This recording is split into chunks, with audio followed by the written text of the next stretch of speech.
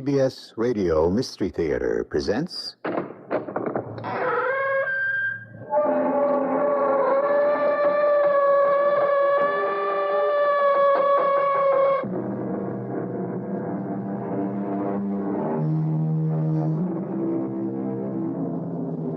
Come in. Welcome. I'm P.G. Marshall. How old were you when you first said, "I'm going to run away and you'll never see me again, and then you'll be sorry"? Everyone has said it, though some did not say it out loud. Some have run and returned the same day. Some have never got round to running at all, and some have run and stayed away. It is one of these who gives us the title of our story. The man is missing. The letters get smaller, the pressure of the pen gets lighter, the lines get thinner. The man is not well. Are you sure? T's aren't crossed in a few places. See, the loops aren't completed. Perhaps he's not sick. Perhaps he's only hysterical, or perhaps he's mad.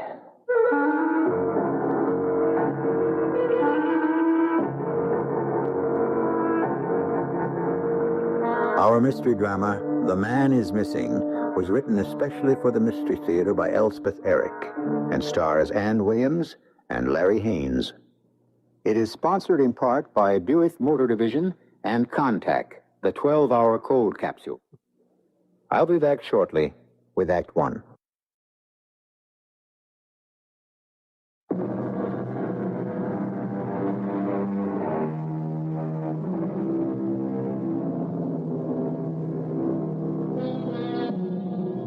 Within the huge New York City Police Department, there's a small coterie of men who wear no uniforms. They are the investigative detectives. They have one captain, one lieutenant, and 5 sergeants. They receive about 100 calls every day. Out of 16,000 cases, they have solved better than 99%. They are known as the Missing Persons Squad. I looked up, and there she was, back again. I told her over and over, but there she was, same bright smile, same eager look, like she knew I could do something and she was just hanging around waiting for me to do it. My name's Wiley Caldwell, and I'm captain of the Missing Persons Squad. Good job. I like it. We know our stuff, if I do say so myself, as perhaps I shouldn't. Runaway kids, we handle a lot of those, and old people. The ones who get tired of feeling useless and unwanted and just wander off. We get a lot of those, too. However, there she was, back for the umpteenth time to ask me, for the umpteenth time, to find her husband. Captain Caldwell, may I talk to you? Mrs. McLaughlin. Why don't you call me Mia? We know each other pretty well by now. That we do. Well, so, call me Mia, please. Okay, Mia, but the answer's the same. We've checked the files, we've called the morgue. Lawrence McLaughlin. Either place. So he's not in jail, he's not in the hospital, he's not dead. What do you want? But where is he? Out there somewhere. But can't you look for him? Is he under 18? Of course not. What do you... Is he over 65? He's 29. Uh-huh. Well then, even if we could locate him, we couldn't do anything about it. We couldn't bring him in. Why couldn't you? Because we would be violating his civil rights. You understand? Unless, of course, he's mental. Then we could take him. Is he? Is he mental? Office rocker, out of his mind. Nuts? Oh, no. All right, then we can't touch him. I know it's hard on you, but I must break the news to you. Husbands run off all the time. Has Lawrence ever done the vanishing act before? Certainly not. All right. Probably he'll never do it again. Provided, of course, he comes back. Now, you run along home and wait to hear from him, okay? I have heard from him. You have? He sent me some money. Well, then you're all set. But he doesn't say where he is. But he's thinking of you. Well, he wouldn't be sending you the money, would he? You see? He's worried about you. He loves you. You're his wife, and he loves you. So what? What do you want? I don't know where he is. Oh, please, Captain Caldwell, please. I know you can find him for me if you just try. Here's a Bureau of Missing Persons, and Larry is missing, and I want you to find him. Now, why can't you? Why won't you? All right. Now, quit crying. Now, that isn't going to do any good. You know that. All right, now, stop crying, Miriam. Why won't you help me? I'll tell you what. I'm going to turn you over to one of our detectives. Ben Chase, his name is. He's a very nice man. Very fatherly type. You like him. Now, you tell him all about your missing spouse, and maybe he can take us something. How'll that be? Okay? Okay, then. Come on. This way. He's right in here. Ben, I got a lady here I want you to meet. This is Mia McLaughlin. Mia, this is Detective Benjamin Chase. Take care of the little lady, Ben, huh?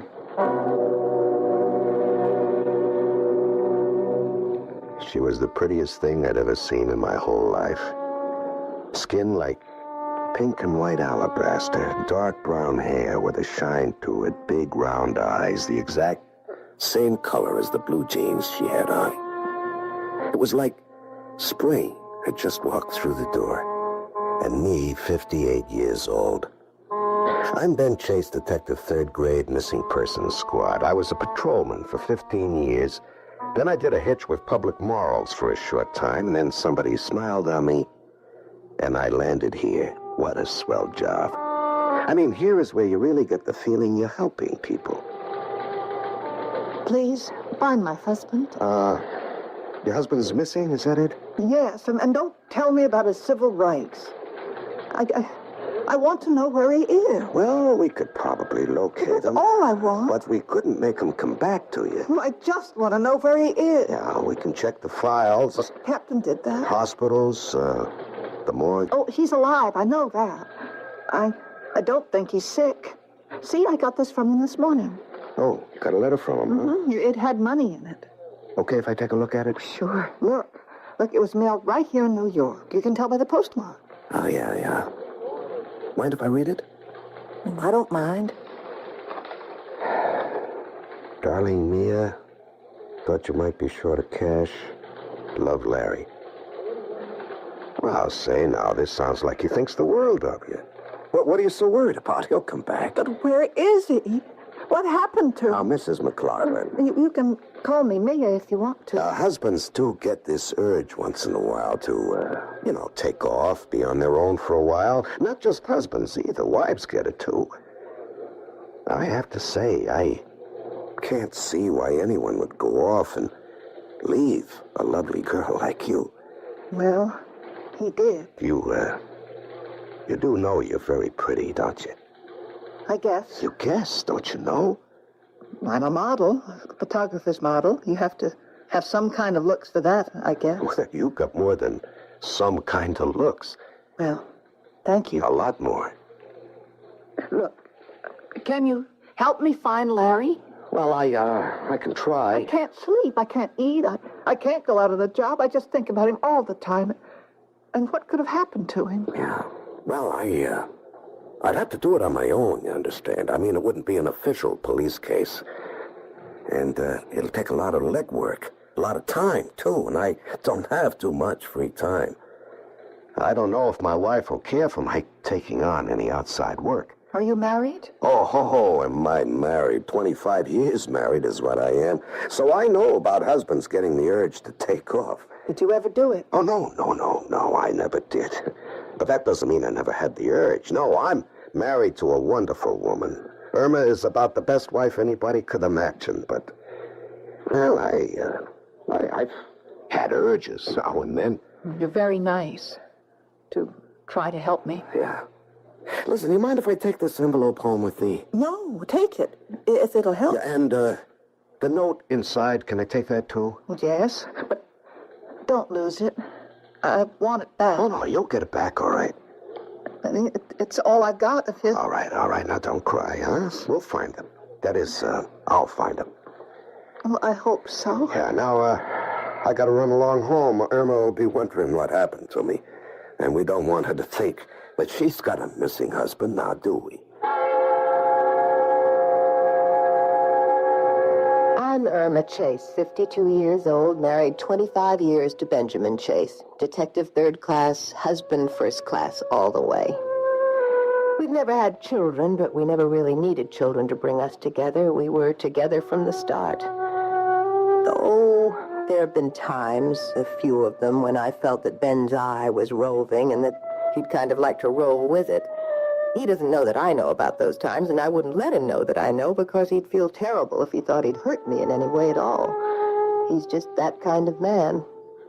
And at 52, my waist is a good bit thicker than it was when I married him, and the hair has gray in it, and I almost have a double chin unless I remember to stand right. So when he came home that night... Irma? Yeah? I'm home. Well, you don't say. I'd never have guessed. All right, don't be fresh. Give me a kiss. Okay. Now, your beer's next to your chair, and there's some good cheese to go with it. Really sharp cheddar. You're a great girl. Well, of course I am. Get a little late tonight, aren't you? Yeah.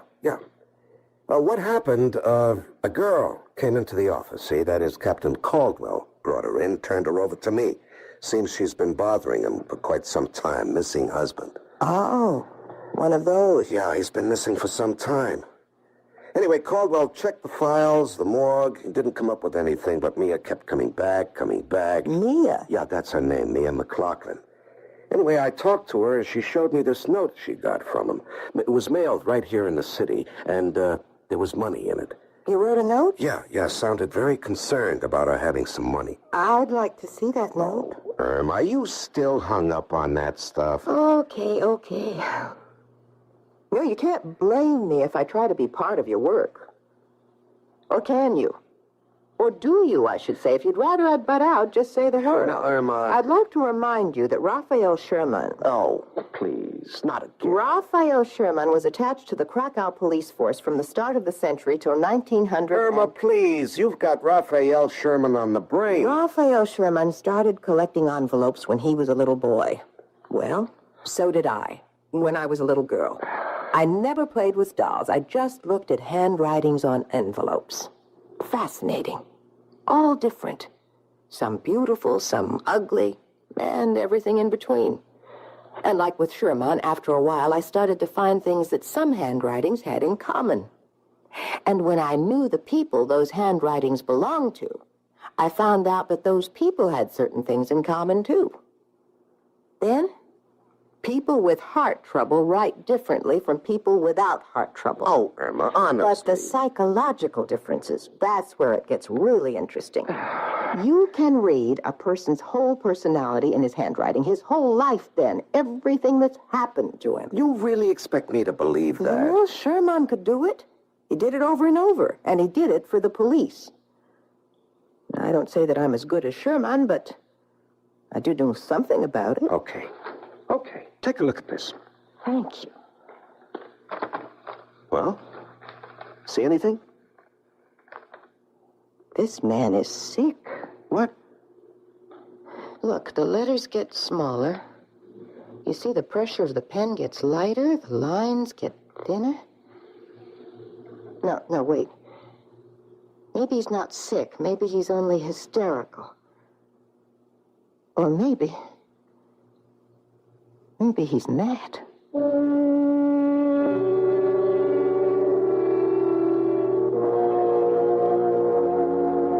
Raphael Sherman had no peers in his day.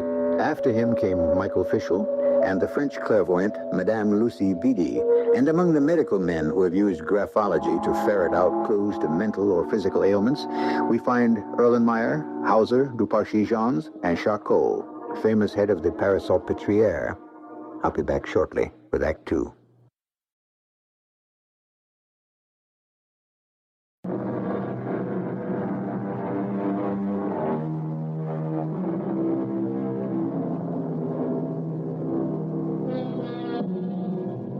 Captain Wiley Caldwell of the Missing Persons Squad has been bothered by repeated visits from Mia McLaughlin, begging him to locate her husband, who has disappeared.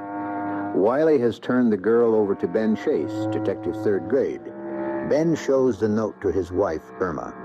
Irma, aspiring graphologist, deduces from the calligraphy that Mia's husband is sick, hysterical, or even mad. Did I know what I was doing when I turned that dumb little chick over to Ben Chase? I thought, of course, he'd feed her a line. Maybe pick up a clue someplace from some connection. In other words, get her off my back. Also, there was always the chance that her husband would show up. A very good chance, because she was a very neat little dish. A fact I felt sure that my friend Ben had not overlooked entirely.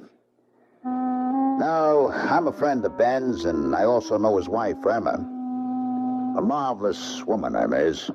I thought a little interference from me on her behalf wouldn't be amiss. Yeah, I see. That's all you can tell me, Mrs. Downs? Yeah. Well, it's something. Anyway, thanks. Hi, Captain. Who's Mrs. Downs? Her. Yeah, huh? Who is she? Well, actually, she's Mia's mother, Mia McLaughlin's mother.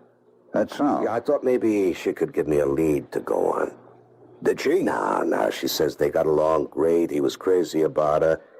Seems he wanted to be a painter, a serious type painter. Gave it up and went into commercial art right after they got married. Maybe he regretted it. Well, Mia's a model, you know. That's how they met. He was living in this artist colony upstate in the Catskills, Braden Falls. You've heard of it. Where all the artists starved together. Yeah. Anyway, Mia was a model up there for one summer. She posed for him for nothing. He was even broker than the others. They fell in love, and they got married. He went with an ad agency. She became a fashion model. Everything was hunky-dory till he cut out. And her mother hasn't got the foggiest idea why. Have you? No, I can't say I have. Why anyone would want to leave a girl like Mia? Of course, Irma says, I don't put any stock in that. What is Emma saying? Well, I don't know if you know this, Captain, but Irma's very into this graphology stuff. I didn't know that, no. Oh, yeah. She practically worships a guy named Raphael Schumann. He's an Austrian. He's dead now, but he was official handwriting expert for the Central Law Court of Vienna when he was alive. What's wrong with that? Well, nothing's wrong with that, but outside his regular job, he had this hobby. Yeah, it was more like an obsession, that he could read people's characters from their handwriting. And not only that, but their past and their future. Now, can you tie that? That sounds interesting. And before he died, people said he could tell how a person looked, just by his handwriting. Yeah? Well, anyway, I showed Irma the note Mia got from her husband. It was only a line or two. And Irma glommed onto it like it was a hot clue.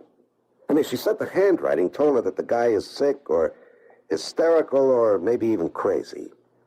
She saw all that? Well, she thinks she saw all that. What if she's right? Would explain a lot, wouldn't it? If the guy lost his marbles all of a A sudden? crazy man doesn't send money home, Captain. How would you know what a crazy man does? Why don't you admit the possibility that Irma's got something there? Let her help you. No, I'm doing all right. No, you're not. Now, you wait and see. Okay, Ben, okay. One more thing. You're spending too much time on it. That phone call to the girl's mother, you made that from here on official time. And that girl's been here almost every day talking to you on official time. And the way you look, you've been spending an awful lot of your off hours on the case, too. Am I right? Quite a lot, yeah. Well, cut it out. I don't like it. And I don't think your wife cares too much for it either. I was shook up when the captain walked out. Part of what he said was true. I was spending a lot of time trying to locate Mia's husband. I'd gone down to the Art Students League and talked to the teachers down there. A lot of them remembered him from the olden days. Nice fella, they all said. Big, strong, very outgoing. No sign of any kind of ailment, no instability. Certainly no signs of being demented. Well, so much for what Irma thought she saw in his handwriting. Irma. What about him? What was that last crack the captain had made about him not liking the hours I was giving to the case and Irma not liking it either? She hadn't said she didn't like it. She hadn't raised any objections. She was too busy going over that little scrap of paper. But if I didn't find him soon, was she going to begin to wonder? The hell, I was beginning to wonder myself. Just like that, I made up my mind. I was going to take myself off the case. I should never have taken it on in the first place. I'm crazy about my wife. I had my mind all made up to tell Mia I was letting go of the case when she walked in. Hello, Benz. Oh, hi there, Mia. Sit down. I want to talk to you about, Is Captain Caldwell mad at me about something? Well, he's not mad exactly, and not at you. Oh, look. Look what I got this morning. Oh, another letter, huh? Yeah, this one had money in it, too. Okay to read it? Oh, sure. It's about the same as the first one. Oh. Yeah, so I see. Only look where it's mailed from. Braden Falls. That's where we met, Larry and me. Yeah. Tell me about Braden Falls. Well, it's a very romantic place. In the mountain. Oh, sometimes, certain times of day, the mountains turn blue and purple. Oh, that's beautiful.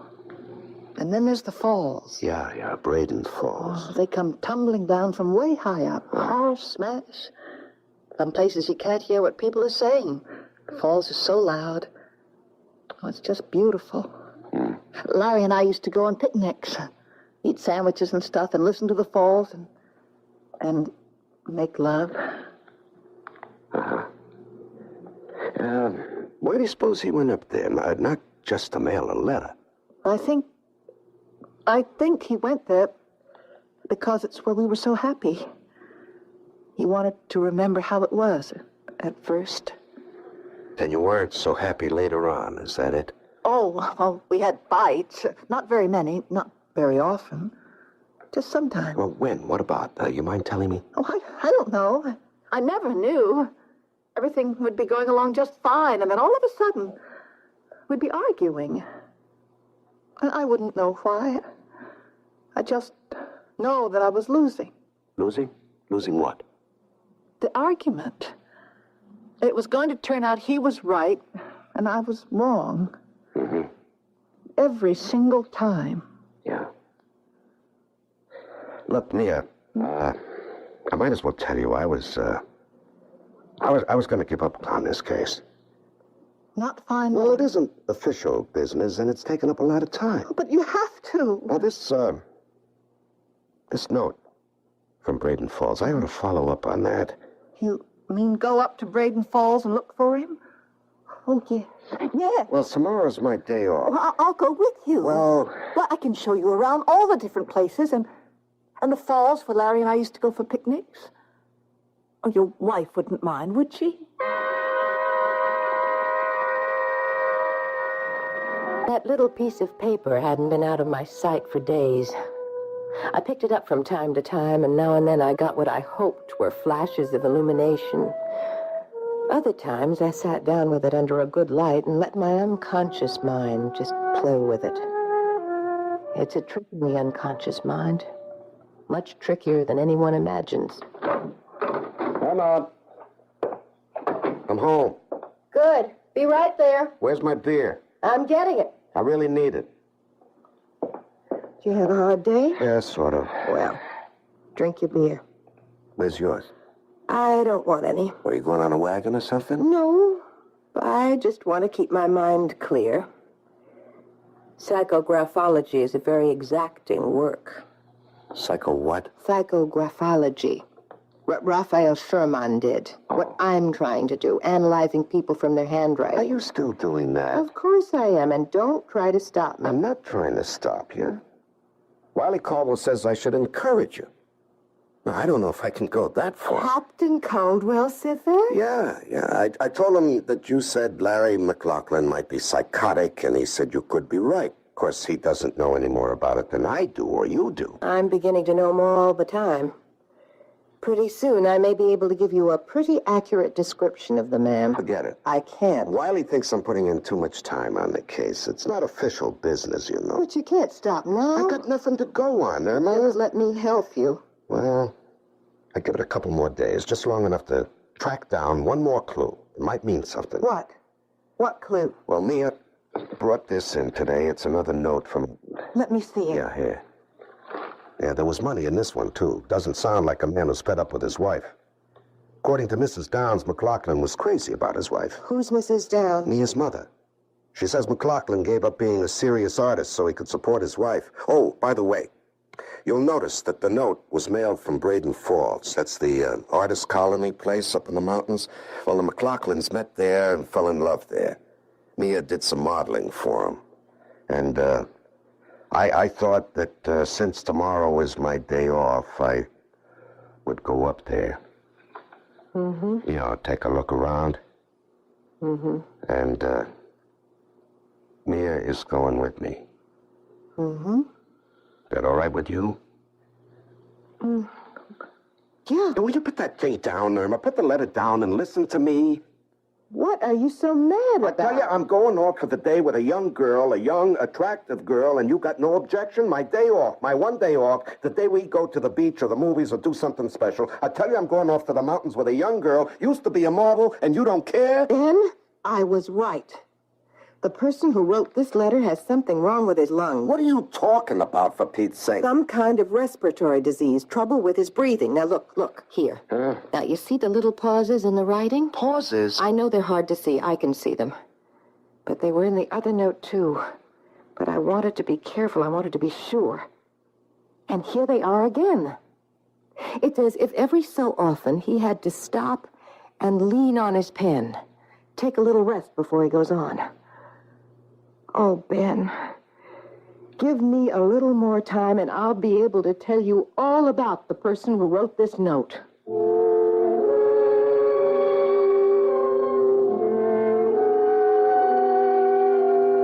A violin in the hands of an average person will have an ordinary sound. The notes may all be correct, the stops all of the proper length, the speed and volume all as prescribed. But the same violin in the hands of an artist will take on the quality of real music. Such is the power and the sensitivity of the human hand. I'll be back shortly with Act 3.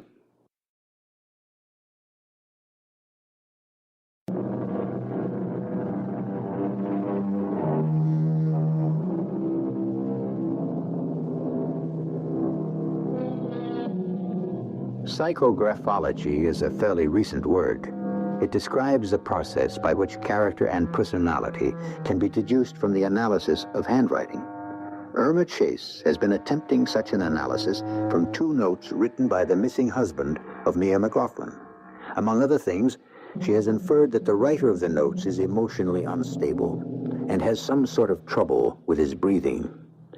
She has not tried to keep her husband from using his day off to travel to a place called Braden Falls, high in the mountains, accompanied by the young girl, in search of the missing man.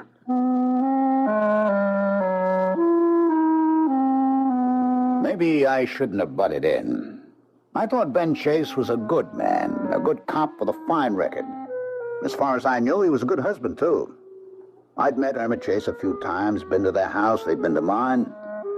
And all I can say is she seemed like a happy woman, very content with her life. Seems she had this interest in what she called psychographology. Almost an obsession, according to Ben. But what was the harm in that? Actually, there might be a lot of good in it. Anyway, when Irma Chase called and said she wanted to come in and talk to me, I said, come ahead.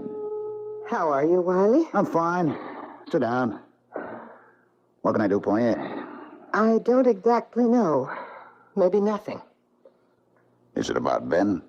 Well, yes, mostly. He went off this morning with that young girl, Mia something or other. McLaughlin? Yeah, McLaughlin. They went up to Braden Falls together. Irma, I don't think you got a thing to worry about. You don't? She's a very pretty young girl, but I know Ben. I don't think he's really interested in her. Been gone to Braden Falls because that's where the girl's husband wrote his last note. I know. I've seen the note. Matter of fact, I've got it with me. There's a chance the man might be in Braden Falls, and they've gone there to check it out. Ben will be back by tonight. Don't worry about that. Oh, I'm not worried about that. No, you're not?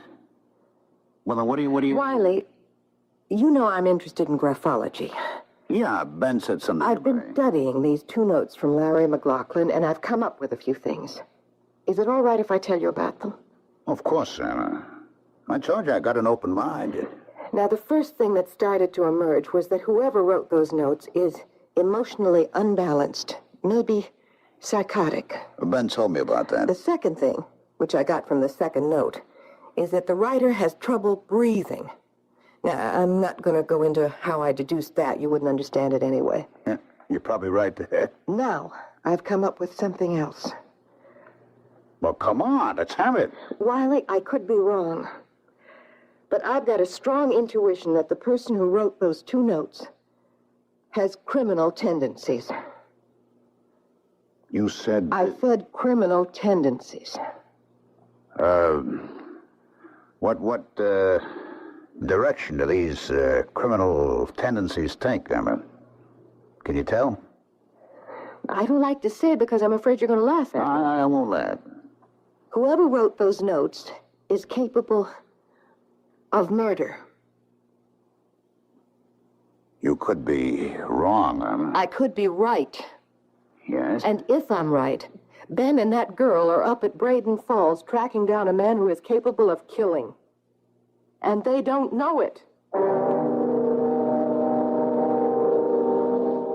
Braden Falls isn't even a whistle stop. It's not on a railroad at all. Mia and I arrived on the bus. We were the only ones getting off. The center of town has a filling station, a grocer, a butcher, a stationery store, and an ice cream parlor. That's about all. But tucked away in the mountains are all kinds of houses, from log cabins to Quonset huts.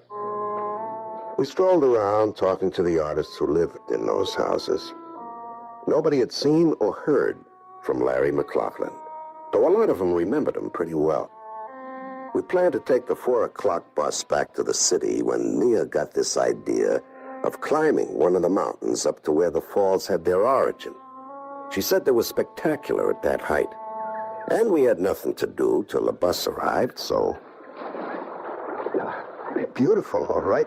Huh? The falls, beautiful. Boss, didn't I tell you? Hey, how much for it? Oh, not far. Do you want to rest? No, I'm fine. Well, let's sit down for a minute anyway. Yeah, okay. Well, I brought along a couple of sandwiches and some ginger ale. Well, I hope it's still cold. Oh, great. You're quite a girl. Oh, you think so? Yeah, I do. If I was a little bit younger, 20 or 30 years younger, I'd... You'd... What? What would you do? Well, I guess I'd make a pass at you. Here's your sandwich. Would you mind Would I mind what? me making a pass at you? Yes. I'd mind very much. Oh,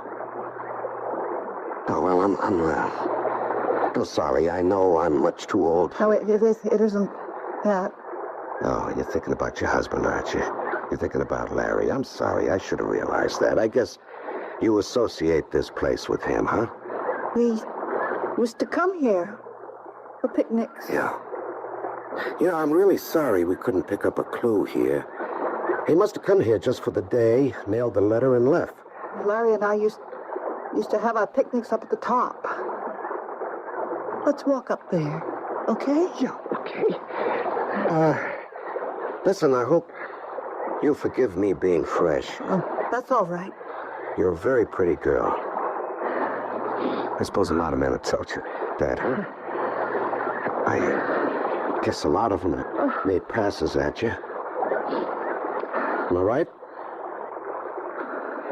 Sure, right. Girl like you. Shut up. What? We're almost there. Oh. Wait until you see the falls where they come out of the rock. Great, huge bursts of water. Thrilling. It's as though they couldn't wait to get out. As though they've been pushing and pushing. And then they fall out and down into the gorge, hitting all the rocks on the way, splashing off up and down. Must be impressive. Oh, it's the most glorious thing you've ever seen. Here we are. stand right here. That's it. Now, look up there. That's where the fall stops. Oh, yeah, that's powerful. So strong. I can't wait to burst out. Doesn't it give you a marvelous feeling? Yeah, it does, Guy. Now look down. Did you ever see anything like that? Hey, Tom. Hey, Tom. Wait. Dirty old man. Dirty old man. Ben! Hold on! She pushed him! She pushed him! Hold on, Ben. Hold on. Girl, Ben! Hold on! I'll get to your back. Just hang on now. Hang on, darling. Will you be okay? Oh, I think he's conscious. I think so. Just a second now. Oh, Ben! I got him. Wiley. Ben, give in. Let go. Relax. I'll get you out. These rocks are slippery. Relax, man. All right, let go. I'll get you out. Don't you do anything now. I must have fallen right into the water here, where it's deep. You were lucky. You're gonna make it, honey. Sure he is. Give me your hand, Wiley. Stay right where you are, Emma. Now, babies, Ben. We'll make it. Grab hold of the root of that tree. You got it? Yeah, I got it. All right. Can you pull yourself up? Here, give me your hand. You stay right there. All right, I'm going to give you a shove, Ben. It's okay. It's okay. I can make it. Oh, Ben, that girl pushed you. Wiley, you okay? Yeah. Okay. Where's the girl? She's still up there. She's out of her head, that one. How do you two happen to be here? We had a feeling. Well, that is, your wife had a feeling. Look! Oh, look over there. What? Where? Between those two big rocks, wedged in between them. It's a body. It's a body. Body of a man. Who you? You think it's... Must be. Has to be. Her husband. The missing man.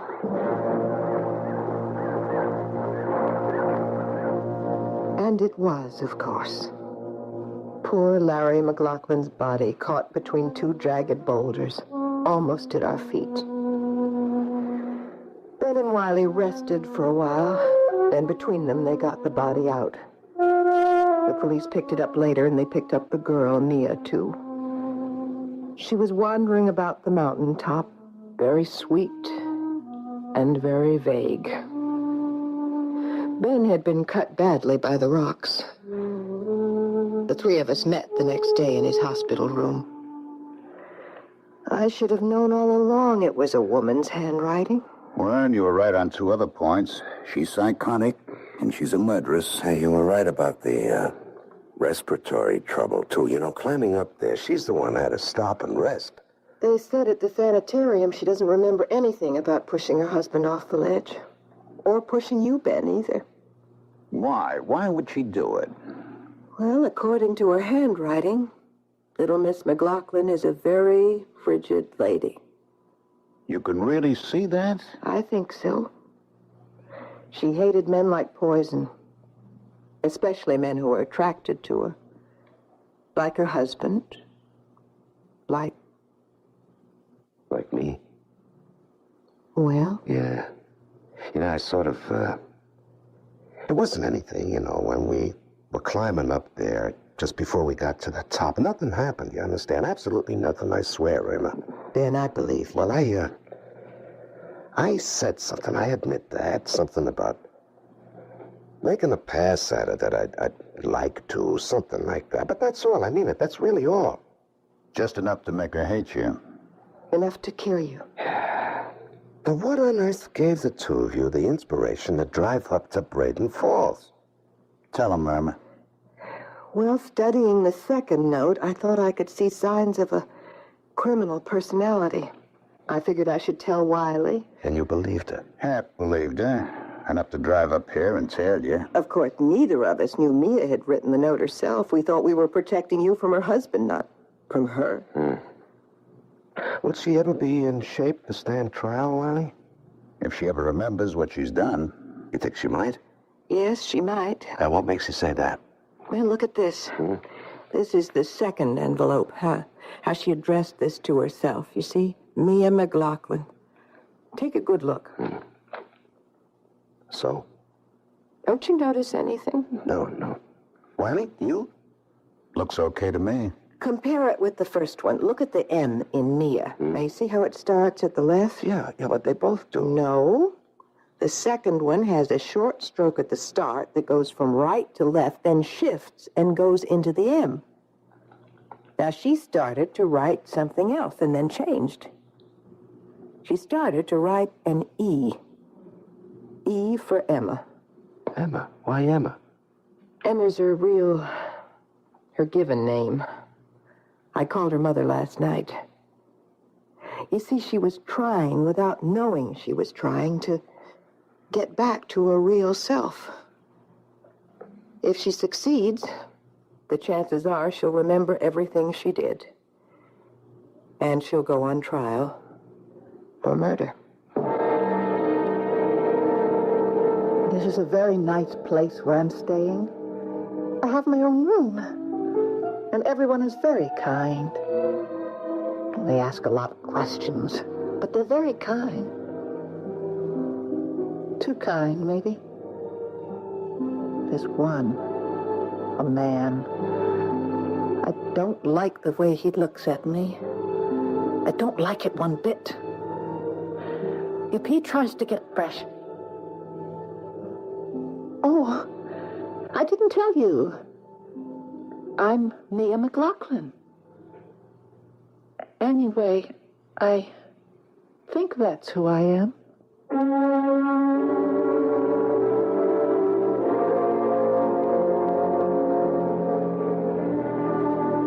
We've accomplished prodigious feats in outer space, invaded the moon, and discovered what it's made of.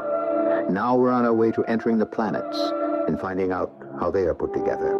Outer space will one day be as familiar as our own lakes and prairies.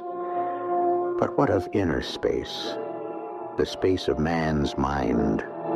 Despite many hints and clues, it is still, in the main, an alien land.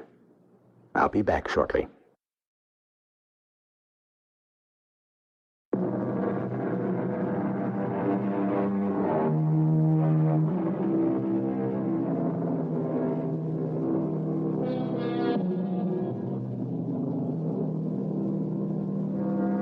No one would be so foolish as to suggest that criminals, actual or potential, can be detected solely by the use of psychographology. But the way things are progressing these days, progressing backwards it sometimes seems, law enforcement needs all the help it can get. Our cast included Larry Haynes, Ann Williams, Ralph Bell, and Terry Keane. The entire production was under the direction of Hyman Brown. And now, a preview of our next tale. Prima donna, Imperial Opera of Warsaw, contralto, retired from the stage, living now in London. And now your Majesty, as I understand, became entangled with this young person, wrote her some compromising letters, and is now anxious to get these letters back. Precisely so. But how did you... Was there a secret marriage? Oh, of course not. Legal papers?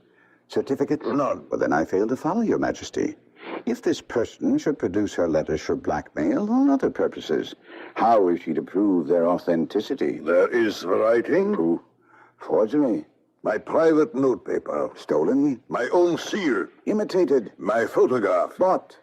We were both in the picture. Oh, dear. That is very bad. Your Majesty has indeed committed an indiscretion. Radio Mystery Theater was sponsored in part by X-Lax. This is E.G. Marshall inviting you to return to our Mystery Theater for another adventure in the macabre. Until next time, pleasant dreams.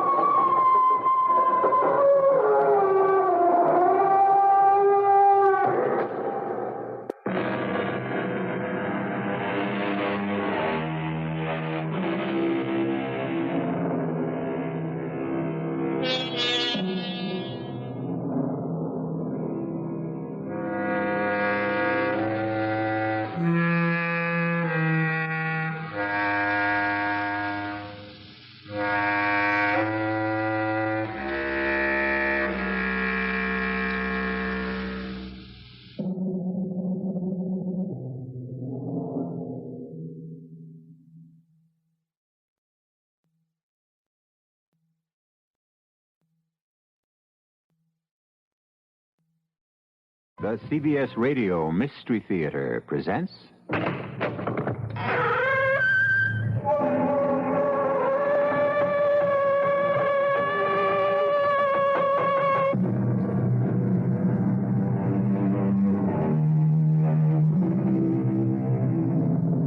Come in.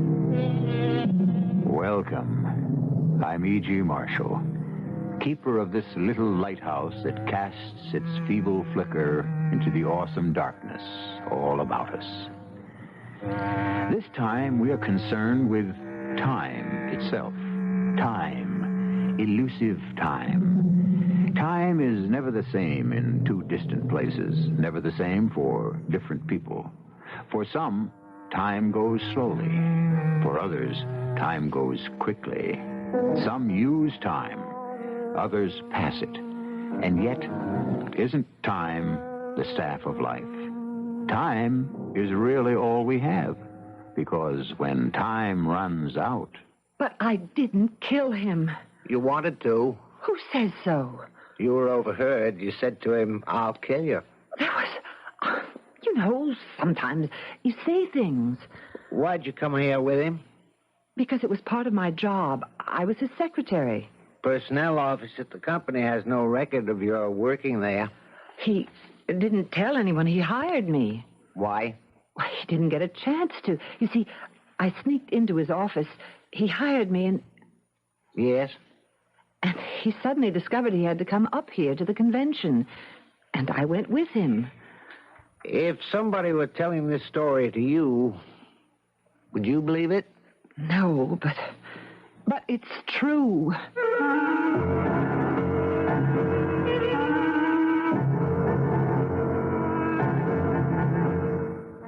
Our mystery drama, The Murder Market, was written especially for the Mystery Theater by Sam Dan and stars Rosemary Murphy.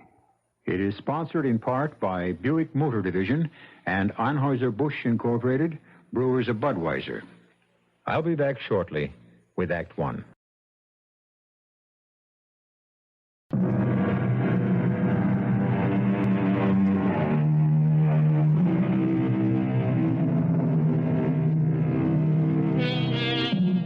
People have investments in stocks and in businesses and all sorts of enterprises.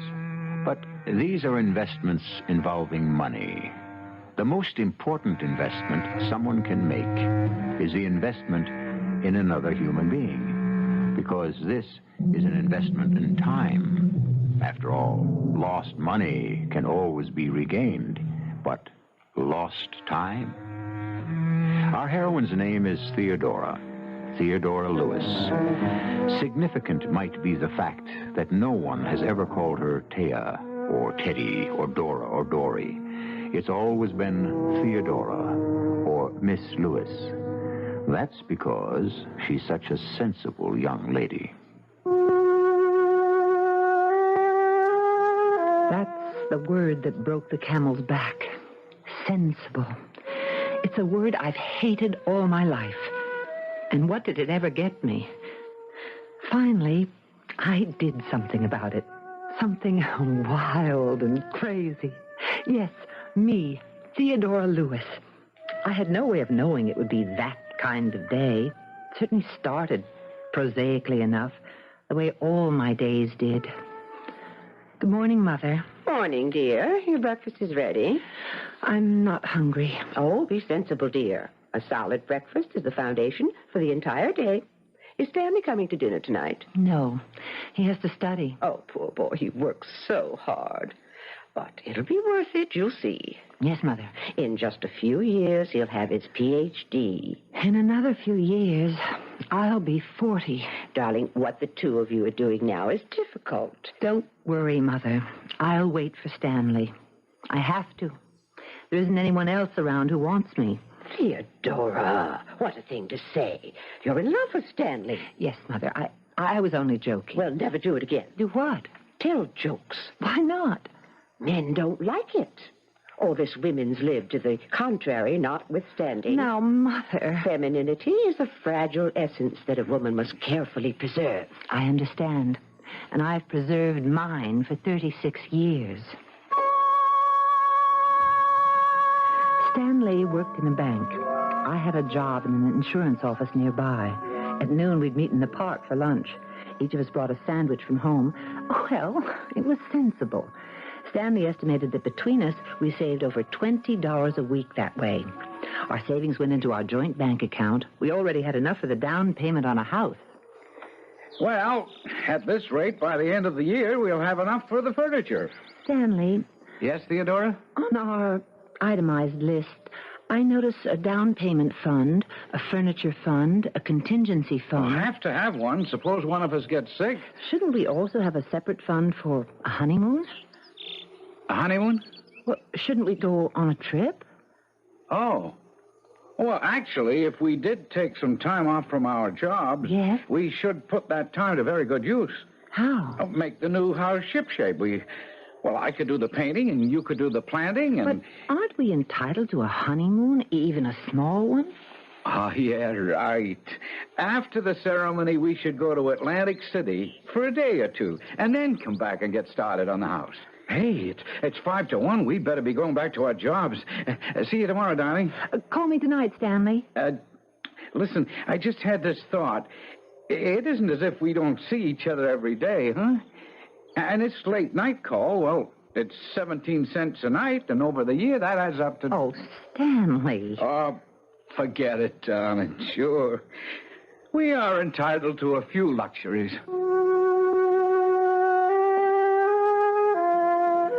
We said goodbye to each other, and I started back toward my office. A little boy who was chasing a big yellow and red ball ran into me. He was about 4 years old, but very well-mannered. He apologized with a shy smile. He had the bluest eyes I ever saw. I looked at the sky and noticed a perfect match. And looking at the sky and the bright sun and the green, green grass, I said to myself, why do I have to rush back to that stuffy office? In 15 years, I've never been as much as 15 minutes late. I would just enjoy this day for a little while. If they didn't like it, well, if they didn't like it... You do talk to yourself a lot, girl. That's a fact. I beg your pardon? You want to be late to your office? Well, go right ahead and be late. Are you a mind reader? No, I'm a lip reader. You mean after 15 years they'd fire you if you walked in late just one time? No, they wouldn't do that, but they wouldn't like it. What do you do? I'm a secretary in an insurance company. Who? Bailey and Witherspoon. Do you have to work for a living? I have to support myself and my mother. She's been a widow for over... Yeah, see how lonely and insecure you are. What did you say? Here I am, a perfect stranger. And if I ask you 2 or 3 more questions, you'll be ready to pour out the story of your life. Now, where are you going? Let go of my arm, please. I think it'd be better for you if you listened to me. That's a police officer just down the end of the path. What about it? What about it? I'm going to... You're going to do nothing, and you know it. You see, you're even too timid to call for help. You're afraid there might be publicity, something in the morning paper, an item in tonight's newscast. And somehow it might even be interpreted as your fault. After all, I'm a very dignified old gentleman. Oh, please, let go of my arm. Will you stay? I'll stay. All right. Let's get back to your job. You worked there 15 years. You must be pretty good. How would you know? Well, would they have kept you if you weren't? It so happens I am very good. The only reason I spoke to you in the first place is that you remind me of a girl I used to know. Oh, I see. What do you think you see? The prologue to a proposition. Oh, don't be cavalier about propositions, girl. How many of them did you ever get in your life, anyway? You'd be surprised. Don't play woman of the world with me. I know you too well. How would you know me? You only started talking to me a minute ago. I come here every day. I see you sitting on the bench with him. I say him because he dresses like a man. Although personally, I doubt it. Stanley is the finest man I know. And you're in a bad way. Why does he sit here and munch peanut butter sandwiches? Why didn't he take you out to lunch? Because we can't afford it.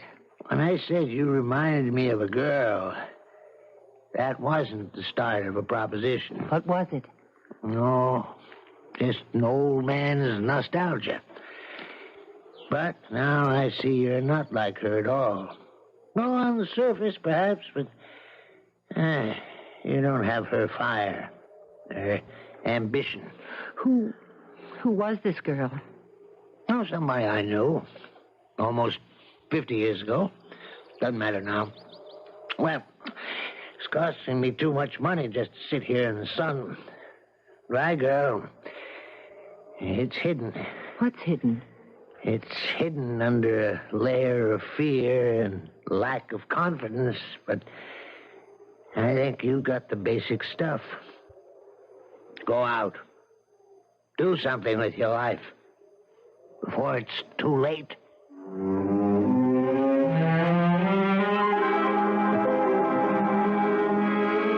Darling, put the paper down. You'll be late to work. Theodora, I'm talking to you. Yes, yes, Mother. You know how annoyed they are at the office when you're not on time. Yes, Mother. What are you staring at? This picture. Look. Oh, that's J.P. Carson. I've heard of him. Everybody's heard of J.P. Carson. Got a finger in almost everything. It says he's acquired another company. So that man was J.P. Carson himself. Which man? The man I met. You met J.P. Carson? Where? When? Yesterday, on a park bench. What would J.P. Carson be doing on a park bench? Better run along, dear. I wonder if he'd remember me. All the way downtown on the crowded bus, I kept trying not to think about it. I even refused to face what it was. I got off at my stop, as usual, went up to my office, as usual, and maybe I wasn't concentrating on my work, but Mr. Peterson came by and warned me about being careful. And his tone of voice was even nastier than usual.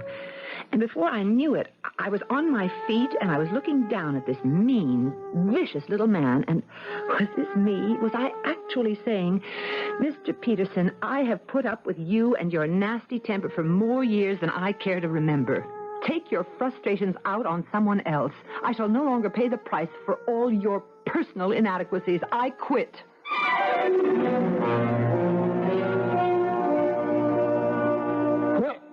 I'll be... You'll be what?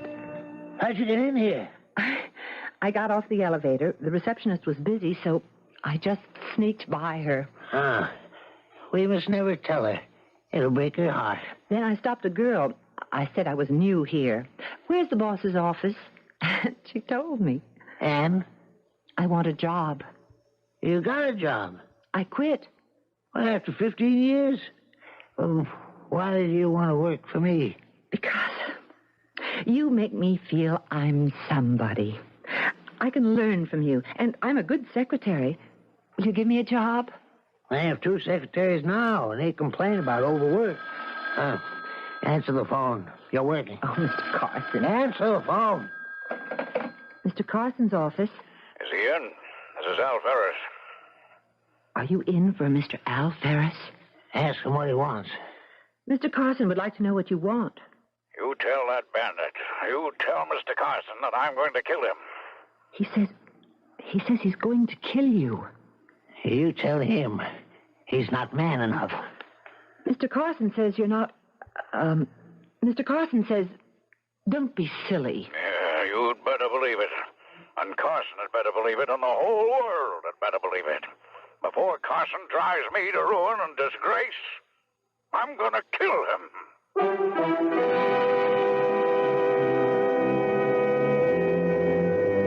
How's the new job? The first time she answers the phone, did you hear what happened? What kind of operator is this J.P. Carson, anyhow? Maybe Theodora will hope she was back in the insurance office when I return to you with Act 2 in just a few moments.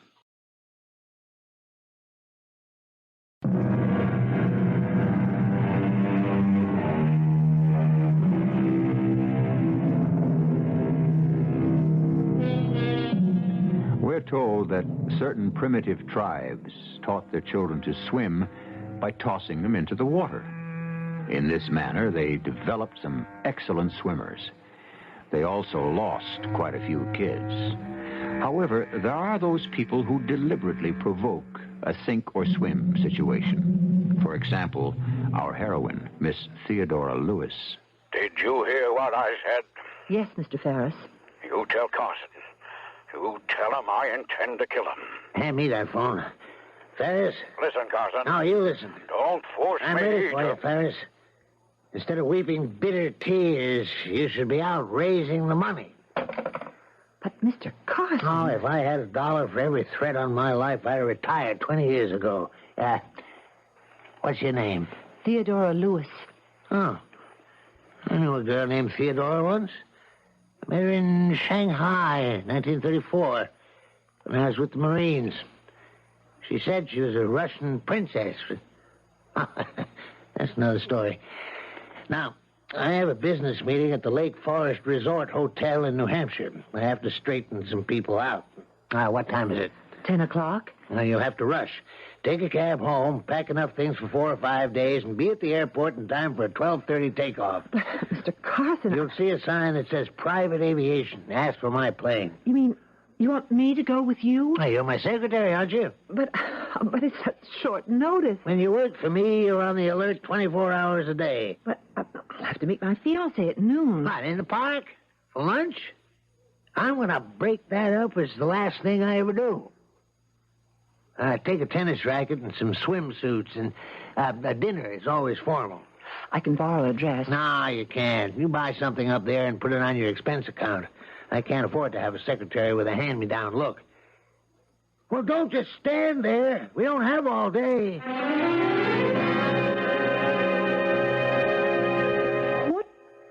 What do you mean you're going up to New Hampshire? Mother, I don't have time to go into it.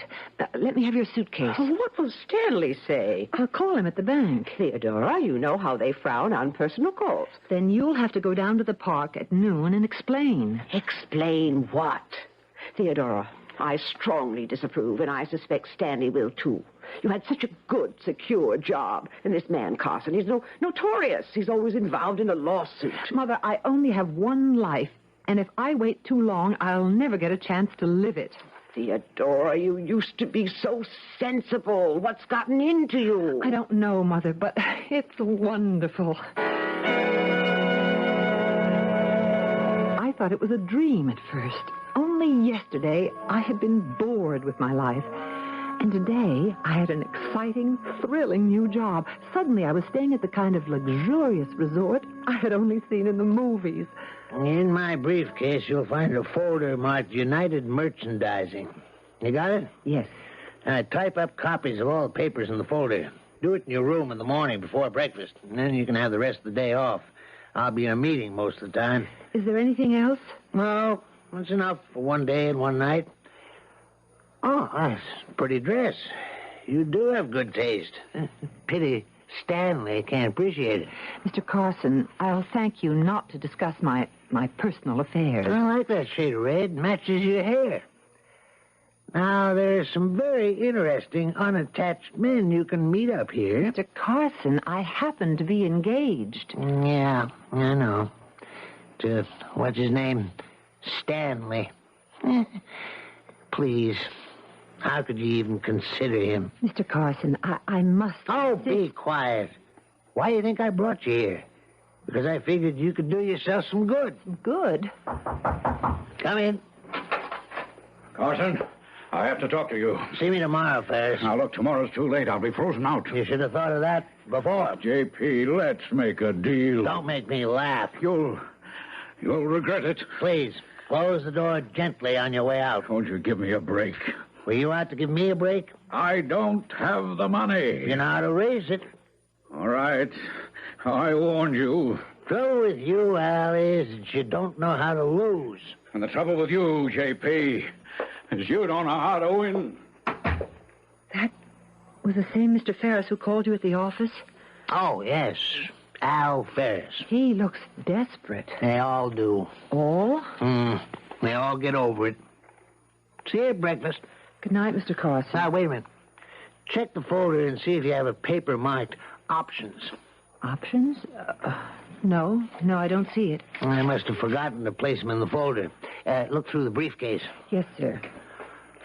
Here it is. It says options. Good. Put it in the folder. And now, tell me what's wrong. Wrong? Yes. What's wrong? Nothing. You'll have to learn to lie better than that. Especially if you want to get along in this world. Well? Why do you carry a gun in your briefcase? My dear Theodora, you obviously refer to my .45 caliber Colt automatic pistol. Whatever it is. I never know when I might need one. Have you ever needed one? On occasion. I never knew anybody who carried a gun around with him. I mean, except policemen. Well, I play a rough game for high stakes. You talk about a game and rough. Those men who are here, they look like wealthy, important business leaders. Well, it's all a game. And in games, you have winners and losers. Some people lose hard. They say things like Al Ferris did. But none of these characters has the guts to follow through. I expect to die of a very ripe old age. Actually, I'm going to fall off the tree. You got that option paper? Yes, sir. Right here in the folder. Guard it with your life. I will, sir. Actually, you might take the .45. Me? I wouldn't even know how to hold it. You stick around with me and you might have to learn. Besides, I am morally opposed to... You get that from Stanley? Mr. Carson, I want one thing understood. Yes? I love Stanley. I doubt it. You may not approve of him, but you don't have the right to... That's where you're wrong. I can't have a secretary whose life is being ruined by some anemic imitation of a man. Stanley is kind and considerate and sincere. You're scraping the bottom of the barrel. I hate you. I inspire that emotion in people. All right, getting back to Stanley. Don't you say another word about Stanley. You make me so mad, I could kill you. All right, close the door gently. Oh, I beg your pardon. No, it was my fault. I should have watched where I was going. I was just sweeping the hall. Excuse me. It's all right. Hey, listen. You look like a nice lady. Can I give you a word of advice? About what? I'm an expert, because I also married a guy more than twice my age. Never fight with them. They can get a heart attack. Oh, we're not married. Oh, you're not married. Okay. Well, at least take the old buzzard for all he's got. Oh no, it's nothing like that. Yeah? Nothing like what? Like you know what. I'm just his secretary. Oh, sure. I mean it. And that conversation I just overheard, that didn't exactly sound like a business talk between a man and his secretary. If you'll excuse me. Look, I'm just trying to do you a good turn. Listen to little Betty here. I've been around. You look kind of new at this. New at what? Ain't going to be this fresh-looking and pretty forever. I don't have the faintest idea of what... Go home. Marry that nice guy. Bet his name is Stanley. Stanley? How do you know about Stanley? What's the matter? I never went to the movies? I never seen the story before? What story? Your story. You want to do something for your guy, Stanley.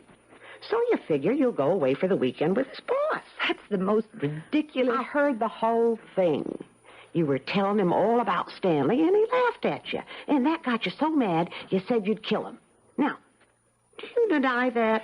I don't know why I'm standing here listening to you. I'm only saying this because I'm a little older than you. I'd like to help you, straighten you out. Don't kill him. But I had no intention. Don't. You can't get away with it. And second, Stanley has got to stand up on his own 2 feet. You know what I mean?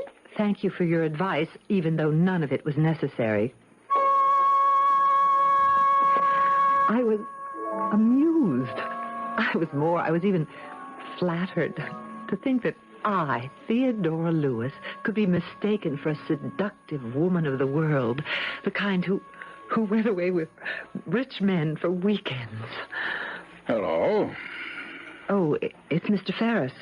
You're, Carson's secretary. Yes. New, aren't you? Very new. Well, then, let me buy you a drink. Thank you. I don't drink. Well, you have to drink something. Well, Let's just step into the bar. But It could be worth your while.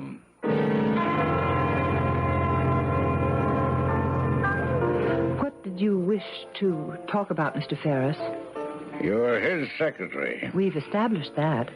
Well, you know all the papers he has with him up here. Where is this leading us, Mr. Ferris? I'd like to have a certain paper that's in his possession right now. Why don't you ask him for it? Oh, I know what his answer would be. Then you know what my answer must be. I'll give you $5,000 for it. Good night, Mr. Ferris. Miss Lewis, don't force me to do something desperate. You ever, in your entire life, I, who had never experienced even the slightest semblance of intrigue, was now just about immersed in it. And don't think I wasn't enjoying every single second of it. Well, I finally fell asleep. I had a very strange dream, although none of it was as startling as reality or the reality of the past 12 hours. It seemed my dream was interrupted by a loud explosion, and did I wake up? I don't know. But I became conscious of a loud, insistent knocking. And now I was wide awake. It was still dark outside, but I thought perhaps, well, it was Mr. Carson. Some important emergency. No rest for the weary on this job. I slipped into my robe. Just a minute. Oh. Miss Theodora Lewis? Yes. What are you staring at? Well, I guess I'm staring at you. May I come in? Why? Oh, my name is Frank Harmon. I'm the sheriff. The sheriff? Yes, the sheriff of this county.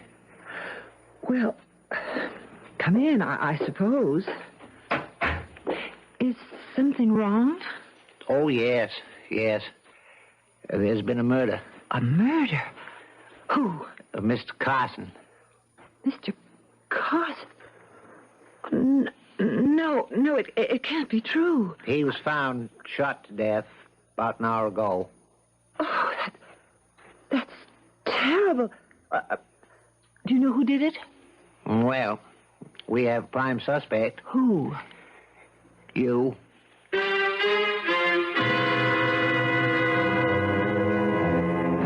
You talk about action. Here's what we gave you in rapid succession. She meets Mr. Carson on a park bench. She gets a job as his secretary. She is accused of being his mistress, and now of being his murderer. How much deeper can she fall? For that, you must wait for Act 3, which I shall bring you in just a few moments.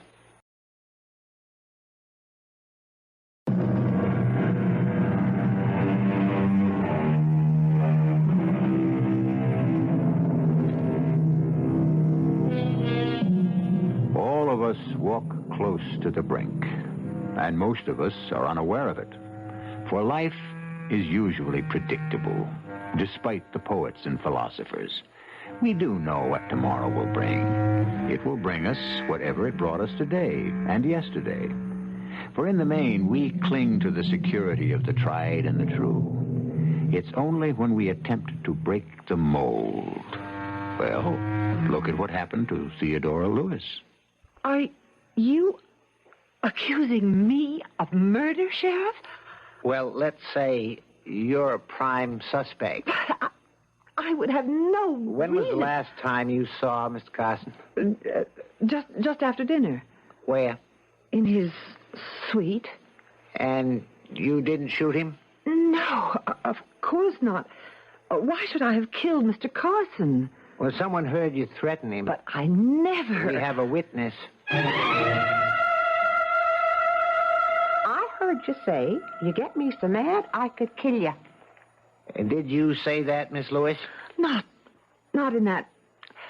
in that context. But you did say, you get me so mad I could kill you. I was standing there right outside the door. Why don't you tell him the truth? I am telling the truth. The truth being that you went away with him so you could help Stanley get a promotion. Stanley doesn't work for Mr. Carson. All right, thank you, Betty. We can talk to you again if we need you. You should have listened to me. Now get yourself a good lawyer. Miss Lewis, would you mind telling us why did you come up here with Mr. Carson? I came up here because he asked me to. Well, that doesn't really answer the question. Why did he ask you to? Because I was his secretary. Oh. That should answer the question. Well, I'm afraid it doesn't. Why not? Because you were not his secretary. But he hired me. Well, I checked with the company, and there's no record of an employee named Theodora Lewis. He only hired me yesterday. Well, even so, you should have been on the payroll. Well, no, because... Yes? You see, I know how this is going to sound. I sneaked into his office without anyone seeing me, and I was hired then and there, on the spot. Yes? And he never had a chance to say anything about it to anyone because 2 hours later we were headed up here, on a matter of business. You sneaked into his office? To ask for a job. Yes. Well, what made you do that? We had met the day before. Oh. Where? On a park bench. And he told me I was wasting my life. Yes. Which I was, but now I wish I'd never listened to him. Well, if you didn't kill him, who did? Who did? Oh, I know. I know a man who had the motive and who threatened him. The murderer is Mr. Al Ferris. You threatened Mr. Carson twice. Once on the phone at his office. Oh, that is not true. And again this evening in his room in front of a witness. And who's the witness? Me. Oh, Sheriff, I'm afraid this poor young lady is clutching at straws. Do you deny that you threatened Mr. Carson? Why would I threaten Mr. Carson? Because he had you at a disadvantage. Some sort of business disadvantage. That's why you threatened him. Oh, now, that is an absolute lie. J.P. Carson and I were the best of friends. But I heard you say... That will have to be all, Miss Lewis. You can go now, Mr. Ferris. But like everyone else, you'll have to remain here at the hotel. Why, certainly, Sheriff. And I'm sorry, Miss Lewis. I tell you, he killed Carson. Carson had him in a bind. What sort of bind? I don't know. Well, you were his secretary. You don't know?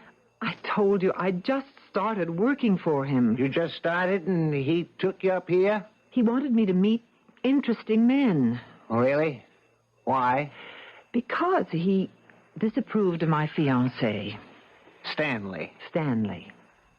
I know Betty Halverson. She's a busybody and a gossip, but she doesn't lie. If she says she heard you threaten to kill Carson, she heard you. I was exasperated. I resented his attitude about Stanley, and so I just... Well, don't you ever get angry? Not often. You meet him on a park bench, and he becomes your fairy godfather. You go away with him for the weekend. He promised. You delivered. He reneged. Do you believe that? Do I believe it? No. Thank you, Sheriff. But I'm just about the only one who doesn't. To everyone else, it's open and shut. Why don't you believe it? Because I guess I'm not very good sheriff. I think you're a marvelous... No. If I were any good, would I be up here? Besides, I don't want you to be guilty. Oh, why? What am I to you?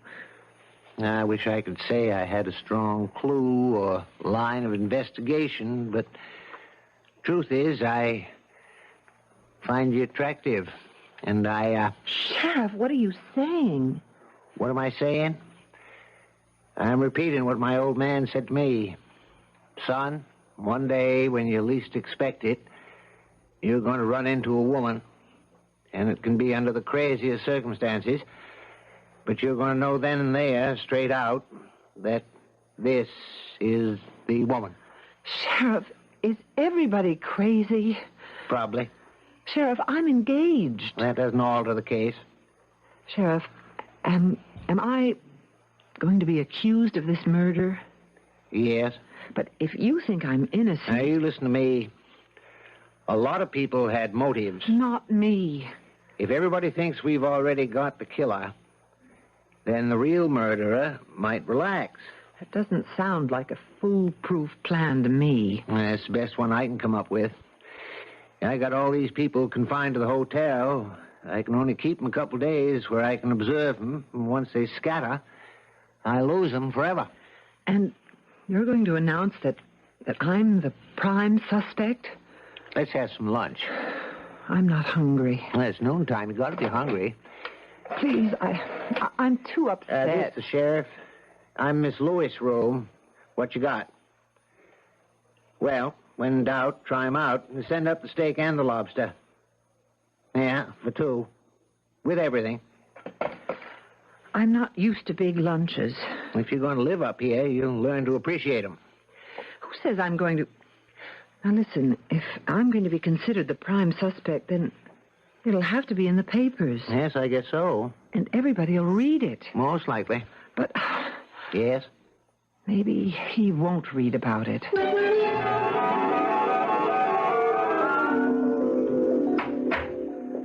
Well, how are you today? Never mind about me. Have you found anything? How about lunch?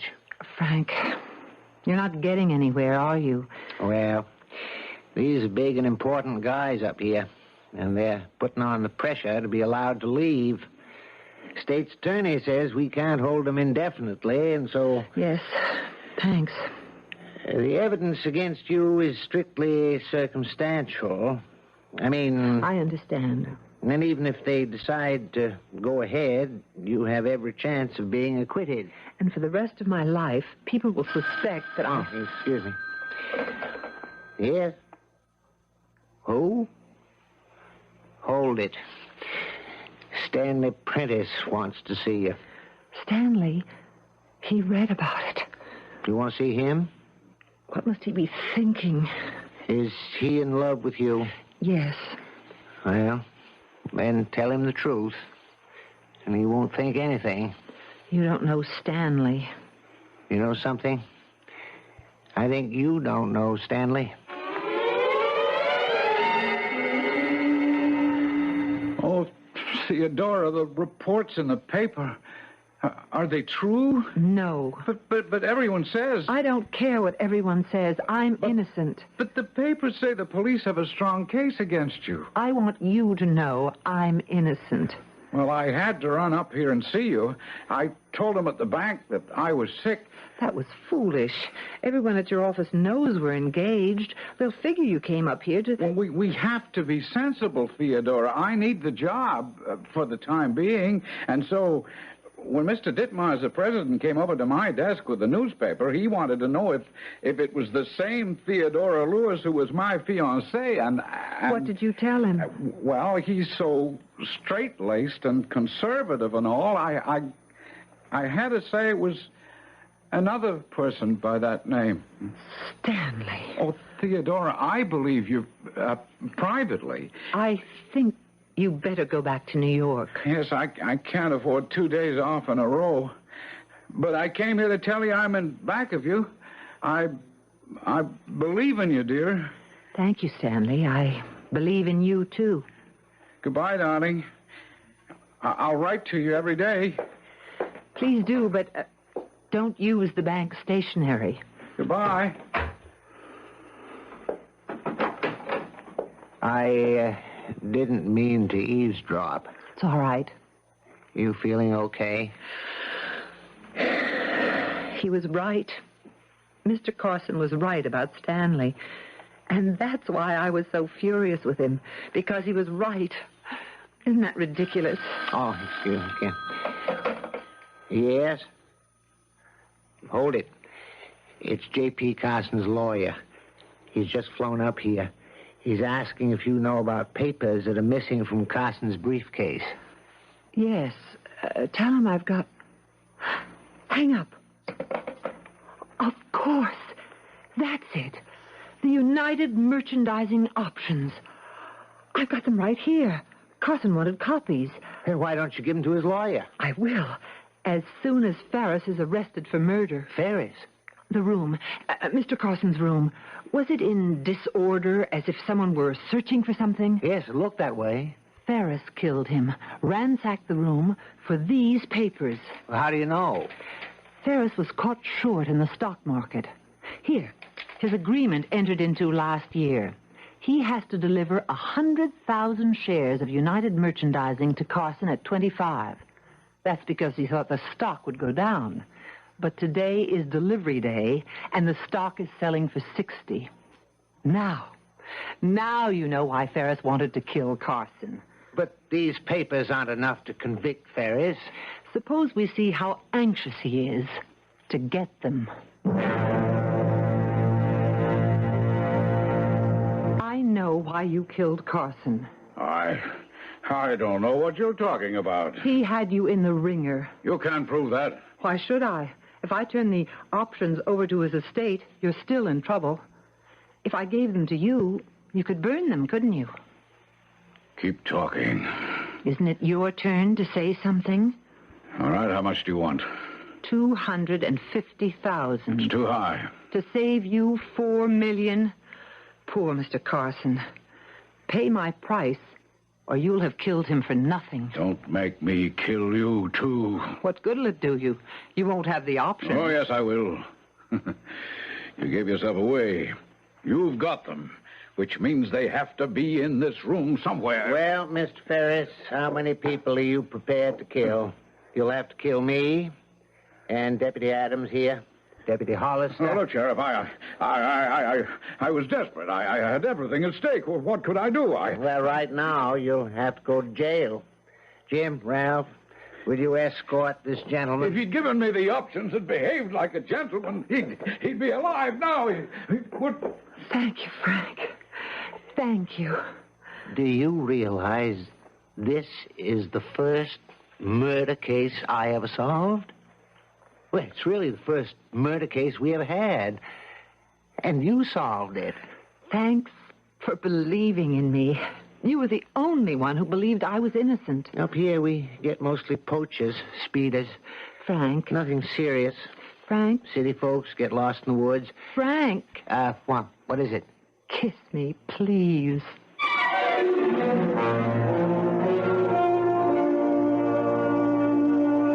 And there you have it.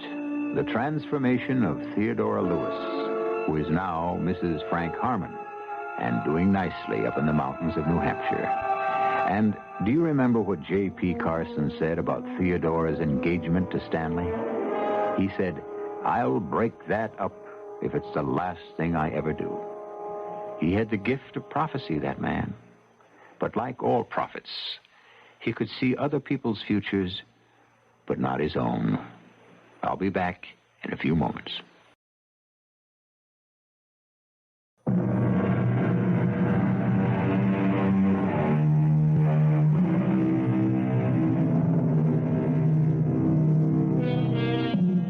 Pieces of paper. Fragile, perishable pieces of paper. This is what so much of life is all about. A piece of paper says you're wealthy. A piece of paper says you're a pauper. A piece of paper places you in a royal palace. A piece of paper puts you in a prison or a scaffold. Is your life just so many pieces of paper, too? We have pieces of paper on which we weave these fables 7 times a week.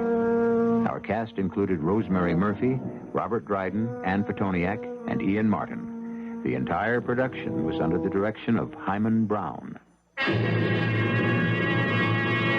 And now, a preview of our next tale.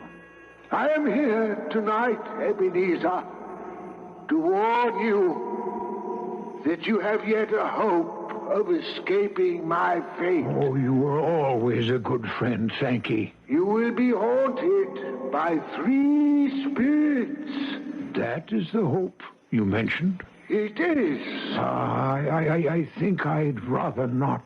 Without their visits, you have no hope but to shun the path I tread. Expect the first tomorrow, when the bell tolls 1. But couldn't I take them all at once and have it over? Expect the second on the next night at the same hour. The third, when the last stroke of 12 has ceased to vibrate on your mantle clock. Radio Mystery Theater was sponsored in part by Listerine lozenges. This is E.G. Marshall inviting you to return to our Mystery Theater for another adventure in the macabre. Until next time, pleasant dreams.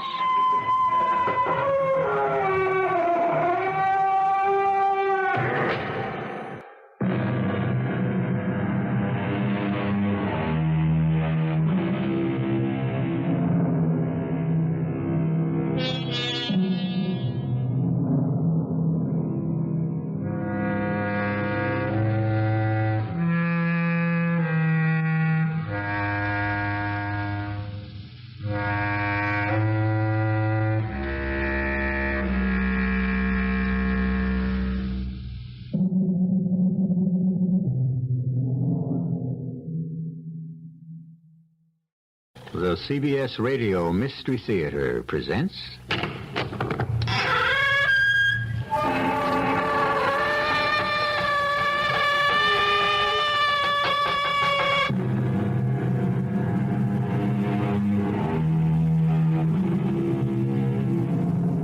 Come in. Welcome. I'm E.G. Marshall. We're all doomed, said one philosopher. It is inevitable. It is fate. It is destiny. Our lives hang on a slender thread from one day to another. We place our daily existence in the hands of total strangers and pray for the luck of the draw. We do it when we drive down the highway, when we fly in an airplane. We do it when we elect a president. It is not death we fear, but the inevitability of it. The destiny of one, the destiny of millions, can rest in the hand of a single person. That's right. Ignore the truth. Go make your report. Tell them a lie. Dr. Baylor, it's all in your mind. You can't allow this project to continue. It's flawed. It's dangerous. There is only death. You alone have the power to stop it. You're talking insanely. You fool. Are you also blind? We will be destroyed, and you are the only one with the power to save us.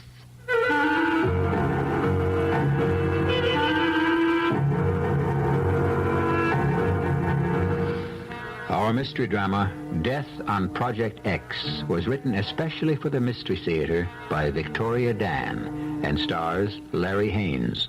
It is sponsored in part by X-Lax and True Value Hardware Stores. I'll be back shortly with Act One. If you've been taking notice of some of our 1977 Buicks, and if you've been thinking, wouldn't this summer be a great time to own one, it is. Announcing Buick's open door policy. An open invitation to come in and inspect, examine, and really discover why the 1977 Buicks are selling better than any other Buicks in history, and to discover that this is a great time to buy a new Buick. Your Buick dealer is open to reasonable offers. Buick's open door policy at your Buick dealer. Take your contact, take it now. Give your call to contact. Can your cold medicine fight the congestion, shrink the swollen membranes, help relieve the runny, sneezy, clogging misery caused by every known cold virus? Are you sure? Contact can. Today's Contact does all that up to 12 hours, all day, all night, no matter what cold virus attacks. That's the one thing, Contact. Give your call to contact. Take only as directed.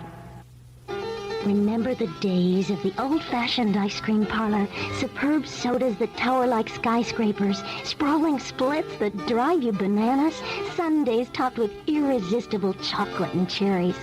But no matter how tip-top they seem, Northwest Federal Savings would like to remind you that great ice cream creations don't start at the top. They all begin at the bottom. And you can get 12 great bottoms in a complete 13-piece set of old-fashioned glass fountainware. It's free when you deposit $1,000 at Northwest Federal, or just $3 with a $250 deposit. There are 4 big banana split boats, 4 sundae goblets, 4 big soda glasses, and a super ice cream scooper, too. Pick up your fountainware at any Northwest Federal Savings Center now through September 10th. Limit 1 per family. Fountainware from Northwest Federal.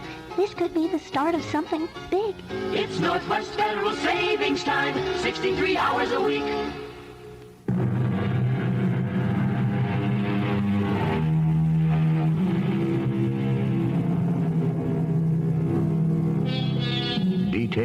Details. In the infinity of government bureaucracy, have you ever wondered about those workers whose job it is to look after the tiny pluses and minuses, the supposedly insignificant paperwork that maintains the order of our society?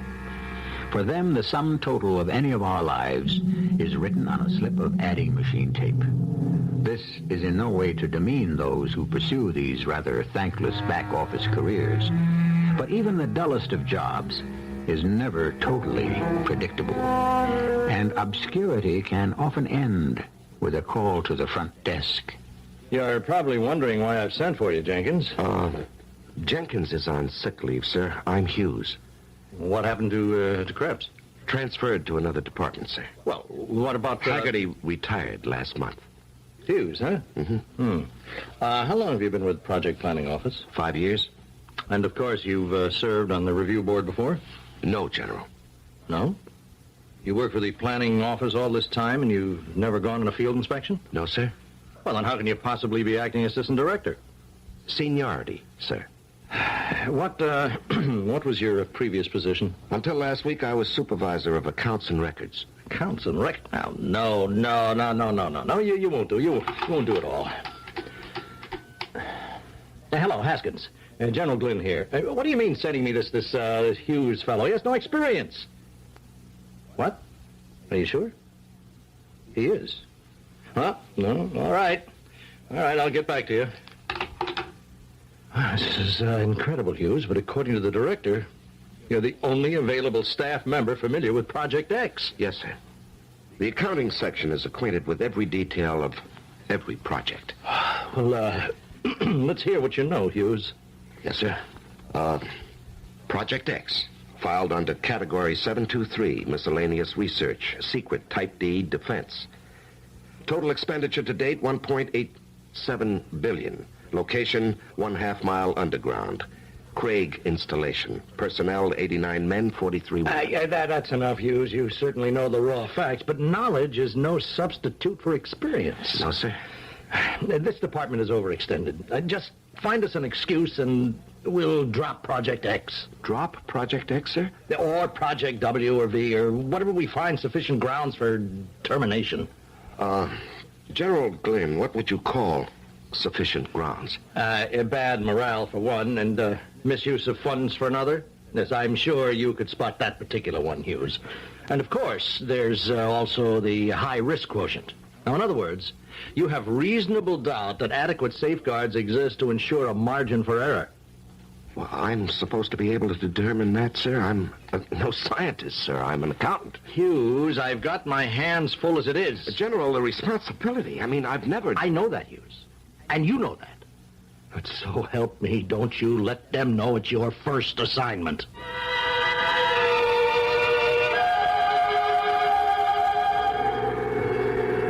I did want you to have a look at the main generating plant, Mr. Hughes. Oh, it's very impressive, Colonel. Not to mention efficient. As the project's chief power source, it can't be beaten for maximum utilization of fuel anywhere. Yes, I've seen the figures. Mr. Hughes, I just want you to know that the Project X staff is completely at your disposal. I appreciate your cooperation. Yes, that's it, cooperation. The research we're doing here at X, it's at least important enough for a little common courtesy. I'm sure you've run into some real belligerent types on other inspections, haven't you? Yes, I have, certainly. If we're finished here, I'd like to take you on to the primary testing facility. This, of course, is the main lab. You won't find another as well equipped in the entire country. At a cost of nearly $67.2 million, I should think not. You certainly know your figures. Well, details have always intrigued me, Colonel. Facts, figures, these things are the black and white. They are the ultimate indicator of success or failure. You sound just like an accountant. Well, you might say I'm interested in seeing the financial outlay for this project is justified by its progress, Colonel. In other words, the boys at the planning office still want to know if they're getting their money's worth. Well, I assure you, Mr. Hughes, at Project X, you certainly are. By the way, I'd like you to join me for dinner. If you have no other plans. Thank you, Colonel. I'd be happy to. Memo to General E.F. Glynn. My first day at Project X. Record most favorable. First impression. Project director extremely cooperative. Facilities well planned and in good order. Staff efficient and congenial. No evidence of any morale problems. Come in. I said come in. Oh, that's strange. Nobody there. Hey, wait a minute, what's this? That's a note. Who'd write me a note? Let's see. Beware, the end is near. Beware, the end is near. And what kind of a message is that? You say someone slipped the note under the door to your quarters? Yes, that's right, Colonel. Strange. Colonel, do you have any staff members here who might be a little unstable? Mr. Hughes, our people are carefully screened to avoid just that. Over 130 men and women engaged in top-secret defense research, constantly under stress, and there are never any difficulties? Well, of course, we're human. Occasionally, some of our people experience depression, fatigue, but it's normal. And you say there's no morale problem? Here? No, not at all. I'm sure even you noticed how well our people seem to work together. Do you have any conception of how crucial our research is? Do you think I'd risk it all on demoralized personnel? Well, Colonel, sir, I merely inquired. I wasn't insinuating. I told you we have nothing to hide. We're an open book. Then you won't mind if I paid a visit to your infirmary? Of course not. I'd like to meet your staff psychiatrist. Staff psychiatrist? Yes, I just think a brief talk would clarify things for me, Colonel. I'm sure there are no real problems, but I pride myself on being thorough.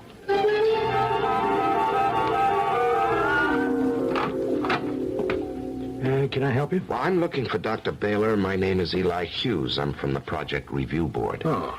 You must be Dr. Hillary, the project medical director? Yeah, that's correct.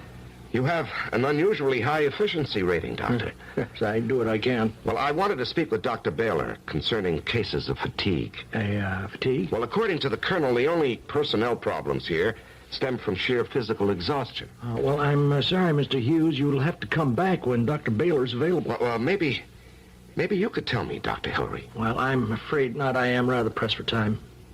In other words, you don't wish to cooperate with an official government inspector. Mr. Hughes, don't try to pull rank on me.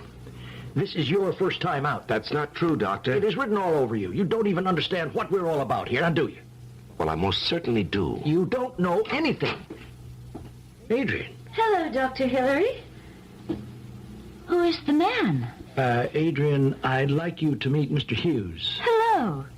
Can you swim? I beg your pardon? Swim. Can you swim in the water? In fact, I don't. But you must.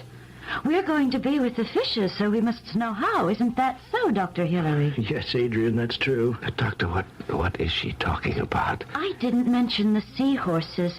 We're going to be with the seahorses, too. The seahorses? Yes. We'll all be together. The fishes, the seahorses, and the people. That's a fact. Doctor, have you been practicing your underwater breathing like I told you to? Yes, I certainly have. That's good. That's very good. Doctor, could we step outside for a moment, please? Adrian, we have to go away now, but we'll be right back. Okay. Would you, explain to me what that was all about? You mean Adrian? Well, that girl talks like an idiot. An idiot? Well, let me tell you something, Mr. Hughes. That girl happens to be Dr. Adrian Orman, the chemist. That girl? Yes, assistant to Professor Shoup, the man behind the X Factor. I don't understand. What happened? Well, a few weeks ago, she just snapped. Just like that? Yeah, I'm no psychiatrist. I'm a surgeon. But I can tell you this. She was very dedicated, a perfectionist. She wasn't satisfied with the final conversion formula. Shoup's formula? Right. She insisted that there was an error somewhere. It just didn't feel right, was how she put it. In any case, she went for days without sleep, without food, looking for some imagined error. Well, she finally cracked from sheer fatigue. Oh. I'm very sorry. Are you? Are you really? Yes, Doctor, I really am. Well, you shouldn't be. To feel sorry is to care, and to care is to become involved. What's wrong with that? He's here, isn't he? The man from Project Review? Jerry, this isn't good for you. Now, you should stay in bed. I'll go. I will, just as soon as I talk to him. You're the man, aren't you? I'm Eli Hughes from the planning office. Please listen to me. Jerry, I want you to stop this. But he has to know. He has to know how sad it is. A tragedy, that's what it is. Jerry, you can talk to Mr. Hughes later. Now, we're busy now. I'll go, but please, tell him how sad it is. Yes, I'll tell him. Because he shouldn't be afraid to cry. Tell him. Make him see. He'll cry, too. Yes, Jerry. Because it's so sad. Dr. Hillary, that woman is crazy. Yes, I know. That's all you can say? What else can I say, Mr. Hughes? I've already told you. Yes, I know. You're a surgeon, not a psychiatrist. Well, what does the project psychiatrist have to say about this? Mr. Hughes, Dr. Jerry Baylor is the project psychiatrist. The Bible says, "Physician, heal thyself." Obviously, we have just met the perfect example in Dr. Baylor. If this woman is the resident psychiatrist, what can we expect from her patients? Are the lunatics indeed running the asylum? That is, if Dr. Baylor really is a lunatic. After all, who are we to say? We don't make hasty judgments here. We examine all issues carefully. We'll be back in a moment with Act 2. To make your lawn and garden work easier this fall, True Value Hardware Store suggests some far-reaching help. Hi, Pat Summerall to suggest UL-listed True Test heavy-duty indoor-outdoor extension cords to help you reach from the electrical outlet at the house to your lawnmower, grass edger, or hedge trimmer, anywhere in your yard. These heavy-duty 3-wire cords reach out in 30, 60, and 100-foot lengths, so you can work far away from the nearest outlet, not just next to the house. True Test outdoor extension cords from True Value Hardware stores stay strong and flexible in all weather. They can't be damaged by most chemicals, grease, and oil. And the vinyl cover is a bright orange, so the cord stands out and is easy to see. Get some far-reaching help this fall and all year round. Get True Test heavy-duty indoor-outdoor extension cords in 30, 60, and 100-foot lengths. Priced from as low as $3.99 at participating True Value Hardware stores and home centers. True Value, more than just a name, it's always been their way of doing business. And by the way, when you go, don't forget to tell them that Pat Summerall sent you.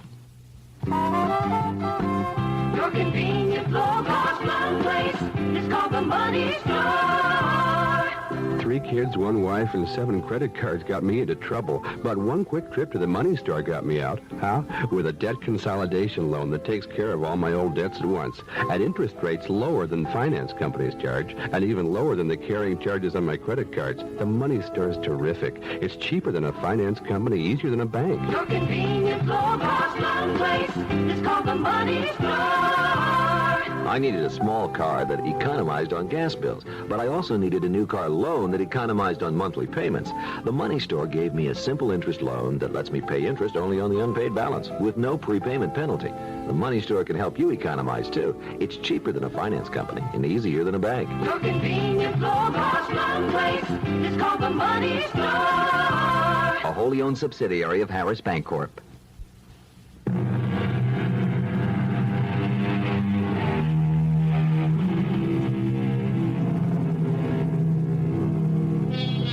For the past last 5 years, Eli Hughes lived a carefully ordered life in an adding machine world where 2 + 2 always came out 4. Suddenly elevated to the rank of project investigator, he has been sent out on a seemingly routine check of a top-secret research center. And he must make a judgment based on only 2 things: experience and instinct. Lacking the first, we can only hope he has a little of the second. Instinct, that subliminal sense that tells us something is wrong. Colonel, what I want from you is an answer. An answer to what, Mr. Hughes? That woman I met just 10 minutes ago in your infirmary. According to my records, she's still on salary as a full-time staff psychiatrist. I'm aware of that. Well, then perhaps, Colonel, you can explain to me your reasons for not reporting this situation. Mr. Hughes, what do you really know about Project X? I'm acquainted with all the facts. Oh, I'm sure you are. You know the statistics, what we spend. But what do you know about us? What are we doing here? You're doing research. What kind of research? Complex research for the defense program. Do you know the nature of the research? Yes, you're developing another weapon. No, not just another weapon. The ultimate weapon. This weapon will render all others obsolete. Yes, I've heard that before. No. This is the highest level of achievement we can ever hope to reach. Nothing will be as sophisticated. X is capable of destruction on a level that is incomprehensible. Colonel, I was talking about Dr. Baylor. So am I. The X factor is the cause of Dr. Baylor's breakdown. Let me explain. There are over 130 men and women working on this project. They have actually constructed a device which, if ever put into operation, could obliterate an entire country in a matter of moments. Moments? Well, I don't see what this has to do. Let me finish. Our people are working on the ultimate weapon. Can you imagine the moral and ethical implications? The guilt resulting from association with the most devastating weapon ever built by man? Dr. Baylor worked around the clock with some of our people. She listened. She cared. Unfortunately, she had no one to discuss her own doubts and guilt she had absorbed from others. The strain was too much. You mean she broke from the pressure? That's right. And so you understand yes, why... I'm sorry, Colonel. I had no idea, but still, this must be reported. The woman must be sent home. Why? Well, because this woman is a government employee drawing a $37,000 salary. That's your reason? Well, Colonel, isn't that reason enough? We're speaking of a broken woman, Mr. Hughes. Yes, I understand that. Well, if you understand, then where's your compassion? How can you send this woman back into a world she no longer fits into? A record forever ruined. I can't help that. At least here, she does no real harm. That woman is harmless? Absolutely. She still has the delusion that she's helping her fellow workers. She feels useful. Would you take that away from her? Well, I'm not trying to. I mean, I have to follow regulations. So you'd send her away and strip every last vestige of dignity from the woman? Do you have any idea how overextended this project is? She no longer qualifies as a member of your staff. And how do you know what qualifies someone as a member of my staff? Now listen, Eli. Now let's forget the formalities for a while. I want you to erase from your mind the stereotype of cold-hearted military officers. I care about this project, and I care about these people. And I think what's good for one is good for the other. But I'm talking about efficiency. And I'm talking about humanity. Well, you can't have both, Who sir. says so? Maybe you've been behind your desk too long. Or maybe you've been on so many field inspections that we all begin to look alike to you. No. In fact... In fact, what? Nothing. You'll have to excuse me, Colonel. I have work to do.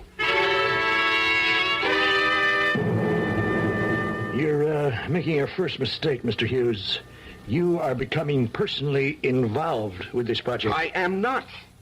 If something is disturbing you, why not just put it in your report? Because I want to be fair about this. I know you've just been talking with the colonel.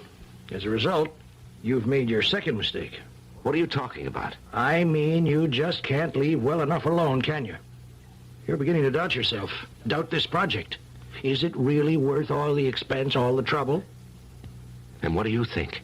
Well, I can't answer. I refuse even to let myself think about it. If you want answers, why don't you talk to the man who made it all possible? And just who are you talking about? The man behind the X Factor, Professor Shoup. But I want your opinion. I already told you I have no opinion. And if I did, I certainly wouldn't advertise it. To you or to anyone else.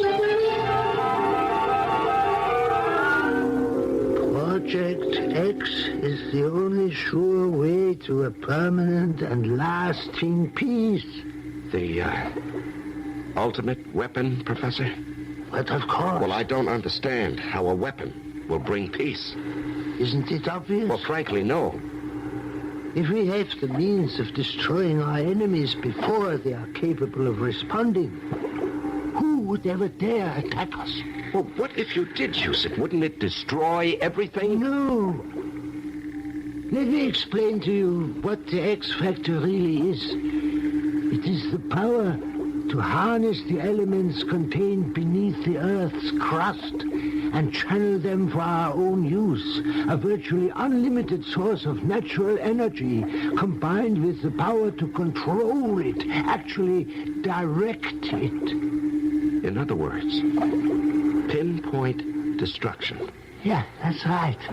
Oh, I had no idea. That is why it will bring us peace, because to contemplate war in the face of Project X is to be faced with obliteration without hope of escape. The choice will have to be that of trust and peace.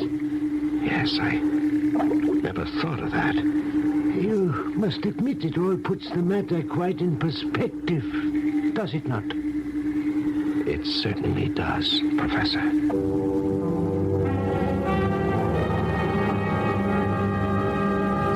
So you'll be leaving us tomorrow, Eli? Yes, Colonel. I thought about what you said about Dr. Jerry Baylor. I'm not going to make any mention of it in my report. It's not necessary to the case. Thank you. As far as I'm concerned, if you consider Dr. Baylor to be a member of the Project X staff, I won't dispute it. What brought about this sudden change of heart? Colonel, I am not a man affected by sentimentality. Oh? My primary interest is saving the government unnecessary expense. As a full-time staff member, Dr. Baylor receives a yearly salary of $37,500. If, however, she were discharged from her position here and put into the care of the Army Medical Center, annual cost for maintenance and therapy would approximate $52,000, not to mention the monthly stipend to her dependents, bringing a total expenditure per annum to well over $63,000. Keeping the doctor on at Project X will be a savings to the government of $26,500. You're very efficient, Mr. Hughes. I try to be.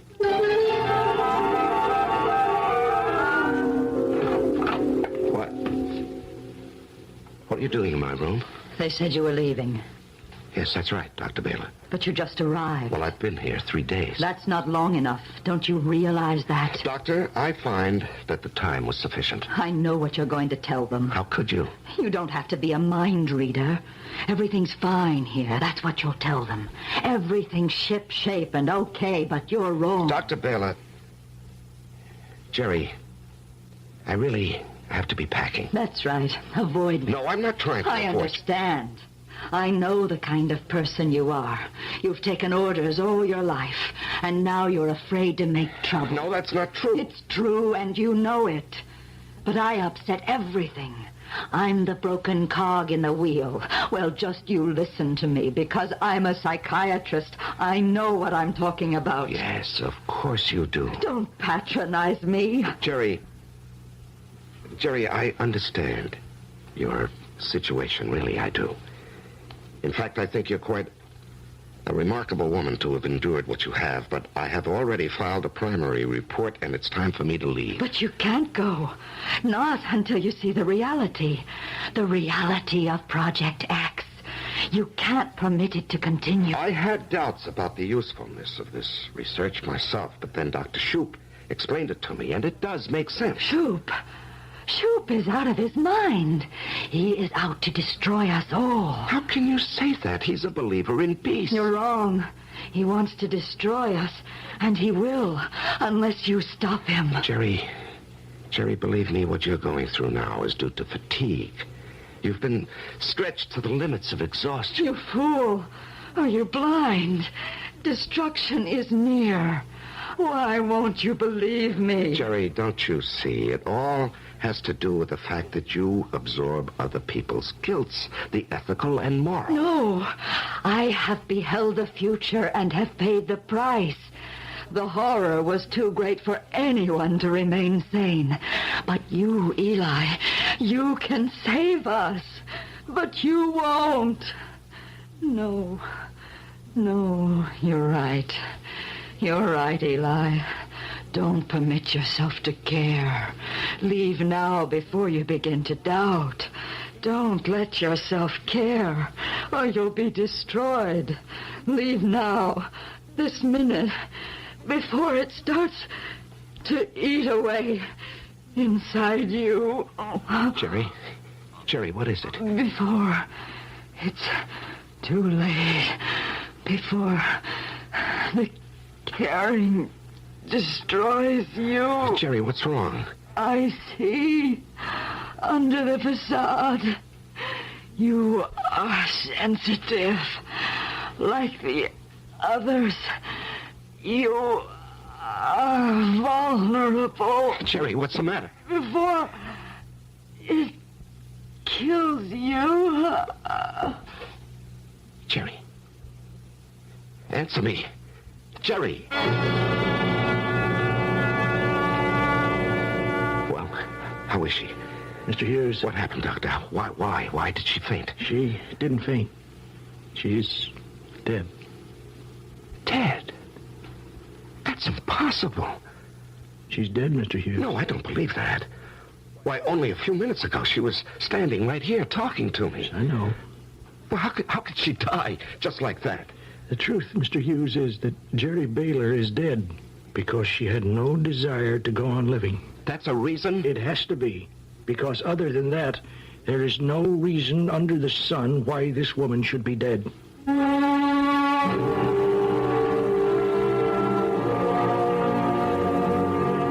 The road to resolution starts with doubt.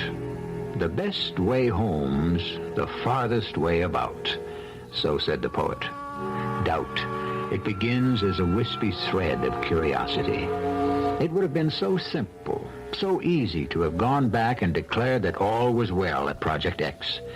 But now doubt, the ultimate weapon of man's own conscience, has been planted inside the practical, well-ordered mind of Eli Hughes. And that is going to prove very unfortunate for him when I return with Act 3.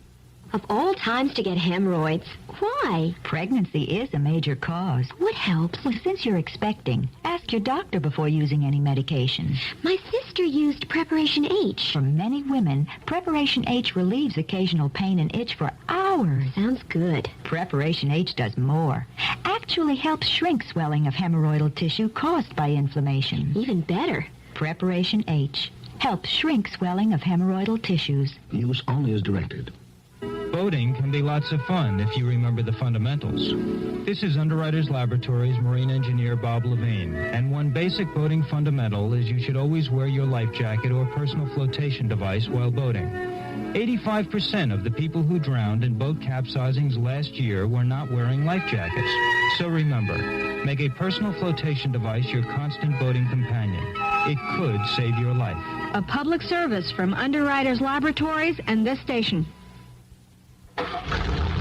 Noisy muffler? Don't compromise. Midas size. Next time you hear that noise, don't look around, cause it might be your car. The next time you hear that noise, the sound of your muffler announcing you're coming. Neutralize it, Midas it, and Midas today. The next time you hear that noise, don't compromise. Midas. Midas-size your car and you'll never have to buy a muffler for it again. Because at Midas, if anything ever goes wrong, we guarantee to replace the muffler free for as long as you own your American-made car. The next time you hear that noise, don't compromise. Midas-size. Visit one of the 42 Midas shops in Greater Chicago. Midas, experts in the installation of mufflers on most foreign cars. This is WBBM Chicago.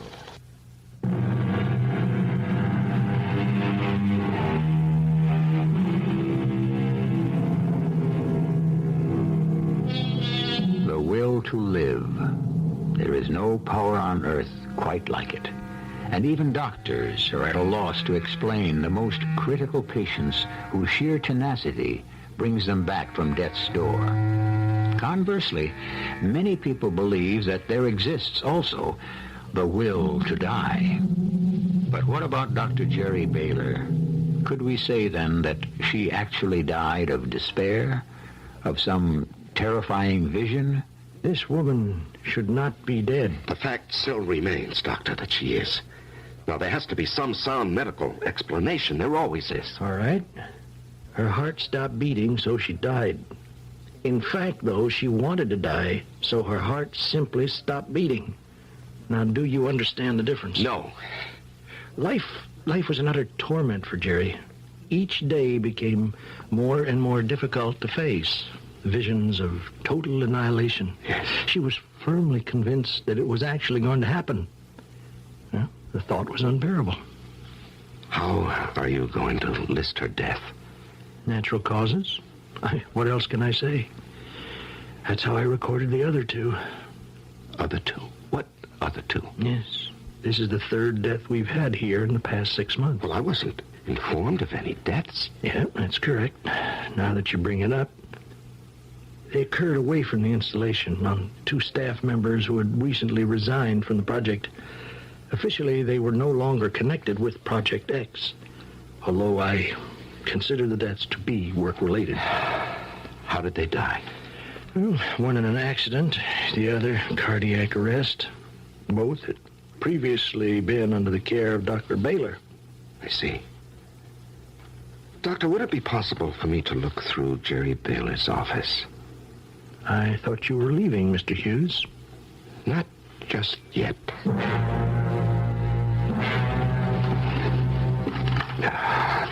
Nothing so far, nothing. Now, she had to keep some kind of records, I'm sure of it. But where...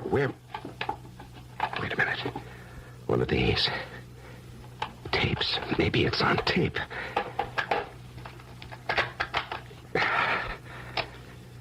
Tape 3.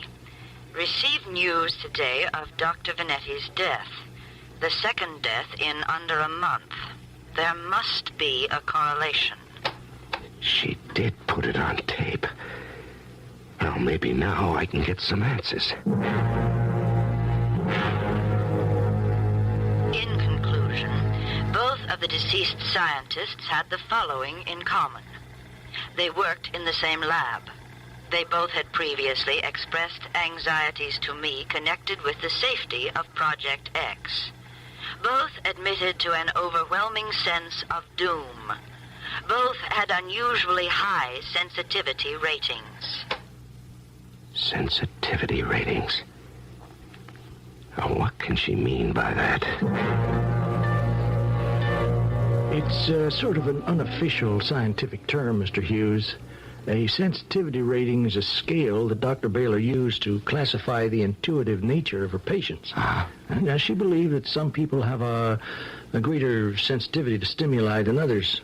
Now, she was almost afraid to use the words extrasensory perception, but she believed that some people have a kind of antennae that enables them to detect danger present in any everyday situation. A kind of sixth sense, Doctor? If you go along with her theory, I guess you could call it that. Well, that would explain what happened to those 2 scientists, and even Dr. Baylor. Well, you can believe that. I don't. I just think that what happened to the 3 of them, like what's happening to Adrian inside that room there. Some people can't cope with stress. It's as simple as that. I don't know, Doctor. What about this girl, Adrian? You met her. She cracked after Jerry was no longer able to function as staff psychiatrist. Well, maybe there's a connection somehow. I'd like to talk to her again. Well, if you want, Mr. Hughes, but I really don't think it's going to give you any answers. Unless, that is, you already have one in mind. Hello, Adrian. Oh, hello. Do you remember me? You're Mr. Hughes. You can call me Eli. Okay. Eli, have you learned to swim yet? No, but I will. You better hurry up. You don't have forever, you know. Yes, Adrian, did you know a man named Dr. Vanetti? Who? Dr. Vanetti. He was a chemist like yourself. Both you and Dr. Vanetti came to work at X around the same time. Dr. Vanetti? Yes, he worked alongside you and Professor Shoup. Professor Shoup? Yes, that's right, Adrian. Now, maybe you can tell me about Dr. Vanetti. No, I don't want to. All right. I don't want to upset you. Do you see these figures, Professor Shoup?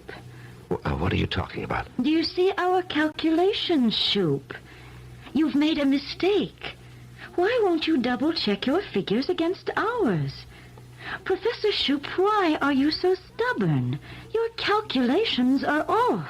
What calculations? I can do a backstroke and hold my breath underwater for almost 1 whole minute. Adrian, what calculations are you talking about? I don't want to talk to you anymore today. You're too serious. I hope you don't mind me disturbing you, Professor Shoup. Oh, of course not, my boy. Now, you were asking me about Dr. Vanetti and poor Adrian. Yes.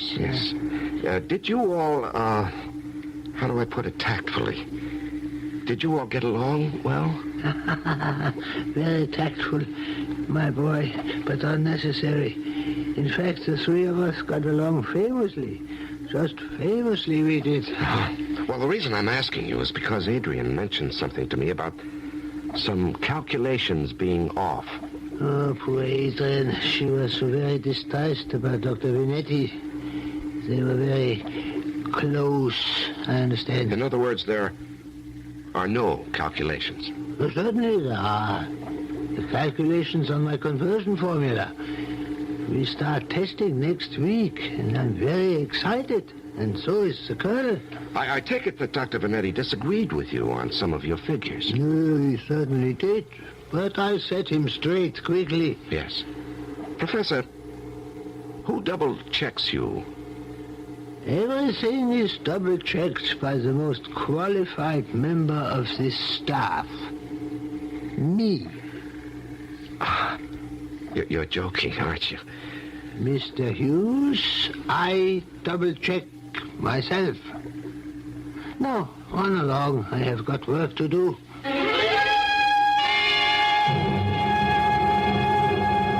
I think you're taking this all too seriously, Eli. Colonel, I heard him with my own ears. He said he double-checks himself. Well? I don't know about you, but I call that an extremely unscientific attitude. I certainly intend to mention it in my report. I'm beginning to have my doubts about Professor Shoup. Oh, now, look, you have to understand, the professor is a genius, an absolute genius. Colonel, I find your attitude very unprofessional. I'm raising serious doubts to you about the emotional stability of your chief scientist. Now, how can you just dismiss it with a shrug of your shoulder? Because, well, it's this way, Eli. We're testing X on a very small scale next week. And as a favor to me, I'm asking you to let this all ride until after the test takes place. Now, you're not serious. Now, what if Dr. Raymond Vanetti and Dr. Adrian or Ahmad were right and the professor was wrong? That, Eli, is extremely unlikely. Well, I'll go along with that, Colonel.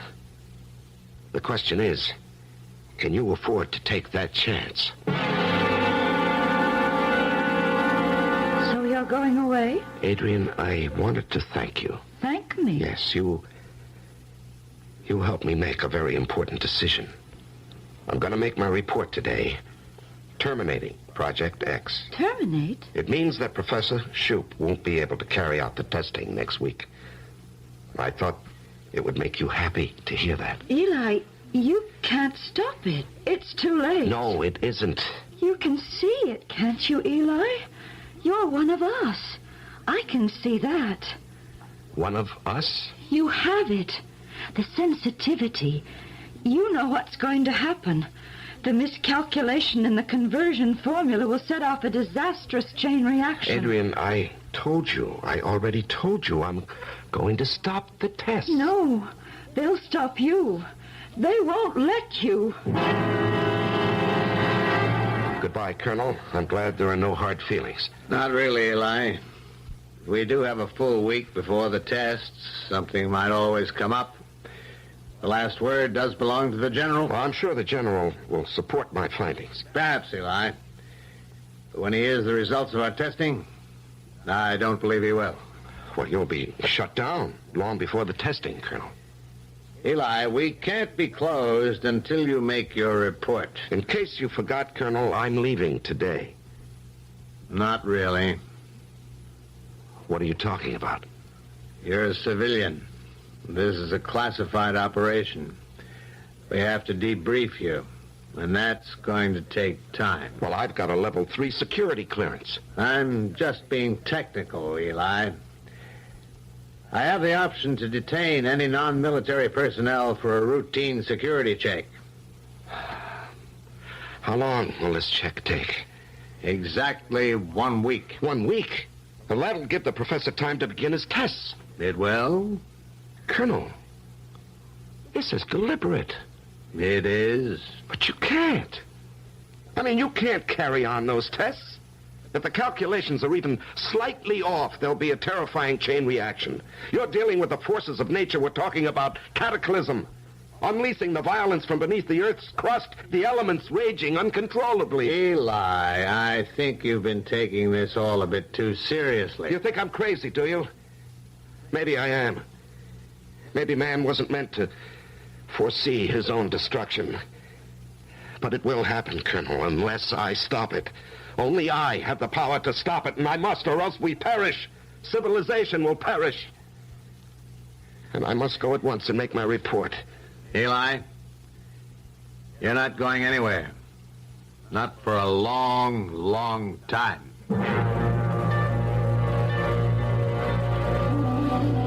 No, lie down, Mr. Hughes.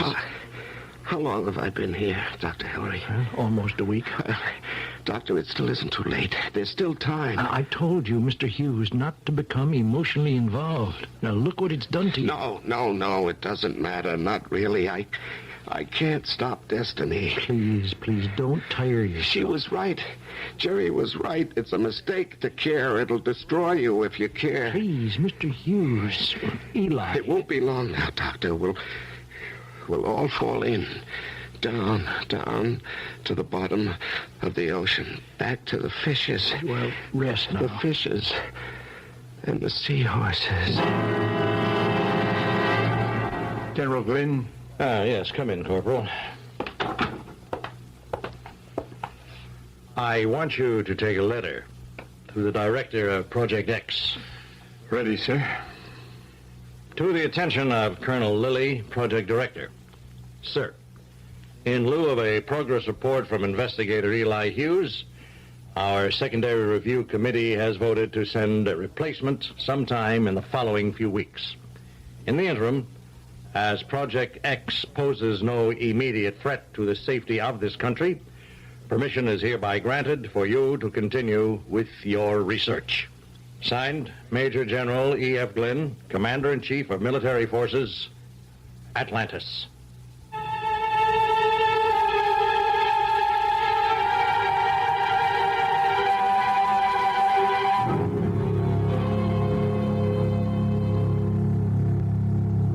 Atlantis? You mean we didn't tell you that this story was about Atlantis? Well, after all, we never exactly told you it wasn't. One thing is for sure, though. We don't have to tell you how this story ends. Undoubtedly, you have already heard the ending. Atlantis was destroyed. I'll be back in a moment.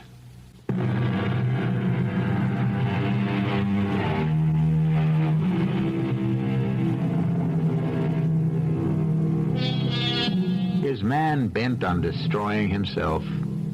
This story was offered merely as a fable to make you think and wonder. That's what this program is all about. To expand the imagination, heighten the senses, tantalize the curiosity. Was there really an Atlantis? What could have happened to cause such an advanced civilization to vanish from the face of the earth without a trace? Our cast included Larry Haynes, Robert Dryden, Catherine Byers, and Court Benson. The entire production was under the direction of Hyman Brown. The CBS Radio Mystery Theater presents...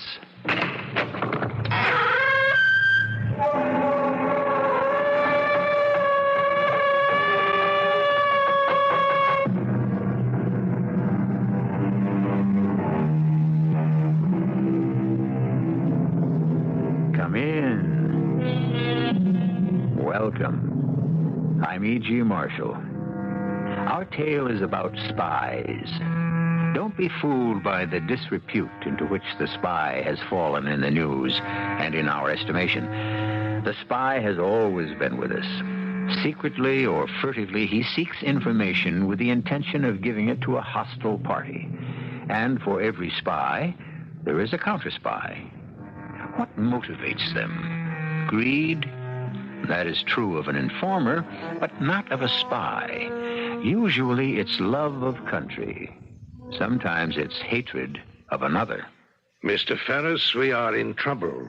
You are suspected. Well, so you said, but I don't see how. The coded telephone message, it was audited. That is why our plan to destroy the tanker off Galveston failed. 2 valuable men are dead, and the plan failed. Your usefulness to us may be over. After all the information I've supplied to you? For which you were paid substantially. You are merely a paid informer. You have been useful to us. We do not want to lose you as our supplier. And I don't want to be exposed. We would not allow it. You know too much. Before you would have a chance to talk, you would be dead.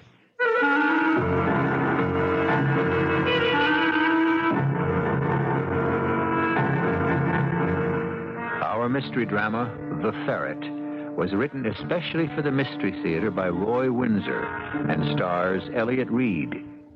It is sponsored in part by Buick Motor Division and Sign-Off, the sinus medicines. I'll be back shortly with Act One.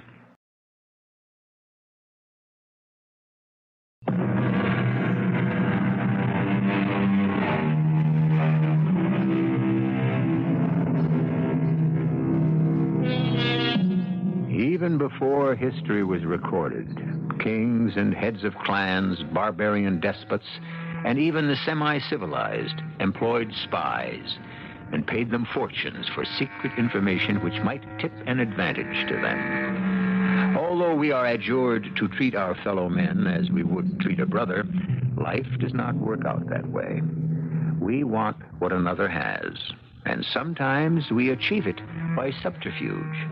And the instrument of subterfuge is the spy. Cocktail, Monk? No, thanks.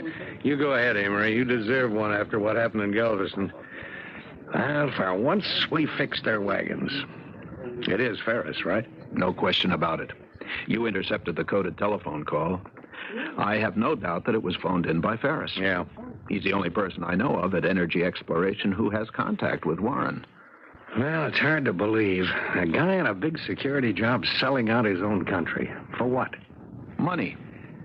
Well, when do we move in on him? We don't. Not yet. But I... No. I've had instructions from Washington. We've got Ferris whenever we want him. But we want the big fish behind him. The men paying him for the information.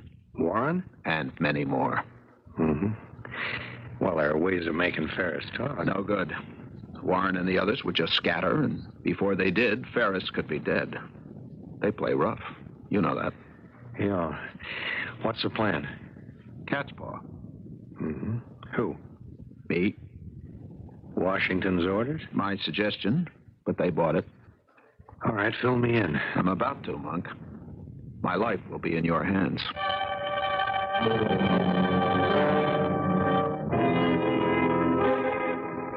You must be feeling pretty good, darling. I am. Had a pleasant day, Laurie? Oh, better than usual. I visited Penny's teacher. Our 12-year-old has been put into advanced studies. Well, that's good news. I didn't know she was an overachiever, except at tuning in the television set. Well, that pleased me, of course. But the reason I said you must be feeling good is the article in tonight's paper. Oh? I read a contract on the train, so I didn't buy a paper. What article? It's by some columnist, waving the flag about somebody's quick work in Galveston. Ah, the oil tanker. How can you be so complacent about it, Amory? I'm not. It was one of our small achievements. Small? We prevent a tanker from being blown up, and you call it a small achievement? It saved our country millions of gallons of oil. 2 of the men who planned the sabotage were killed. Yes, and there are more where they came from, Loris. But we're doing something about it. For a year, all I've heard from you is that one project after another at energy exploration is being hindered because the information is being leaked to enemies in other countries. You've been worried about it, and so has Clem Ferris. Oh, he's been concerned, all right. Well, I should think he would be. How can it happen? Everyone at the Bureau has been carefully screened. Isn't that where the leak is? How is that possible? If we knew, darling, we'd do something about it. There must be an informer there. Could be. Security is watching every one of us very carefully. Even you? Even me.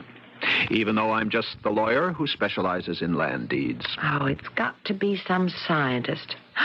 Maybe some man in geodynamics. Their knowledge of sources of raw energy would be worth a lot to anyone who wants to cripple our energy program.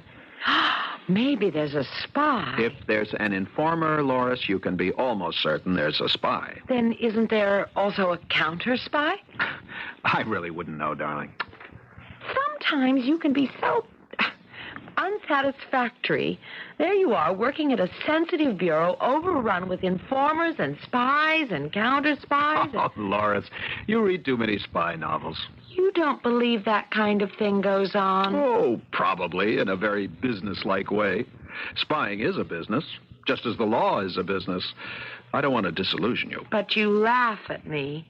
Telephones are tapped. There is microfilm. And micro-recorders in tie bars and cufflinks and so on. Yes, I suppose so. But what's important are not those who play the cloak and dagger game. It's the country or the person behind them. We may have prevented one tanker from being blown up and 2 men were killed. They were only tools. It's those behind them we have to worry about.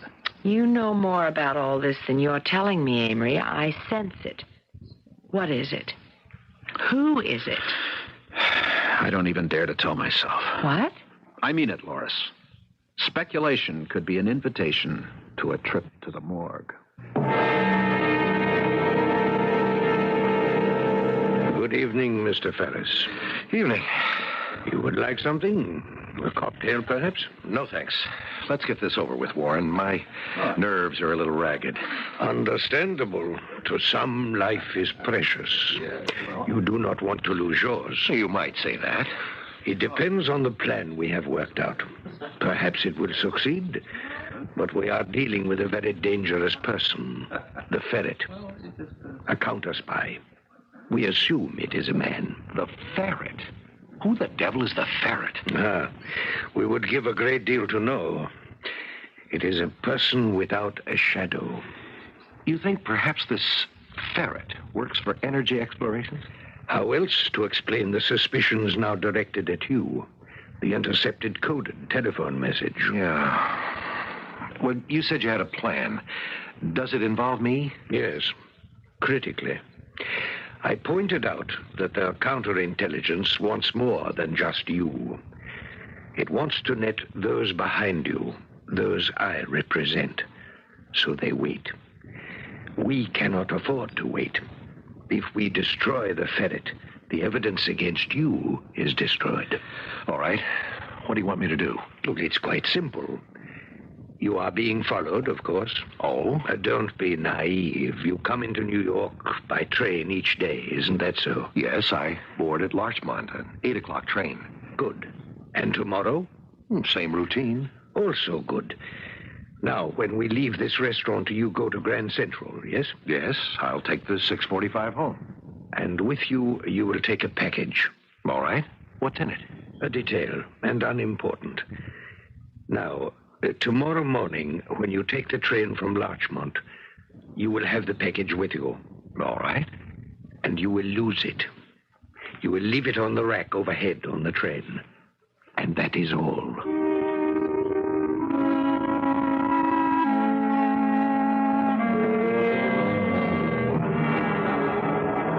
Hello there. Yeah, what can I do for you? I lost a package when I came in this morning on the 8 o'clock from Larchmont. Oh, what's it look like?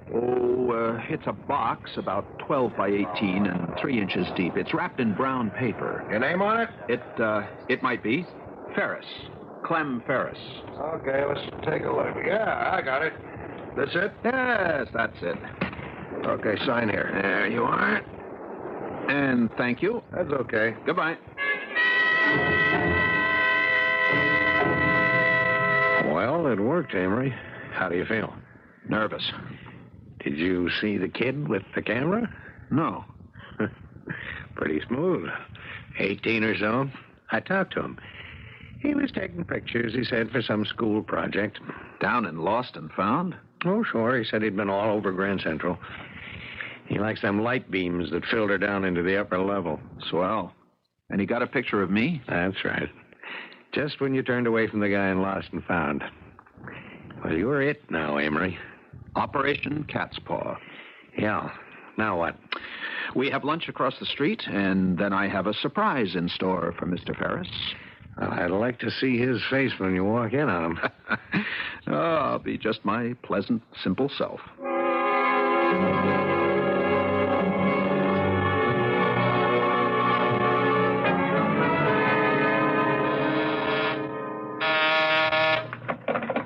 Yes, Linda. Amory Mills? Certainly, send him in. Hi, Clem. Look what I found. My package. Where did you get my package? Lost and Found. Grand Central. Oh, for heaven's sakes. How the devil did... Don't I deserve a thank you? Of course. I'm just mystified.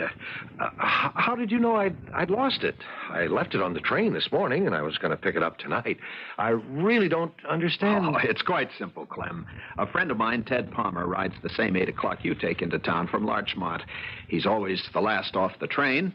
He saw the package and turned it into Lost and Found. But how did you find out about it? I'm just curious. Well, Ted and I played squash and had lunch. He told me about picking up a lost package. I asked him more about it, and he suddenly remembered your name and that I work here with you. So I strolled over to Lost and Found, picked it up, and saved you a trip. I see. Well, that's something. Thanks, Amory. I appreciate it. Oh, that's all right. I've done my good deed for the day. Linda, try to reach Mr. Warren at his office. Leave a message. I must see him at 5:30 at Gino's on 53rd. Tell him it's important. His face dropped a foot, Monk. What about this Ted Palmer? Don't worry about Ted. I can trust him. I gave him the story we agreed on. Well, didn't he ask any questions? Sure.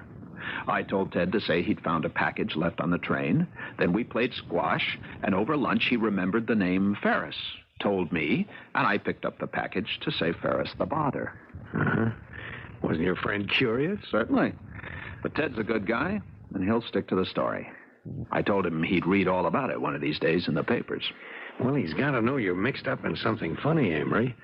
Like, how come you go out of your way to pick up the package at Lost and Found? Unless he's a dope, he'd have to wonder. He's no dope, and he did wonder. I told him I'd explain later. Oh, listen, stop worrying about Ted. Okay. Well, now I got something for you. Did you know that Ferris is meeting Warren at Gino's? No. Neither did I. I've called off Ferris's tail, so who except Ferris would know he's meeting Warren? I have no idea. How'd you find out? Phone call? Man or woman? Hard to tell. I'll be darned. Wheels within wheels. It's a big operation, Amory. Do you think the ferret could be involved in it? Maybe. This cat's paw idea sounds like one of his. Or hers.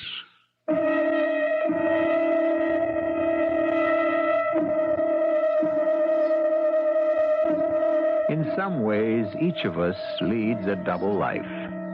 We appear one way to those whom we report to, another way to those we trust and regard as harmless. We have two faces. Think about it. Why do we ever practice deception? For self-protection. If you're severely critical of your boss, chances are you'll be discharged. If you have reason to believe that your son-in-law is cruel to his wife, do you tell him so? Not often.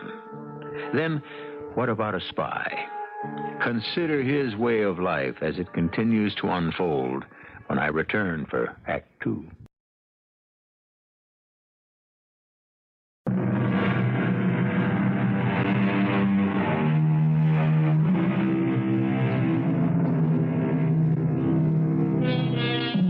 The ferret is a spy, a counter-spy.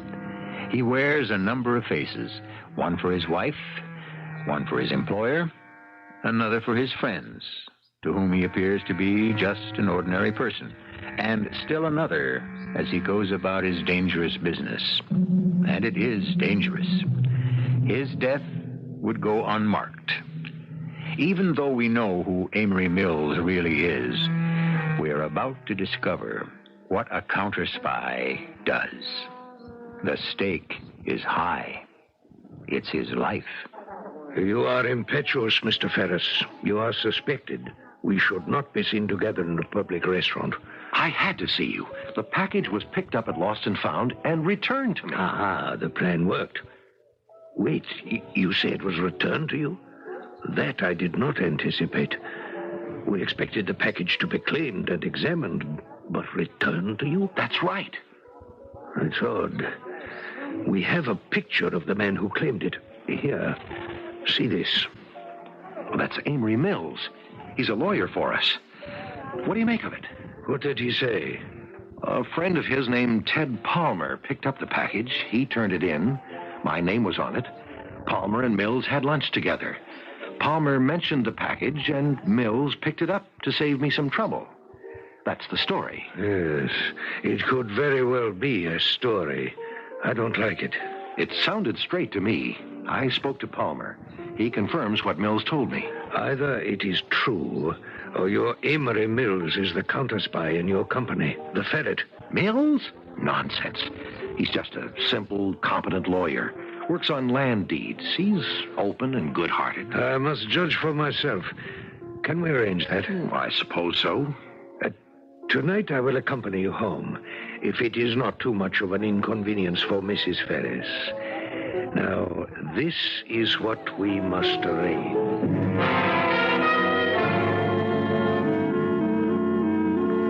Hey, you're on time. Sure. The train made it for once. Well, wash up. We're going out. Oh? Lucille Ferris telephoned and insisted we come over for cocktails. Her husband's bringing home some big shot from some export-import company, Mr. Warren. Maybe you know him. Warren? No, I don't know that name, Loris. Oh, honey, do we really have to go?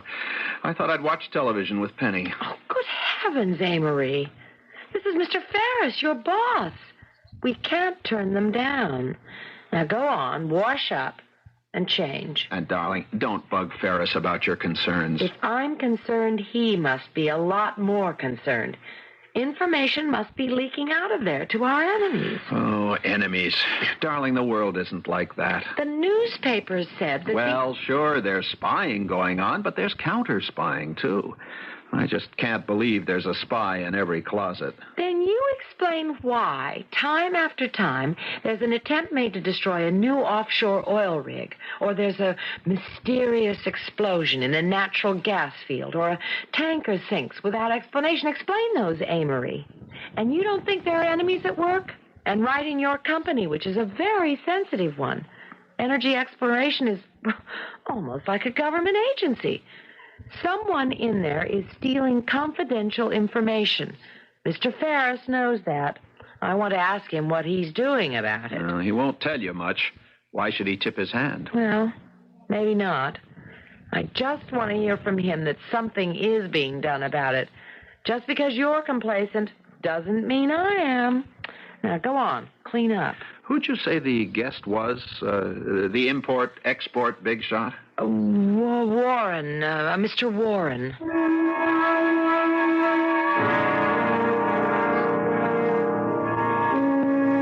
You don't mind my asking all these questions, Clem? Oh, certainly not, Loris. I'm interested that you're concerned. So is Amory, I'm sure. Oh, of course. But security isn't my line of work. You do legal work, yes, Mr. Mills? That's right. I'm one of the lawyers at the company. All those confidential documents. Oh, sure. Land condemnation proceedings. Nothing confidential about those. The suits are tried in the newspapers before we ever get to court. You proceed against the owners? We have to. It's tough on them, but if we have to have the land, the courts condemn it. Well, that is confiscation. The people are paid a fair price for their property, Mr. Warren. It's the greater good for the greater number. Oh, yes, the democratic principle. You don't believe in it, Mr. Warren? It is Warren, isn't it? English name? Yes, on my mother's side, partly. In this country, I take her family name. Oh, I see. No, you do not see, Mrs. Mills. I am many things. My father was from the Mediterranean. My mother, English. My blood is from the desert and from France and England. It is mixed. So are my thoughts about the different forms of government. Here it is the principle of the greatest good for the greatest number. Under a demagogue, a dangerous concept. Hitler preached it. He distorted it. Now, darling, let's not get into that. Don't be a flag waver. Well, I don't know why not, Amory. Loris is a concerned American. Nothing wrong with that, is there? No, but as I was saying to Loris earlier this evening, I just can't imagine that there's a spy in every closet. But something's been going on at Energy Exploration. You said everyone was worried about it and that security had been tightened, and maybe that's why that oil tanker escaped. Isn't that so, Clem? Why, yes, I suppose so. Oh, you must have been pleased. The Bureau's been ripped off so many times. Ripped off? Slang for stealing, Mr. Warren. Ah. You suspect that someone has been stealing information, Mr. Mills? Well, I wouldn't really know. As I said, I'm just the lawyer in charge of land deeds, things like that. Well, it's obvious to me. Darling, you have got spies on the mind. You read too much fiction. Well, there's a lot in them, and they're not all that much fiction. Well, I'll join the ladies. And don't be too long, Amory. We have to get the babysitter home. All right, dear. Good night, Clem. Mr. Warren. Good night, Laura. Good night. Nice party, Clem. I'm glad you enjoyed it. I wanted you to meet Mr. Warren here. He's an old friend of mine from the time I was an embassy clerk in the Middle East. I told him about the adventures of my missing package. A delightful story. It is like fiction. No, just fact. My friend Ted Palmer found it and mentioned it to me at lunch. I walked across the street to Grand Central and lost and found and picked it up, returned it to Clem. Very considerate. Well, Clem carries important papers from time to time. We don't want them to slip into the wrong hands. Meaning? Loris does get worked up about the Bureau and the series of accidents we've had in the field, but she may have a point. It would be to the advantage of some countries to impede our plan to become energy-free. Yes, I see. It is not a nice world. By the way, Amory, I thanked your friend Ted Palmer this afternoon. Oh, that was considerate of you, Clem. It is a strange story, Mr. Mills. Not really, Mr. Warren. Just a good deed. Now, if you'll excuse me. Of course. We do have a babysitter to get home. Good night, Mr. Warren. Good night. Don't bother to see me out, Clem. I'll say good night to Lucille, and I'll see you in the office tomorrow. That is where he is wrong. What do you mean? He is the man. Amory Mills, the ferret? Why, he's just a simple going-along... No, you're wrong. He is a very dangerous counter-spy. We think he is tricked into reclaiming that package. He plays into our hands, only to return the package to you with a story so preposterous you believe it. I ask you, Mr. Ferris, who would hear about a lost package and then go out of his way to pick it up and return it to its owner? I ask you also why this Ted Palmer did not telephone your secretary and say that he had the package. Why tell Emery Mills? And why wait until lunchtime? Did Palmer speak to your secretary? She didn't mention it. I'll ask her in the morning. Too late. Tomorrow we dispose of Amory Mills. Oh, come on. I don't want murder on my hands. You prefer your own death, Mr. Ferris? This is what you will do. On some pretext, you will have Mr. Mills leave New York.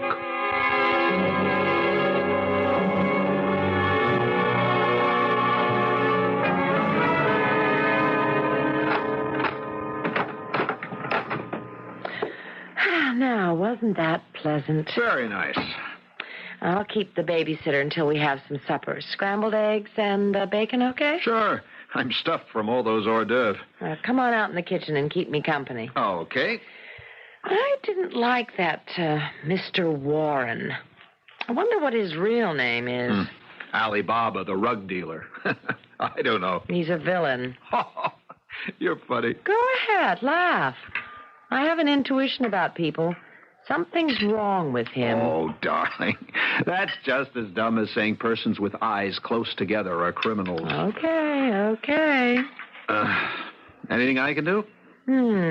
Stir the eggs slowly. I'm going in to check in with the babysitter. Stir slowly. Slowly, she says. Mr. Warren is a villain. Oh, what a word. If we could bottle her energy, we wouldn't have a problem. Amory. Yes? You sound upset. What is it? Pam's been here since 4. I was out shopping until you came home from work.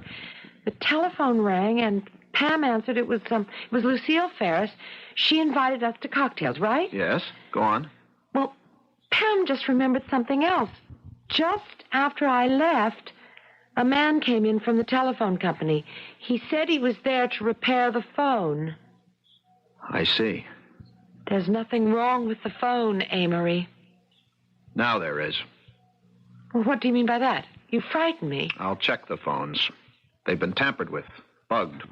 What? But why? I work in a high-security job, darling.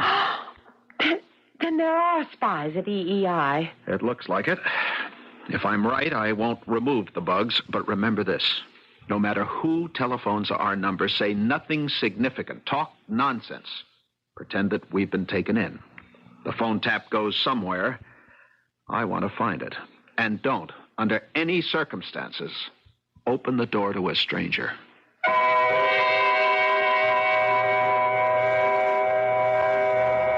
The many faces of everyone, but especially the face of a spy. The word creates an unpleasant picture. We think of a spy as someone dishonorable, and we're right. He's a thief. But the greater thieves are those who employ him. They do it to gain an advantage over others. So in the name of dishonor, the spy exists, never doubt it, and performs his furtive work, and who is to say who is the more dishonorable? The spy or those who avail themselves of his services? I will return shortly with Act 3.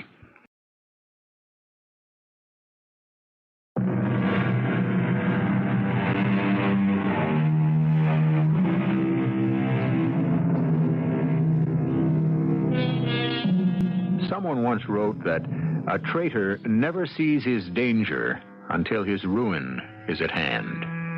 History bears out the truth of the observation. Clement Ferris is a traitor. He is a powerful man in Energy Exploration Incorporated, and he has been selling information vital to our energy research to a spy named Warren. But a bland, apparently harmless young man named Amory Mills is a counter-spy. And the silent, deadly contest between the two has been joined. How it will be resolved, we are soon to discover. Good morning, Amory. Morning, Clem. You wanted to see me? Yes, this is short notice, but I've had a call from young Fisher in New Orleans, the engineer. He'd appreciate it if you'd come down there right away. Oh, well, of course. What's the problem? Well, as I understand it, Fisher's work is being held up because his inventory on steel is low, and when he ordered additional material, the price was increased on him. That can't be, Clem. We have a contract with the supplier. I'll get on the phone. No, I've already done that. I want you down there to settle the problem on the spot. Can you leave before noon? Well, sure. I'll go home and pack and head for the airport. I've already made reservations for you at the Cajun. Not the Roosevelt? Well, you like the Cajun. It's small and intimate. Good luck, and telephone me tomorrow.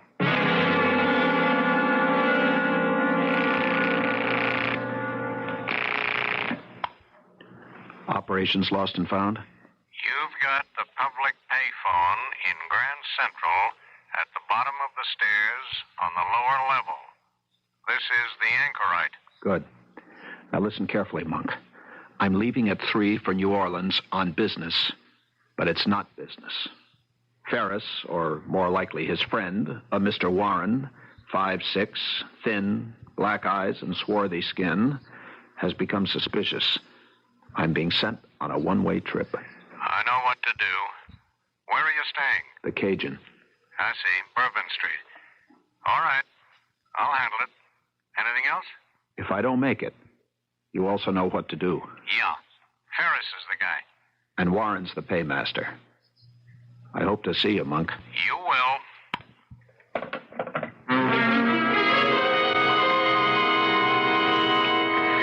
You know something, Amory? I've decided that either you're really absent-minded or that you're devious. Oh, come on. Devious. That means crooked. Me? You know me. I should. But sometimes I wonder.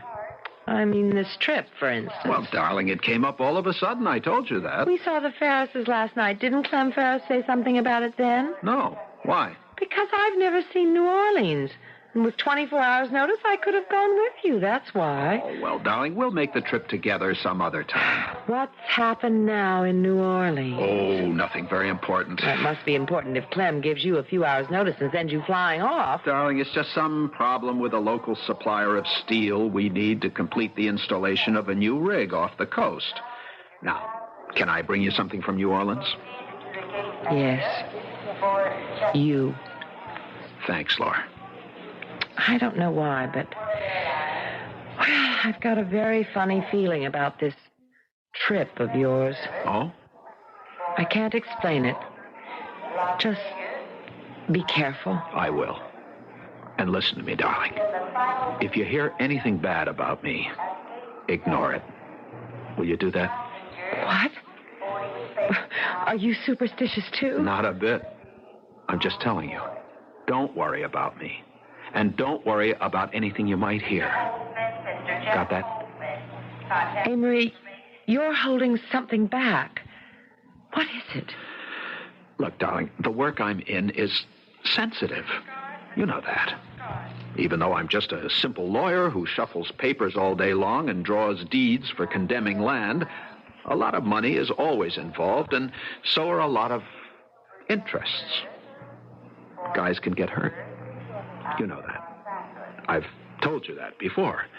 So be prepared not to believe anything you hear. I can take care of myself. Nothing's going to happen to me.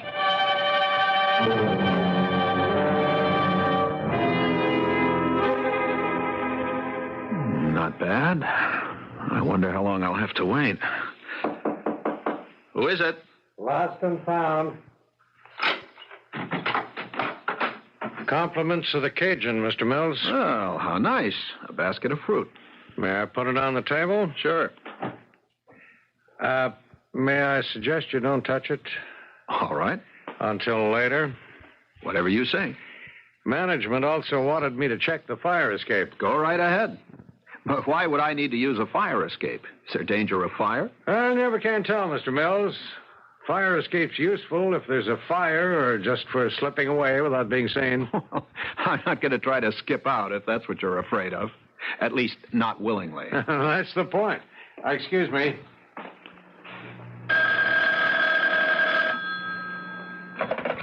Hello. Oh, Mr. Fisher. Well, I'm here, all right. Are you the engineer who... I see. Yes, the sooner the better. Come right up. I'm in 211.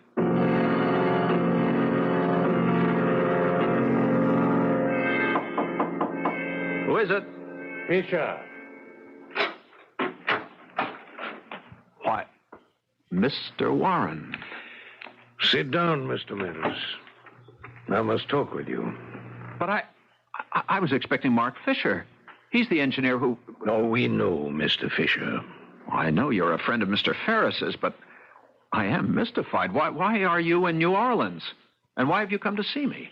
Has Ferris sent you? You play the fool. I hope not, but I sure feel like one. Ferris sent me down to check on a problem Fisher's got, and I'm supposed to try to straighten it out, solve it. Are you involved? Who are you, really? Security for EEI? You delight me. Well, that's nice to hear. Sit down and tell me how. I will do that. Have you come with some special instructions for Mr. Ferris? You might say that. I really don't understand. Well, then I will explain. Would you like some refreshment? I can call down for room service. No. That would be fatal. Fatal? Hey, what's going on? It will be fatal anyway. But my way, it is so much neater. You have been caught, Mr. Mills. I have. What's the charge? You are not Amory Mills. You are counterintelligence. Are you all right, Mr. Warren? You sound crazy. It is you who are, as you say, crazy. You know who I am, and you know who you are. Of course. You're an import-export dealer and a friend of Mr. Ferris's. I'm Amory Mills, a lawyer who specializes in land deeds.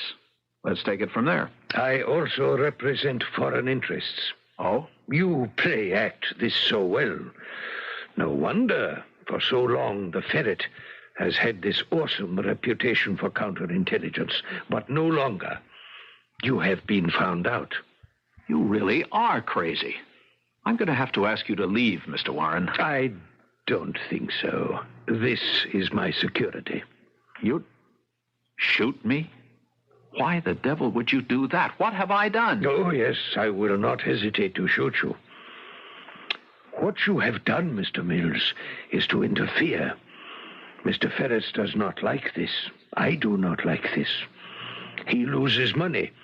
The interests I represent lose even more.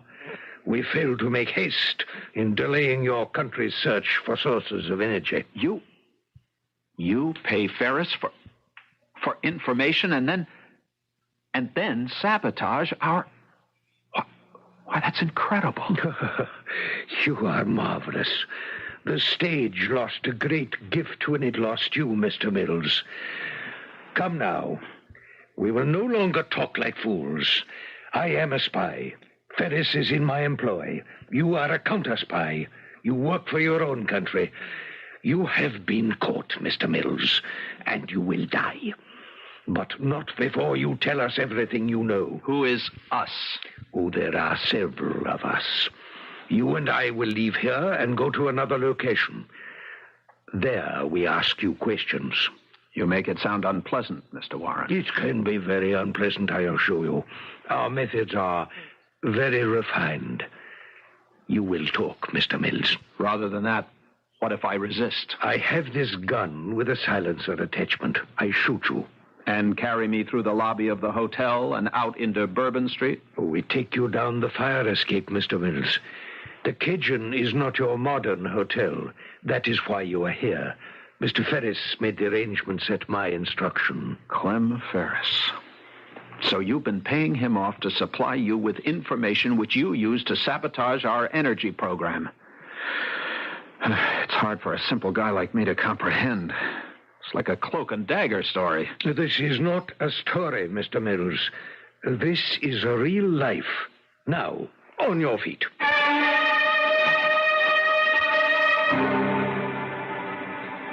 What? No, Clem. It's true, Loris. I don't know what else to tell you. His body was found in the river. The police identified him from the papers in his wallet. Whoever waylaid him beat him until he was horribly disfigured. Oh, Amory. Amory dead. But why? Loris, everyone in this company is a potential target for our enemies. Perhaps Amory had been snooping around. Oh, Clem, I don't know what else to say, Loris. I'll see to the arrangements. And don't worry about money. Amory was killed in the line of duty. You'll be well provided for.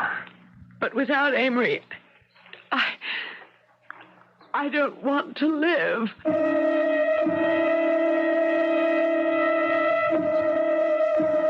Who? Mr. Monk. Who is he, Linda? Oh, I see a friend of Amory Mills. Yes, I suppose I'll have to see him. Tell him to come in. Mr. Ferris? Yes? Who's this other man with his hat pulled down over his face? What kind of gag? Hello, Clem. Amory Mills. But I thought... I've got to have a talk with you, Mr. Ferris. Amory, I heard you'd been waylaid and murdered. I told Loris. I can hardly blame you, Clem. It could have been me. Some guy slipped me a knockout drop in a saloon and stole my wallet. The police caught him and brought him in.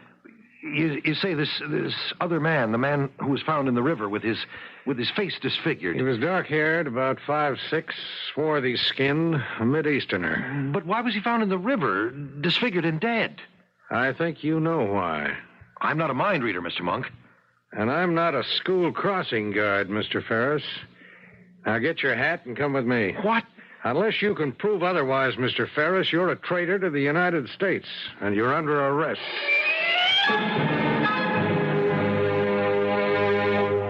Your wife okay? Yes, thank you. And thanks for New Orleans. My job, Amory. Also, you mean a lot to us. Well, thanks to you, we got Ferris, Warren, and a whole network of his little assassins. You saw the evening's headlines? Yes. Monk, who really was behind all this? I mean, on our side. I don't know. Some say the ferret. Why? Well, several things. First, Ted Palmer really did pick up that package of Ferris's and drop it at Lost and Found. Yeah, I know. But if it had Ferris's address on it... His Larchmont address. Well, then he must have telephoned Ferris. He did. The message never got to him. Another thing. Who found out that Ferris was having drinks with Warren at Gino's? You said somebody telephoned you, but you couldn't say whether it was the voice of a man or of a woman. Yeah, that's right. Well, who was it who pulled the strings behind our backs? You mentioned the ferret. Who is the ferret? Could it have been Ferris's secretary? Linda? No, she was taken into custody. Is she there now? Well, I wouldn't know. I see what you're getting at. The ferret could be a woman. Could be. And we'll never know.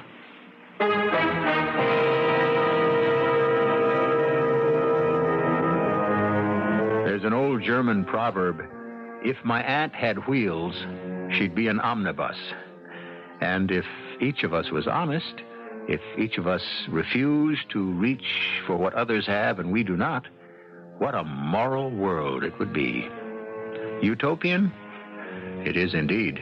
And that is why we have spies, and why those spied upon have their counter-spies. A final observation when I return shortly.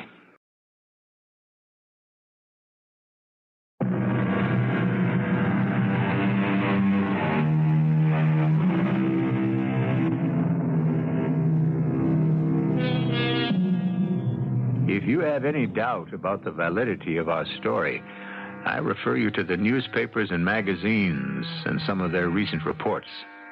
Can you doubt that there is a silent network throughout the world of men struggling against each other to obtain information and to invalidate it? It's rather a creepy idea, isn't it? Our cast included Elliot Reed, Patricia Elliott, Court Benson, and Robert Maxwell. The entire production was under the direction of Hyman Brown. And now, a preview of our next tale. It was a rough night, and I had to pay extra for oars. We went nigh on to Snake Island when a squall hit it suddenly, and we broached to, fighting the riptide. Well, that was when we lost him. He fell overboard. Oh, no, Sir Biz, it wasn't exactly like that. There was lightning, as you know, and coming around the point of the island, all of a sudden, like, there was what you might call a illusion. What kind of an illusion? The figure of a woman above the waterline? Oh, no, not that one, sir. This was an hand. a woman's hand that reached up from the water and that Mr. Philip bent over to grasp. And before we knew it, he was overboard and underwater and lost. Radio Mystery Theater was sponsored in part by all state insurance companies. This is E.G. Marshall inviting you to return to our Mystery Theater for another adventure in the macabre. Until next time, pleasant dreams.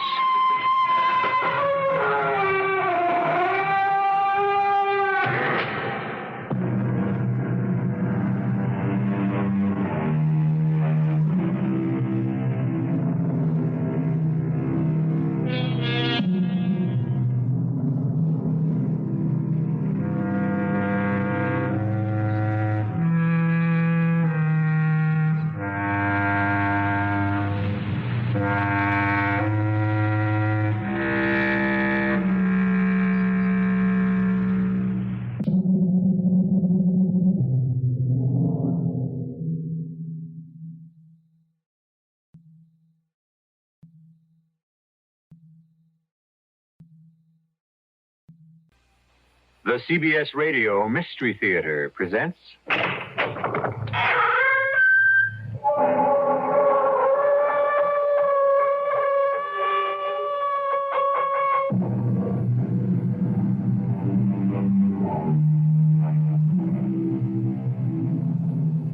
Come in. Welcome. I'm E.G. Marshall. I forget who, but someone once said that fate is like a madman with an axe waiting for us around the next corner. Which is to say, of course, that however serene our lives, we never know whether the madman is lurking around the next corner we turn, ready to take a vicious swipe at us with that axe. In point of which, consider the case of Lucas Lauder, warden of a certain state prison in a certain western state. Joan, in heaven's name, will you try to understand what I'm saying? In less than 3 hours, Guy Richards will be executed. Drop through that trapdoor to his death. Which will mean the end, I hope, Luke, of this whole insane nightmare you've been going through. Yep. Yes, and putting me through. You don't believe. You still don't believe. I have to be mad to believe. Stark, raving mad. If Guy Richards dies, worse than madness may lie ahead for you, Joan. Much worse.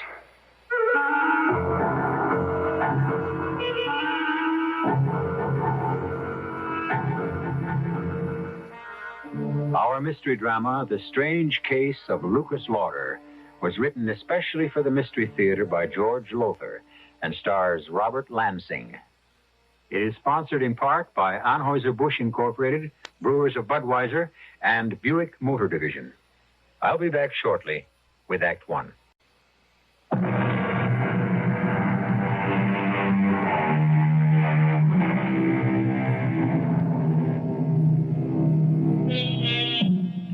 As we know, the death penalty is outlawed in many states, but in some it is still enforced. In such special cases as the murder of a policeman, death through kidnapping, and or particularly vicious crimes. Our story begins in just such a state, in the condemned cell of that state's prison. You sent a message you wanted to see me, Richards. And, thank you, Warden. Thanks very much for answering it this quickly. Won't you sit down? What is it, Richards? I want to discuss my case with you. There's nothing to discuss. You were legally tried, legally convicted. If you think there's something I can do to save Oh, you... no. There's nothing like that. Warden, I was guilty. I freely admitted murdering those women, all 4 of them, and mutilating them with a butcher knife. No. The name the newspapers gave me was well-deserved. Guy the Ripper. All right, then what is it you want to see me about? Warden, hasn't it ever struck you as odd, curious, that someone of my breeding and background could be guilty of 4 such horrible murders? Murders and mutilations identical with those done by Jack the Ripper nearly a century ago? Yeah, as a matter of fact, it has. Me and quite a few others.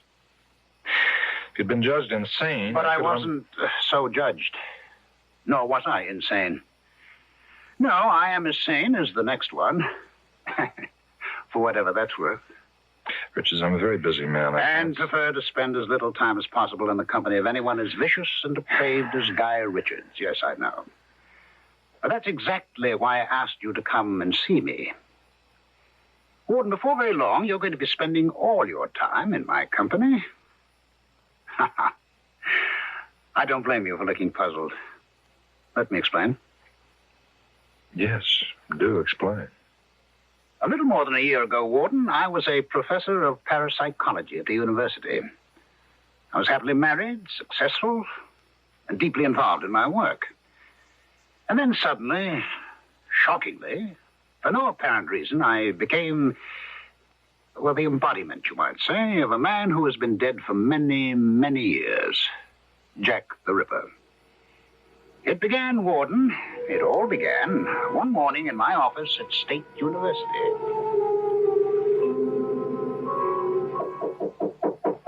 Come in. Well, Eric Nordling. It's good to see you. Good to be back, Guy. Good to have you back. I can't tell you how much I've missed you this past month. It's like missing my right arm. Oh, nonsense. I'll be frank with you. When you went into the hospital for those tests a month ago, I didn't expect I'd miss you as much at all. Well, why should you? I'm just an assistant professor. Ah, but what an assistant. You remember when you left, you and the class were analyzing those strange, gruesome murders that had taken place? The 3 women? You remember? I remember. Well, I took over for you, and believe me, the class soon let me know that I just wasn't in it with you. They said no one, not even me, could touch you when it came to explaining the murderer's drives and motivations. In fact, they said you understood and explained them so well, they wouldn't be surprised if you were the murderer. Well, what is it, Eric? Eric? Guy, I am the murderer. Well, I can see you're not joking, Eric. I'm not. I also know that you haven't been well. In fact, I'm very sick. Guy, I'm dying. But none of that changes the simple truth that I murdered those women and mutilated them. Guy, I'm Jack the Ripper. No, I'm not crazy. As a professor of parapsychology, you do believe that people can be possessed by the spirits of the dead? I keep an open mind, or try to. Well, I can tell you that possession is a fact. For some time now, I have been possessed by the spirit of Jack the Ripper. Eric, if I didn't know you better, I'd say that you're really possessed of a dose of LSD. But since I... Guy, believe me. What I'm telling you is the truth. Believe me, because you're about to become Jack the Ripper. Eric, you're ill. I can tell from looking at you. You're seriously... I am. I'm dying. I told you that. They've given me less than 2 months to live. Oh, Eric. It's terminal. In less than 2 months, I'll be dead. And the day I die, the instant I die, the Ripper's spirit will leave my body and enter yours. You don't believe me, do you? Of course not. Well, then I'll have to prove it. You've taken your penknife out of your pocket and you're opening the blade. Well, yes, to clean out my pipe. What's so unusual about that? Does your pipe need cleaning? Well, no, but... You acted on impulse. Sudden, inexplicable desire. Desire to hold a knife in your hand. Oh, now, of all the senseless... It isn't senseless. And if you think so, try to put the knife back in your pocket. Well, go ahead. Close the blade. Put the knife back in your pocket. I haven't done what I intended to do, clean out my pipe. Is that what you intended to do? Oh, in heaven's name, Guy, be honest with yourself, is it? No. Now, what What do you intend to do with that knife? What do you want to do with it? I want to kill with it. To strike and slash. What is this? What? It's Jack the Ripper. Using your body. You needed proof, and I just gave it to you. I took possession of you for a few moments.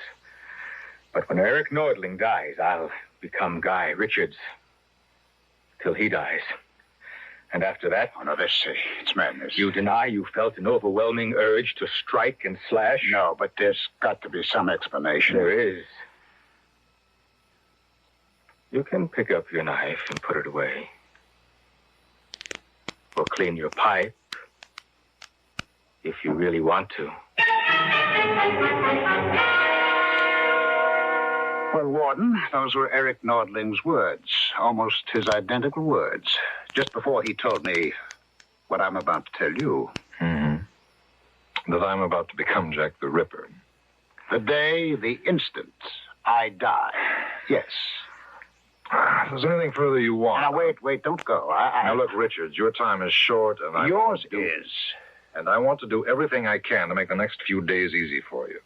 But when it comes to listening to the kind of story you just told me, I haven't the time. You don't believe it either, hmm? Even I didn't. With all my knowledge of the occult, the psychic, I couldn't bring myself to believe in anything so impossible. Seemingly impossible. Nutty is the word. You think I've gone a little, what do they call it here, stir-crazy? No, you haven't been in long enough for that. I'm not calling it anything. I'm not thinking anything. Look, you wanted to get something off your chest, you got it off. I'll be going. No, please. Richards, I don't have time. Listen for just 1 minute more. At 6 in the morning, 2 days from now, I'll be hanged for murders every bit as revolting as those of Jack the Ripper. Because I am Jack the Ripper.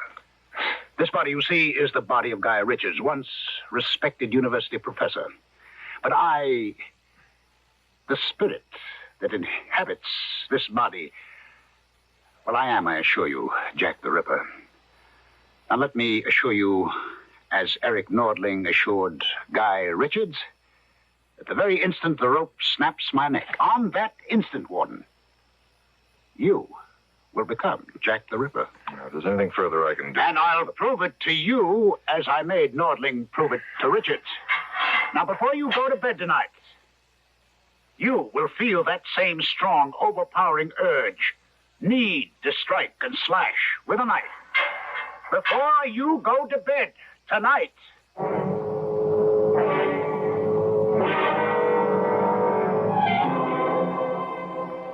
That's really one of the strangest stories you've ever brought home with you. More potatoes? Thanks. It's funny, though. What? Well, and don't ask me why I did this. I certainly didn't believe a word of Richard's story. Not a word, but I guess curiosity got the better of me. What? I checked at the university. Richards did have an assistant named Eric Nordling, and he did die when Richards said he did. Doesn't mean anything. And still, that part of Richard's story was true. Joni, what do you think? What do I think? Well, he's kind of interested in that stuff, yoga and astrology and the psychic and all Oh, that. not really. Yeah, but you do have an interest. And not a serious interest. Still, what do you think? I think I'd like another piece of roast beef. That's what I think. Okay. I'll try not to be so heavy-handed this time. Oh, you weren't heavy-handed. Just slice it a smidgen thinner, that's all. Just a smidgen. Smidgen it is, and easily done with a knife as razor sharp as this. Won't be done at all if you don't stop staring at that knife and cut me a slice. Luke? What? It's nothing. I was just thinking. Thinking what? The way Richards talked this afternoon, you'd have thought I was going to grab at the first chance I got to carve up some likely female. You, for instance. Don't say things like that, Luke, not even jokingly. I'm sorry. But can you imagine anyone like me, for instance, starting to cut a slice of roast beef and then changing my mind and deciding to carve a few slices out of you? No, I can't, and I'd just as soon not. Up on the table like this, holding the carving knife in my hand, this razor-sharp carving knife.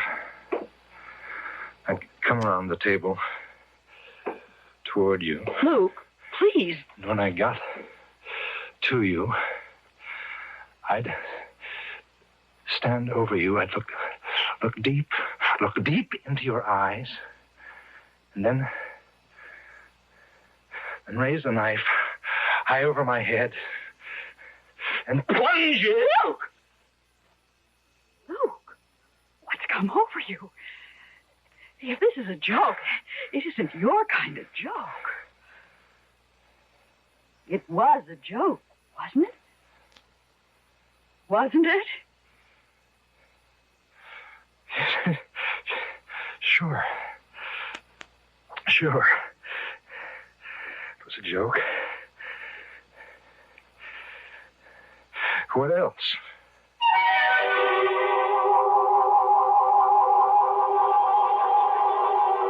What else, indeed? What else could it be?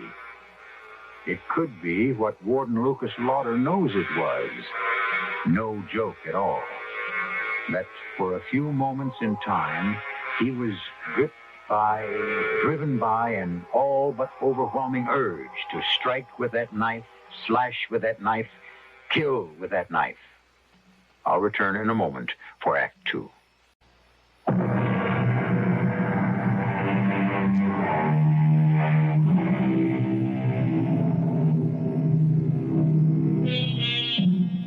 As I said earlier, fate is sometimes likened to a madman with an axe.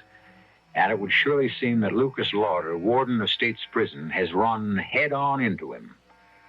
When Guy Richards told Lucas that he was really Jack the Ripper, that his body was possessed by the spirit of the Ripper, Lucas laughed.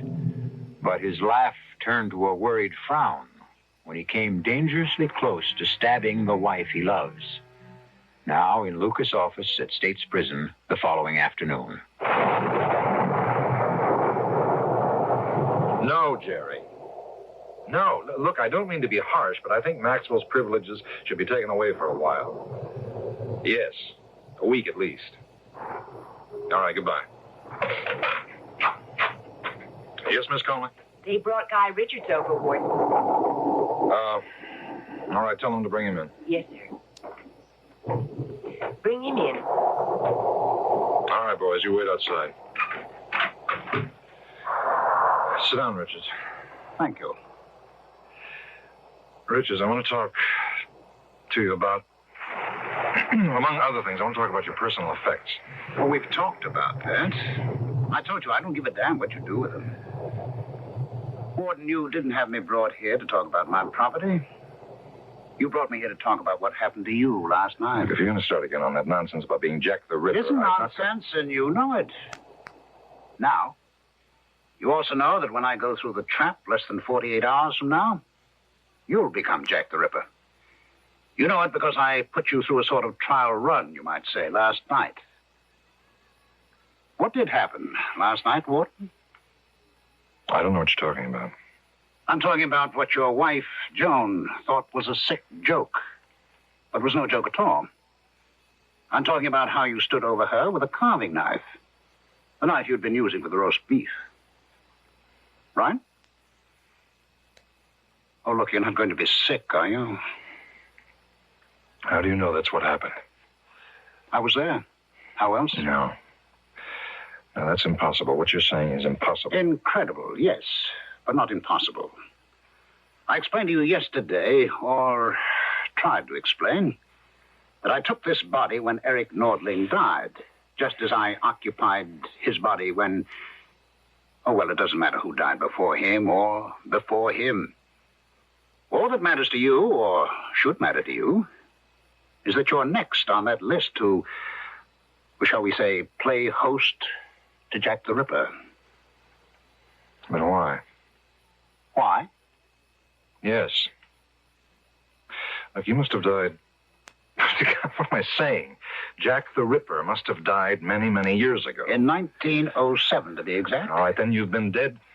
I mean, damn it, the Ripper has been dead nearly 70 years. But his spirit, my spirit, has lived on in others. Right, that's what I'm getting at. Why? Because I cannot rest. Why, because of the awful crimes you committed? No, not because of the crimes, but the reason behind them. The evil in me that drove me to what I did. The hate. No, I don't understand. There is nothing to understand. It's quite simple.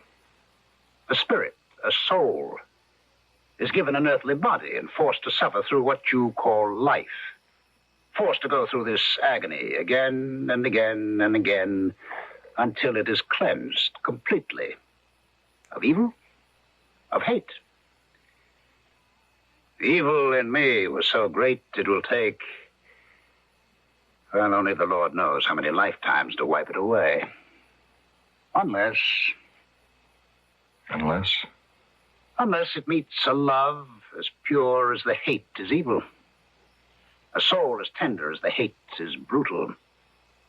A spirit as compassionate as the hate is ruthless. And that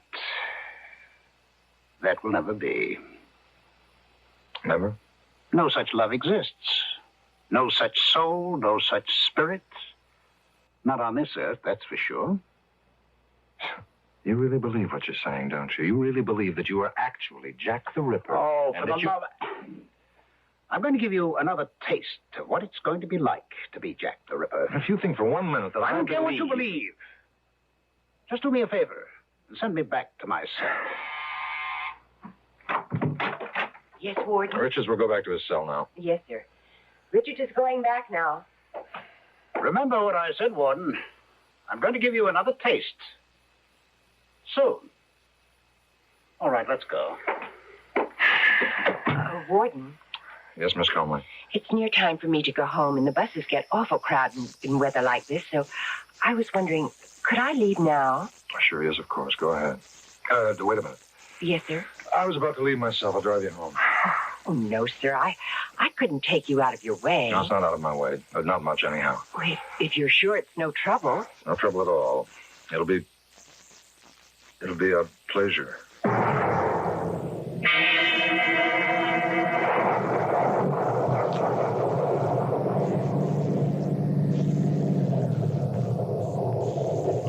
Warden. Awfully nice of you. I'll see to your door. Oh, no need for that. No, I insist. There've been a lot of muggings in this neighborhood. Some. So I want to be sure that you get to your apartment safe and sound.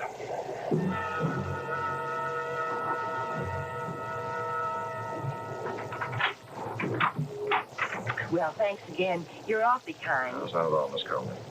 I wonder if I might use your phone. Oh, sure. Just call home, let my wife know I'll be a little late.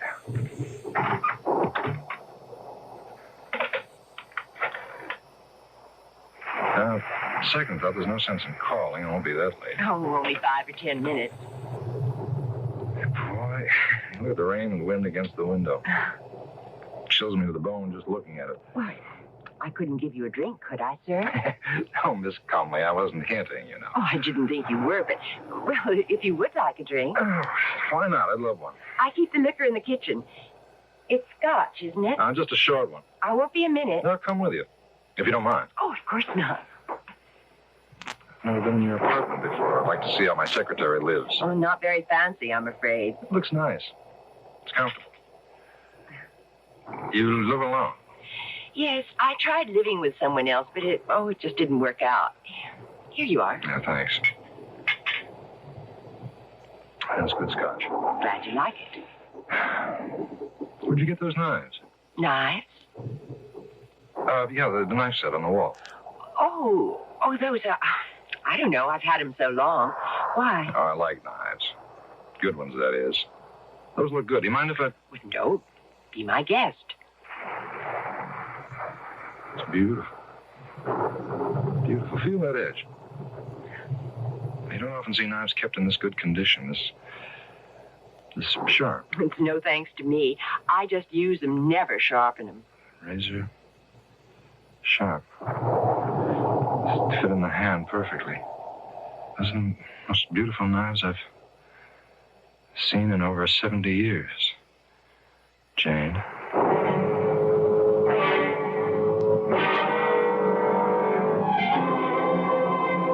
Get out of my cell, Warden. I don't have to put up with this. What are you doing to me? You answer me, Richards. What are you doing? I've told you. You told me a lot of nonsense about you being Jack the Ripper, taking possession of me, my body when you die. I don't buy that. But you're up to something. You've done something to me. I'm not leaving this cell till you tell me what it is. You're scared, Warden? Of what you came dangerously close to doing to your secretary yesterday? And will do not long after you hang me? The urge, the nearly overpowering urge, I stayed your hand, not you, to plunge the knife into her, to slash. Stop it. See, stop it. Now, you listen to me. I'm no fool. Yesterday I nearly murdered that girl. And somehow you know all about it. But I stayed my hand, not you, because I'm not a killer. And how do I know what went on in that kitchen? I don't know how you've devoted your life to parapsychology, and you know all there is to know about things like ESP, thought transference, hypnotism. That's it. Hypnotism, like Nordling. You're a hypnotist. Somehow or other, I don't know how, you managed to hypnotize me when I was talking to you. You put ideas in my head. Post-hypnotic suggestion, I think it's called. You cannot give a post-hypnotic command that's contrary to the subject's normal fiber. Warden, it would be impossible for me or anyone to command you to kill. It isn't in you to kill. But that will all change when I am in you. At approximately a second or two after 6 o'clock tomorrow morning. Oh, which reminds me, I have a gift for you. Here. A knife? A knife. Where did you get this? It was made for me in the prison machine shop from a soup ladle. A soup ladle carefully ground down at the edges, skillfully shaped into a knife, expertly sharpened. How did you manage to have this made? How did you manage to have this made? Warden, you know your prison as well as I, or you should, and obviously don't. Anything can be done in a prison if you know the ropes. Here, the knife. Take it. Ed. Ed? You take that knife from Richards and get rid of it. See me in my office later and you explain how he got it. Now, wait a minute. Here, give it to me. I'll get rid of it. Not until you've used it. Not till I, the Ripper, have used it. Again, and again, and again. Ed, I don't want to see this man again until his execution tomorrow morning at 6. If he has any last-minute requests, you handle them. If he has any questions, you answer them. If he wants to see me for any reasons, no. Tomorrow morning, Richards, I'll see you then, and not until then. 6 o'clock. On the scaffold, Richards.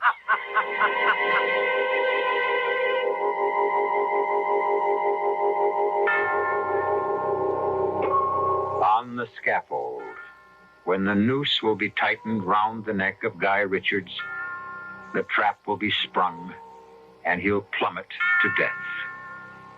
Or will it be life? Another life to be lived out in the body of Warden Lucas Lauder. I'll return shortly for Act 3.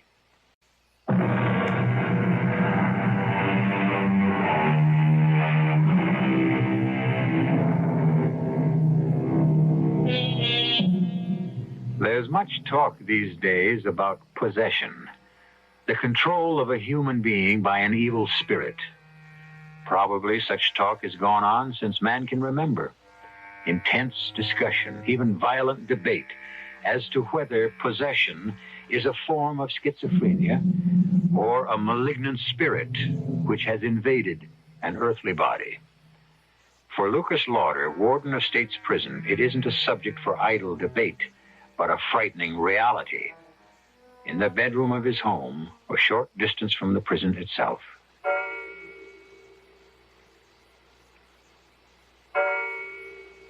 Luke? Go to sleep, Joan. Oh, I know it's impossible for you to sleep the night before an execution, but this time there's something else. Yeah. Joan, I'm scared. Of what, dear? I haven't just been sitting here in this chair watching you while you slept. Yes? I've been fighting an urge.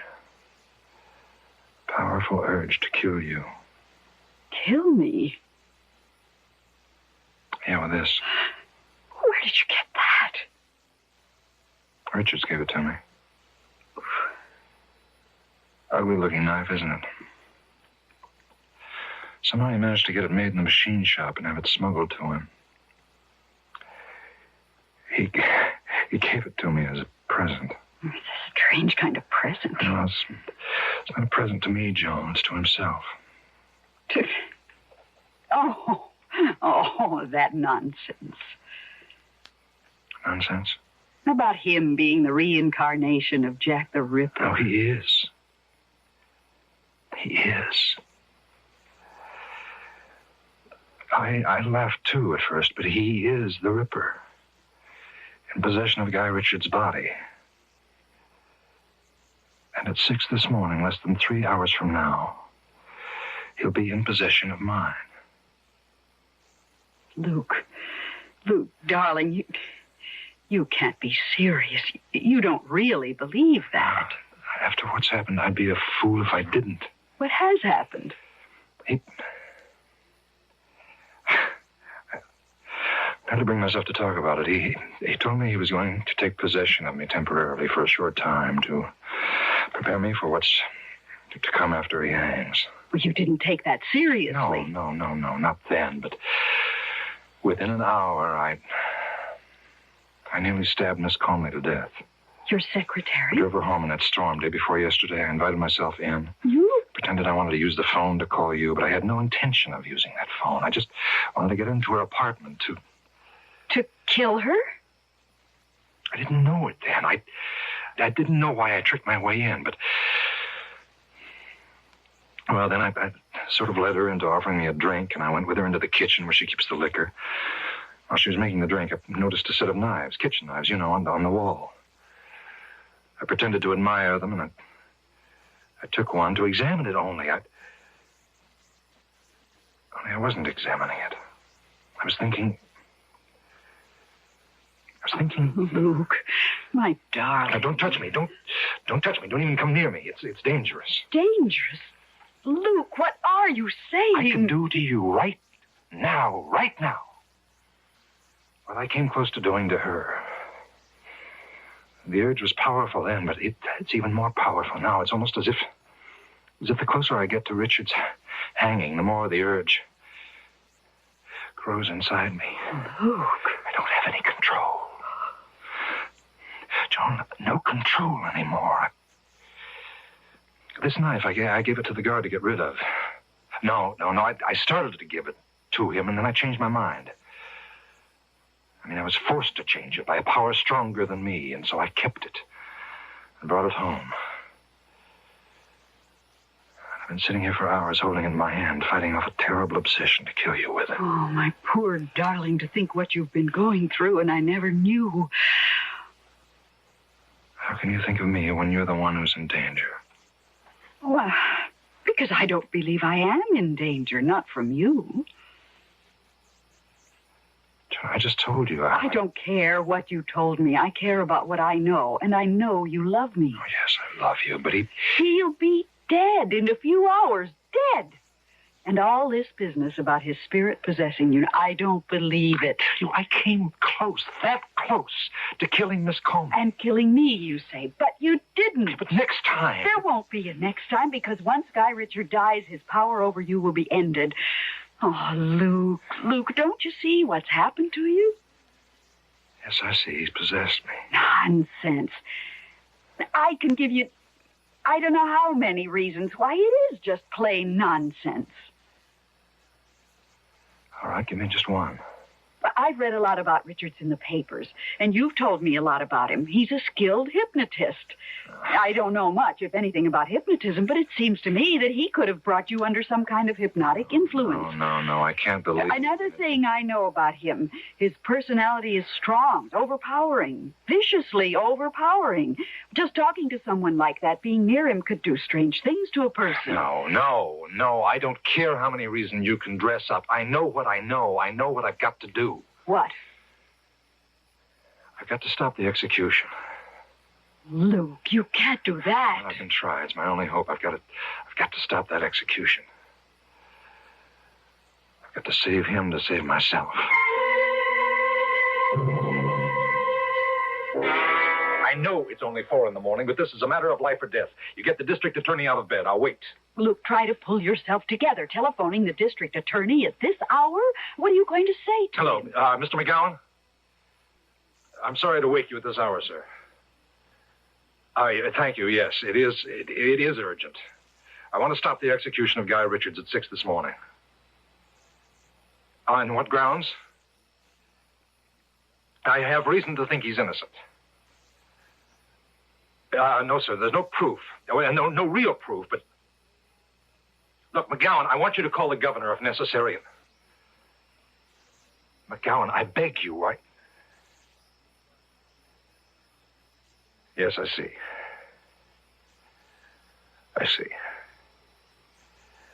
In that case, I'll phone the governor myself. Luke, darling, you can't phone the governor.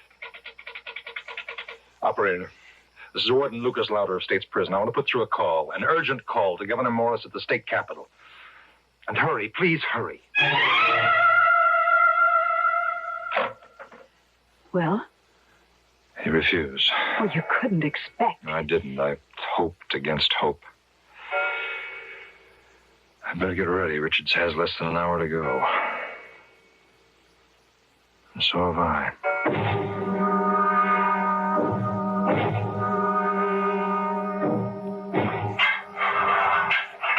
It's time, Richards. You're telling me. If you're ready. Question is, are you? Come on, let's go. You look tired, Warden. No sleep, eh? Well, don't worry about it. You'll sleep just fine tonight. The Ripper always sleeps well. Afterward. After what? Having killed. Well, I didn't know there'd be an audience to see the end of Guy Richards. The press. Straight ahead to the scaffold, Richards. You're sweating, Warden. Calm down. Make you feel any better, there's no pain to this. Over in an instant, you know. I've been through it once before. The man whose body I took before Eric Nordling's. Well, here we are. A moment in destiny. For us both. All right, Ed. Oh, do we really need the hood? Well, yes, I guess we do. Spare the feelings of our audience. Go ahead. Just one thing to say, Warden, before you pull the trap. Yes? This isn't goodbye. I'll be with you again soon. Agreements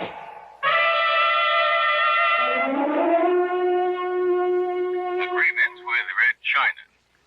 That's the latest news from the nation's capital. Guy Richards, the notorious Guy the Ripper, was executed this morning at State's Prison. That's enough news for one day. I'm for bed. You, Luke? Luke? What? It's after 11. Time for bed. Oh. Yeah, Joan. Yes, dear? Where did you put it?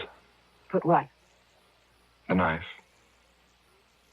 I mean, don't look at me as though you didn't know what I was talking about. The knife Richards gave me. I know what knife you're talking about, but I don't know why you're asking me where I put it. You didn't take it? I put it in the top drawer of this table. You saw me put it there. I put it there so you could get rid of it. You didn't? No.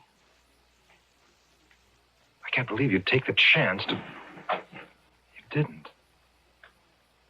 The knife is here. Yes, it is. Look, I gave you a chance to get rid of it. Why didn't you?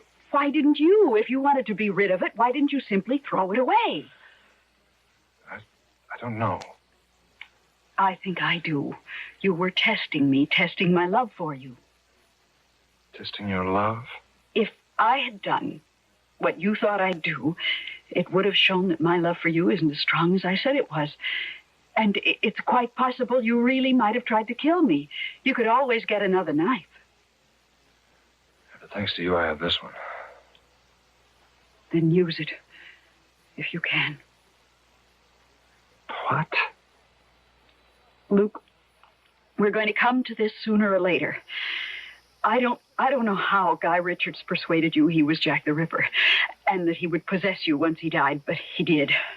You said last night that the urge to kill was growing stronger in you, and you were convinced once Richard was hanged, it would become so strong you'd never be able to control it. It's been doing that all day. It's growing in me.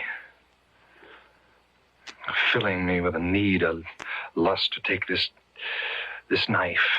I know. And unless this obsession of yours is smashed now, right now, you'll kill. Sooner or later, you will kill. Well, if you're going to do it, do it. Do it. And get it over with. You're taunting me. You're taunting me because, like all women, you have contempt for me. I love you. Oh, you're lying. You don't love. You don't know the meaning of love. Hate, oh, that's something else again. That's something you know all about. I think I'm not on to you, all of you. Well, let me tell you something. I've spent months, years watching you and the likes of you. Luke, what? And your little tricks luring men. And, oh, don't think I didn't see you today, this very day in Leicester Square, flaunting your charm. Leicester Square? Leicester Square, Piccadilly, Fleet Street, wherever you could sell yourself. Luke, now snap out of it. Pull yourself together. Look about you. Take your last long look before you die. You see that gas light at the end of the alley? Well, you see it for the last time. Gas light? Listen.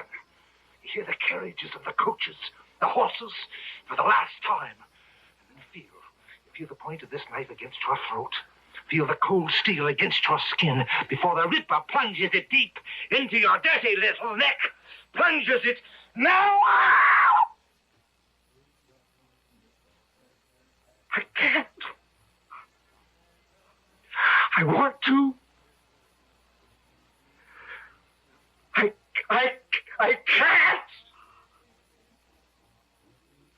Why? Why can't I? Because you're not Jack the Ripper. You're Lucas Lauder, my husband. The Ripper hated. You love me every bit as much as I love you. God, I do. Dearest. He said, Richard said, the spirit of the Ripper would never be free, never find rest until it met a love as strong as his hate. Heaven knows, Joan, there can't be, there never has been a love as strong as yours. Maybe it's crazy, but I feel he has found that rest at last. Thanks to you.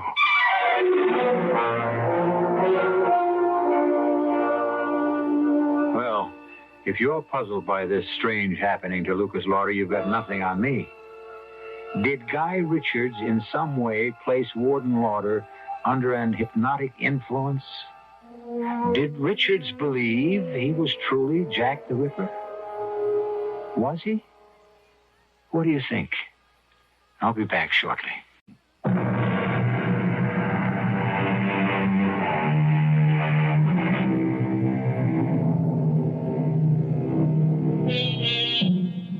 When I told this story to a friend of mine who's a psychic, a sensitive, she said that, of course, Guy Richards was the reincarnate Jack the Ripper. Another friend, a psychiatrist, said, nonsense, a clear case of a split personality. Which is right, I don't know. Maybe the truth lies somewhere in between.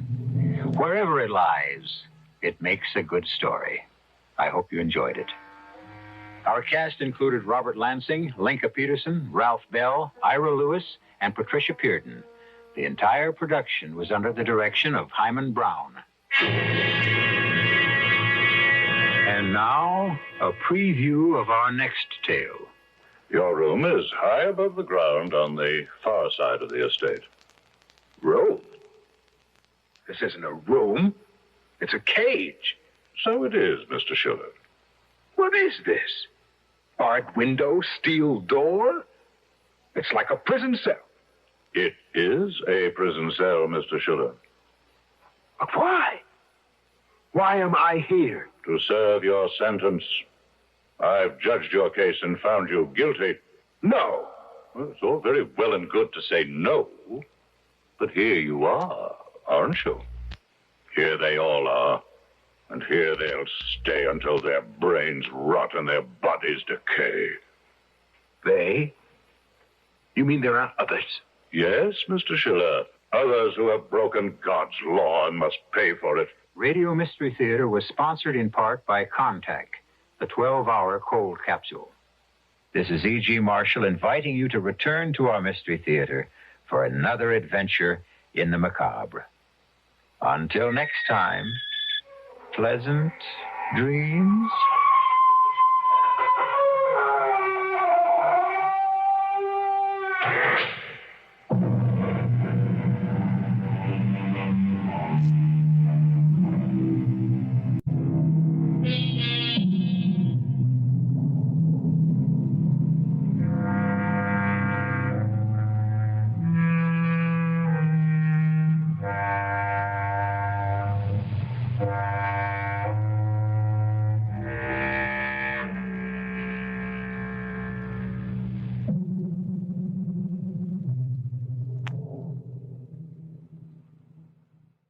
The CBS Radio Mystery Theater presents...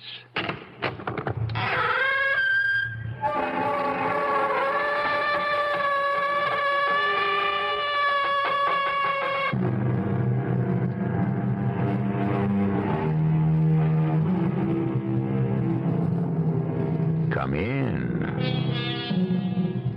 Welcome. I'm E.G. Marshall. He who sleeps in eternal noise is awakened by silence. Silence. As we all know, silence can sometimes be the loudest sound there is. Certainly, it can be the most eloquent. We spend so much time and energy learning to speak, as if it requires neither effort nor wisdom to know when to keep still. I should like you to meet my husband, Lieutenant Everett Summerfield. Your husband? Of course. Everett, dear, this is Mr. Walter Owens. Who? Everett, Mr. Owens is also an artist. Mrs. Summerfield, who are you talking to? To my husband, of course. Can't you see? No. That's just the trouble. I can't. I don't. Mrs. Summerfield, there is no one here.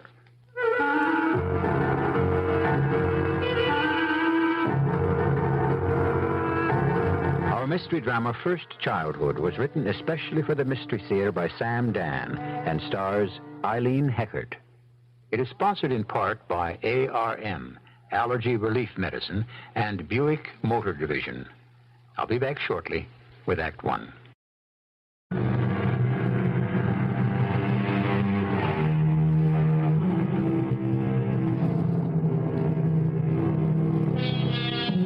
The years go by. We're aware of the breath in our mouths, the feeling in our bones, our image in the glass. Yes, we stumble through a universe of illusion, constantly threatened by quicksands of uncertainty and doubt. Yet, our basic hold on sanity is our knowledge of ourselves. We may know nothing else, but each of us knows who he or she is. Or do we, really? It's too nice a day for all that. Join us at a beach on the northeastern coast. A private, secluded place on a day when the brilliant sunlight dances on the sparkling waves and the crisp air crackles in the lungs. And as the poet might have said, just to be alive is paradise enow. Oh, that's rather good. What? Oh. Oh, I'm sorry. Did I startle you? No, I was busy concentrating on this canvas. I didn't hear anyone coming. That is rather a good painting. Oh, do you really think so? I wouldn't have said so if I didn't. That doesn't mean I like it. Oh, I see. It shows promise. Shows promise. That sort of criticism is the kiss of death for an artist. But you're not an artist. Oh, why do you say that?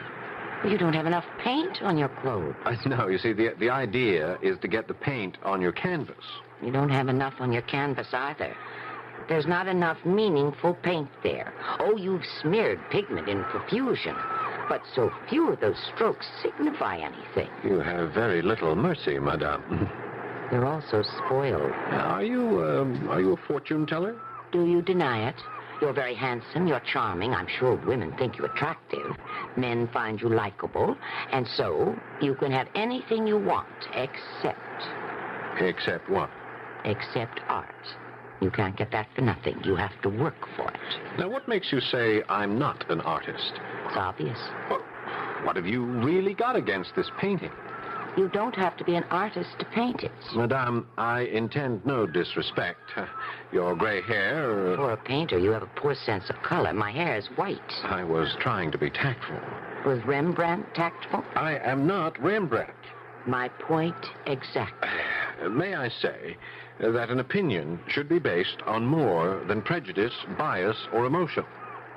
An opinion, hopefully, should have its foundation in fact, in evidence, in the authenticated truth. You sound like a lawyer. Well, it so happens that I am a lawyer. Well, then how can you be an artist? I'm a lawyer and an artist. I notice you listed lawyer first. I'm both.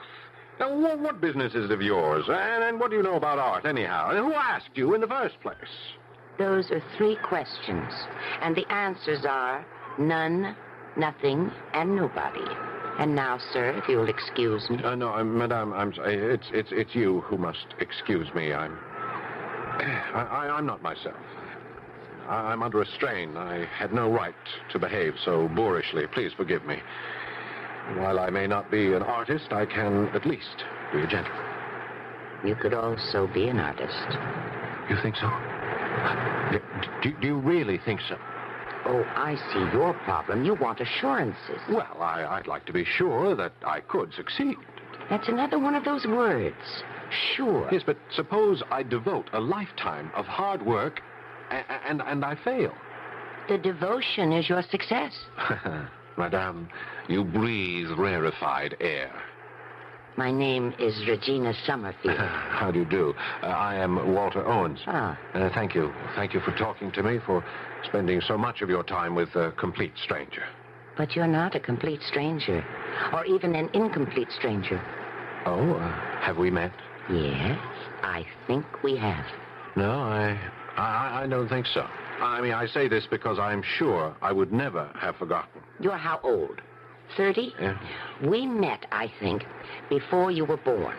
Oh, before I was born? Yes, I'm sure of it. Well, is that so strange? Yes, frankly. Why? Where do you think you were before you were born? Where do I think I was before? Inside you, there's an essence. Now, something that makes you Walter Owens. Wouldn't you agree? Well, on the face of it, I suppose I would agree.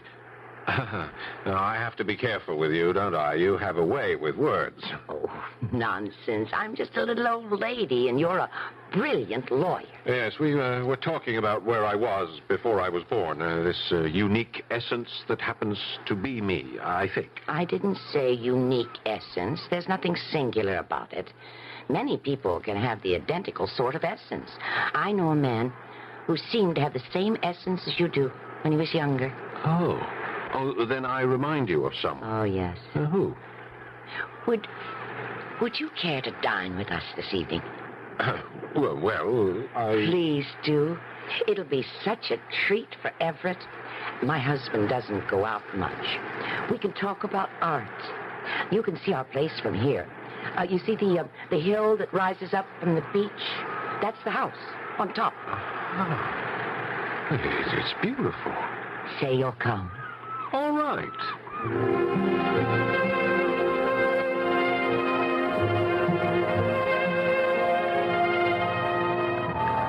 Mrs. Marshak. Oh, wait, don't tell me. You're in room 212. 211. I'm close. Yes. And your name is Mr. Owens? No, Owens. Oh, Well, at least I was right about it beginning with an O. Yeah. Do I have any mail? No, sir. Ah, I see you got your paint set with you. A paint set? Isn't that what it's called? Yes, I suppose so. No mail, eh? Could I say something, Mr. Owens?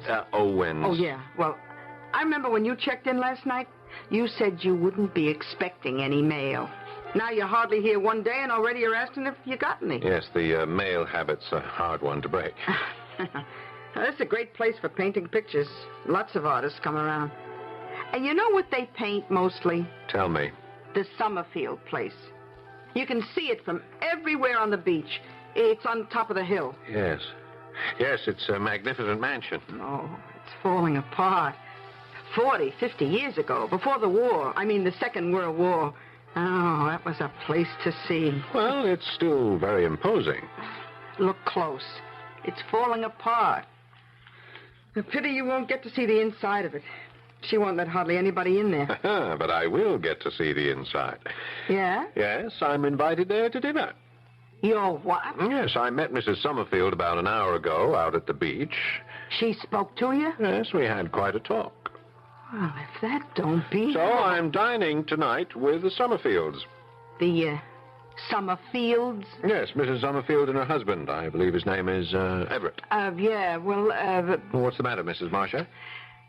Look, what you have to understand is that there is no Mr. Everett Summerfield. No, Mr...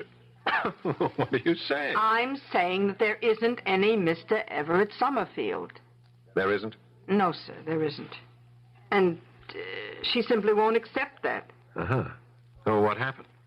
Well, you see, Everett Summerfield was in the Navy. He was a lieutenant on board the USS Arizona, which was at Pearl Harbor. Mm-hmm. The ship was blown up on December 7th and sank to the bottom. And he was killed? Yeah, he was killed. But you see, they never did find his body. I see. Now, she pretends he's come back. She talks to him, just as if he's sitting there, and she cocks her head as if she's listening to him. I swear, it is scary. Yeah, it's quite a place, but she's not going to be able to keep it much longer. Well, why do you say that? Well, because she's got a relative, some niece or something, that's trying to get the place away from her. On what grounds? On what grounds? Well, the woman's a nut. I mean, I like her personally, but she is a prime candidate for the nut house. Look, you're going there tonight. You'll see for yourself. I mean, the curtains on the windows are rags. The upholstery's all worn out on the furniture. The place needs paint all over. But she thinks... You know what she thinks? What? She thinks the place is in shape for the President of the United States to be entertained in. What you're intimating is she's crazy. Intimating? It's a fact. Mr. Owens, it's a hard, cold, cruel fact.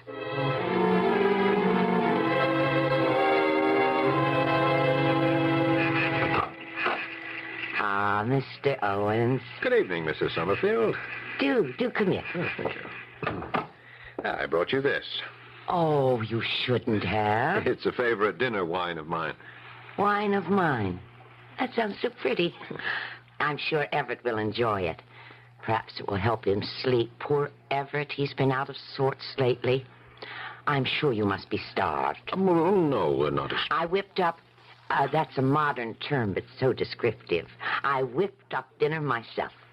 We let the servants go. Well, why keep them? We don't use all the house these days, just a small part of it, and it's enough for the two of us. This is Everett's library, but he'll want to show it to you himself. And this is a small room that we use as a combined sitting and dining salon. Lovely, isn't it? It's, yeah. Yes. Now, these are genuine Hepplewhites. The drape on the window, if you look a bit more closely, is a genuine Gobelin. That is, it's purported to be. But this is Limoges china. I see. The tablecloth is a type of pure linen that doesn't seem to be made anymore. It was the exclusive secret of an old family in Ireland, which is now extinct, I understand. But you can see the fine weave, can't you? Oh, yes. Oh, yes, absolutely. And this cup is quite small, you see. Oh, so exquisite. It's a Cellini. Yes, beautiful. Please, forgive me. For what? Oh, I babble on and on about all these lovely things. It suddenly seems to me I must sound like a Philistine. Don't you think so? No, not at all. Why do you say that? Just listen how I emphasize this as a genuine that. Cellini, Gobelin, Limoges. I'm trying to impress you with names. That doesn't seem that way.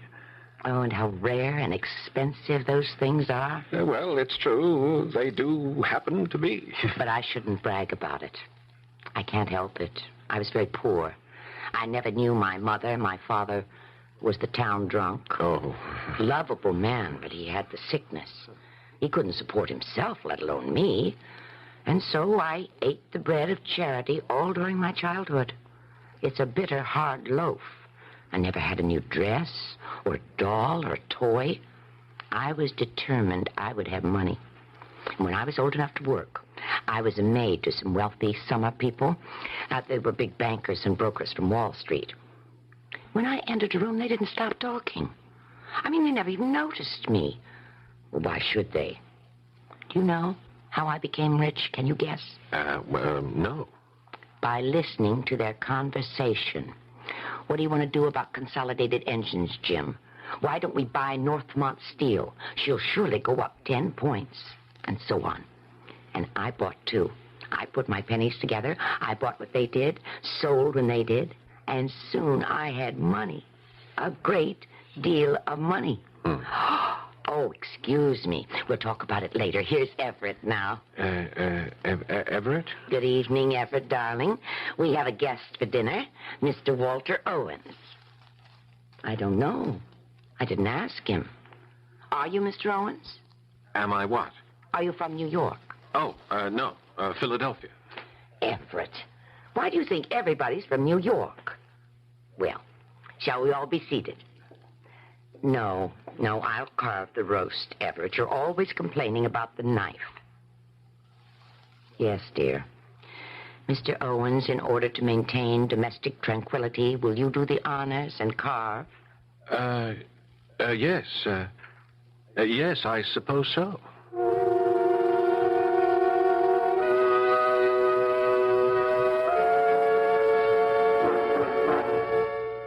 Well, now, how many people are at that table? 2 or 3? And just who is Mrs. Summerfield?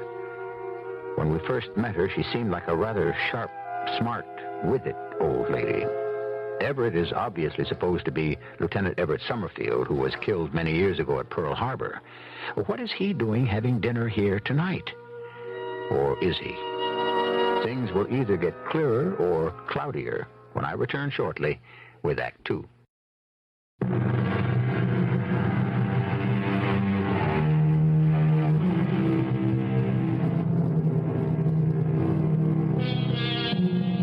Home is the sailor, home from the sea, said the poet. But some sailors can never come home again. They lie buried forever under a watery grave of warm green or cold blue. Lieutenant Everett Summerfield went down with his ship at Pearl Harbor on that terrible day. But not according to his wife, who is now having dinner with him many years later. I hope you enjoyed your dinner, Mr. Owens. Oh, yes. Excellent. Some more coffee? No, thank you. This is fine. Just fine. Everett. Oh, my goodness. Look at him and listen to him. He's fast asleep. Honestly, Mr. Owens, that man can go off just anywhere. Or was it your wine? I just wish he wouldn't snore so loudly. Does it disturb you? Does what disturb me? Well, can't you hear that man snore? Oh, I don't mind. You're very kind. I was telling you how I became so rich by just listening to wealthy men talk. I was 19 years old, and I had almost $500,000. Can you believe it? Yes, I could believe it. I couldn't. But there it was in my account in my broker's office in New York. Meanwhile, I'd fallen in love. Can you guess with whom? Everett? Yes, Everett. Everett Summerfield. It was a miracle. Well, what do you mean? A miracle that he would fall in love with me. Well, why? Well, why shouldn't I fall in love with him? He was tall and handsome and rich. But for him to love me, mousy little Regina Melfin, a penniless orphan girl. Yes, but you were rich. Well, who knew that? No one, not yet. I was Miss Nobody who had nothing. And yet he fell in love with me. His parents were furious. And then they died. An automobile accident. And do you know what came out? Mr. Summerfield Sr. was broke. It was a disaster. But do you know what really bothered Everett? The thought that he might have to lose this house, this magnificent home. He always loved it. Well, you can see why. Oh, yes, I can. You can't imagine what happened when I said to him, "Darling, here's enough money to save the house." And we saved it. We were very happy until the war clouds began to threaten. Everett had a commission in the Naval Reserve. He volunteered for active duty. Was he at Pearl Harbor? Oh, yes.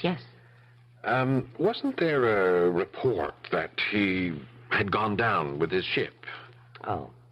You must have been listening to some of the town talk. Is that what you heard? Yes, I believe so. It was many years ago. I received a wire from the War Department. They said he was killed in action. But you know, I refused to believe it. You refused? But why? Because I knew it couldn't be true. He couldn't be dead. He just couldn't be. And so I was not going to believe it. I went to Hawaii to look for him. But if he was reported killed in action, where could you look? Under the sea? Well, there's no point in looking there. If he were there, he'd be dead, wouldn't he? No, I thought perhaps he'd been wounded, lost his identification, or he might have been suffering from amnesia. He could have been wandering around the island. I just knew I had to look. Well, did you ask the War Department for assistance? According to the War Department, my Everett was dead. They wrote me a letter to that effect. Now ask me what I wrote back to them. Well, what did you write? I wrote, "If Everett Summerfield is dead, show me the body." They couldn't. And that's how I knew Everett must still be alive, and I was right. What makes you say that? Well, I was right, wasn't I? Here he is today. Uh-huh. But the truth is, I didn't find him. You didn't? No. In the end, he found me. I came home, I waited. I knew he'd return to the place he loved best, to the person he loved best. And he did. One day, one lovely summer's day, he walked into the house. "I'll never leave this place again," he said. "I'll never leave you again." And he hasn't. How nice. Are you perhaps wondering why I stopped to talk to you this morning? Why did you? I spoke to you about an essence that forms the core of each of us, remember? I remember. It reminded me of what was inside Everett before he went away to war. I didn't want to see you waste yours the way his was wasted. Everett wanted to be a painter, too. He was afraid he wasn't good enough, just as you are. Yes, it's something to be afraid of. Why? Why, because if it should turn out that one is not good enough, what has one done with one's life? Lived it. But I know I'm a good lawyer. Then why aren't you happy? I'm very happy. Well, I was very happy, as a matter of fact, until I met you this morning. Oh, I am sorry. Well, you see, every so often, I take some time off. I go somewhere and just paint furiously for a week or so. Well, I have to get it out of my system. Can you ever really get it out of your system? Well, it's getting late. Thank you for a fine dinner. Everett and I are glad you could come. There's no point in trying to wake him. He'll get up in his own time. I'll say good night for him. Yes, good night. And please come again soon.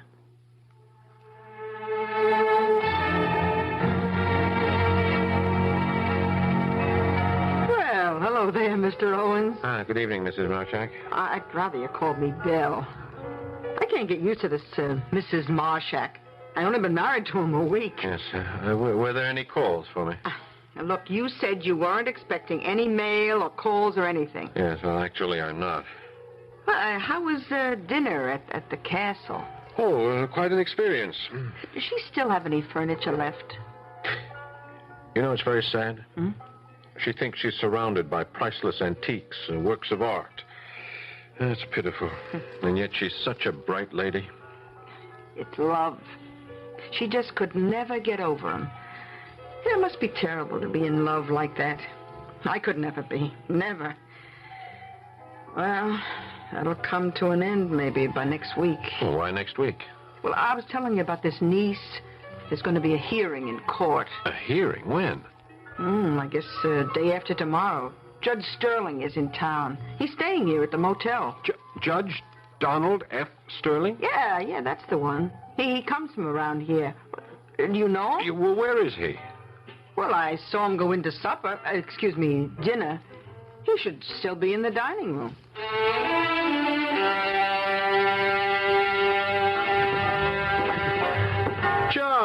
Judge Sterling. Walter, had you dinner? Yes, sir. Yes, Well, sir. sit down, have some coffee. Thank you, Judge. What are you doing out here? Oh, just a little vacation. Oh, you young liars get all the breaks. I'm working. This place is part of my circuit. I've got what I call a COL. Oh, what's that? Oh, it's my own private code for a crazy old lady. Oh. Well, I shouldn't say that. It's just that I hate these things. You get some greedy, shifty-eyed relative who wants the old gal put away for her own good, naturally. Naturally. And the truth is, the old gal would be better off being taken care of, but it's a messy situation. Well, anyhow, since I'll have to adjudicate this case, I'd better not discuss it. Yes, sir. The vultures have circled and landed. What's that, sir? That table near the window. Yes. That young lady, or should I say woman, that's the cousin, somewhat distant cousin, but the only surviving legal relative of the late Everett Summerfield. The late? Yes. That's what this thing's all about. And her estimable attorney, Mr. Leroy Pillow. Unappetizing duo. But they may have the evidence on their side. Oh, what evidence? Enough to show that Regina should be committed. You call her Regina. It sounds as if you know her. Yeah, I've known her all my life. Well, first part of my life, anyhow. A little orphan girl. Work-worn little drudge before she was fairly into her teens. Her face and hands were always dirty. Heaven forgive us, we all made fun of her.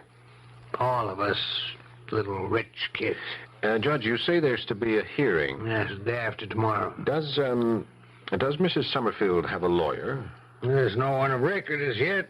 I suppose the court will have to appoint one. Do you suppose the courts could appoint me?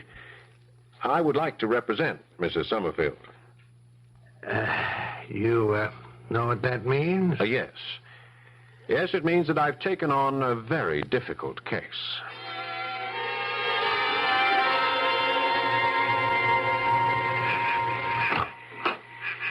Oh, Mr. Owen. Yes, I know it's late. May I come in? Of course. Thank you.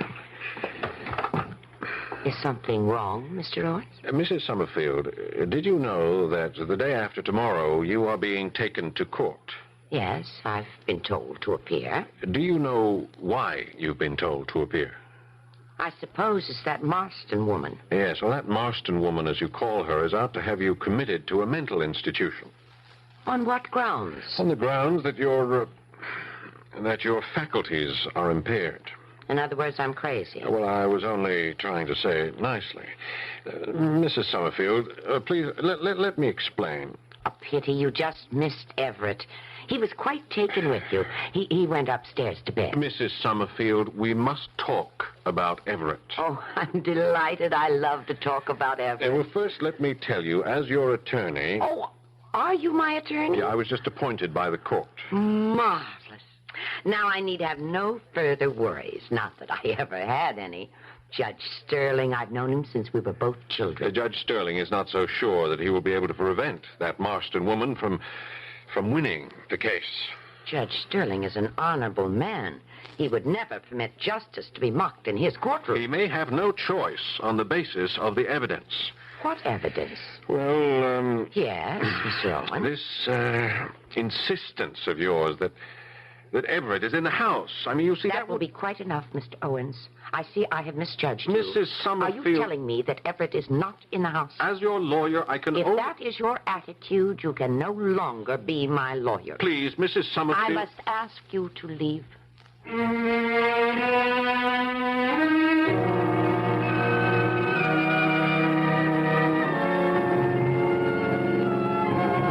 We'll all have to leave for a few moments until the arrival of Act 3. But what have we here? Evidently a tug of war between fact and fancy. Which side usually wins these affairs? Now think a moment before you answer. We'll continue shortly. This is WBBM Chicago.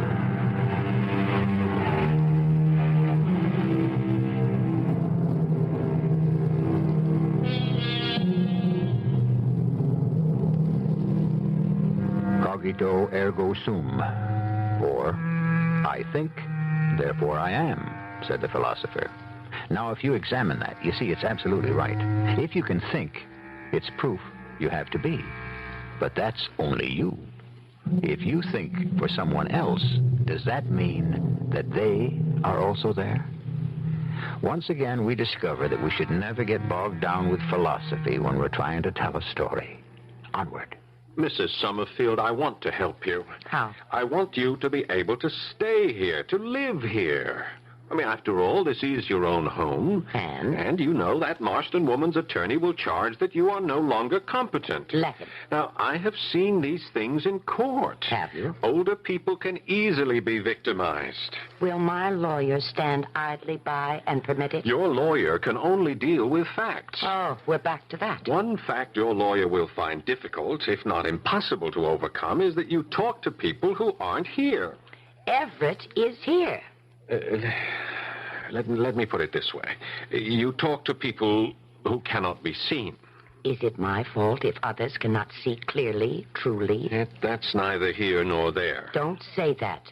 Realistically, everything has to be in one place or the other. Yes, well, that is your best defense. Now, I will place you on the stand. Oh, that must be an exciting experience. I've seen it on the stage and in the motion pictures. It's never happened to me. Yes, well, I will ask you the following question. I'll be under oath, won't I? Yes. Now, I will say, Mrs. Summerfield, do you actually believe your husband is still alive? And I will answer yes. You will answer no. How can I answer no? You just told me I was under oath. Because the answer is no, and the case will be dismissed. The answer must be yes, because Everett is alive. Our second best defense. I will ask the same question. Mrs. Summerfield, do you actually believe your husband is still alive? And I will answer yes. You will answer, I want him to be alive, and I try very hard to believe it. But I don't try hard to believe it. It happens to be true. The attorney for that Marston woman will ask you that question. What will you answer? Yes. That answer opens the asylum doors. It's the truth, Walter. I wish you believe it. Well, it's very hard to believe it.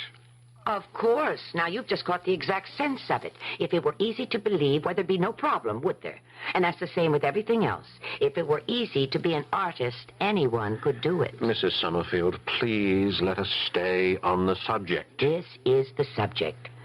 Do you do what's in your heart, or do you do what's easy? It's easy for you to be a lawyer, but it's right for you to be a painter. Mrs. Summerfield, when I talk to you, sometimes I no longer know what I mean. Then there's hope for you. Probably. But is there hope for you?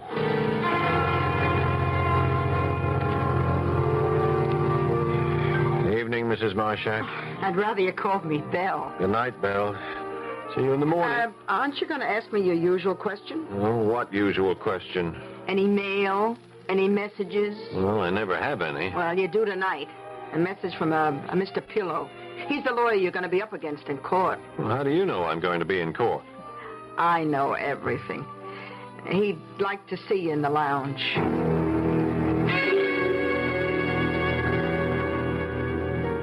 Walter Owens? Yes. Pillow's the name. Leroy Pillow. This is Miss Marston. Julia Marston. How do you do? How do you do? The name goes against the character, Miss Marston. In what way? It seems to me that Julia is usually the heroic role of a melodrama, not the villainess. Now, wait a minute. See here, Mr. Owens. Oh, climb off it, Leroy. Get to the point. What is the point? Well, the fact is, you probably think I'm trying to swindle some batty old dame out of her estate. You made that statement, Miss Marston. Well, she's crazy. Do you deny it? I'm listening, Miss Marston. She can't take care of herself. The place is falling into rack and ruin. Rack and ruin. Did you make that up? It can be saved. It could make a fantastic resort hotel. Yes, think of what a boon it would be to the economy of this town. So, tell him your proposition, Leroy. Mr. Owens, why can't we settle this out of court? Settle what? The problem. Well, I'm not aware of a problem. Can't you convince your client that it's in her best interest? No, I'm afraid not. Look, I'm not trying to swindle her out of the property. You're not? Well, it'll still be hers. In name, at least. And she'll be away in a nice place with nice little old ladies just like herself. And she can dig in a nice little garden. What a lovely prospect. Owens, I'm trying to help you out. Are you? Why lose a case when you don't have to? Who says I have to?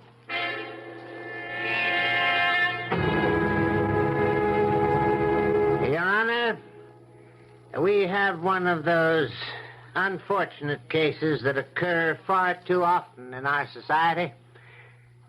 A human being reaches an age where she can no longer function fully. Objection, Your Honor. Mrs. Summerfield's ability to function is what is at issue here. Sustained. Counselor, you've been quite a while with your introduction. Now may we get on with it? How are we doing? Badly.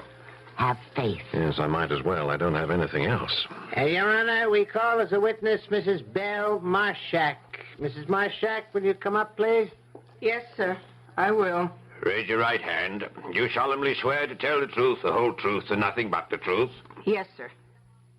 Miss Marshak, how long have you known Mrs. Summerfield? All my life.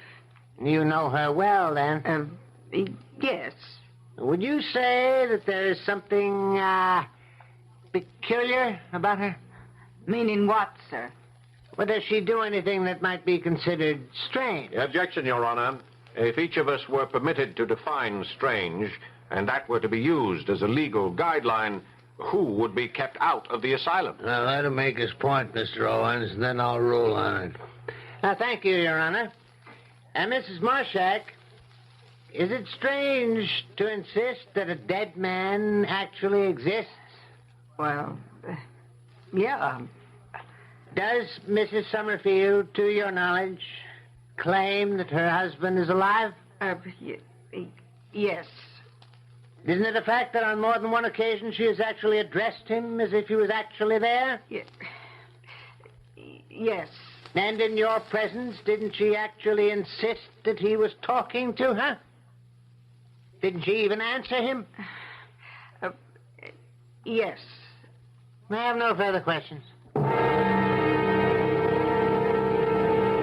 Well, Walter? What can I tell you? It's not good at all. But Sterling is an old friend. Sterling is first a judge. Cheer up. Justice triumphs in the end. Who told you that? It's supposed to. Yes. There's been a procession, a cavalcade of witnesses out there, all testifying that you live in a never land, a make-believe world. Oh, I'm very much afraid. You're always afraid of the odds, aren't you, Walter? But they'll always be against you. Always. No matter what you want to do. That is, if you want to do it right. Yes. Well, it's time we got back into the courtroom. Become a painter. Give up the law. After I lose this case, I may have to.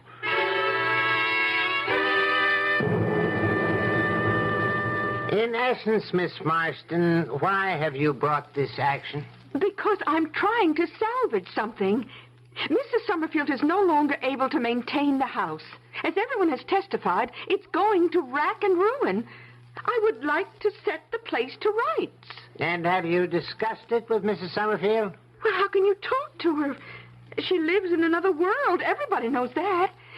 She even thinks her husband is alive. Objection, Your Honor. To what, Mr. Owen? The issue of her husband's death is still before the court. Yes, but the court has as Exhibit A this document from the United States Navy that informs us Lieutenant Everett Summerfield died in action. Lieutenant Summerfield's body was never recovered, Your Honor. We can therefore never be sure that the Navy is correct. I see. Is this to be your line of argument? Well, it's one line of argument. Yes. Well, I'll weigh it with the rest. I'll continue with your testimony, Miss Marsden. But you go into that house and you're spooked. What other word can I use? Spooked. The joint is just falling apart. And you talk to her, and you know what? It's like talking to someone in their second childhood. That's the whole story. Regina Summerfield is in her second childhood. Your Honor, I object. Regina, you can't object. Why not? It's up to your attorney. Oh, him. He knows more about painting than he does about the law. Besides, anyone has a right to object when they hear a lie. What lie? This young lady has just told a lie. She said I was in my second childhood. That's not true. I'm in my first. Well, now, you... Who knows that better than you, Jeremy Sterling? Did I ever have a childhood? You can answer that question because you had one. We're both the same age, you and I. We were both raised in this town. And while you were having your childhood, what was I having? What, Jeremy? I was having floors to scrub, dishes to wash, clothes to launder. I had a little cot behind the stove in some rich lady's kitchen. I ate what was left over. I wore what was handed down. I lived alone without friends. Sometimes I was so desperate to hear the voices of children that I sought you out, where you were all playing in your pretty clothes with your beautiful toys. I knew you'd only make fun of me, but that was all right. At least someone was paying attention to me. Maybe you threw mud pies at me, but did the dirt ever show on my dress? Did it, Jeremy? Did it? No. So, I didn't have a childhood. Do you know what childhood is, Jeremy? You don't because you had one. Well, I'll tell you. Childhood is a time of dreams and illusions and fairy tales. And you have to have it. You simply have to have it. Or else there can't be any meaning to your life. And since I didn't have mine when I was young, I have to have it now, before it's too late. Childhood means living in your own beautiful world. And I claim my beautiful world now. Is it too much to ask, Jeremy? The case is dismissed.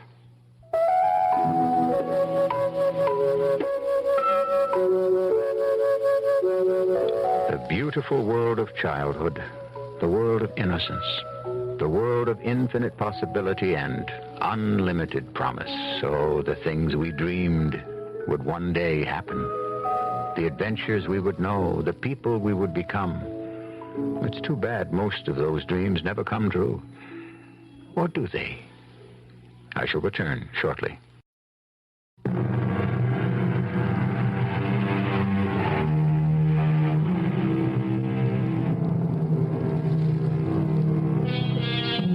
Childhood, childhood, sings a poet, wonderful girl and boy land.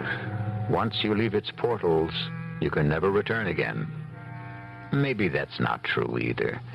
Certainly so many of us strive to go back to the simplicity, the wonder of it. But the trouble is, childhood is so rare and so precious that usually they can only spare one to a customer. Our cast included Eileen Heckert, Paul Hecht, Rainer Rayburn, and Robert Dryden. The entire production was under the direction of Hyman Brown. And now, a preview of our next tale. Don't take another step, either one of you. You can put down your rifle, Captain. We mean no harm. What do you two want? I think you know. We want our brother's body. Let us take it. Quiet, Isabel. You say nothing. Well? We're here to get Paul's body. To take him off your land and give him a decent burial. And where would that be? Where he belongs.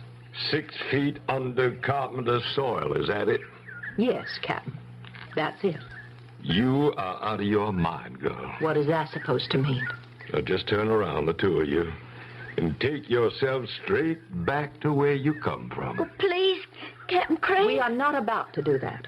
We want our brother's body, and we are here to get it. Radio Mystery Theater was sponsored in part by Buick Motor Division and ARM, Allergy Relief Medicine. This is E.G. Marshall inviting you to return to our Mystery Theater for another adventure in the macabre. Until next time, pleasant dreams.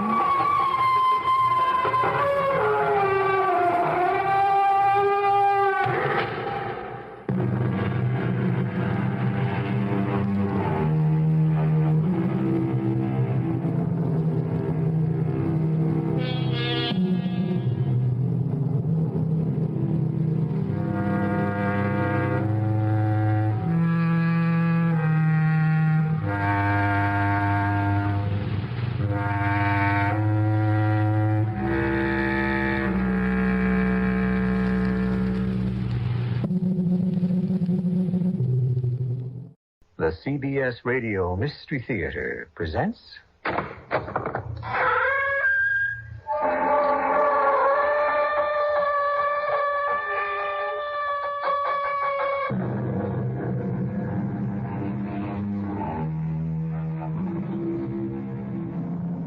Come in.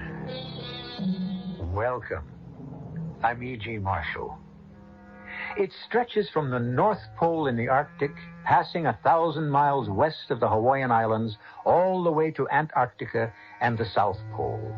It girdles half the globe vertically, but it is horizontally that its magic exists. It is the 180th line of longitude called the International Date Line. And its magic is this. Cross it going west, and you lose a day out of your life. But pass it traveling eastward, and you gain that day.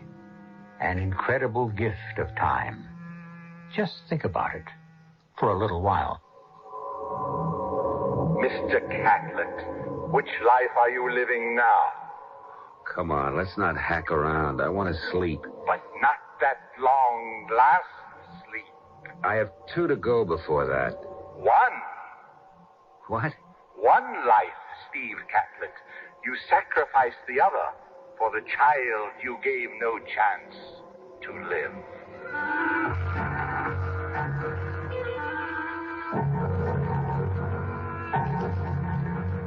Our mystery drama, International Dateline, was written especially for the Mystery Theater by Ian Martin and stars Michael Toland.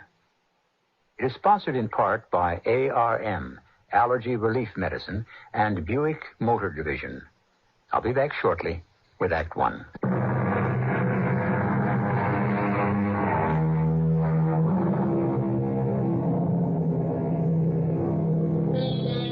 If you're young enough, I suppose a gift of 1 whole day, 24 hours, is a small thing. If you're old enough, it is a thing beyond price. Even if you're just sort of middling, it is a donation from the gods that boggles the imagination to conceive what it might mean and how it might be used. This is how one man was able to use it. His name is Steve Catlett, but for many reasons, everyone knows him as Cat. This story begins 35 years ago in a world gone mad. where most people in the Western Hemisphere measured their life expectancy in days or hours as death rained from the sky. What's the good word, Alfie? Not so good, Captain. The waist gunners took one bad in the chest. Half the tail section's gone, a little bloater with it. Bomb bay doors won't close. What about the landing gear? Well, the Jerry's fixed that on us all right. We'll never get it down. The bombs all got away? Oh, yes, we left our calling card. We're going to make it home. But give it the old college try. Yeah, she flies like lead. I can hardly keep her trimmed. We'll be over the channel in a couple of minutes. Before we get there, you, Walter Guinness, Morton, whoever's left, better hit the silk. And end up a ruddy POW? Not likely. Not while Hitler's still around. Well, it's either that or take a bath in the channel. I'll get you as near as old Blighty as I can. What happens to you? I ditch her. I think I can answer for the rest of the chaps, Captain. We'll take our chances with you. I wouldn't give you odds. I would. They don't call you Cat for nothing, do they? I could be stretching my luck this time. I'll tell you what, Yank. Since you boys took over the 8th Air Force, we British types have been running a little pool, see? We think that you always luck out. You have as many lives as your name. We figure you right now is 6 down and 3 to go. It's the port engine. I'll have to feather her. Alfie, get on back there and strip her. Roger. Get all the weight overboard you can. Armaments, ammunition, the works. Can do. And bring her in, Cat. We're all riding on your luck. All my life I've been lucky. Well, lucky enough to know that it doesn't hurt to give the little lady a helping hand as much as you can. Like when Professor Samuels caught me cheating in the college boards. It didn't hurt to know that he'd been fooling around with Linny Strom in the senior class. I would have gone on to college with a straight B average, too, if it hadn't been for the draft. I lucked out there, too, because I happen to know old Horace Poole on the draft board was also running a betting pool on the side. During my senior year, I shaved points for him on the basketball games. As playmaker, that was a cinch. So he steered me out of the infantry or Marines or any of the tough services and into the Air Force. I had it all figured to fly a desk for the duration. But that's one time my luck deserted me. Jet, Alfie on the pipe. Do you read me? I read you. How you doing? We've got everything overboard. We can pull loose. Seen any lighters? Well, we're still losing altitude. I want you to get rid of this radio and bail out. Where are we? Over the channel. Captain, the crew wants to stick with you and try to make it across. Not a chance. We're sinking like a stone. I want you all overboard while there's enough altitude to open your chutes. We'd rather stick with you. Bail out. That's an order. Well, why don't you go with us? And leave an uncontrolled B-17 wandering around? My place is with the plane. Just wish I had your guts. God bless you, skipper. Over and out. We were wallowing unsteadily. I could almost feel each member of the crew as he jumped. But just as I'd hoped, that nearly 1,000 pounds of human cargo lightened the plane enough to give me a chance to make land. Just another case of giving Lady Luck a boost. I didn't envy the poor chumps I'd dumped, but my skin was more important than theirs. Now I could concentrate on getting it back in one piece. Wadding Shore Tower. Wadding Shore Tower, emergency. Emergency 1. This is little friend, Blue 1. Do you read me? Do you read me? Over. Acknowledge. Am feathering one engine. Tail section half gone. I am somewhere southeast of you. Altitude 5,000 and sinking fast. Can you get a fix on me? Impossible to see anything. Heavy overcast below. Losing altitude fast. How about if I hold the button down on radio and leave it open to... Hey, hold it a minute. Cloud break. Huh, yes, I'm over land. Holy Toledo, I'm right on top of you. Hold your hats and stand by.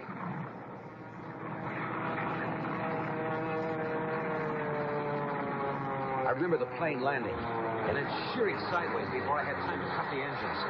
I could feel her want a nose split and was fighting desperately to keep my control. I remember slithering sideways straight for the control tower and wresting her somehow out of the skid. And then she was tipping forward. There was a tremendous ripping crash.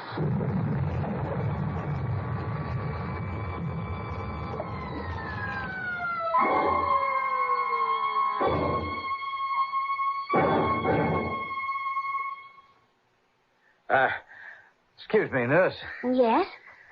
Flight Lieutenant Alfie Patterson. I've got a chit here from medic, says I can say hello to my pilot, Captain Steve Catlett. How do you now, Flight Lieutenant? Your buddy, Steve Catlett, isn't saying hello to anyone. What do you mean? He had a pretty stiff crash landing about 6 weeks ago, bringing in a B-17. He's been in a coma ever since. Oh, yes, I know. I was his co-pilot. Oh. If he hadn't made me and the rest bail out, we'd be lying where he is now. Could I say a word to him?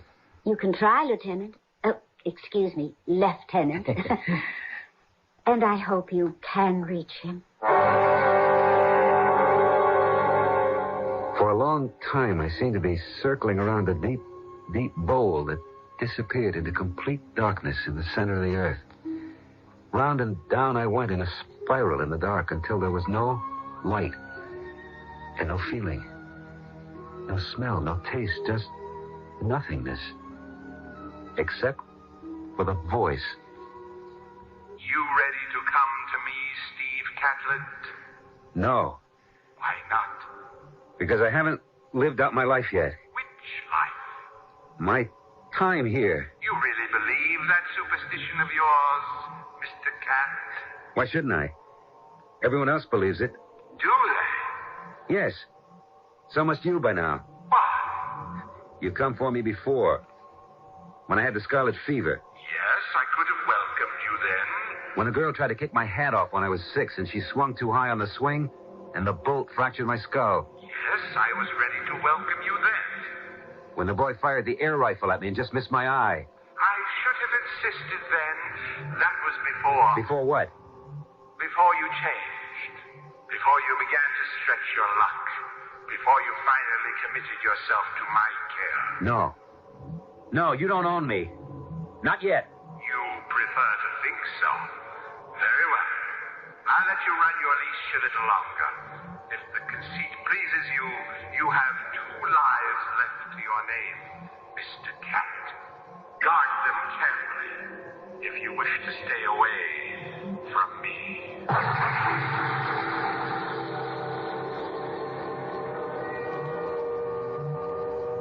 And now there was a soft light, luminous behind the blackness.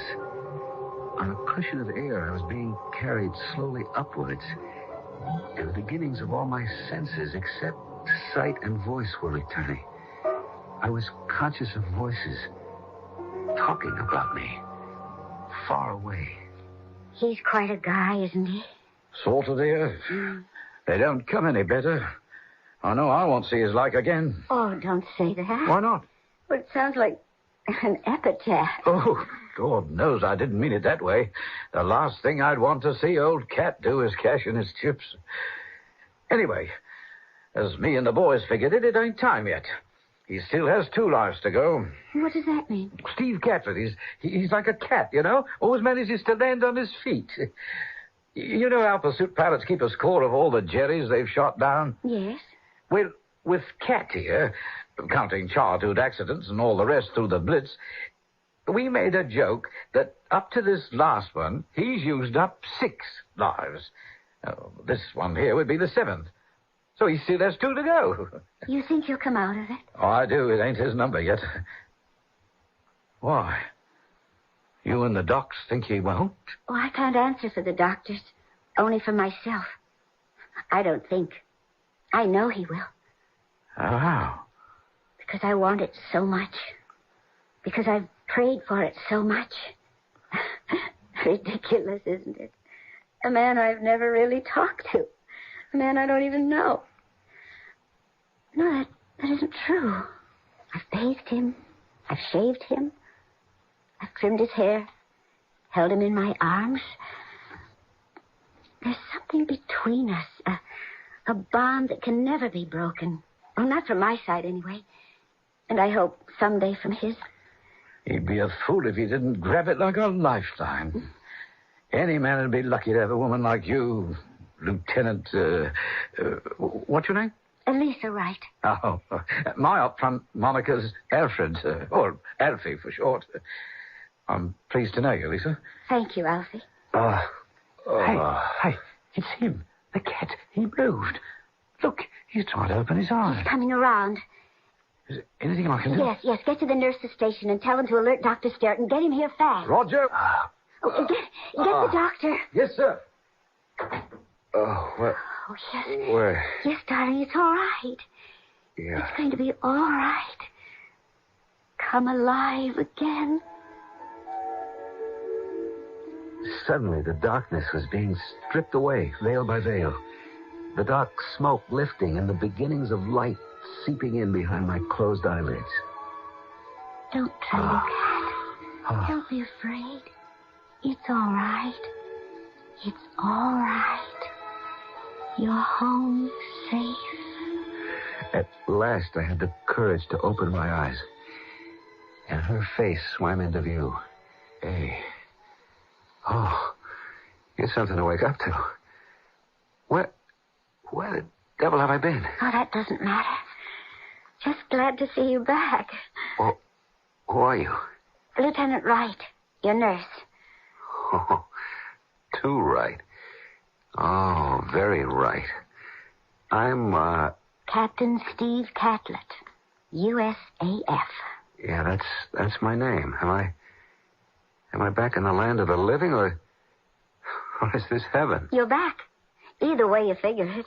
Well, I could settle for either with you around. You got a first name, Lieutenant Wright? Yes, Lisa. Mine's Cat. Short for Lucky. Looks like I haven't broken my streak. You brought your plane home safe?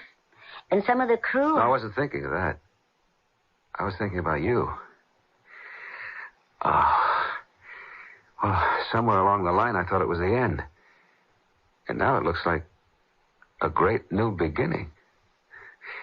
The luck still holds.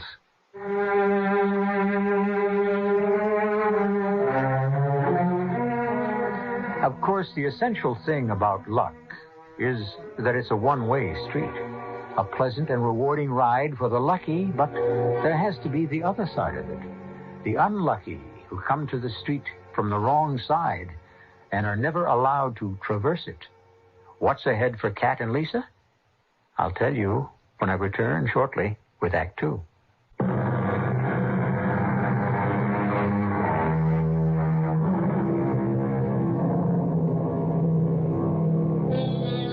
Once Steve Catlett returned to consciousness, his recovery was breathtakingly fast. So, it must be admitted, was his relationship with his nurse, Lisa Wright.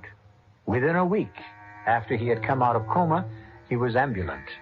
Still, with the history of deep concussion, his doctors felt he should not yet be alone, a situation which was most welcome to him and Lisa. To be in England now that June is here. You're misquoting Browning. He said April. He was in Italy, busy hanky-pankying with Elizabeth Barrett. I'm here now, and this is my month. What's the name of this little slice of paradise? Upper Whittlecombe on Tadsby. Yeah, is there a lower Whittlecombe? I suppose, but that's for the hoi polloi. Oh, certainly. What we have here is much too good for the lower classes, with one exception. Oh, what's that? When do we make it absolutely perfect? What does that mean? Oh, you know, Lisa. When do you move in with me? I may be sharing my furlough with your sick leave just to make sure you take care of yourself. But as a nurse. Nurse companion. Well, of course. When we dreamed up this little excursion, I thought of you more as a companion. I hope I am.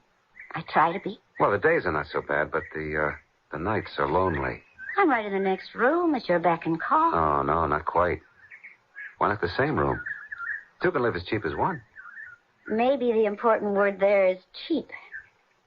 I know all's supposed to be fair in love and war, but it doesn't work that way for me. I am the original old-fashioned girl. You ever get me, it's going to be for good. I don't know how anyone so luscious can be so forbidding. I thought you loved me. I do love you. With all my heart, my soul. But unless you love me back as deeply and as strongly, you won't want to give yourself to me as completely as I would to you. And you shouldn't, unless you're sure. Once we're committed, I'll never let you go. And that's what I'm supposed to be scared of? Mm-hmm, that's right.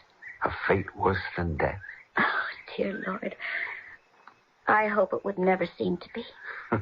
It won't. Hey, come on, Lisa, laugh. It's a pretty bright occasion. I'm proposing. And for once, it's legal, moral, and binding. We'll be married as soon as the law allows. Cat, my But in the meantime... Oh, there doesn't have to be any meantime. I've already spoken with the vicar. He's been waiting for my call for the last 2 days. I had no notion for being married, but I sure had one big king-size yen for Lisa Wright. So what the heck, if it pleased her? With the war looking like it would last forever, nobody figured to live long enough so it would come back to haunt us. Did I know that 2 days later it would be D-Day? And for the first time, it began to look like there was an end to the tunnel somewheres. That meant I wanted no part of getting shot at again. So I wangled a desk job in London. Lisa's hospital was there, too, so we found a little flat and started to play at housekeeping. It was all right for a few months. And then I began to get the heebie-jeebies. Hey, Lisa, baby. What do you say? You want to go pub trotting? Oh, have a heart, Cat. I just came off a 4-day shift. So it'll do you good to cut up a little. Cat, What? I don't feel very much like cutting up. Oh, what's the matter? Well, couldn't I just be tired? Oh, sure. Oh, you hate to be cooped up, don't you? No, I just thought it might be fun to cut up a few capers. Let me beg off, huh? It isn't just for myself. Wait, well, you're not sick or anything. Oh, I'm not sick. But I sure am anything. What do you mean? You want to give me your hand? Oh, sure, but what do you... Quiet, man. This is a new experience for you. Come on, put it on my tummy. That's not so new. This is something else. Well, what do you feel? Nice. Putting on a little weight, maybe, but, Surprise? You gotta be kidding. How's that for kicks? You've got to be kidding. You mean that... The age-old question. The same old answer. How are you going to like being a father? Oh, I made all the right noises. I hope Lisa didn't guess. But, I mean, this wasn't my bag at all. I was really locked in now. The anchor stuck fast. And as the war started to open up and horizons got brighter, I began to search around in my mind for the easiest way out from under. And that's when I met Stan Newcomb. Hey, this is really a jumping joint. Man, you got to know it. Hey, listen, boy, I got a couple of super gals lined up. You want to cut out? You're talking to a married man. What do you figure me for? But I ain't seen the old woman in 2 years. you know how it is. Well, my wife is pregnant. It's kind of near her time. I ought to be around. Why don't you give her a buzz and tell her things came up? What things? Well, like this. Now, are you happy in your spot? What spot? I mean in the armed forces. Now you bring it up, no. The way things are going, the heat is on to get all us pilots back up in the air again. And me, I've had that. Well, how'd you like to jump with me to the Pacific? This war here is hot enough for me. I don't know. I want to get tangled with the Japanese. This is no combat, friend. This is easy bucket, MATS. Military Air Transport Service. What's the poop? Well, you're based in Manila, Clark Field. You fly out transport from Manila to Guam, Honolulu, maybe the States. A milk run. Best way I can think of to run out points and get separated. Hey, I like what you're saying, pal. Can you help me get posted there? Could be. We could talk about it later. But how about the girls I got on the line? How about them?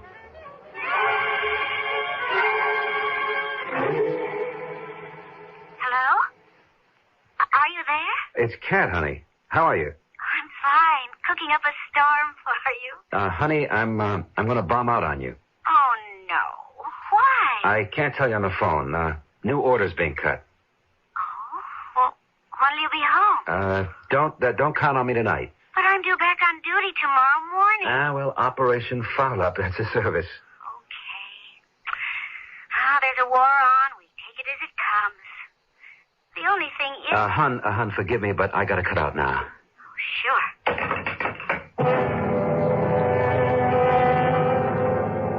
Okay, maybe it was just the wrong time. Could I know that? I mean, she wasn't due for a month. How could I know Lisa would go into labor that particular night? Or that the baby would be born dead? It was a boy. If only... Darling, where were you? The Army says, jump. What are you going to do? What turned up so suddenly that was so important? Well, we can talk about that when you're feeling better. There's only one thing that can make me feel better, Cat. What? I want to get out of here and go home so we can start another one to take its place. That really tore it for me. The last thing I ever wanted in my life was to be tied down. A wife was bad enough, but a kid. I figured I had a lucky escape. And now Lisa wanted to pin me down again. Well, it was time to get out from under. I went hunting Stan Newcomb. And by the time Lisa came home from hospital, I was all set. All the way to Manila?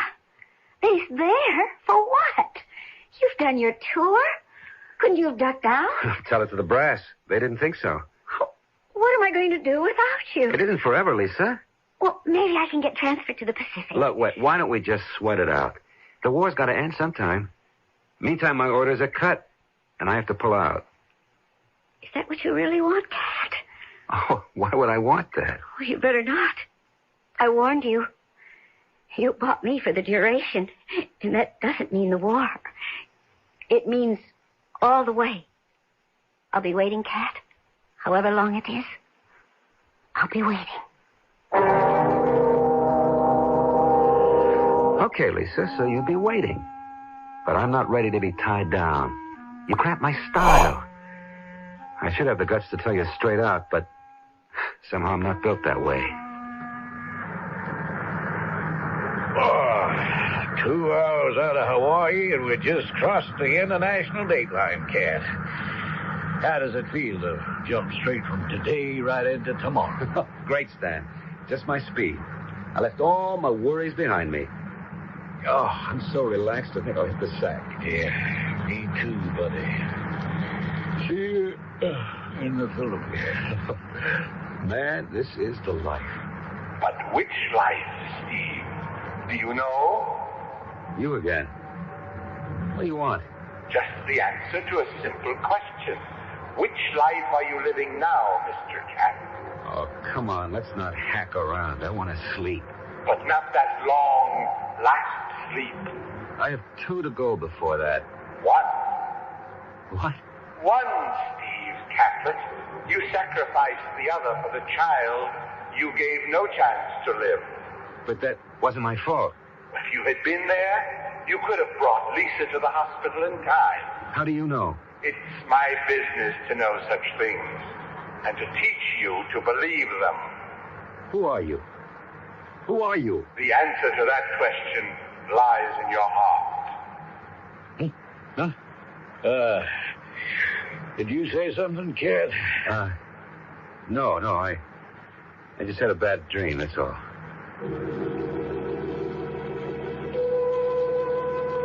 A bad dream? Possibly. A man with as few ethics as Steve Catlett could well be prone to them. But what is the voice that speaks to him? His better self? Conscience? Remorse? Does it come from beyond him or from his inner soul? And can it help him spend his last life in a better fashion than his others? I shall return shortly with Act 3.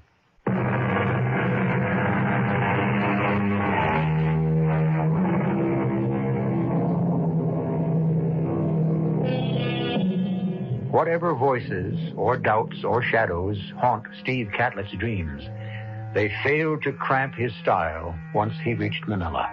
Manila was a town in a mad whirl of euphoria.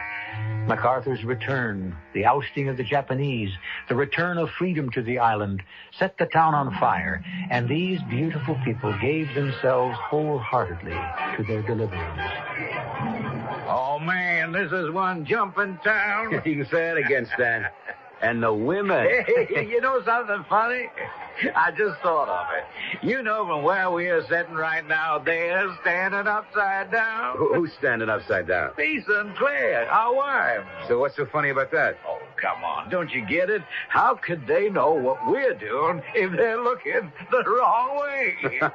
I sure hope you're right. Of course I am. The thing to do, boy, is stay out of involvements. Safety in numbers. For a couple of months, it was a great life.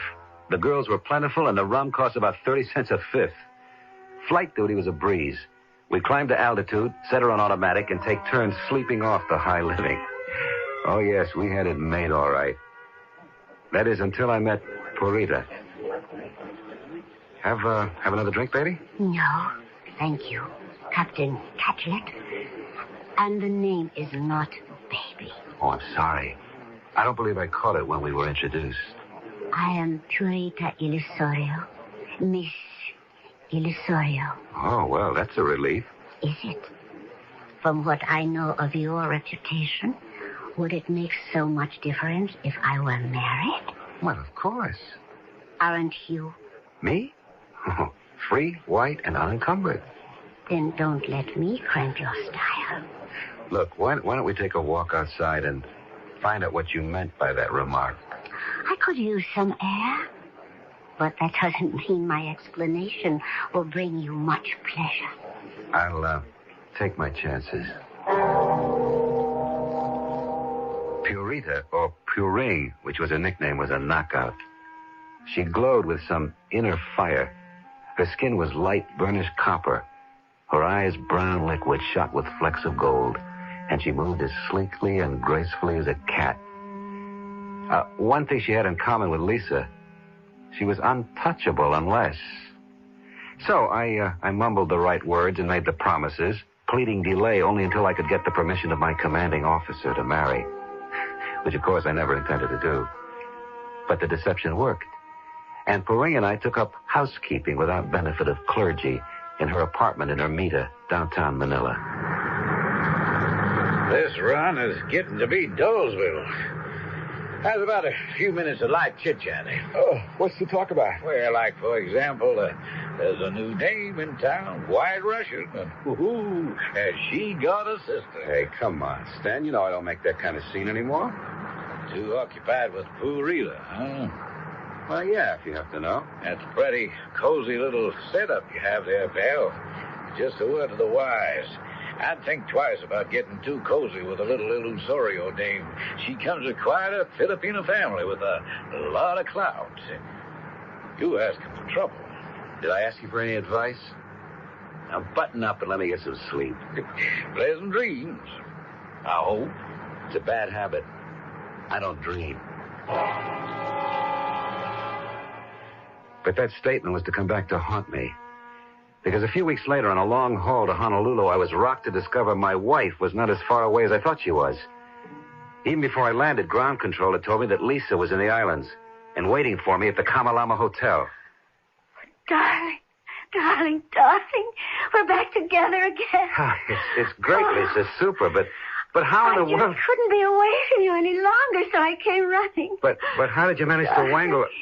Hey, you're in cities. You mean that... Darling, the war's almost at an end.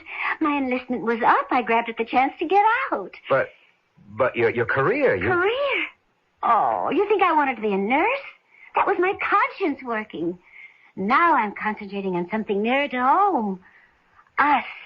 I don't quite follow. As soon as I can get clearance, I'm coming to Manila so we can start being man and wife again. That really jolted me. I was going to have to do something about Puring, and fast. All the way back on our return to Manila, I was trying to figure it out.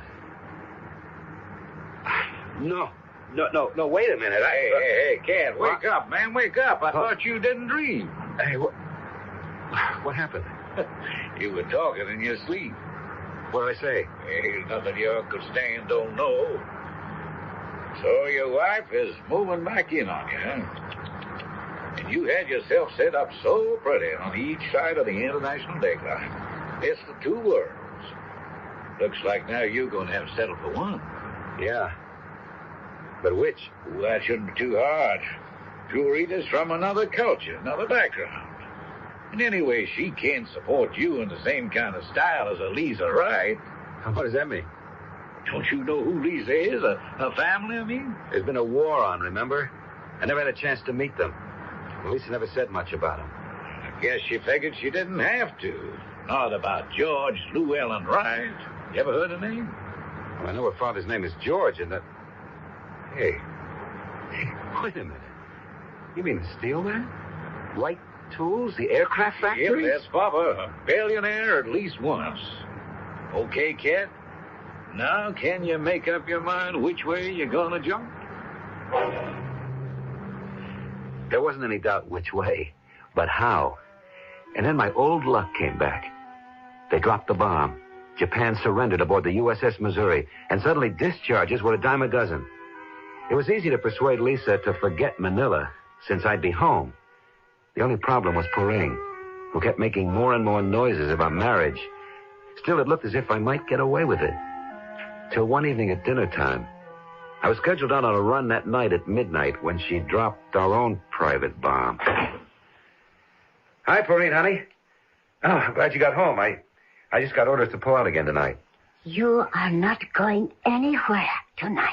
Hey, baby. These are orders. In the Army, you got to obey orders. Liar. Cheat. You poison tongue. Hey, what's gotten into you? You have taken me, shamed me, and used me. And I was fool enough to listen to your promises. Puring, I love you. Soon we will marry. As soon as the commanding officer gives permission. That's Air Force regulation. You got to wait for that. How could he give you permission when you know, he knows, that you are already married? You have a wife. You cannot marry me. You liar. If I can't have you, no one can. I kill myself for how you have shamed me. But first, I kill you. Hey, Puring, put I the kill bullet you. down. I kill you. You nothing. Here, I'll take that knife. I got your heart Now, out. watch it. Give it to me. No. Now, let's get rid of this. Then I kill you with my hands. Have a heart. I have no heart anymore. And you will not leave. I will scream the town down before you do. You're crazy. Because you made me so. For God's sakes, be quiet. I'll never be quiet. Not as long as... Shut up. Never.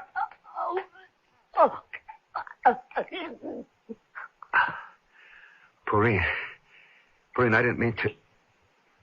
Puring. Oh, no. She's dead. It happened so fast I couldn't believe it. She was so little. Her neck, it had just snapped under my hands. At first I was paralyzed. It took 3 or 4 drinks before my mind started to move. And then I knew what I had to do. I wrapped her in a blanket, waited for dusk, carried her to my Jeep. On the way to the field, I sidetracked to a deserted bridge and dropped her in the Pasig River. The tide was going out. With any luck, she'd be carried out to Manila Bay in the China Sea. And then I headed for what I'd made up my mind would be my last flight out of Manila. Hey, kid, what's the matter with you? Your jumper's your name. I don't feel so hot. Maybe I'm coming down with something. Yeah, well, maybe you better let me take the first leg to Guam. You sleep it off. I wouldn't have believed it. I did sleep. Like I'd been knocked out. Then at Guam, Stan conked out while I took over. And now, wide awake, the horror of it was back with me. What to do? What to do? If only I could go back. If only today had never been. And then suddenly, gazing blankly at the instrument board in a sort of blinding flash, I saw we were just about to cross the international date line. If only I could gain that day. If only there really was a gift of time that would... What would you do with it, Cat? It's you again. It's me always. What would you do with the day, Cat? I wouldn't kill her. I'd find some other way. And what would you give if you had the chance? Anything. Anything.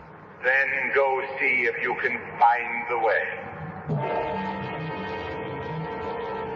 There was a blinding flash of light, and then darkness, and then morning, and waking up and repeating the day as if in a dream.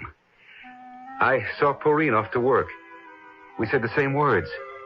I reported to the base, got my orders to fly out at 2400 that night. I saw the same people, ate the same food, and at last it was evening, and I was waiting for Porine to come home. Hi, Porine, honey. I'm glad you got home. I don't believe it. What do you mean? I just came from your commanding officer. I know the truth, Cat. I know you are married. I was going to tell you. Were you? Well, it doesn't matter. What are you going to do about it? What are you afraid of? That I will tell your wife, ruin her life, as you have mine? I'm begging you, Porine. It would kill Lisa. You have nothing to worry about. I don't want her blood on my hands. I leave it to yours. You will go back to her? Yes. She would be better off without you. But that is her business. I was a fool to give myself to you. You are not worth it. I come of an old and proud race, and I had no right to pollute my bloodlines. Now get out of my sight. What are you going to do? That is none of your business. Oh, don't worry.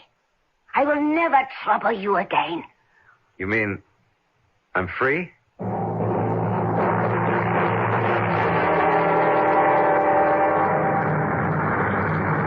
And now, once again, I'm sitting at the controls of the plane, crossing the international dateline, and listening to the voice. So we're back where we were. Yes, but I fixed it. Seemed to me the girl fixed it. Well, what's the difference? She's gone. I'm free. You are free from her, but not from me. I'm grounding you for good, Mr. Pilot. At last. But you can't. Why not? I still have one life left. Oh, you did have one life left. But when you went back, you made an exchange, or rather, took someone else's instead. Porine? Porine. But I didn't kill her. No, she killed herself. Jumped from a bridge over the Pasig River to float out on the tide to Manila Bay and the China Sea. But that wasn't my fault. Of course it was your fault. Come along. Don't waste any time anymore. But Lisa needs me. The girl who just died answered that. Your wife is 1,000,000 times better off without someone like you. No, you can't. You can't have it your way, for once and for all. So cross the international dateline and move into tomorrow, Cat. Too bad, isn't it, that that's the end. There aren't any more tomorrows for you anymore.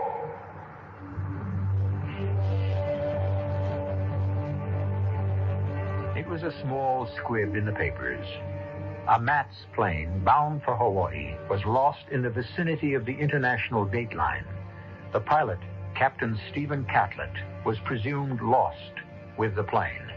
By some miraculous chance, the co-pilot, Lieutenant Stanley Newcomb, fell clear during the wild descent and was able to make a parachute landing. He was picked up in good condition by a passing destroyer. Lieutenant Newcomb was unable to account for the accident. He was asleep while the plane was under automatic control, and Captain Catlett was in full command. I'll be back shortly.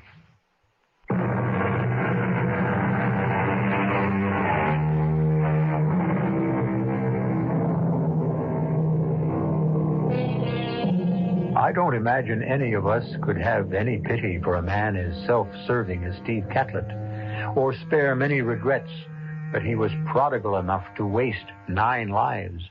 But I do wonder how many of us would like to cross that international dateline and get the gift of a day to mend things we may have done, which we wish we never had. Perhaps we'll never cross it.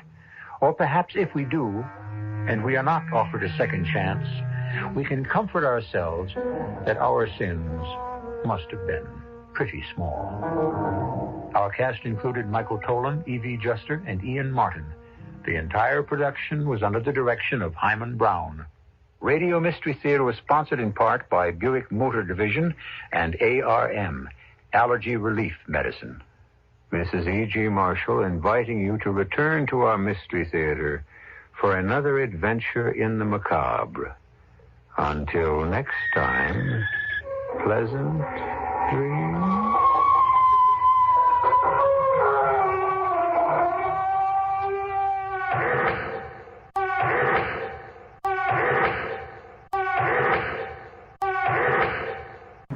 I'm E.G. Marshall. So often we take the course of our daily lives for granted. So many of us live in a routine world, knowing pretty much one day what we'll be doing the next. And this isn't bad, mind you. But every now and then, something stops us short. Witnessing a dramatic auto accident, seeing a building collapse in flames. Well, our story isn't about such disasters, but Doug Watson, our hero, is in for what we might call the shock of his life.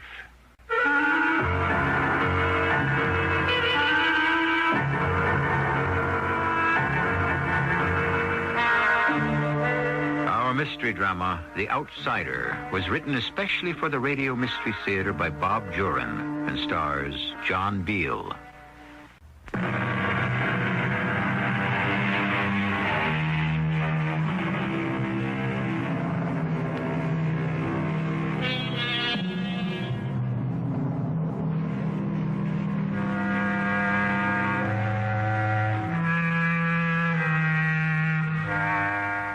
Reality is a curious thing. It's so relative. To a child alone in bed at night, moving shadows can be real monsters, very real. Dreams are real until we wake up. What we experience is real to us. And to Doug Watson, his experience was real. It could have been a dream, but Doug doesn't think so. In fact, he knows differently.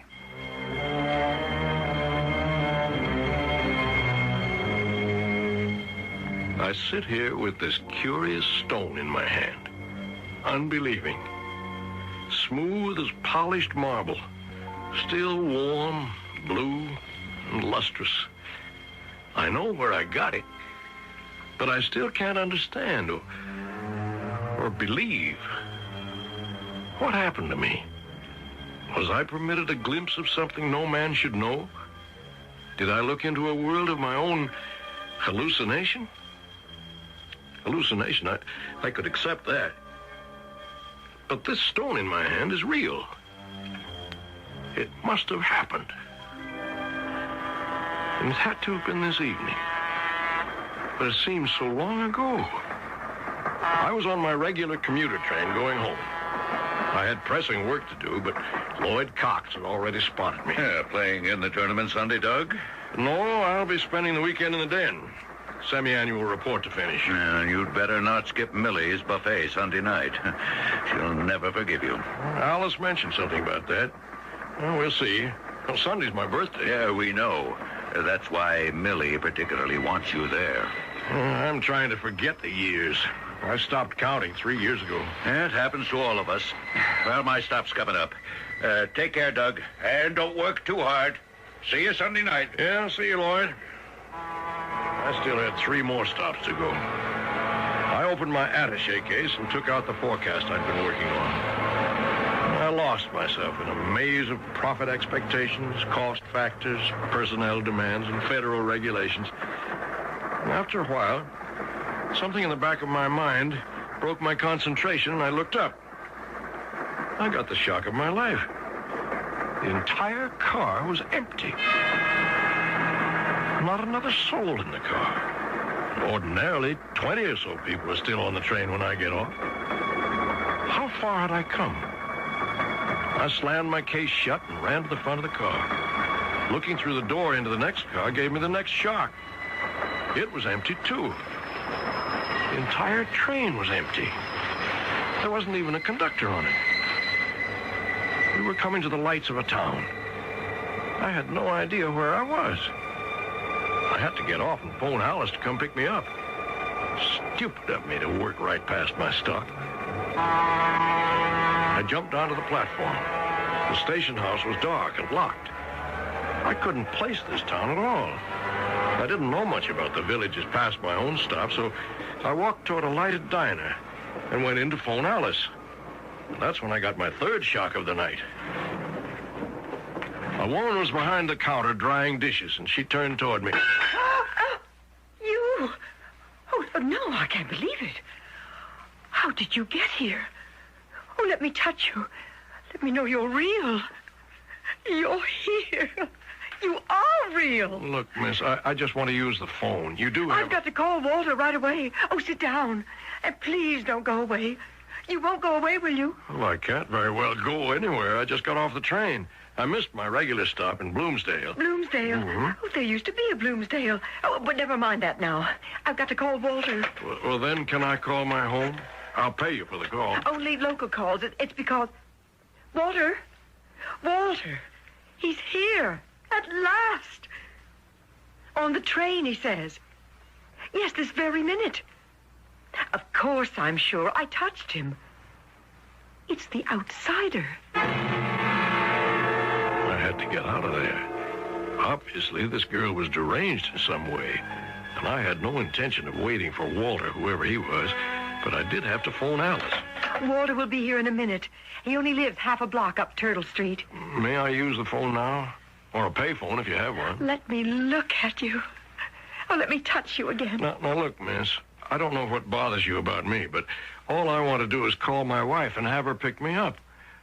What town is this, anyway? Hanover Hills. Hanover Hills? In Westchester?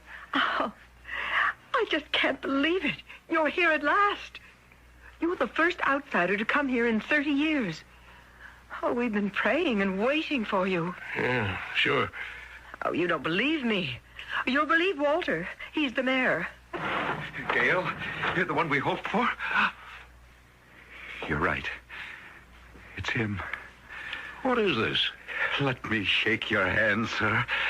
I'm Walter Cummings, mayor of Hanover Hills. And you are... Doug Watson.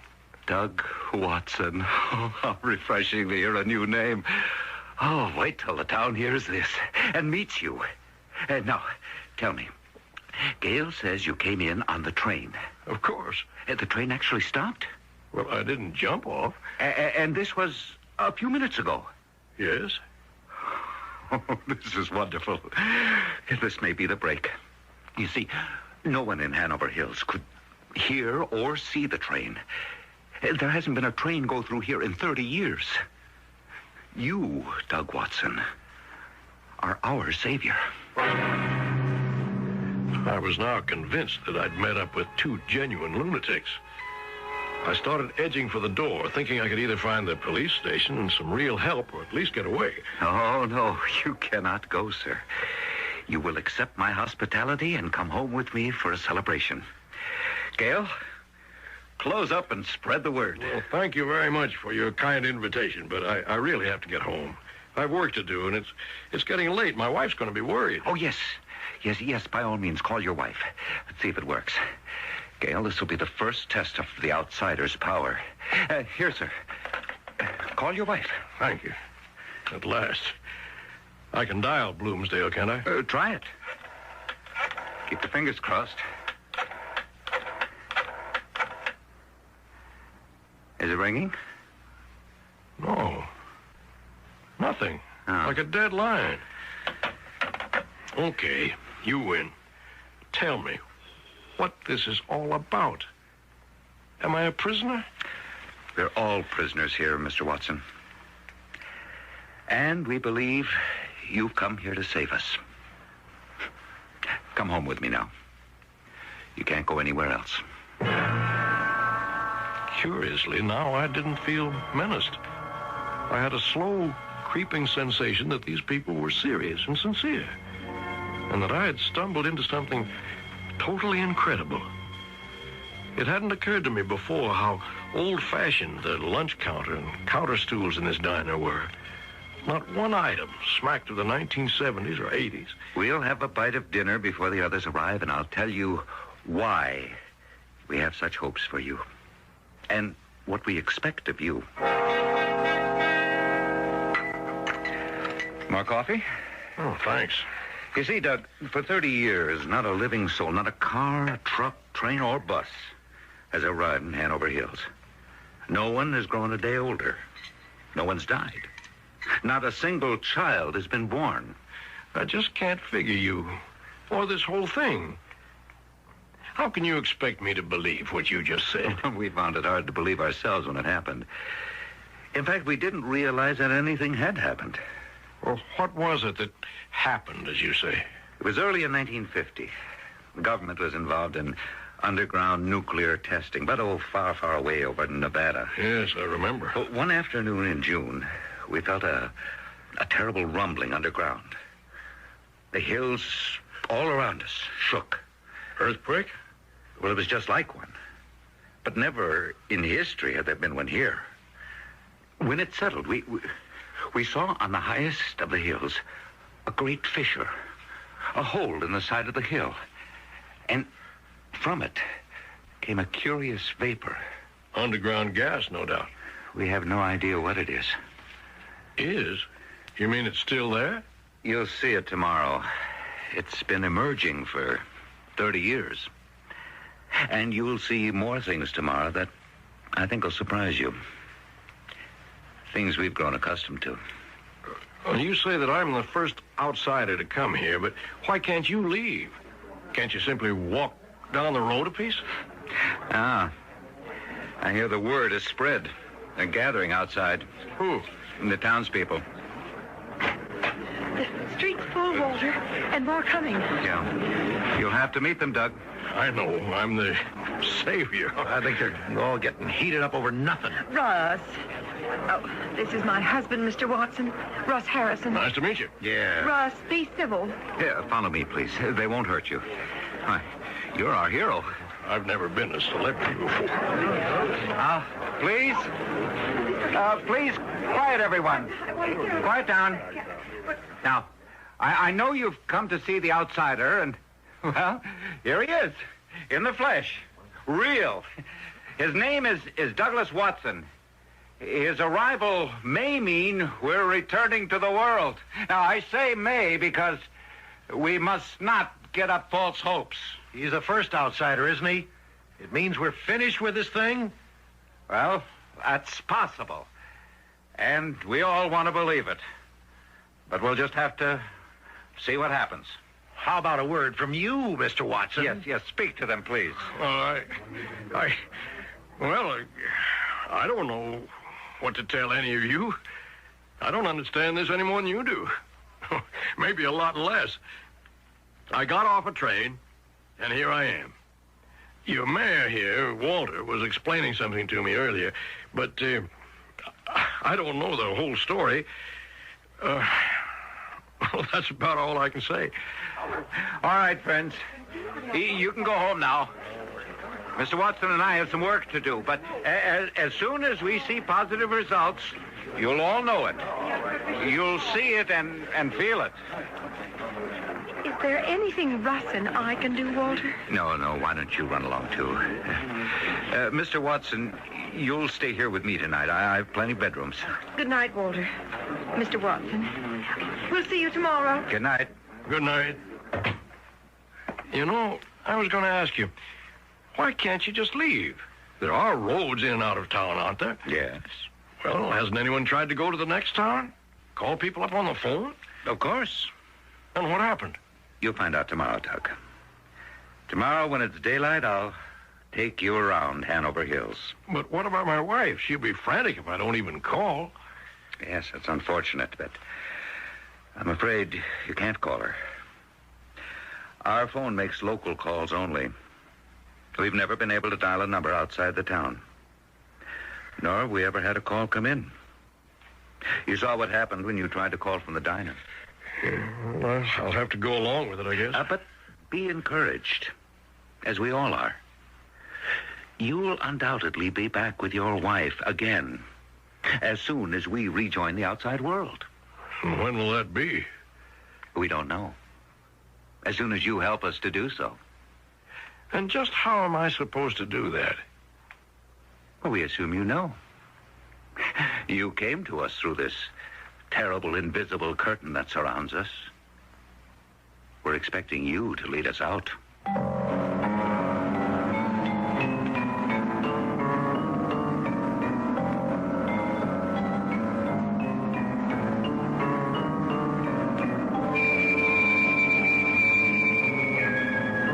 Doug Watson seems to have become the unwitting Pied Piper of Hanover Hills, a village caught in a strange and incredible time warp into which he stumbled.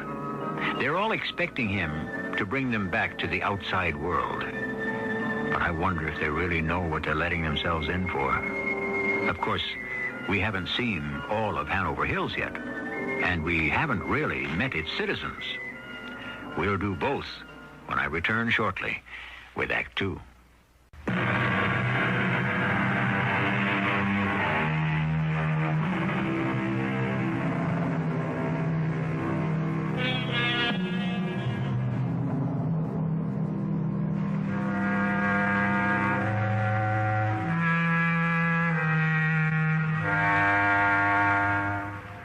It's time now to return to Hanover Hills, that curious town that claims to have lived in suspended animation for 30 years. I'd say Doug Watson has a tall order in front of him if he expects to unlock the secret of the mysterious force that gripped the town. But the human spirit will rise when challenged and meet the unavoidable obligation. After all, Doug has no choice. Oh, good morning. Trust you slept well? Yeah. Much to my surprise, with all this on my mind. It's a beautiful day. Perfect for showing you Hanover Hills. Well, I'll have to admit I am curious. I just wish you wouldn't expect too much of me. I haven't the slightest idea what to do. We'll have breakfast at Russ and Gail's diner. Then we'll be on our rounds.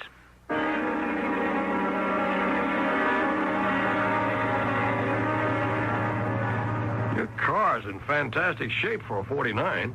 How do you do it? It's never changed. Nothing's ever worn out. Nothing ever does in Hanover Hills. Oh, I polish it regularly, though. Well, what about gas and oil? You said no trucks have ever come in here. Where do you get it? Pumps are always full. Ed Hanley runs the filling station. Oil and gas are always there. We gave up questioning it long ago. And electricity and water. Abundant supply. Well, what about food? Fields are always full of fresh vegetables. In summer, of course. The shelves at the supermarket never go empty. Nor the meat freezers. And you want to change all this? It's utopia. Not really, Doug. You'll soon see. Is that the vapor you're talking about up there on the hill? That's it. It's much farther away than it looks. It comes from that black hole in the side of the rock. Like a deep wisp of steam. Disappears into the air. Well, like I started to say last night, can't you just take the main road out of town? Rather than tell you what happens, I'll show you. We're now on Route 52. Runs north and south, supposedly to New York City. Right. I take it into the city myself from Bloomsdale. In fact, if we keep going south, we should come right into Bloomsdale. Look up ahead. Nothing but fields, huh? Yeah, we seem to be leaving the town behind. Oh, we are. Or better still, exactly as you put it, we seem to be. And we're not? Well, notice how the road curves up ahead? Yeah? Wait till you see what's around that bend. We rounded the bend, like you said, and there in front of us was the main street of the town we just left. It seemed impossible. We'd driven more than a mile in the opposite direction. The railroad station was on the right, and the diner just ahead of us. Not a single car on the street was more recent than a 1950. Walter pulled up in front of the diner. Like this with every road into or out of the village. We always end up right where we started. Shall we have breakfast?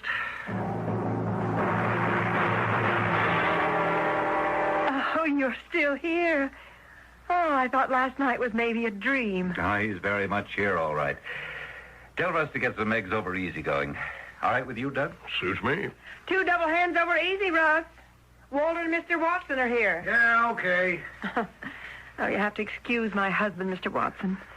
He's not exactly Mr. Personality. Oh, it's all right. He used to be, before this happened. It affected lots of people in different ways. That's putting it mildly. You see, We know it's 1980, but we have no idea what the world is like.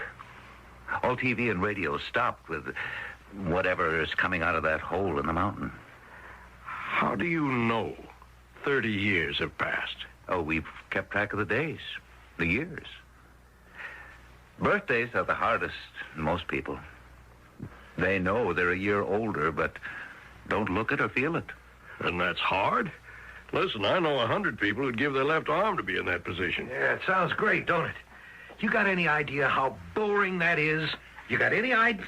Oh, of course you don't. Russ, please. Get up every morning and see the same woman looking the same year after year, driving the same car, seeing the same noisy brats, never growing up, just being the same noisy brats that, well, you want to choke them. Only it don't do no good because you can't shut them up. They ain't never going to grow up, and they ain't never going to die. Russ. Let him. I know what you're thinking, Mr. Outsider. Ain't it grand? I was 40 when this thing hit, and if anyone had told me then I was going to live like this forever, I'd have said, whoopee. But I'm so sick of this diner, this town, I could die. But the funny part is, I can't even do that. I'll be out back. I'm so sorry, Mr. Walsh. No, I'm glad he sounded off. He's right. I wouldn't have looked at it that way. Russ isn't the only one. We would all like very much for time to resume for us again, to change, to grow. And you think I'm the only one who can make that possible? Your coming has given us the ray of hope. Now, after breakfast, I want to show you the fissure and the vapor. It has a very curious property, and I'm anxious to see how it reacts to you and you to it. There it is, up ahead. What is this strange property you mentioned? I want you to see for yourself. We'll have to go on foot from here. We're going up there? Yeah, just wait and see. From this closer perspective, you can see how large that fissure really is. Yeah. The vapor is much more profuse than it appears from the village. Notice that the slope of the hill is a gentle one. Base is about 200 yards away. Nothing at all obstructs our view of the fissure high up there as we approach the bottom of the hill. That's right. Just a few seconds. Notice what happens. Well? Well? Well, you don't seem surprised. At what? Don't you see that the fissure and the vapor have completely disappeared from view? Although there's nothing between us and it. We have never been able to approach any closer. They're both still there. I can see them as clear as ever. You still see them? Yes. Let's get closer. Quickly. You mean you can't see the vapor or the fissure? Not at all. We're almost at the very foot of the hill. Now, can you still? Are you pulling my leg, telling me you can't see that hole up there and the steam coming out of it? I can even hear it. Would I pull your leg about this after everything else that you've seen? We have tried since the crack first appeared to investigate it from every angle. We can never come close. The fact that you still see it must mean that you're not affected by it. You can approach it. You can learn its secrets. Well, I'm not going up there for an atomic steam bath or whatever that thing is. Oh, but you must. That's the source of our incredible existence. Now, you're the first outsider. You're immune to our condition. You are the only one who can approach and perhaps put an end to it. You're asking me to go into what looks like a live volcano? There's a sort of a pulsating blue light inside there. There is? We've never seen it from the village. Well, this is as far as I go. I'm sorry. You're right, Doug. I must try to understand how you feel. Let's go back to the car. I see it now. We've all been too anxious. You haven't even been here 24 hours, and we're expecting miracles from you. He was right. and I'm no miracle worker. And I was getting more worried about Alice all the time. She must be frantic. She had no idea where I was. And, of course, neither did I. At least, I knew I was alive and well. Walter left me alone for the afternoon while he conferred with the city fathers. For the first time, I had a chance to think. I decided to try leaving the place the way I came in, along the railroad tracks. It was worth a chance. I took my attaché case and started back down the tracks in the direction last night's train had come. They stretched as far as I could see. Mr. Watson, you mind if I join you? Oh, hello? No, of course not. Well, out for a stroll. Well, I'm going to see how far I can go along the tracks. I should come to Bloomsdale. I've had enough of this nightmare. Well, we won't be run down by any trains, that's for sure. Do you mind if I take your arm? Oh. It's so nice to touch someone different. You are going to lead us out, aren't you? Look, up ahead. Huh? The train station. It's got to be the next town down the line. Do you think so? Look, at the sign on the station house. Hanover Hills? It can't be. It is. We've never left the tracks. We've never changed direction. Hanover Hills was behind us. Why are you so surprised? I don't know. I should have expected it. Let's get back. I want to talk with Walter. If you really think I can find something to help you up on that hill, I'm willing to try. We do, Doug. The fissure's our only answer. And even then, who knows? You may enter that fissure, walk through a tunnel, and find yourself back in Bloomsdale, was it? Yes. You may leave us all behind. Well, that won't help you. True. But help is not coming from any other quarter either. Well, I guess you're right. A few precautions do occur to me. I think we should have a knapsack for food and water and some protective clothing. We? Of course, I'll go with you. Well, how can you? Well, even though the fissure is not visible to me, I can still accompany you. Oh, I'm ready. We'll go tomorrow. Well, why wait? It's mid-afternoon now. I think we should start early in the morning. And we have to get our things together. Tomorrow we'll drive to the foot of the hill and see what we shall see. In the early evening, just before twilight, I walked alone along the road that led toward the hillside, where the vapor rose silently into the sky. The late sun tinted it with orange and red. It looked like a silk scarf gently waving in the evening summer breeze. And I thought of this morning, the hissing sound it made, the pulsating blue lights inside the fissure, and I wondered just what I was getting into. But I had no choice. There was no one but me to approach this phenomenon. And tomorrow, I would do so.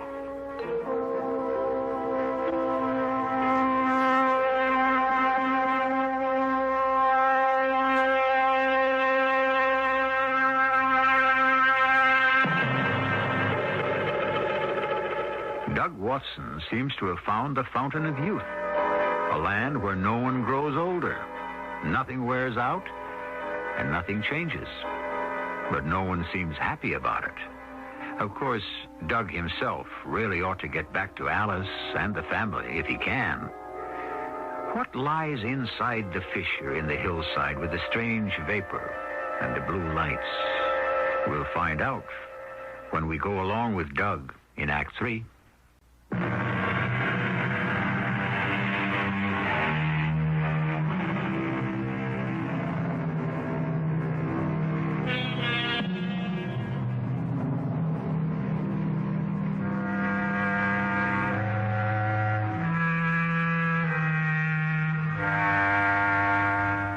The morning has dawned bright and pleasant in Hanover Hills.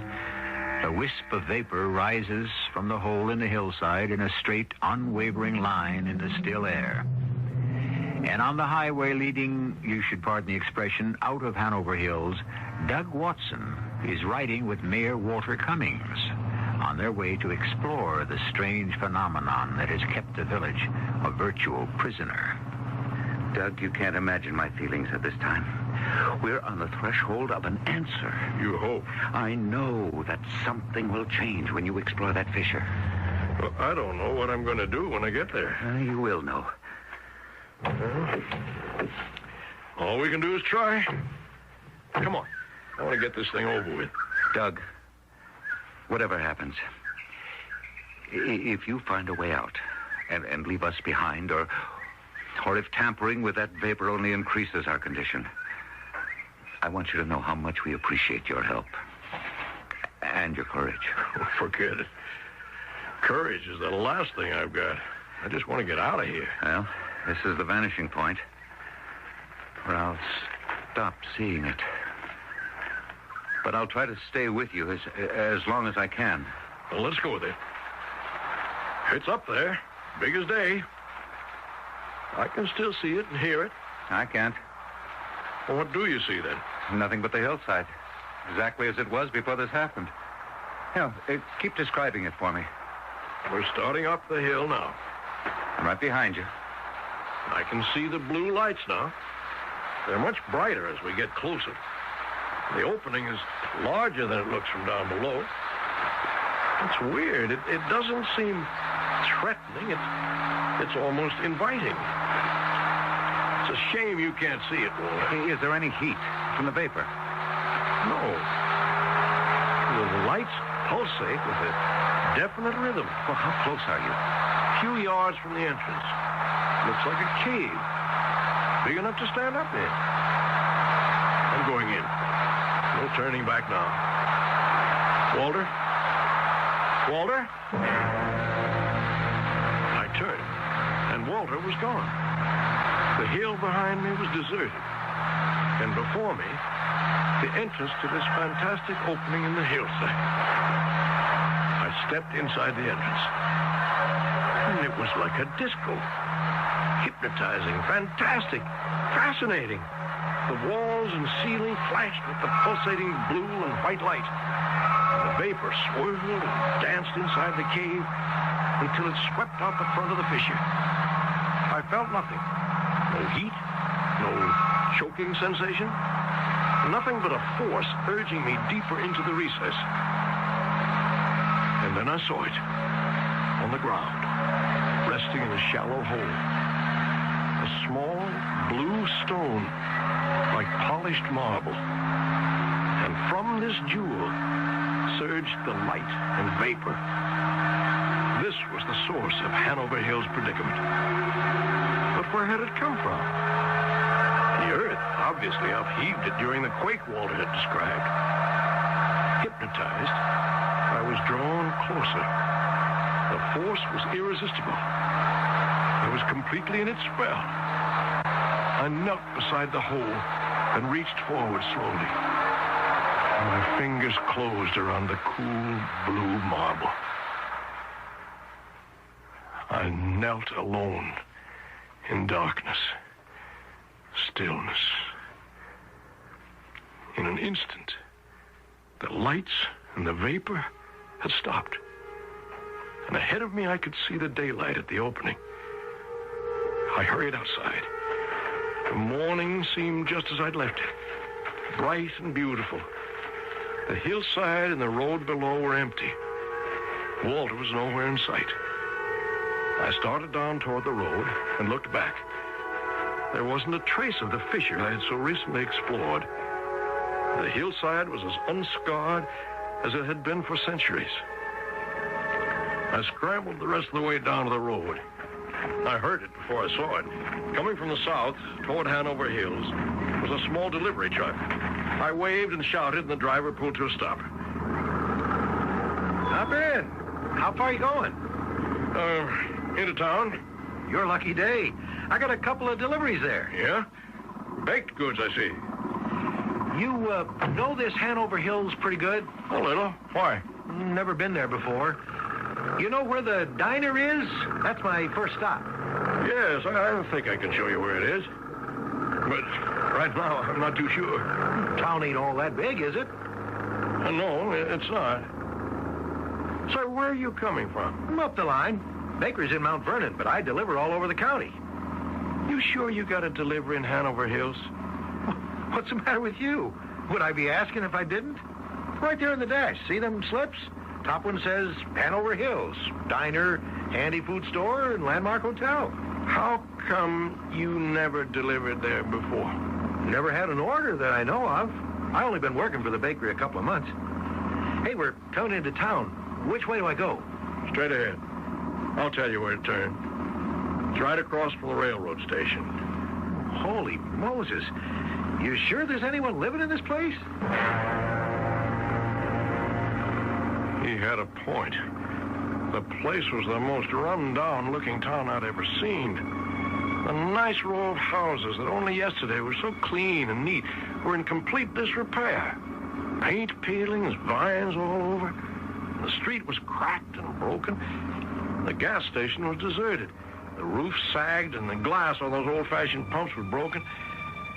We parked in front of the diner, and I held my breath as we got out of the truck. First-rate bakery. Anybody here? Hello? Anybody here? Yes? I'll take it. Oh, thanks, ma'am. Just sign here. Say, how do I get to the handy food store? Just 2 blocks down the main street. You can't miss it. It's half gray and half fresh painted white. Oh, okay. Thanks, ma'am. See you again on the next order. So long, buddy. Good luck. Doug! Why, I didn't see you standing there. You came back. I mean, we were wondering. Gail? Well, what's happened? You've aged so. What happened to the village? Well, we caught up with 30 years. You did it, Doug. You did it. Ah, Doug, you're back safe. I saw you get off of the truck. Walter, you're all taking so offhand. Don't you know what's happened to you? Well, of course. Just what we hoped for. And wait till you see this town a year from now. Old Martin Briggs has a run on paint and lumber and nails like he'd never had before. We've got a town to fix up. Thanks to you, Doug. Thanks to you, we got a reason to get up in the morning. Oh, and we were so hoping we'd see you again, too. We thought perhaps you'd gone on through. We owe you a lot, Doug. I'm glad you got back. I've still got your briefcase for you. I kept it safe. But it was only this morning, wasn't it? Less than an hour ago. Doug, we've been dying to know. What did you find up there? Only then did I realize that I still held the smooth blue stone in my hand. I opened my fingers, and it lay in my palm, cool and lustrous. I picked this up inside the cave, and everything stopped. And for us, everything moved forward. How long are you staying, Doug? I can put you up again tonight. I want to get home as fast as I can. Well, trains are running now. You can get the southbound 607 into the city. It stops at Bloomsdale. And that's what I'll do. Oh, brother, will I ever. Yeah, here she comes, Doug. And remember, we're just up the line. Come see us again. Oh, please do. Dinner's always on the house. Yeah, we've been through something together. There's a bond between us now, Doug.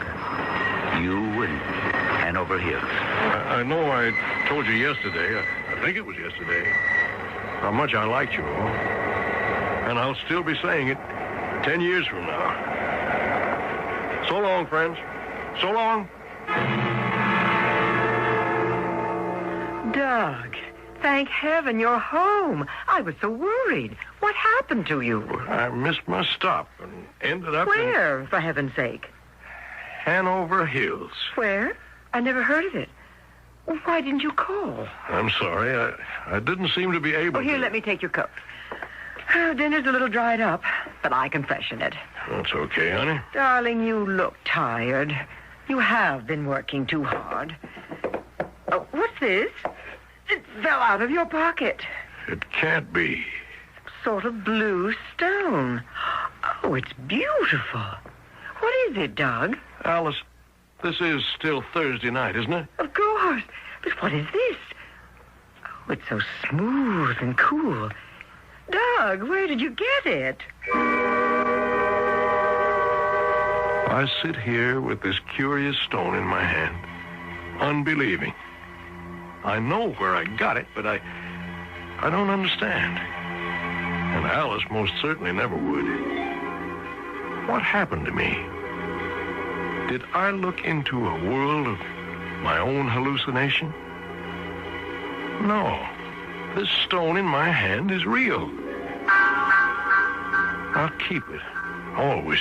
And when my spirit wearies, I'll remember. I'll remember, and I'll love life more.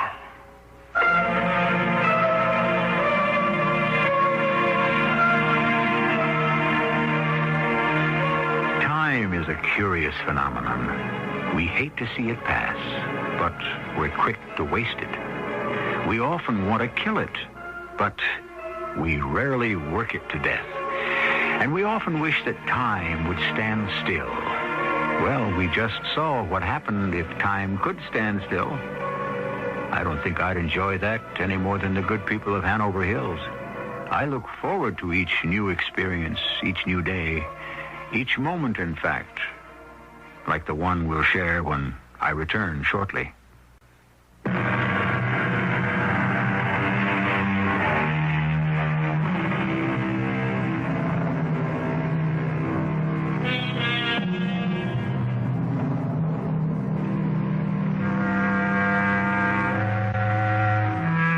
I hope tomorrow brings something new and exciting into your life.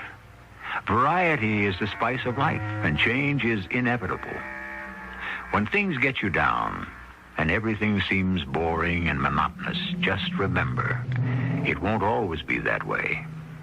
There's another day, a bright day on the way, even if you happen to live in a place called Hanover Hills. Our cast included John Beal, Joan Shea, Ray Owens, and Robert Maxwell. The entire production was under the direction of Hyman Brown. This is E.G. Marshall inviting you to return to our Mystery Theater for another adventure in the macabre. Until next time, pleasant dreams.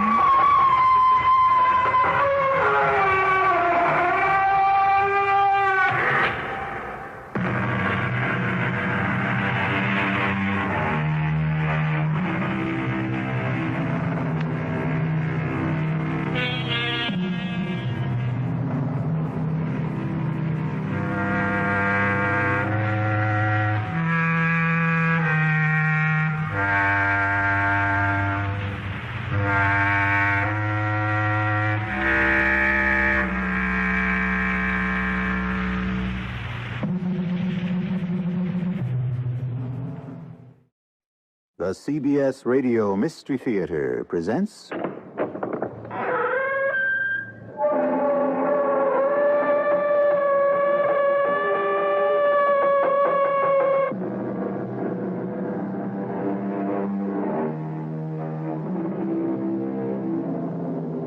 Come in. Welcome. I'm E.G. Marshall. A medieval German philosopher once sagely remarked that there is no place on a cart where a fifth wheel can be used. And yet, it would appear that life itself abounds in what might be considered fifth wheels. All those supernumeraries who are always coming along just for the ride. How easily they can transform a safe and pleasant promenade into a vulnerable, perilous pilgrimage. He had you, Fred. He was going to take away your home, wasn't he? Yes? You couldn't face your wife with that kind of news. No, I couldn't. Therefore, you killed him. I didn't. Hey, I know it looks bad, but I'm not the kind of person who could kill. I heard that before. I'm different, Captain. I heard that before, too. But I can prove I'm different.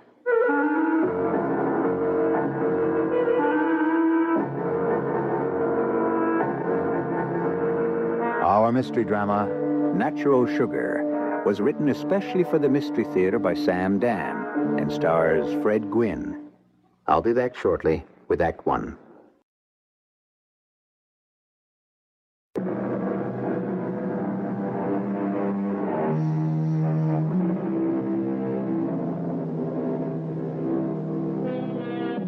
For 3 years, the theater has been packed. The play could probably run forever.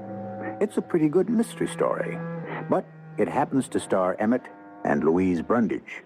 And it doesn't matter what they do. They could even, as the saying goes, read the telephone directory to standing room only. We are watching their play approach its climax. They're alone on stage. He sits with his back to her in an easy chair facing the window. She is at the table pouring a cup of tea. And of course you want your own special sugar, my dearest. He nods his head. She picks up a paper sugar packet. There's a gasp from the audience. They know it contains poison. Breathless, they watch her tear it open and pour the contents into his cup. Here you are, my darling. He needs that cup of tea. He drinks with appreciation. Suddenly he stops. There's a look of terror on his face. He tries to speak. He cannot. The cup and saucer drop from his trembling hands. He pitches forward, falls in a crumpled heap on the floor. In a few moments, the audience recovers from its shock. We hear the applause as the curtain falls. Emmett, darling, with hams so expensive these days, should you give so much of it away for free? Ready for your bows now. How about it, Mr. Brundage? Emmett, get us so we can take a bow. Are you going to lie there all day? Emmett? Hey, what's wrong? Fred, don't raise the curtain. Hey, what's the matter? Get a doctor.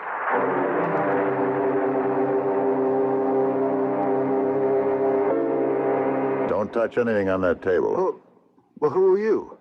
And what are you doing backstage? I'm Captain Altman of Homicide. Homicide? And, who are you? I'm Fred Bantam. I'm the stage manager. I see. Just, exactly what are you doing? Well, I'm getting ready for tonight's performance. Even if Mr. Brundage can't go on, his understudies are... Mr. Brundage is never going on again. What do you mean? He's dead? He's been poisoned, which is why I'm here. Poisoned? Are you sure? Well, I suppose you must be. What did you think had happened to him? Well, I thought he might have just collapsed, heart attack or something. That's what you thought? Oh, yes, sir. I've seen it happen before on the stage. A performer just collapses. Yeah, well, now you know. It wasn't a heart attack. Yeah. Now that you tell me he was poisoned. Funny. Funny? What's funny about a man being poisoned? Oh, nothing. It's just that every night he's supposed to be poisoned in the play, and here he, well, go figure it. That's exactly what I'm trying to do. It so happens that I saw this play. Oh, did you like it? My wife dragged me. $17 a piece. It wasn't worth... But anyhow, she poisons him in the play, right? Yeah, you could say she acts as the instrument. What do you mean? Well, the audience isn't supposed to be quite sure. About what? Whether she meant to poison him or whether his clever plot to poison her simply backfired. Seemed to me that for $17 we ought to know. Now, she poisoned the tea out of that pot on the table? Yes, Captain. I see. Has anybody touched that pot since the curtain went down on the matinee? Oh, no. So there's still some tea in here. Say, Ernie, run this down to the lab, will you? I assure you, Captain, there's nothing wrong with it. How do you know? Well, because I brewed that tea myself. Nobody said you were in the clear either. It was real tea, huh? Yeah, a special herb tea that Mr. Brundage was fond of. See, all his props had to be realistic, and the sugar, it had to be that particular kind, the only kind he would take. It's a natural sugar. You can see the packet in the bowl. Mm-hmm. So she picks one up, tears it open, and she pours it into the teacup. Yeah. And, that's the one that had the aconite. The what, Captain? It's a type of strychnine.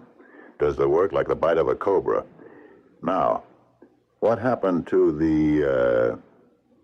To the what, sir? Here we are. The empty packet. Yeah. Hey, Ernie, you want to come back here a minute? There's still some grains of sugar, plus whatever else in this little package here. Now, will you have the lab go through it also? Okay, Fred. So, you brewed the tea? Yeah. I'd heat it up and give it to Arlette to bring on stage. Wait a minute. She plays the maid, right? Yeah, Arlette Jackson. Fred, I want everybody in the cast, everybody in the crew, everybody who was here on this side of the footlights to be ready for questions.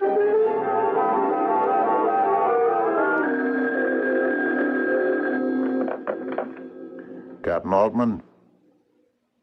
Yeah? Okay, thanks. That was the lab. The teapot's clean, but the sugar packet was loaded. So now, Fred, how did they get there? I don't know, Captain. Who bought those packets? I did. See, we played 8 performances a week, and Mr. Brundage would use 1 for each performance. Now, they come 24 to the box, so I'd make sure at least every 2 weeks to... Oh, where did you buy them? At the Aquarius. Where? Oh, that's a health food place. That's all Mr. Brundage would ever eat, health foods. So I'd open the box and place the packets into this little bowl on the table. I'd just have to remember to keep the bowl full. I see. So, how did the aconite get into one of the packets? I don't know. Is everybody here? Yes, sir. Oh, except for Louise Brundage. She's home. The doctor has her under sedation. Send in this, what's her name? This, Arlette Jackson. Yes, sir. Isn't it just dreadful, Captain? What do you know about it, Miss Jackson? Or nothing. I was watching from the wings, and I saw him drink the tea, and he fell down dead. It's awful. And you say it was murder? Yes, I do. Oh, that makes it even worse. Do you have any idea of who might have killed him? We all saw who killed him. Louise Brundage. What I meant was, you have any idea who would want to kill him? Oh, she would. Mrs. Brundage, why? Why don't you ask her?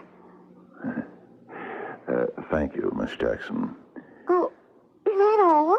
There'll be more later. I hope so. Yeah? This is the first time I've ever been involved in a murder case. Are you involved, Miss Jackson? Well, what I mean is, it doesn't happen very often, and to think that this is all there is to it. You want more? It would be good for my career. Oh, don't get me wrong, but the publicity and all. Oh, I can just imagine how this sounds. Can you really? Cold-blooded, callous, and insensitive. But, you see, my name will be in the paper, and I'll be interviewed on all the TV news shows. It's the publicity break I need. The break I've waited for all these years. Getting back to Mrs. Brundage, why do you say she might want to kill him? Because he was going to leave her. He was? Why? Because he'd found another woman. Who? Me.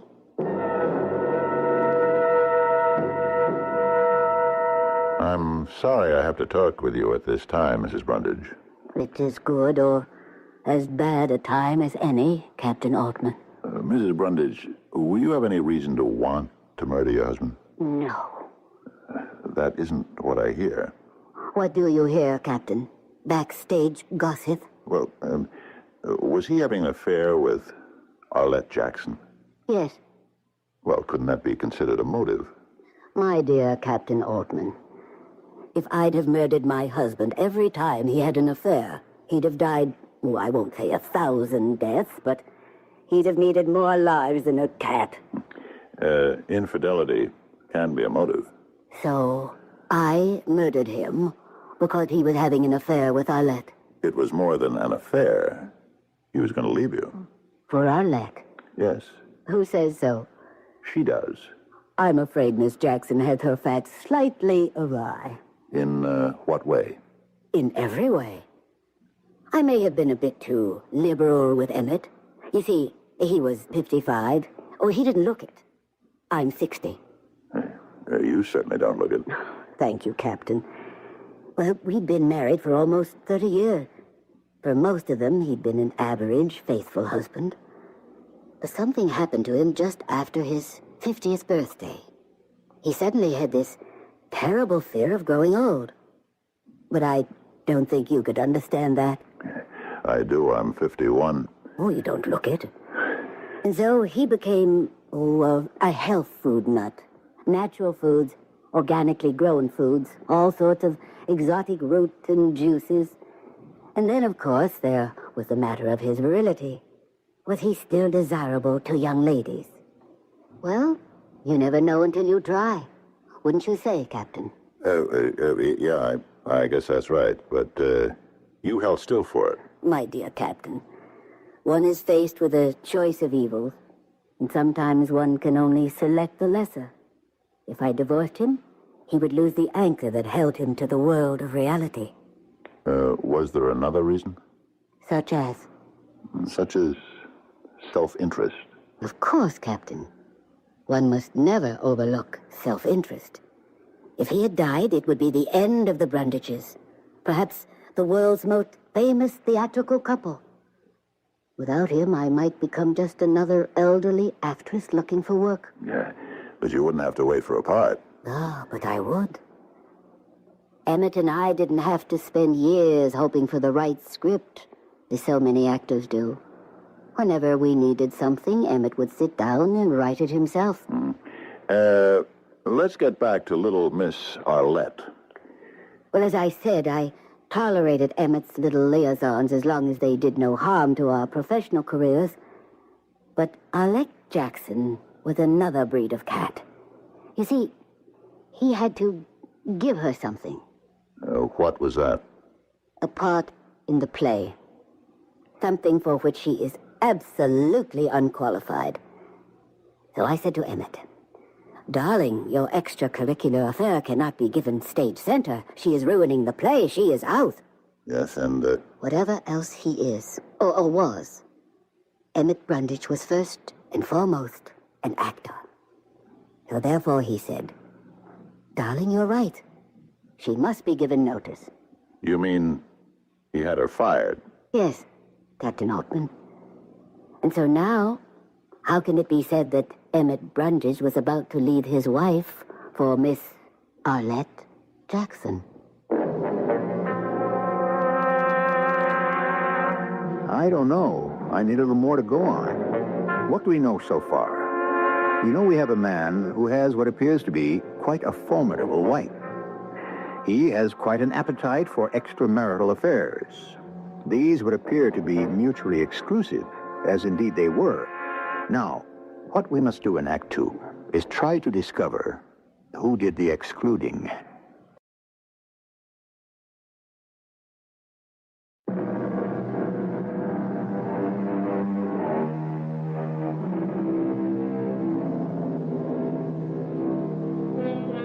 In professional sports, a man is hired because of his youth and strength, basically. When that is gone, he is fired. In private industry, a person is hired to perform a job. When that person's ability declines, for whatever reason, that person is fired. Yes? Now, a man marries a girl because she's beautiful and sexy. I know this has the most violent overtones of male chauvinism, but I'm merely reporting the world we live in. After some time, she's no longer beautiful.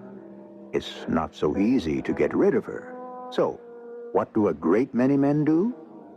They start looking for greener pastures. Fred. Yes, Captain. Is it true that Arlette Jackson was going to be fired? Yes, but we were sitting on it till we could get a replacement. Why? I guess it was pretty common knowledge she and Emmett Brundage were having a thing. I see, and Mrs. Brundage didn't like it? Well, it was partially that. What was the rest of it? Well, he was getting tired of her. I see. If it hadn't been for the relationship she was having with Emmett Brundage, would she have gotten the part? Are you kidding? Maybe she's got the legs to be a showgirl in Vegas, but she doesn't belong on a Broadway stage. So, We have a three-character play on the stage. Mr. Brundage, his wife, and the maid. It's one set, the library. Yeah, everything happens right here. Yes, sir. You never change anything on the set, right? It just remains in position. Here's the table. It has the bowl with the sugar packets. It's here all the time, right? Yes, sir. Yes, sir. Everything you need for the play is also here all the time. The only thing that gets brought on is the teapot and the tray with the cups and saucers. That's right. But the poison, it doesn't come from the teapot. It's in one of the packets on the table. And Mrs. Brundage is the one who pours it into the cup. Now, how does Arlette manage to get her to use the right packet? Are you saying that Arlette murdered Mr. Brundage? I'm saying we should discuss it further.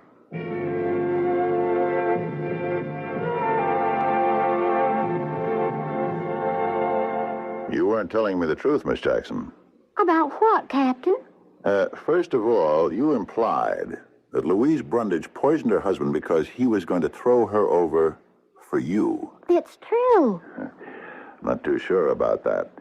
I understand he got you fired from the play. Who told you that?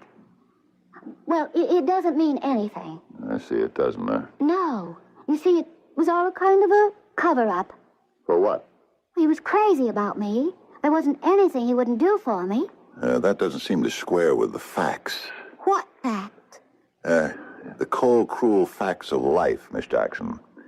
A, he fired you from the play because his wife ordered him to. B, according to the best available information around here, he was getting tired of you anyhow. Do you want to hear what was really going on? What? Well, to begin with, you're a man. Who'd you rather come home to, me or an old bag like Louise? Miss Jackson, Louise Brundage has certain charms. Oh, yes, but she's had him too long. He wasn't in any position to cross her. Oh, not yet. And why is that? Well, they had this kind of magic. You know what I mean. It was worth $1 million a year. He wanted to do one more play. Yeah? Well, he was writing. Uh-huh. It would be a play in which the wife would commit suicide, and the guy would fall in love with this beautiful young girl. You get it? Go on. And in the end of the play, he would have such a great scene with the young girl that the public would want to see the two of them together again. We would be perfect foils for each other. Mm-hmm. All this he told you? Yeah? Stick around. I'm going to want to talk to you again.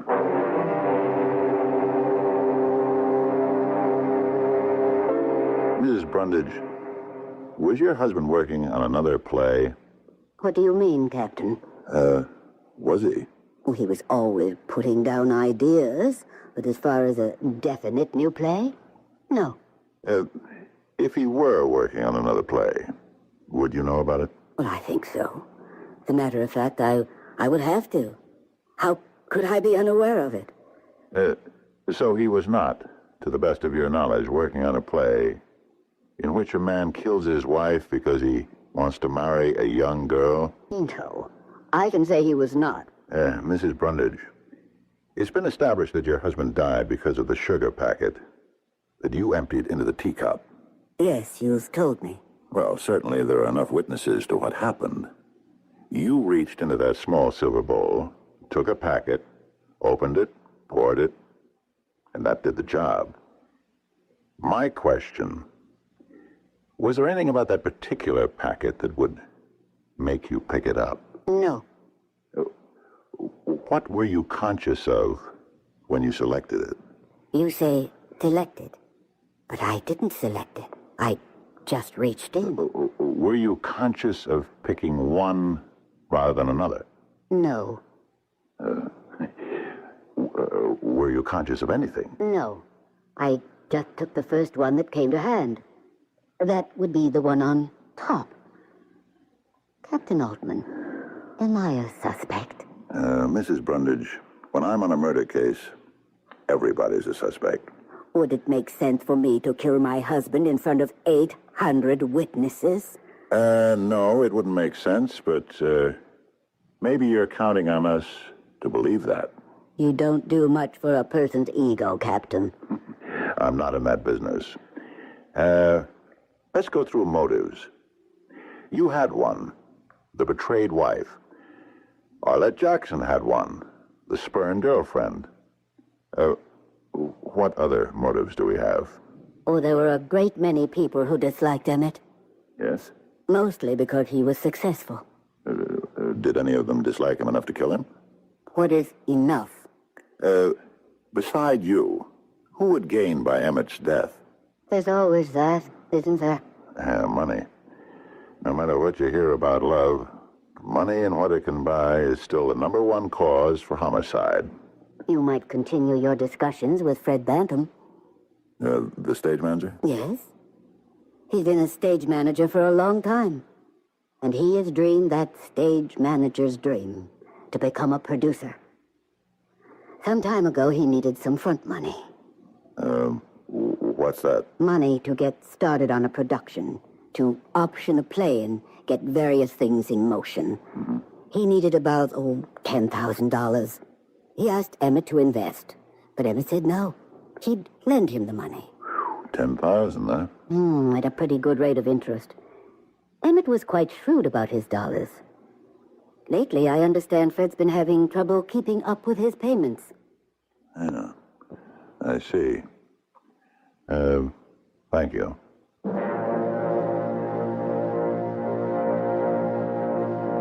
Fred, look at the silver bowl with the sugar packets in it, will you? What about it, Captain? Now, you generally keep it pretty full, right? Yeah, we can't take a chance on running short. Uh-huh. Somebody had to prepare a packet. The one here that we had analyzed at the lab, grains of the poison were still in it. What he or she did was to carefully slit the packet open, slip in some of the poison, and then glue it together again. If you look closely, you can see where it was done. Now, if Louise Brundage did it... are you accusing her? I said if. She'd have known which packet it was. But if Arlette is guilty, how would Arlette get her to pick up the right one? Are you accusing Arlette? Or, how would you get Mrs. Brundage to pick up the right one? Hey, are you accusing me? Not much of a problem. You or Arlette would place the poison packet on top of the others, the very top one. That's the one she'd automatically pick. Now, if accidentally her fingers might brush it aside this performance, then the next one.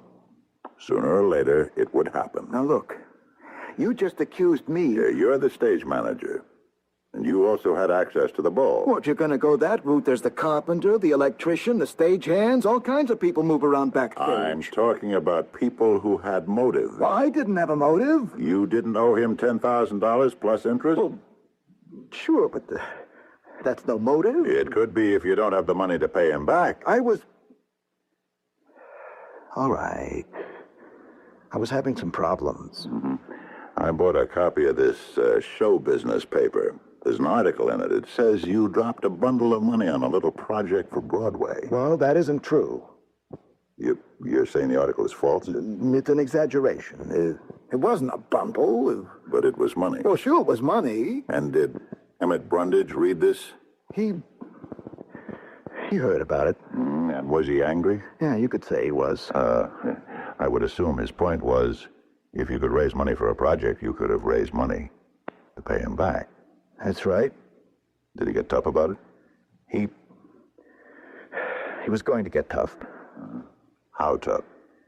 Yeah, we own this piece of property up on the lake, my wife and I. It's worth maybe $10,000-$12,000.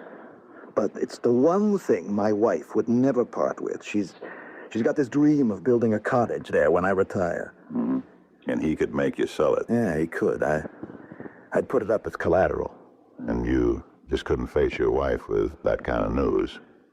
No, I couldn't. So, you killed him? No, No, I didn't. Come on, Fred. I know it looks bad, but I didn't kill him. I'm not the kind of guy who could kill anybody. I've heard that before. Yeah, I know you have, but I'm different. Captain, I can prove I'm different.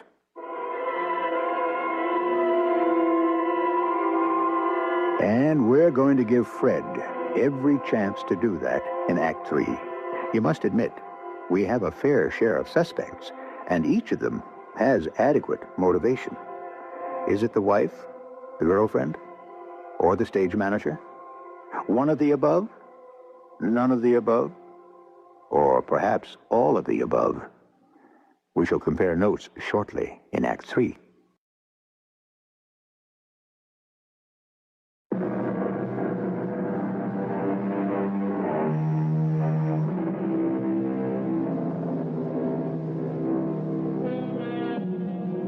There is a certain debt that cancels all others. It may be a debt of honor or a debt of money. It may be a debt of love or a debt of hate. But given the time and the place and the temper, it becomes the debt that must be paid in blood. Only life itself can satisfy the claim. It happens because the debtor forgets that a man or a woman can be pushed just so far and no further. I couldn't kill anybody, Captain. I swear to you, I'm not a killer. Sure. You gotta believe me. It's a fact. Look at me. What am I? You're a stage manager. That's right. And it proves my point. I can tell you more about the theater than anyone around. Modesty, I see, is not one of your faults. Ask people. I have taste. I have an eye for talent. Everyone always wants my advice. I know. You want to ask me, I'm so smart. How come I'm not rich? Considerate ask. It's because I've got everything you need in this business except the one thing you can't do without. The killer instinct. I'm a nice guy. I don't move in. I don't set people up for the kill. I don't take advantage of their misfortunes. I don't drive a hard bargain. How could I have killed Emmett Brundage? How? Because the worm eventually has to turn. Somewhere along the way, Brundage takes a stand. And if that real estate means what it did to your wife, you'd have to kill for it. No. I've seen guys like you. The little woman's been picking up the tab for all those busted dreams of yours all these years. She's been doing without. She's been living on hopes. You just couldn't face her with what you'd done. That's right. I couldn't. You had to kill him. There was no other way. Oh, yes. Yes, there was. What? What's making that bulge on your hip underneath your coat? That's your revolver, isn't it? I bought one, Captain. I was trying to work up enough nerve to kill myself. And then this thing happened. Yeah. So what? You're still not off the hook. The debt's a part of his estate. You still owe. Oh, I know, but she's a lady. She won't press me. Excuse me, I'll have to answer that. Backstage, Jefferson Theater. Oh, yeah, just a minute. Captain? Oh, thanks. Captain Altman, yeah? She what? Yeah. Okay, I'll be right there. Well, looks like your lucky day, Fred. Arlette Jackson just confessed to the murder of Emmett Brundage.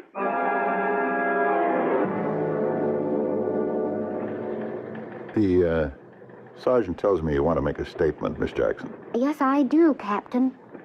Why did you kill Emmett Brundage? You know why? I do. Well, you even told me. Because he used me.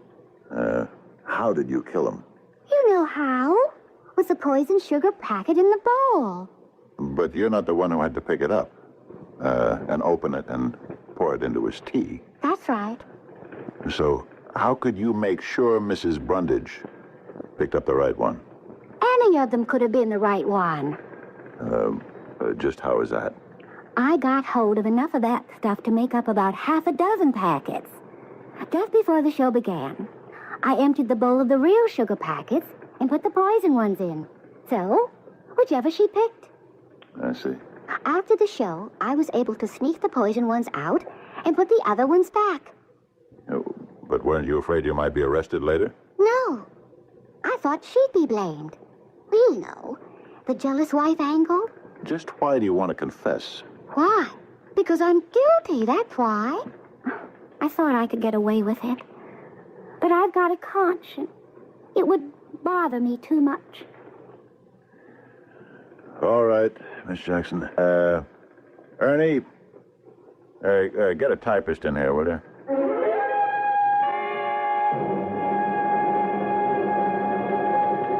Are you Captain Altman? Yes. They said to see you. About what? About Arlette Jackson. What about Arlette Jackson? Excuse me, my name is Leon Dupre. I was Miss Jackson's agent. Strictly speaking, Mr. Dupre, that is, my department is all through with Miss Arlette Jackson. You may be and you may not be. It all depends. On just what? She did not kill Emmett Brundage. She says she did. Miss Jackson is a young lady who says a great many things. Why do you say she didn't kill Brundage? I think you have to know something about Arlette Jackson. She's one of those very beautiful girls, and she thinks that her beauty is a substitute for talent. It may be in many forms of show business, but not in the legitimate theater. Why are you telling me all this? Actually, Captain, I'm doing some of your work for you. She wanted our office to represent her. I said, I'm sorry, I didn't feel we could get her any work. She said, I can get a job just like that. And she did, quite a plum in this play with the Brundages. No figure. So we took her on. But then, of course, the bubble burst. He was going to fire her. Which was her motive for the killing? I met with her a day or so after Brundage was poisoned. The play was finished, and so was her alleged career. I tried to explain it, but she wouldn't listen. She kept saying, Leon, I'm going to get $1 million worth of publicity. You'll be swamped with offers from Broadway, Hollywood, TV. I'll be your biggest client. And how are you going to get all this fantastic publicity, I asked, and she said, wait and see. Then, a few hours later, she confessed to the crime. And you're saying she did it as a publicity stunt? Absolutely. Surely she understands this is a serious business. She can be tried for murder. She only understands what she wants to understand. She sees herself on the stand, an innocent girl from the country, seduced by that lecherous scoundrel Emmett Brundage, who promised her everything, anything, and then cast her aside. She thinks the jury is going to give her a standing ovation. I think by this time she may even believe it herself. I'm convinced of it. Captain, you want to know why? Yes. He was a great method actor, that Emmett Brundage. You know, you had to believe in your part. You had to become the part. So, she absorbed it. The idea of being the killer. Look, Captain, all you've really got is her confession. You know what a smart defense lawyer can do with a confession, especially the kind that is made in a police headquarters.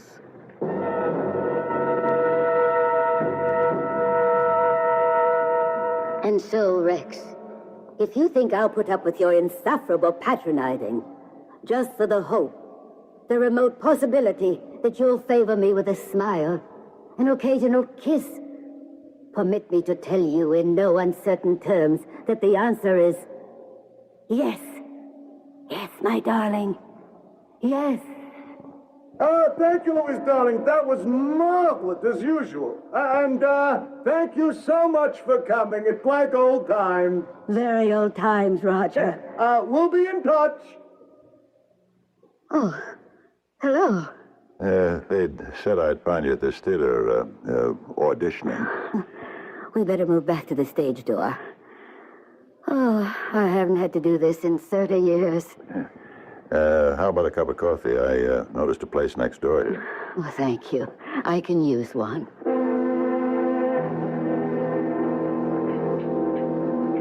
Back to the grind so soon, huh? Well, I have to keep working. Besides, the rent has to be paid every month. Oh, I thought you and Emmett were pretty well fixed. Don't believe everything you read about show business salary. You were looking for me, Captain? Yes. I wanted to ask you a question. May I? Of course. When did you decide to kill your husband? How neatly you phrased that, Captain. Not did I, but when did I? Would you like to answer it? I don't have to, unless I'm formally charged. And even then I wouldn't be required to. I have a feeling you want to answer. Do you? Why? Fred Bantam said it, but he didn't have to. It's obvious. You're a lady. Thank you. Ladies may be a disappearing breed. That's why when you encounter one, she stands out. What is the purpose of this flattery? It isn't flattery, Mrs. Brundage, if it's the truth. You are going to confess to Emmett's murder. But Arlette Jackson has already confessed. You and I know that Arlette Jackson is a kook. Why do you insist that I killed him? Murder is always a matter of motive. Fred Bantam had one. But being Fred Bantam, he was willing to be stepped on again. How well you know him, and on such short acquaintance. Arlette, there's always another guy somewhere for her. Oh, yeah? She has a long way to go before age catches up with her. It caught up with you. Finally. Yes? Your husband was a fool. You see, he was writing a new play. Oh? I used to help him. He said to me, "What would a woman write in a suicide note? A woman who would want to kill herself because her husband no longer loved her." And so I sat down and wrote such a note, filled with, melodrama about life being at an end, no longer worth living. Yeah? And what about it? Well, I wrote it, and I forgot about it. Then one day I came to the theater early. I overheard a conversation between Emmett and Arlette. She said, "You promised to get rid of her," and he said, "I will. Wait. I have a foolproof way. Everyone will think my wife did it herself." Yes? That made me remember the note. That night he was out. I looked for it. Through his desk, all his papers, and it wasn't there. Oh, I felt such relief. It was my imagination. Then I looked through his clothes. There in the pocket of the jacket was the note. I have it here in my bag. May I? Yes. Life no longer has any meaning. He is my anchor, my beacon. Without him, what am I?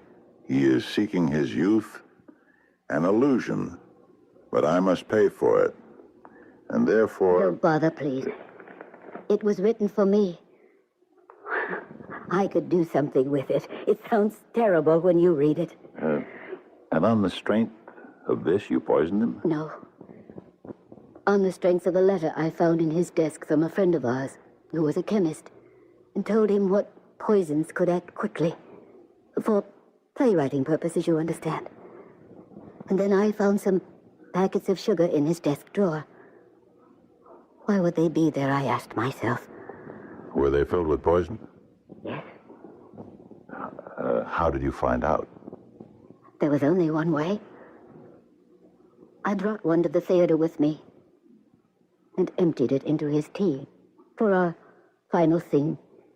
You see, till then I couldn't really be sure. And so you found out? The hard way. And so did Emmett. Just a split second before he died. Actually, it was self-defense. In a way. You're right, Captain. I couldn't keep it a secret. I would have had to confess eventually. Confess. But don't be disappointed.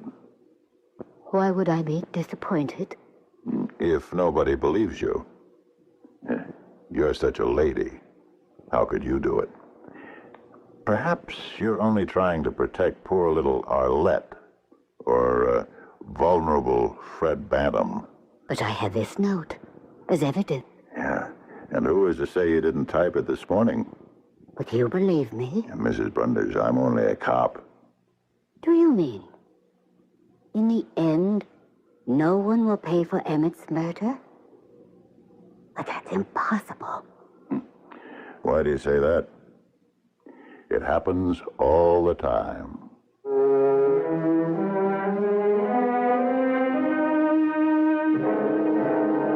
It does happen often enough. We have all sorts of unsolved crimes for which no one ever seems to pay a price. And one way or another, they find their way back into the rear of the files, where they gather dust until someone needs to space.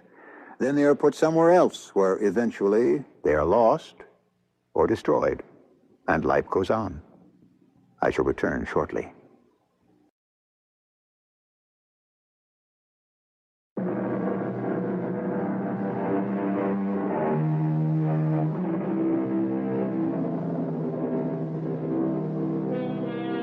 Thou shalt not covet thy neighbor's wife, or her husband, as the case might be. But what is there in some men and women that somehow can never be satisfied? It's a question that's fascinated writers throughout the centuries. If you took away all the works that dealt with adultery, the library shelves would be half empty. There would be almost no theater, and your movie and TV screens would hardly ever be lit. One thing you have to say for sin: it has inspired some of the great stories. Our cast included Fred Gwynne, Evie Juster, and Russell Horton. The entire production was under the direction of Hyman Brown. And now, a preview of our next tale. This seems to be the whole point of contention, Elwood. Did I do something? Well, did she? Well, yes. Obviously. But I'm not aware of having done anything. It doesn't alter the fact. Even if it were an unconscious act, it would still disqualify her for the position. Mr. Townsend, I wish you would tell me. I would rather not. I was willing to let the entire episode be forgotten, and you would have been well advised to do the same. Elwood, what are you trying to say? As you know, Paul, I always try to avoid an unpleasantness. I was willing to let it go, take my loss quietly, and forget the entire affair. Your loss? You saying that Miss Pruitt took something? Yes. Miss Pruitt stole something. It's a lie. It is true. Miss Pruitt is a thief. This is E.G. Marshall inviting you to return to our Mystery Theater for another adventure in the macabre. Until next time, pleasant dreams.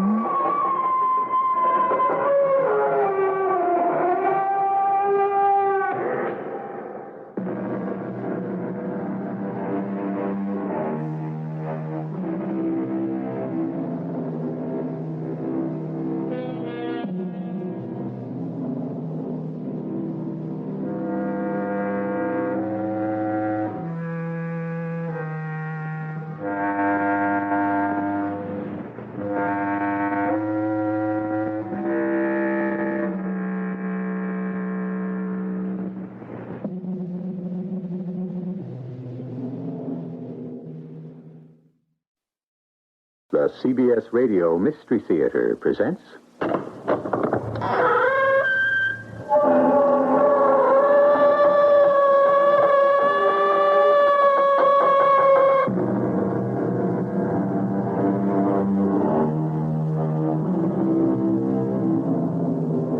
Come in. Welcome. I'm E.G. Marshall. We are a nest of singing birds, said Mr. Samuel Johnson. True. And probably all of our chatter and clamor means no more than the scolding of magpies, the rasping of ravens, and the jabbering of jays. And whether our voices speak in the limpid melodies of the nightingale or the hoarse croaking of the crow, it little matters. All is soon swiftly borne away and lost in the wind. Accused!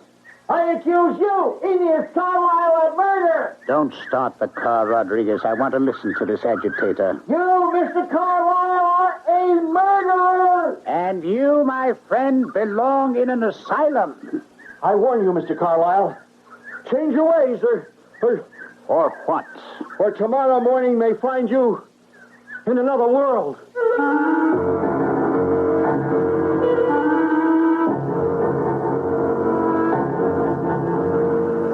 mystery drama Neatness Counts was written especially for the Mystery Theater by Sam Dan and stars Joan Shea and Ralph Bell.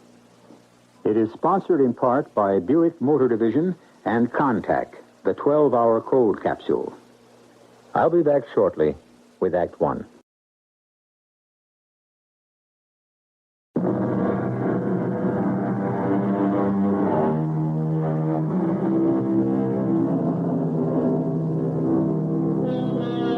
Those who are merely rich seem to have fallen by the wayside.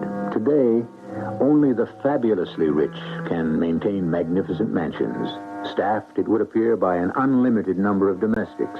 Yes, there are quite a few people with money.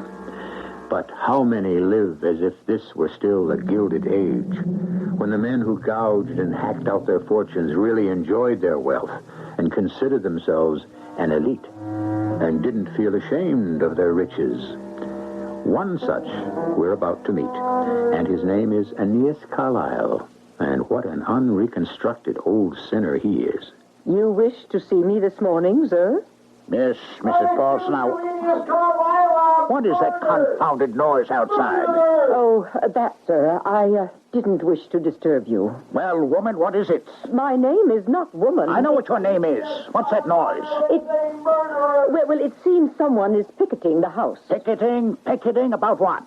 I believe it's the Colby's petrels. What the deuce are the Colby's petrels? They're birds, Mr. Carlyle. What have I got to do with them? Well, it seems, sir, that you are killing them. Am I? Yes, sir. It seems you are destroying their grounds. Their grounds? Yes, sir. Their mating and nesting grounds. All this is news to me. Well, you see, Mr. Carlyle, up in Stewart's Island... What about Stewart's Island? Well, sir, you own it. Yes, I know I own it. You are conducting tests there. I think it's a chemical reduction process, and there are fumes. Fumes? Fumes? What kind of fumes? Noxious fumes. I've been there. You can't smell a thing. I know that. Human beings can't smell the fumes, but it seems they poison the birds.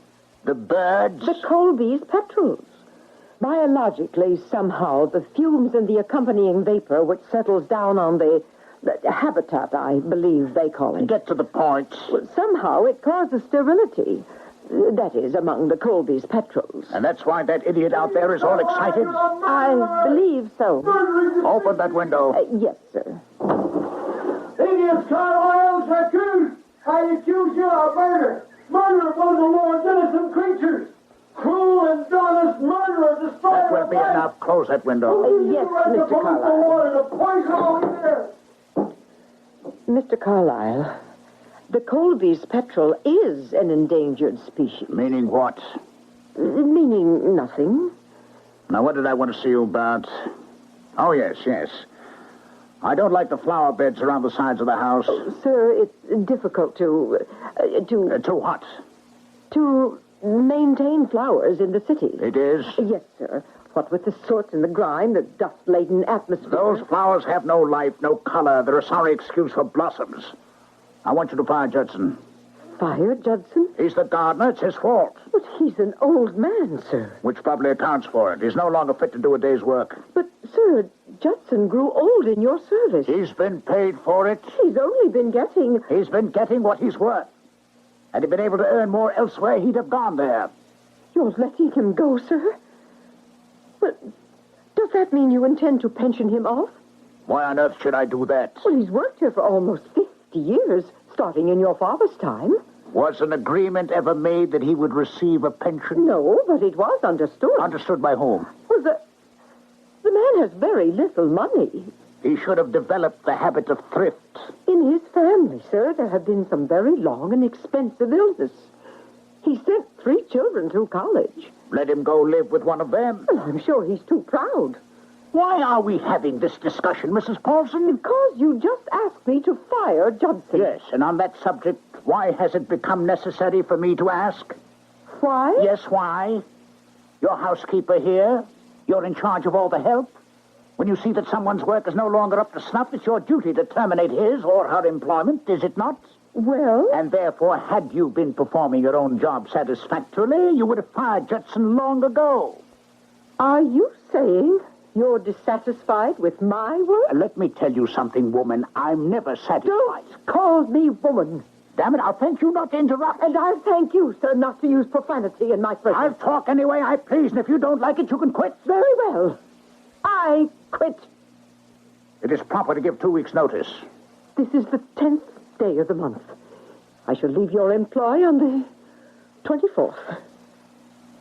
Is there anything else, Mr. Carlyle? No, I must leave for the office. Is Rodriguez out front with the car? Yes, sir.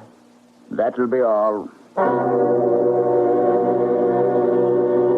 Jerkers, I accuse Aeneas Carlyle of murder. Now, look here, young man. What sort of nonsense is this? Nonsense? The destruction of an entire species? And you call it nonsense? Now, don't start the car for a moment, Rodriguez. I want to talk to this agitator. Agitator, huh? Is that what you call me? That's what you are, aren't you? Murder is being done. Murder? Who's being murdered? The Colby's petrel. You're talking about a bird. It was created by God. Now, it has its place in the scheme of things. What place? What good does your Colby's petrel do? It lives. It thrives. It has its own life. I understand that, but of what use is it? It doesn't have to be of any use. What I am doing on Stewart Island is of use to people. It will save energy. It will lower the price of building materials. People will have more and better houses. Yeah, and you will fill your pockets with gold. You don't expect me to do it for nothing, do you? You must not have the awful power to sacrifice an innocent creature. You just can't wipe out a living creature because it gets in your way. It's the way of the world. Then it's the wrong way. And something has to be done about it. Why don't you get a job and earn an honest living? Well, maybe I have to take matters into my own hands. Become somebody. Yeah, become somebody by stopping this vicious and obscene slaughter. All right, let us be on our way, Rodriguez. Let it start with me. Let it begin with the Colby's petrel. Let this tiny, obscure bird become the turning point. Oh, I warn you, Mr. Carlyle, change your ways. And I warn you, young fella, there's a difference between free speech and making a public nuisance of yourself. Don't let tomorrow find you here. You understand? For all your wealth and power and influence, tomorrow may not find you here either. Is that the fact? The Colby's petrel, a ragged little wisp of a bird. But maybe he has friends who are more loving, more devoted, and more daring than any of yours.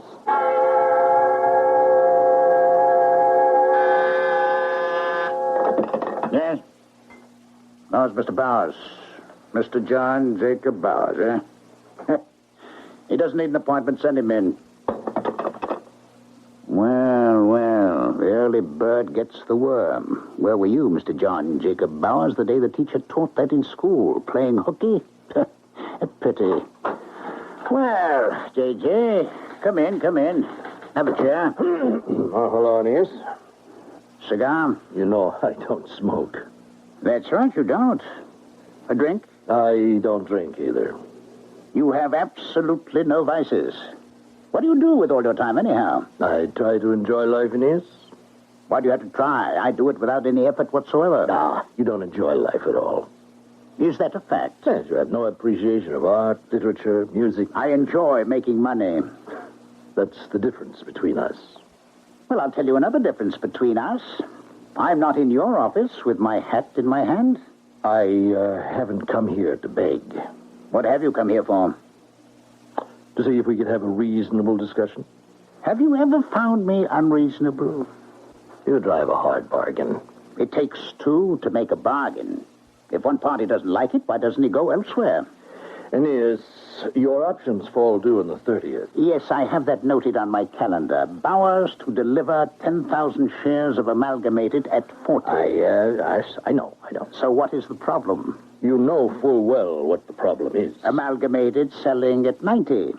And you have to go out and buy 10,000 shares of it. That stock had no business going up. Ah, but it did. Because it has been manipulated, exploited. Now, the value isn't there, and you know it. That stock is going to plummet down through the floor. If it does that before the 30th, you'll do very well indeed, J.J. But it won't. I know it won't. How was I to know that you and the whole syndicate would go in there and inflate the price? That's the way of the world, my friend. Your world, maybe. Nobody asked you to come and play in it. What are you complaining about, J.J.? You gambled and lost. But the game was fixed. What's your complaint? You'll have to buy your 10,000 at 90 and deliver it at 40? You only stand to lose $500,000. What's that to a man in your position? You don't know my position very well. Oh, now, don't plead poverty. I simply can't raise that much money all at once. Do you want to ruin me? I can. I have a right to. But I don't want to. Still, you're going to do it. The option. I could tear it up right now. But you won't. I might. You know that painting of yours? I will never sell it. I want it. Why do you want it? I like it. Let me have it, and you're out from under. But it isn't worth $500,000. I know, but I like it. It's valuable. It's a duquesne, but it'll never be worth $500,000. I like it. I swore I would never let it go. Then I shall expect you to deliver 10,000 shares of Amalgamated on the 30th. Incidentally, buy some now. It's going up even more. My wife will never speak to me again if I sell that portrait. You are not selling it. You're giving it away. Why? Why are you doing this? I am a rich man. I can afford to indulge my whims, my fancies. What's the point in having money if you can't enjoy it? Has it ever occurred to you that your enjoyment is based on someone else's misery? Oh, yes, quite often. Shall we draw up the papers? I will release you from your obligation, and you shall present me with Aurora by Duquesne. Well? You win. We both win. You've learned a lesson on how not to sell short. And I've been enriched by a great work of art. Do you know something, Aeneas? One day, somebody is going to put a stop to you. Really? You know something, my friend? That doesn't bother me one bit.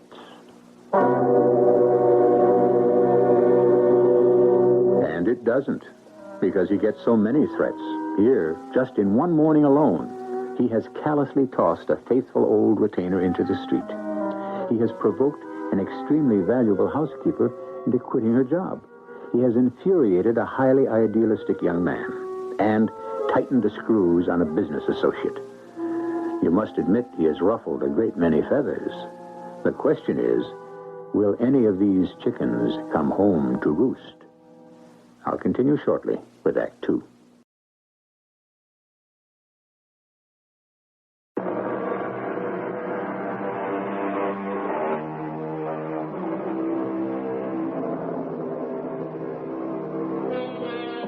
There are those people who have the gift, or is it truly a gift, to live for themselves alone, to place themselves in the center of the universe, to respond to no one's needs but theirs, to constantly sing a song that has but one note, me, to be oblivious to and unconscious of anyone else's hope or want unless it can serve their own purpose. Yes, all of us are born alone and must die alone, but these are people who choose to live alone. Do you have your market list, Joanna? Well, it's here somewhere. Now, really, Joanna, you must learn to be more efficient. Why? Look at you, Harriet. Could any human being be more efficient than you? And where did it get you? I have to go over your bills. Oh, you're a fool. To quit your job over an old reprobate like Judson the gardener. That isn't the point. Well, what are you going to do now? Get another job. How many jobs like this do you think are left in the world? Oh, come on, why don't you talk with Mr. Carlyle? He needs you. He doesn't need anybody. Oh, look, he don't want to go through the time and trouble to break in a new housekeeper and all, so why don't I could talk to him, but I won't. You won't? Why not? You could get your job back. I don't want it. I don't get it. Tell me why. Well, it's intensely personal, Joanna, and completely private. Oh, yeah? I've known Mr. Carlyle for 20 years. Hey, has it been that long? Oh, sure. We came here the same week. I knew he was a man who drove a hard bargain. I knew he was strict and demanding. But until this morning, I never knew he was cruel. And the one thing I cannot live with is cruelty. I can't accept that in a man. Oh, what's the man's personality to you? After all, you're his housekeeper. You're not his wife. Oh, I see. I see it all now. What do you see? You're in love with him. Oh, that's ridiculous. Oh, sure, it's ridiculous. It's crazy. But it's true. It is true, isn't it? Oh, you poor kid. I am not a kid. I'm 48 years old. Oh, everybody who's in love is a kid. The whole thing is a business for kids. So where do you come off to be in love with Aeneas Carlyle? Oh, that's a stupid question. I couldn't help it. Well, when did it begin? The day I came to work here.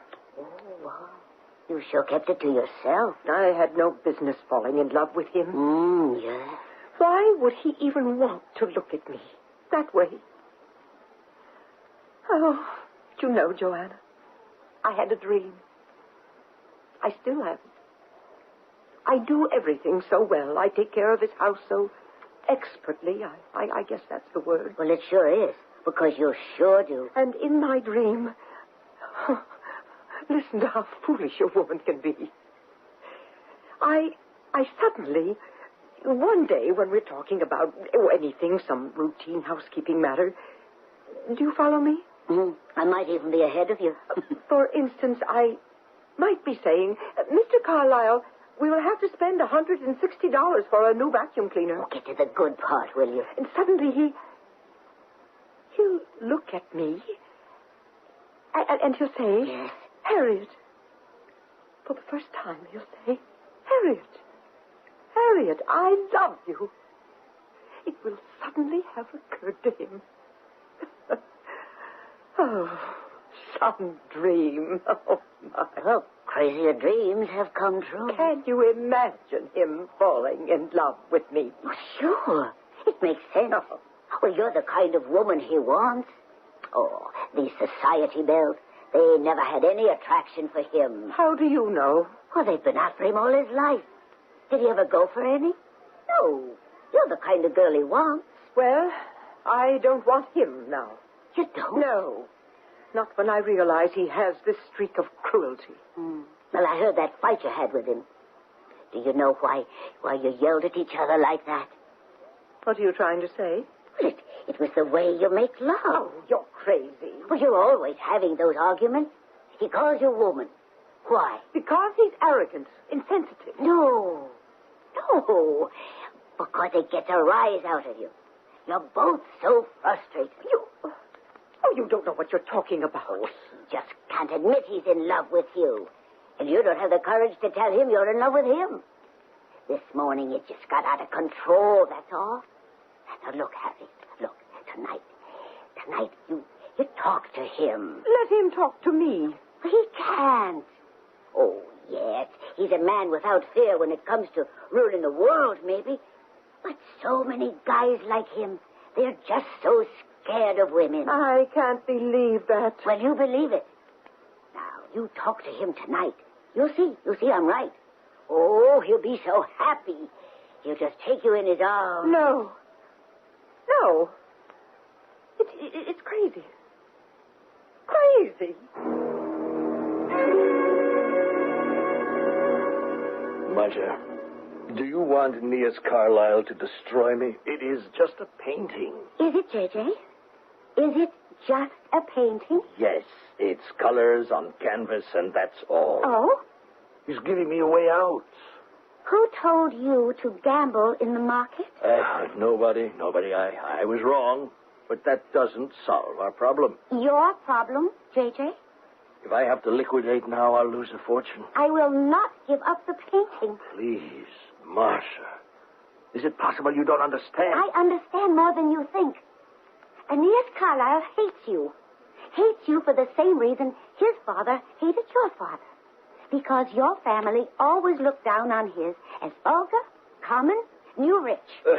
That was 50 years ago. Now, do you think something like that still bothers a man like Aeneas Carlyle? Something like that is the only thing that can bother a man like Aeneas Carlyle. That painting is a family heirloom. Would you rather we went broke? Yes. Do you know what you're saying? I'm making a choice. If you have to deliver the stock, we'll go broke. If you deliver the painting, you'll destroy our marriage.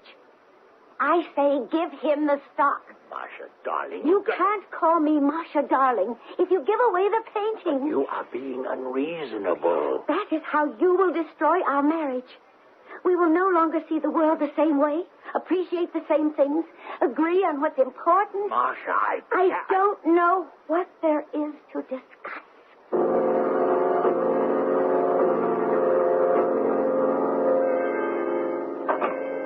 Hey, look who's here. Hello, Papa. So, did you get a job? Well, What a question. A job. I see you still got that sign, the Colby's Petrol. Save the Colby's Petrol. Look, Papa... What's the Colby's Petrol ever do for you? I bust my back, send you through college. For what? For the birds, that's for what. Papa, I'm trying And they ain't even American birds. I figured you wanted to make something out of yourself. Become a somebody. I will. I will become a somebody. Oh, who you kidding? Hector Polisar Jr. I figured my kid could do something with that name. Oh, I will, Papa. Oh, I will. Yeah, sure, you'll become a nut. Understand? A nut, a creep. Listen, I have to save the world. Oh, this is worse than I thought. No, I'm not crazy. I know I can't single-handedly save the world. For a moment, you had me worried. But I can take the first step, Papa. I can be an example. I can inspire others. Yeah? To do what? To stand up and be counted. We got a census bureau. Does that every 10 years. Papa, you want me to be somebody, huh? Well, you just wait. For what? Something I have to do tonight, Papa. What's that? Tomorrow morning, the whole world will know about it.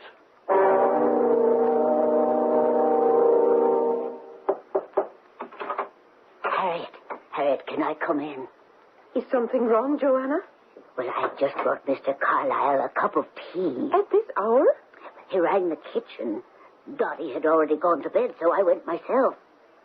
Harriet, he's sitting there, and he's cleaning his revolver.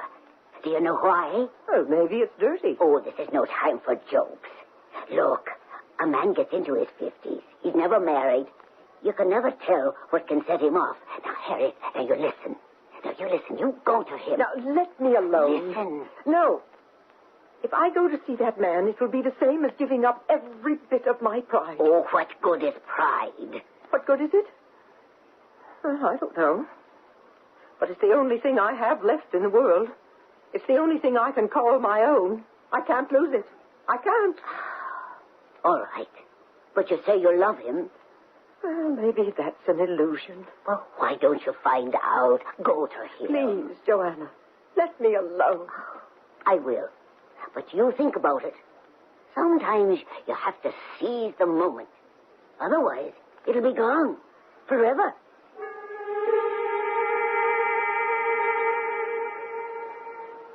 Mr. Carlyle? Yes? I know it's late, but I saw the light from underneath the door of your study, and Well, what is it, Mrs. Paulson? I wondered if I might speak with you. We're speaking? This morning. Yes? This morning, a great deal was said in the heat of anger. Indeed. Well, You were wondering if we could reconsider the matter. Well, The answer, Mrs. Paulson, is no, under no conditions or any circumstances. Is that what you wish to talk about? If so, the discussion is over. Is it? No, I don't think so. Look at me. I come crawling in here on my hands and knees. I discard every ounce of pride and self-respect. No one forced you to. Do you know why? No, and I don't believe I would be interested. What a fool I was. For 20 years, I've been in love with you. Is that a fact? And I permitted myself to dream that you were in love with me. That was remarkably stupid on your part. Is that all you can say to me? No. I can say good night, Mrs. Paulson. I've stripped myself bare. I've cried out to you in pain and in torment. Mrs. Paulson, if I were interested in listening to melodrama, which I'm not, I would go into the theater. I am not asking you to do anything. All right. I was a fool. I realize I can't work here anymore. But isn't there one kind word you can give me? Isn't there even an ounce of pity in you? Does nothing reach you? Does nothing touch your heart? Nothing within your power. Oh, but you're wrong. There is. Right here. Put that revolver down. Now I can touch your heart. Put it down. You're a fool. Don't move. It won't help you. You moron. Look what you made me do. A tear could help you. You idiots. You made me turn over this vase. A tear? If only you could shed a tear. You made me spill water all over these papers. Show me that you can shed a tear and I'll spare your life. You're crazy. You see it. You read your death in my eyes. Please, save yourself.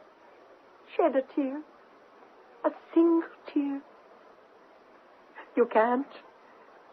Very well. Let me touch your heart. This way.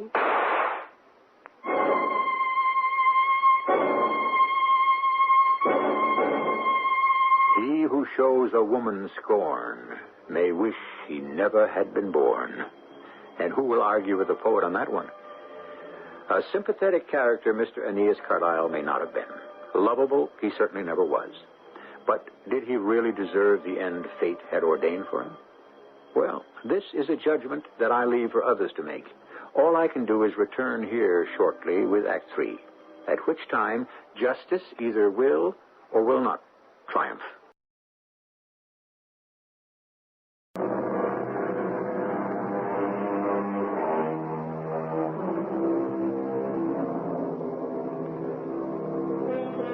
One thing should be obvious to everyone. Death is the greatest Democrat of all. That is, Democrat with a small d. Death has absolutely no prejudices, nor does he or she play any favorites, even with the Aeneas Carlyles. Yes, Aeneas Carlyle has held the world, as they say, in fear and trembling, and yet, when his time came, death took him by the hand, just like everyone else. I suppose that was the thing he found hardest to accept.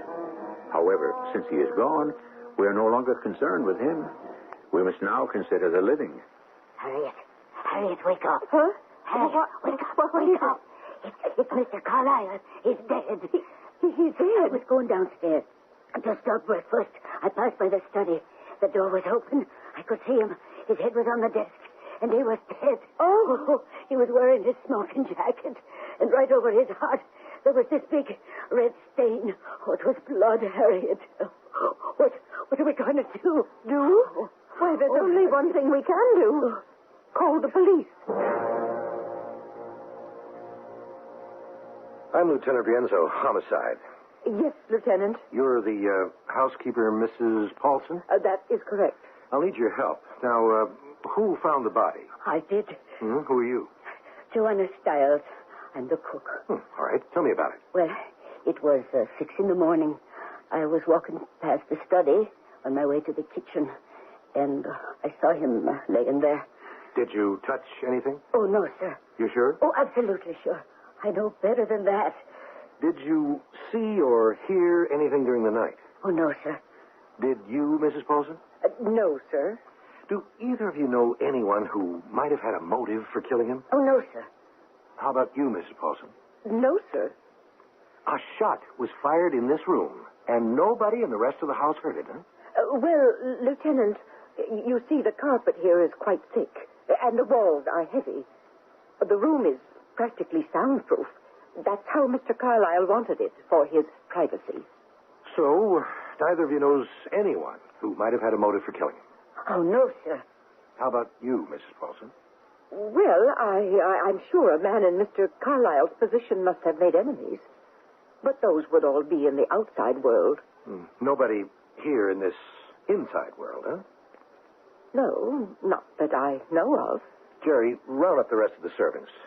That's all right now. Mrs. Stiles, is it? Yes, sir.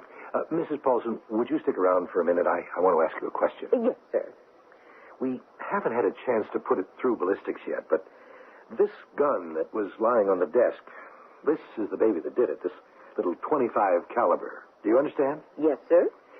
It's already been dusted for prints, but there are none. Do you know what that means? Well, it could mean they were wiped off. Right. So it also means it couldn't have been suicide. Furthermore, if the wound was self-inflicted, there'd have been powder burns. There aren't any. Do you follow all of this? I believe so. Why are you so nervous? But I don't think I'm nervous. Oh, I think I know why. It's because I'm smoking a cigarette. You're scared I'll get ashes on this valuable Persian rug. Well... Or maybe I'll set the butt down on this expensive table. I didn't say that. Not in words. I can see you keep this place like a pin. That was my job. Was?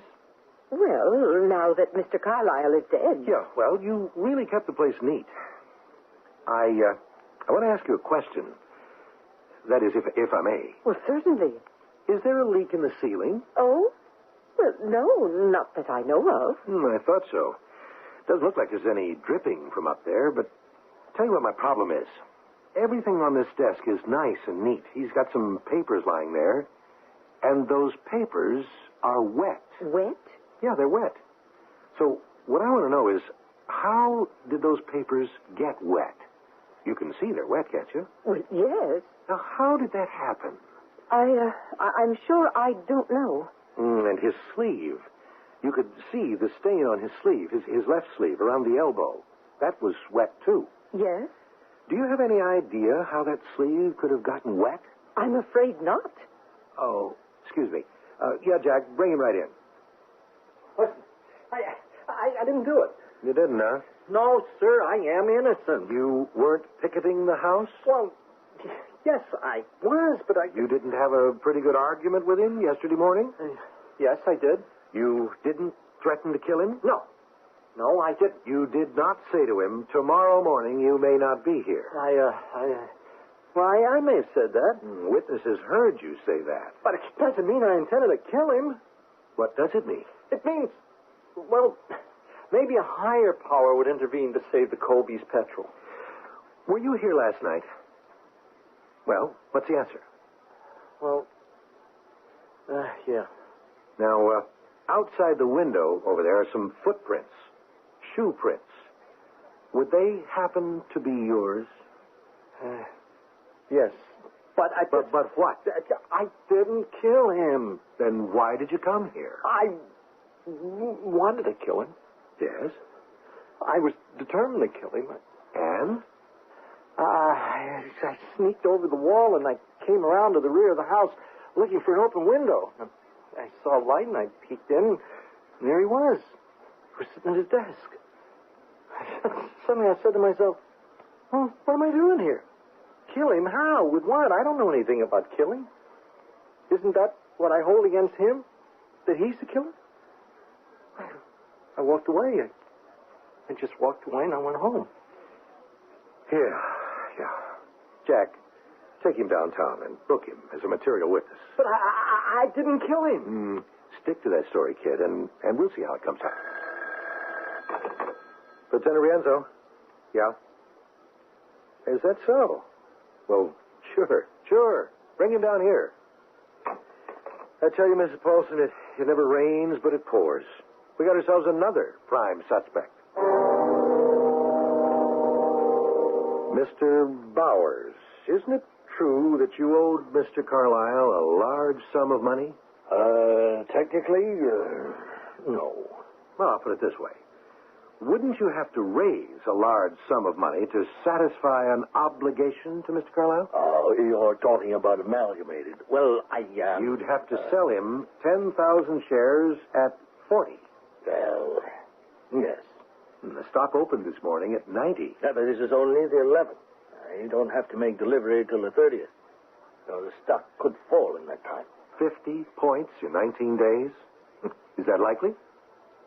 Where were you last night? Home. Home? All night? Yes. At about 3 in the morning, were you in an all-night diner called Chippy's? Huh? Well, Let me see. I thought you said you were home all night. Yes, the night. But 3 a.m. technically is the morning, wouldn't you say? Now, you can have it any way you want. Were you in Chippy's? Now, let me help refresh your memory. That is, if you want me to. You see, we've had men out all through the neighborhood looking for witnesses. Chippy told one of my detectives that along about 3 a.m., a very nervous-looking fellow came into his place. A fellow answering your description. Oh? Fellow was so nervous, he spilled half his coffee. All right. You were here. And I was in the neighborhood. You were in the house. I said I was in the neighborhood. Why? You know why. Do I? Well, didn't you just tell me? He had me over a barrel. And let me tell you something. I know I don't have to say a word. The detective who called on me read me my rights. But I don't care. It was worse than you think. Well, now. Oh, yes. He was forcing me to do something that would have broken up my marriage. He had offered me a way out. The decaying painting. What's that? It doesn't matter. But I should have killed him. Should have? Yes, I should have.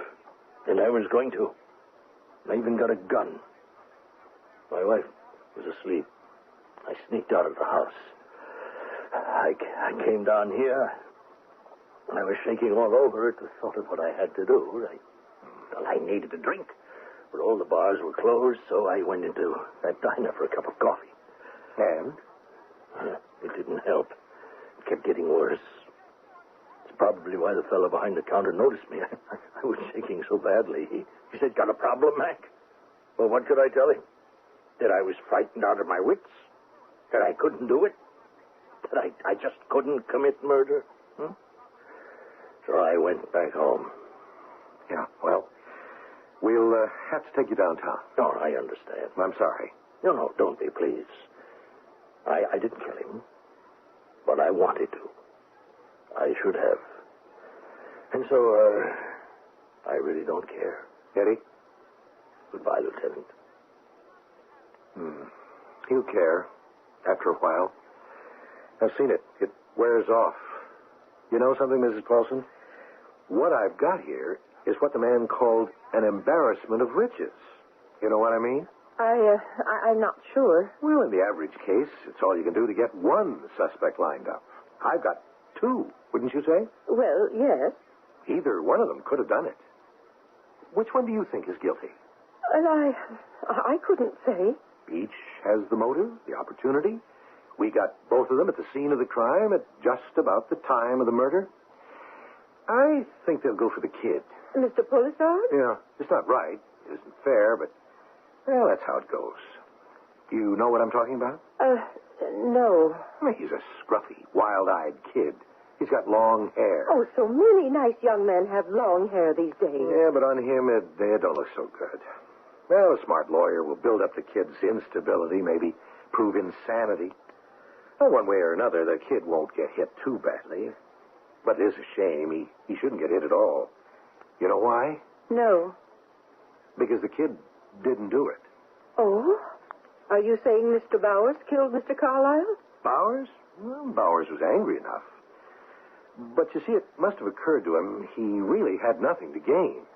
Killing Carlyle would not have relieved him of his obligation to deliver the stock. He would still owe it to the estate. I don't think he did it. Well, who did? You mean you don't know, Mrs. Paulson? Why, you did. Me? I think I knew it the minute I walked into the room. I know it bothered me. The papers on his desk. The papers? They were wet. Now, how could they get wet? Where did the water come from? There was only one source. There was water in the vase on his desk that held the flowers. But how could the water get from the vase to the desk?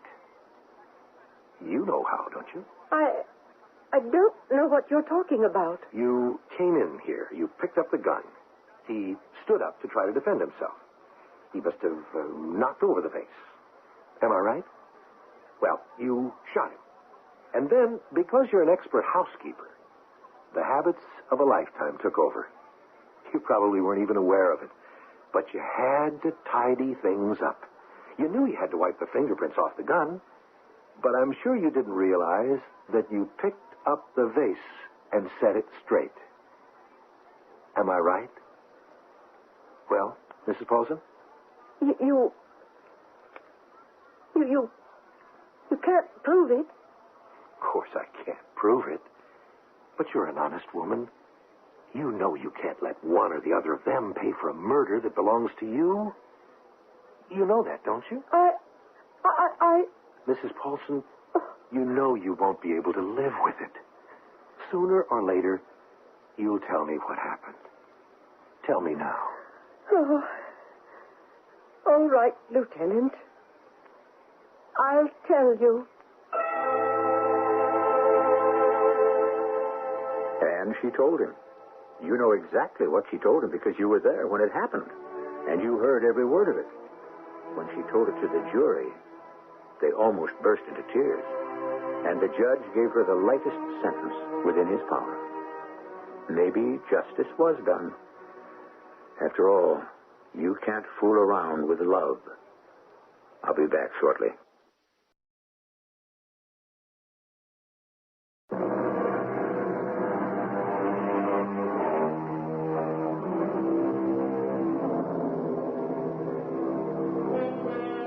Who killed Aeneas Carlyle?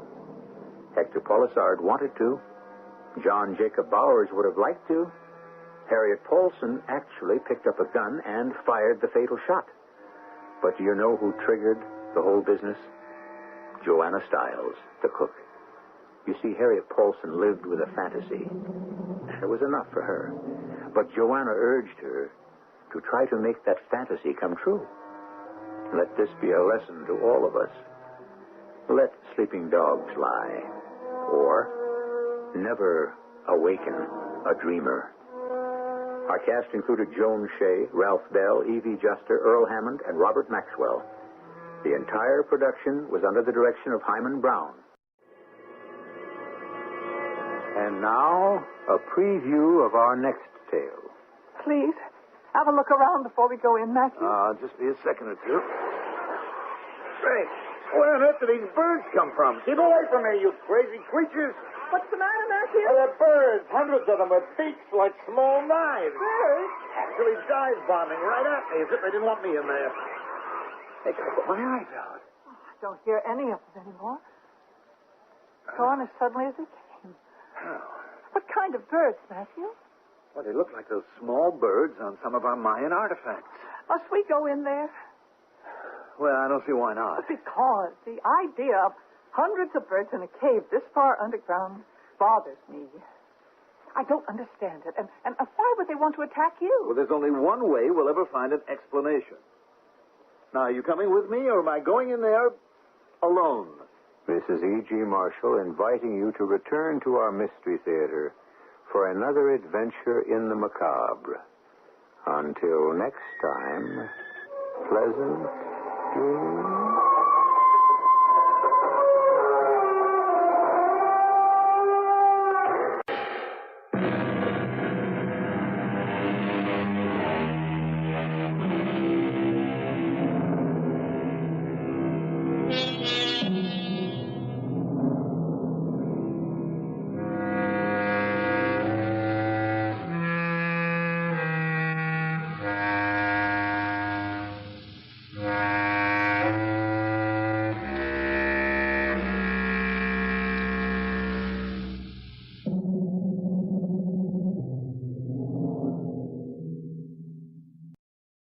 The CBS Radio Mystery Theater presents...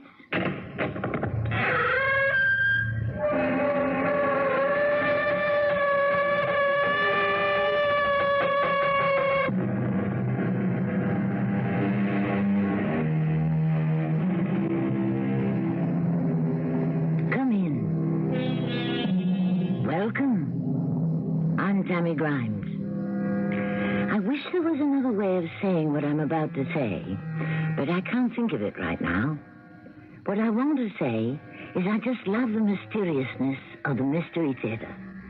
Things one can't really explain, like things that go bump in the night. Know what I mean? All right. Some people prefer murder and mayhem, but I like to be scared, which is what today's story does to me. And I hope will do to you. Jarvis, do you hear something? A cry of some kind. There it is again. Do you hear that? Yes, Colonel, I can feel it. Who's there? Who is it? Colonel, something cold is creeping over me, sir.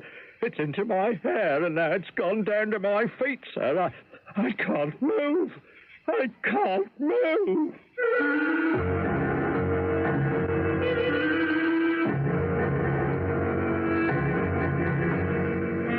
Our drama, The Voice That Wouldn't Die, was adapted especially for the Mystery Theater by G. Frederick Lewis and stars Norman Rose. I shall return shortly with Act One.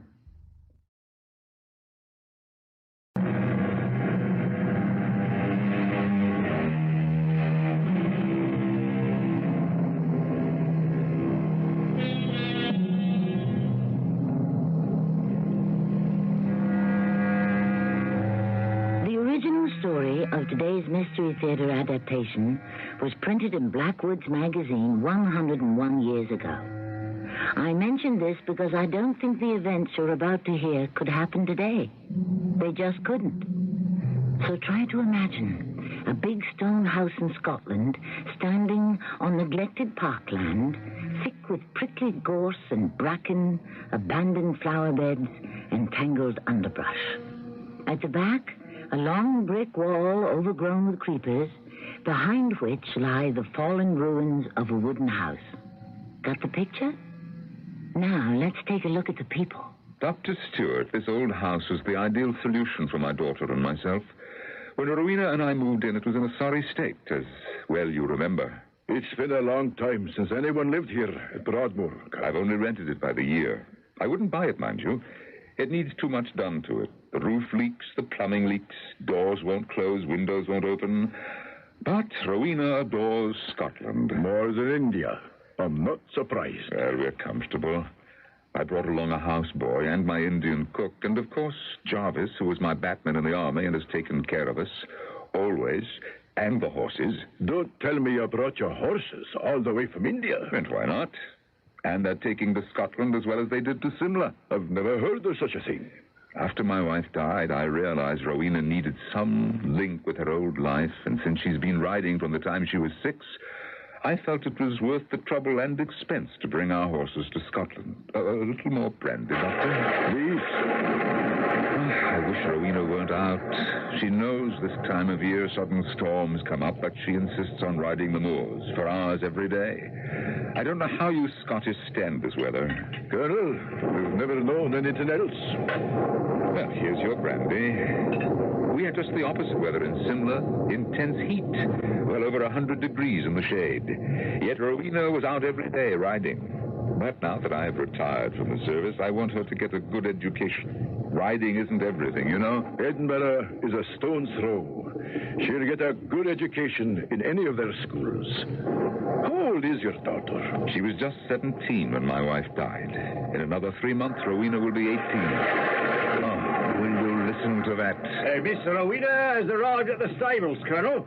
I think you should know she's in a frightful state. Jarvis, don't tell me she's been in an accident. Not that I know of, sir, but she's beside herself with fear and trembling. I don't know what happened to her out on the moors. She's absolutely white. The blood drained from her face, sir.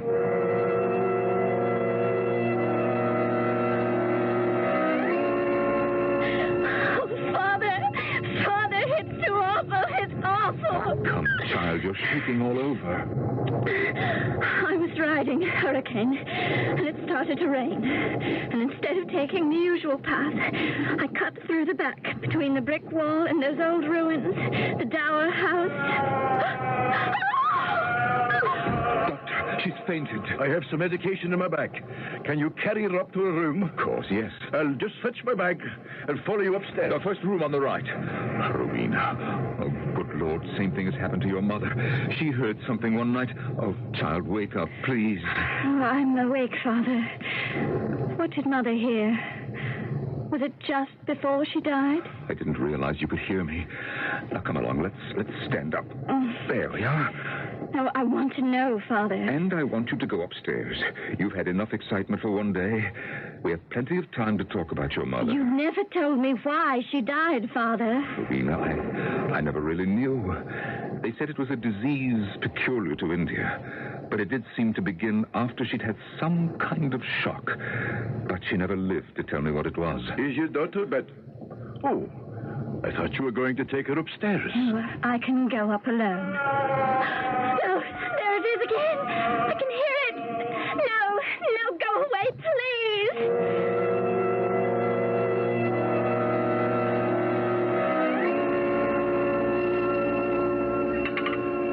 It was good of you to stay on, Doctor. I hope the supper was adequate. I was wondering if I shouldn't have one more look at your daughter. She was sleeping soundly before we came to the table. Good. Then I shan't bother her. What I gave her to drink should give her a good night's rest. Have you any idea what could have caused such a violent outburst? I heard no more than you did. Something that happened while she was out riding.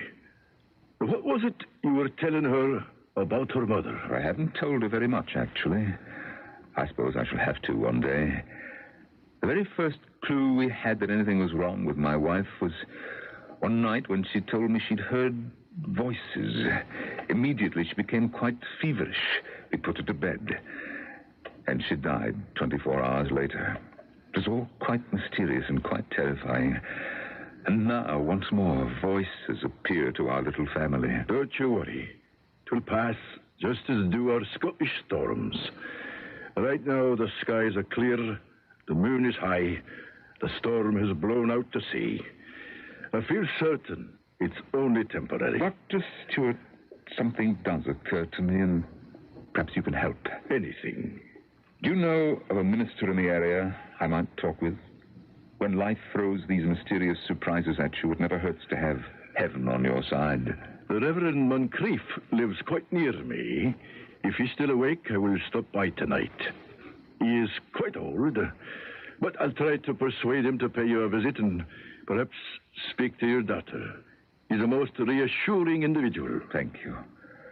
I would say at this moment, both Rowena and I need all the comfort and spiritual help we can get.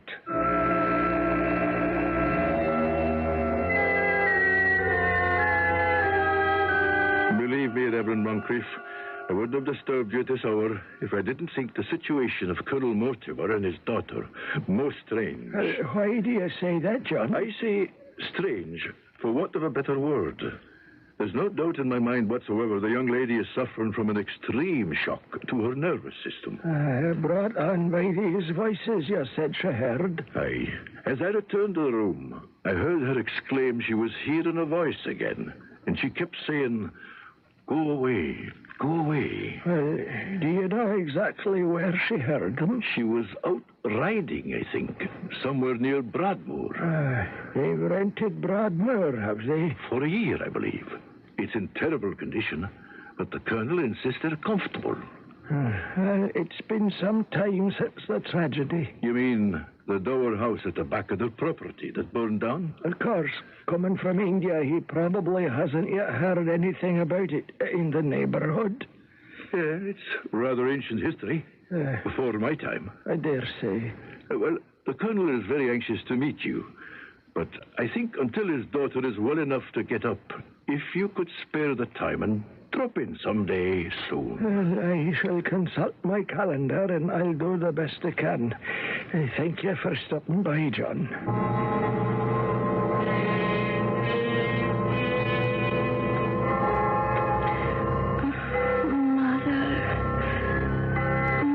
Let me in, please.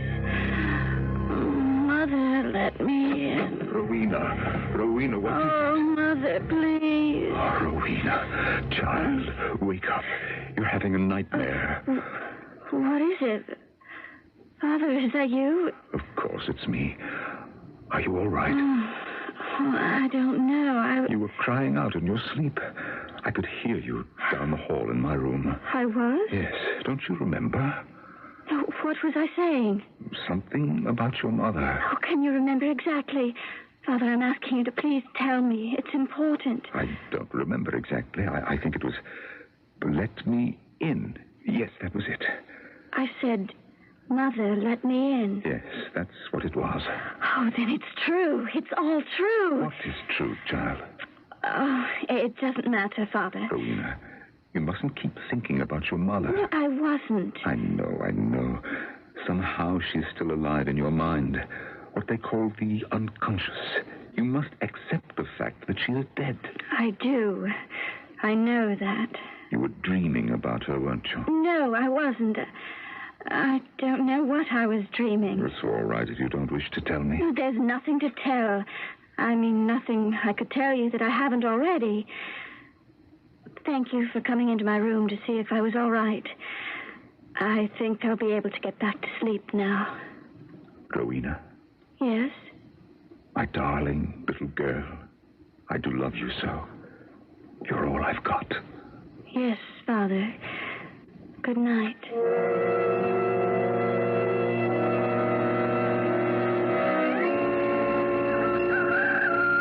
Well, top of the morning to you, Colonel, sir. You're up early, sir. Good morning, Jarvis.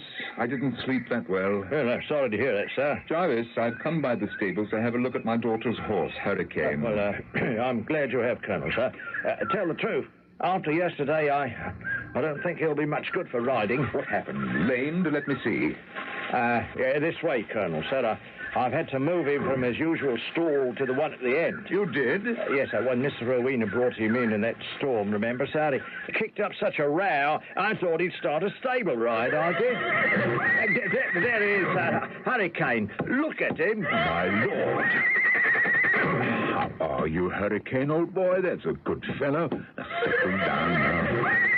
Jarvis, his eyes. Yes, you'll see the fear in them right off, don't you, sir? And it's a good 12 hours since Miss Rowena brought him back to the stables. Oh, you should have seen him then, trembling like a leaf. I've never seen an horse throw a fit like that in my life. The fear is still in his eyes, no question. This horse, I'm telling you, sir, this horse was acting up like a runaway, as though the devil himself was behind him. He certainly doesn't look like himself. Look out, sir! Look out, stand back! He's kicking at the stall door! I hope it holds. Hurricane! Stop it! Stop it! Stand well back, sir. Stand well back. I think he's gone mad. Run for it, Colonel! I can't handle him!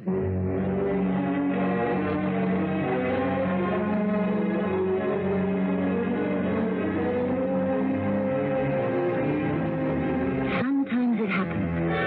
A horse will lose its domesticated sense and revert to the original wild animal, feral and untamed. Fear can control almost any living creature, and something has most definitely frightened both horse and rider, Rowena. But what?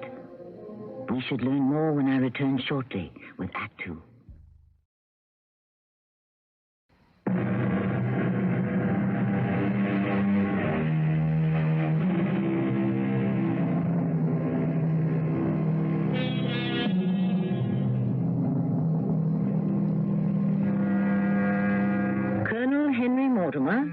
Recently widowed and retired from the British forces in India, has emigrated to Scotland with his daughter Rowena and settled in an old house called Broadmoor, outside of Edinburgh. Last night, Rowena returned from a ride having heard voices, which so frightened her that the local doctor had to attend to her. He is with her now. I'm perfectly all right, Doctor. I wish you'd let me get up out of bed this morning. Please, Miss Mortimer, I cannot take your pulse if you keep moving about and talking. May I ask that you lie still? Rowena, do as the doctor says. He's only trying to help. Thank you, my dear. Colonel, would you step outside the room with me for a moment? May I get up now? May she, Dr. Stewart? I'd like to have a word with your father, and then I will decide. This is so annoying. Colonel, your daughter's pulse is too fast for a young lady her age. She appears to be suppressing some form of excitement. Or terror. Possibly. It could also be some Far Eastern disease I am not familiar with that she could have picked up before you left India. The girl is too pale and has a temperature. I recommend she remain quietly until this subsides. For how long? Certainly another 48 hours. I understand, of course, and thank you again. I'll drop in to see her again tomorrow. Dr. Stewart, Is there anything in particular Rowena should or should not eat? Anything she has a mind to, or an appetite for, I would say. Well, what is the verdict, Father? Will I live or die? Now, Rowena, don't mock Dr. Stewart. Oh, he's examined me everywhere but where the trouble lies. Oh? And where is that? Inside my head. He told me that you'd better remain quiet for a day or two.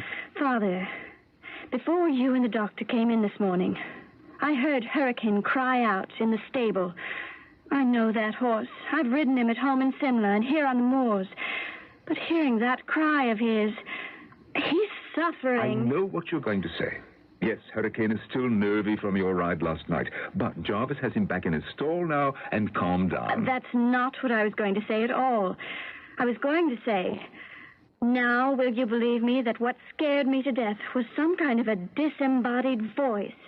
Just one voice, not more? Just one. It seemed to surround me, and then it was also as if it came from under the ground. I see. Can you remember where? Right outside that wrecked old house, the Dower house. Not possibly in your imagination. Oh, and hurricanes. That's my point. We both heard it at the same time. And if I hadn't reined him in hard and held on, he'd have pitched me right over his head. Rowena, you said last night the voice said distinguishable words. It did. Let me in. Let me in. All last night, I kept waking up and hearing it again. The same voice. Then at 5, as soon as the cock crowed, it stopped. I never heard a thing, Rowena, and I'm 2 doors down from you. Oh, Father, are you saying it didn't happen because you didn't hear it? There is something unearthly out there, crying for help, and nobody seems to care. Rowena, be sensible. The rain was coming down. There was thunder and lightning, enough to frighten any horse and rider. And above all this din, you heard a voice? How can you say whether it was natural or unnatural? I don't want to talk about it anymore. It's tiring for me to keep on and on about it. Father, would you draw the curtains again so I can sleep? I can't tell you the worst part, so what's the use? Rowena, don't shut me out.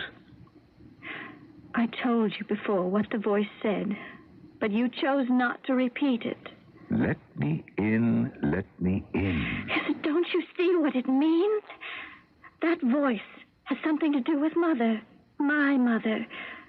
Something to do with the sudden way she died. Rowena, how can you say that? There is no connection whatsoever. Oh, isn't there?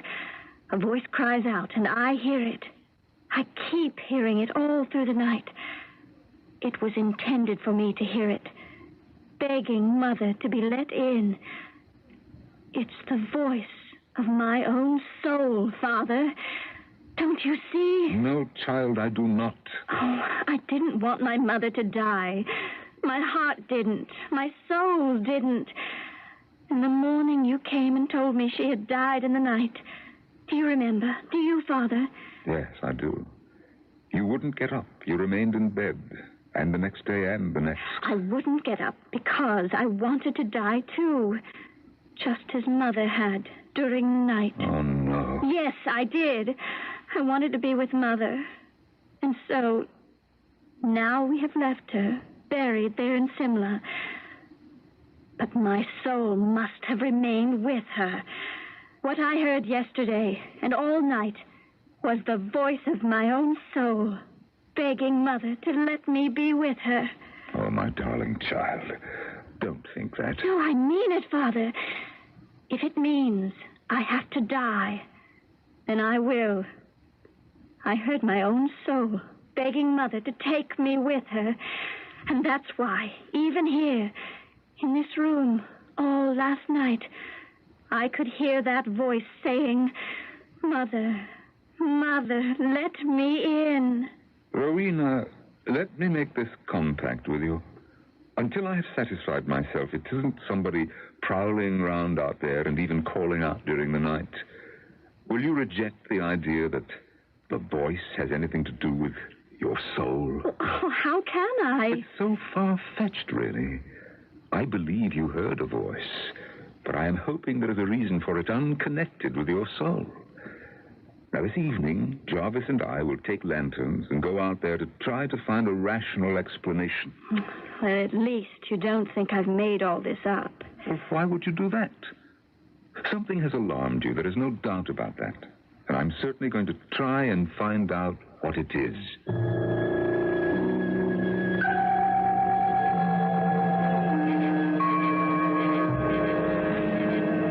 To go single file along here, Jarvis. The path is too narrow. Would you like me to turn up the wick in your lantern, sir? Make it brighter? No, it's fine the way it is. I can see quite well with it.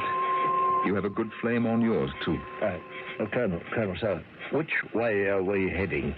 My daughter tells me what frightened her came from somewhere near the old dower house, that ruin up ahead. Hold on a moment. Gloomy about here, isn't it? Wait. I think I hear something. Do you hear that sound, Jarvis? Now, Jarvis, do you feel it? As though someone was standing right there. Jarvis. I didn't feel it, sir. Colonel, I did most certainly hear it. Yes. Who's there? Colonel, something cold is creeping over me, sir. It's up into my hair and the back of my neck, and now it's gone down to my feet, sir. I can't move. It's your imagination, Jarvis. Let's get closer to those ruins. I suddenly realize who could be playing these games with us, Jarvis. Poachers. Huh? Poachers, yes, they could, sir. Trying to make off with some of our deer or fowl or anything. After all, no one's been living at Broadmoor for quite some time. They could have spotted Rowena heading for home, and she got too close to them, and they pretended this ghost voice. Oh, yes, that's certainly a possibility. Yes. You know, I've never actually come this far on the property. Wait, there's a brick wall along here somewhere, isn't there? Yes, Colonel, sir, separating Broadmoor from the dower house. If you don't mind, I'd rather not set foot in that old place. Well, why not? It could be the very place the poachers hide out. Oh, no, not likely, sir. There's no roof. There's a few walls. I'm told the front door's still standing. It was all wood, and there was a big fire there years ago. The place was practically burned down. There seems to be... Oh, yes, there is. There's an opening in the wall. I'm holding my lantern as high as I can. Now, there's the house. I can see the ruins from here. Can you? But supposing they are in there, sir. I'm going in. Now, Jarvis, follow me. Keep your eyes open and your wits about you. But, sir, suppose there's a whole gang of them in there, eh? What could we, just two, do against them? Couldn't it wait till morning and we'll call the police? Jarvis, you don't have to follow me if you don't wish to. But I have a sick girl back at the house at this very moment. And she is convinced something unearthly frightened her and her horse. Rowena is not going to get over this shock until I can prove to her what she heard is quite human and nothing to be alarmed about. What's that, sir? What? Jarvis, it's an owl.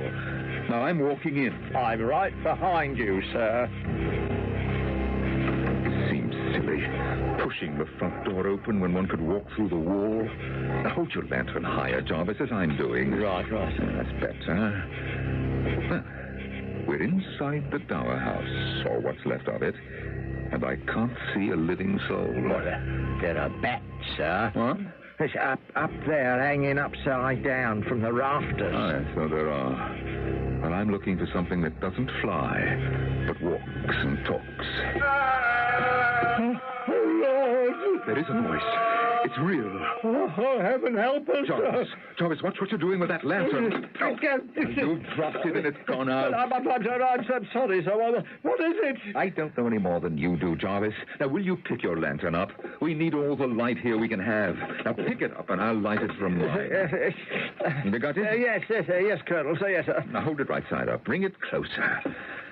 Now, that moaning sound was to my right.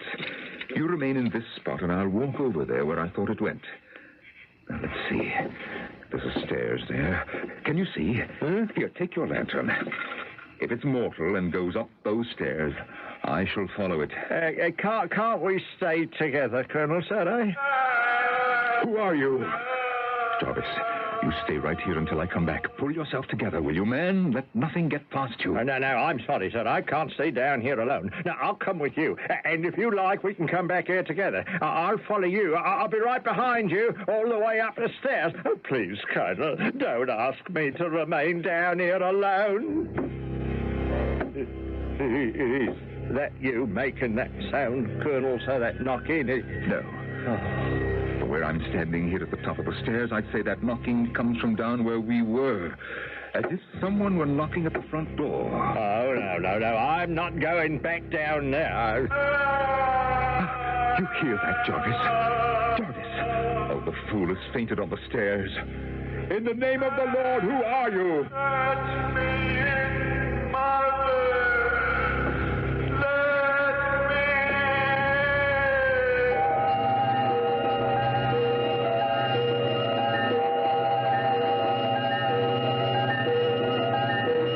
There can be no doubt now but that the voice speaks for what can only be an unseen and suffering spirit. The Colonel has had enough investigating for one night. I can't blame him, so have I. He brings Jarvis too, and manages to get the both of them back to the house. And shortly, I promise you, I'll be getting back to you with Act 3.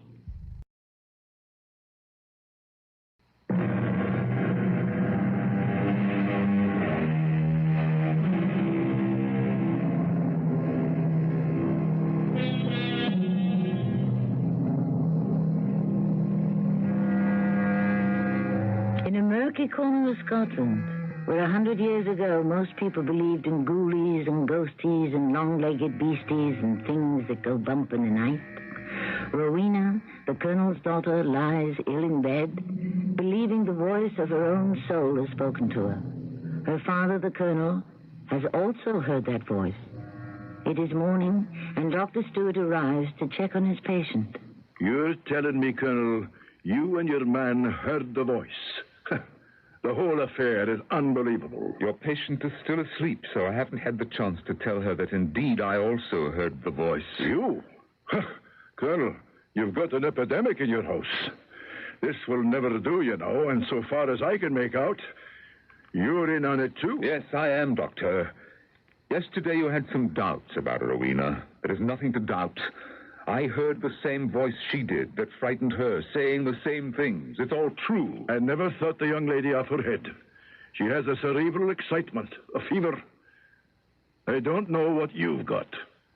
I have only 15 more minutes, so I shall have to go up and see your daughter.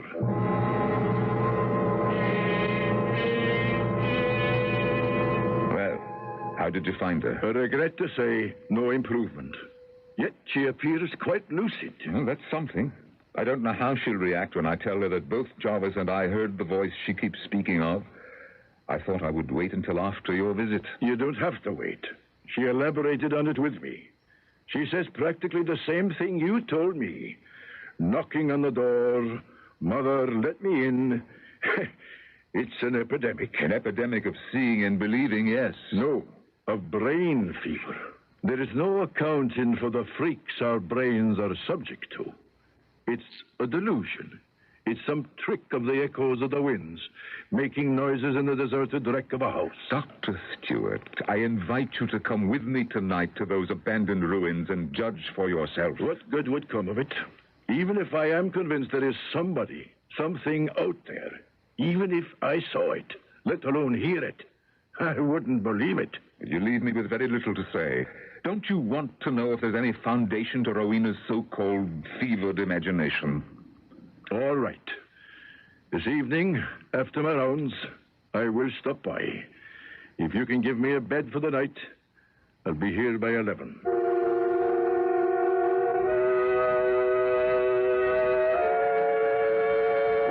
Rowena, I came up to tell you last night I heard that poor voice crying out its suffering. Oh, Father. And so did Jarvis, so clearly that he fainted. Oh, no. And tonight I've persuaded Dr. Stewart himself to walk through the only standing door of the Dower House wreckage. How did you persuade him?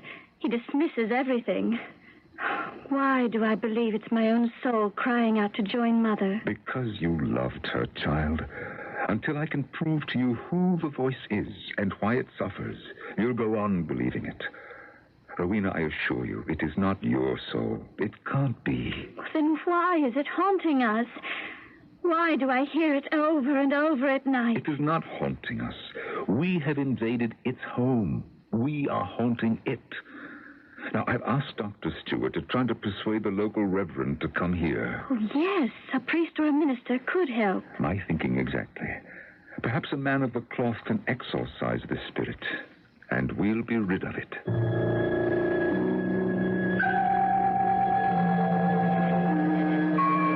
How close are we to the haunted place? Anywhere around here, we felt its chill and heard its voice. It's strongest by the Dower House front door. It's still standing. Imagine. It's about all it does. Nothing lives there but bats. There it is. Now we'll keep walking. It will follow us. That wouldn't be you, Colonel, making that noise. Having a little fun with me. Dr. Stewart, I swear to you I'm doing nothing to create that sound. There will be more and worse. You'll see. Yes, of course. Why didn't I think of that before? It's some poor animal caught in a trap. Now, why don't we have a look in the bushes? Doctor, we go through this wall, right here, to the old Dower House. You won't confuse the voice with an animal there. And we open the front door and walk in. Not a very pleasant place. Walk with me to the center of this room, will you? Now, as nearly as I can reconstruct it, Doctor, while you and I were in the main house waiting for Rowena's return, the storm broke, remember? And in trying to get home as quickly as possible, she rode her horse past that front door, and the sound she heard came from right here. I'm patiently waiting to hear it. How long do you suppose we will have to wait? I don't know. I gather you're not interested in what you've already heard. Yes, I heard some sounds, but I'm not prepared to agree they were supernatural. You think that moaning is the voice of the wind? I'm waiting for it to say words. So it will. It does. If you want my opinion, nothing is going to happen. When there is a skeptical person present, tables don't rise, trumpets don't blow, pictures don't float, etc., etc. The apparatus of ghostly apparitions seems to fail when the doubting Thomas joins the group. Now, I have attended seances, spirit readings. Whenever I am present, nothing happens. I don't know why it's taking so long. Jarvis and I had hardly crossed the floor when we heard it. I'll wait. I said I'd give it a fair chance. This makes me look like a credulous fool, I guess. Huh. It seems as if tonight there isn't going to be any... Any manifestation? That's what the mediums call it. No manifestations in the presence of an unbeliever. It's almost midnight. Let's give it another few minutes. Of course, of course. Take as many minutes as you care to, Colonel Mortimer. Your attitude isn't very pleasant. If my daughter wasn't doing so poorly, I don't think I'd take much more from you, Doctor. Do you hear that? It's coming towards us. I can't see a blessed thing. But do you hear it? Admit it, Doctor. You hear it.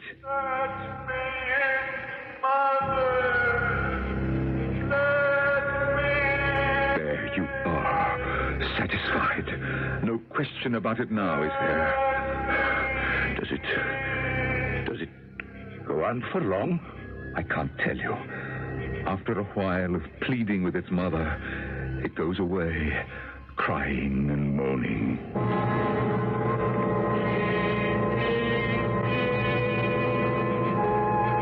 Well, that's it, I'd say. Until the next time. Well, Doctor, now what do you think? I cannot tell you what I think. Let us start back to the house. So you have no opinion? Or if you have, you're keeping it to yourself? Yes, I am. Now, mind you, I do not believe a word of it.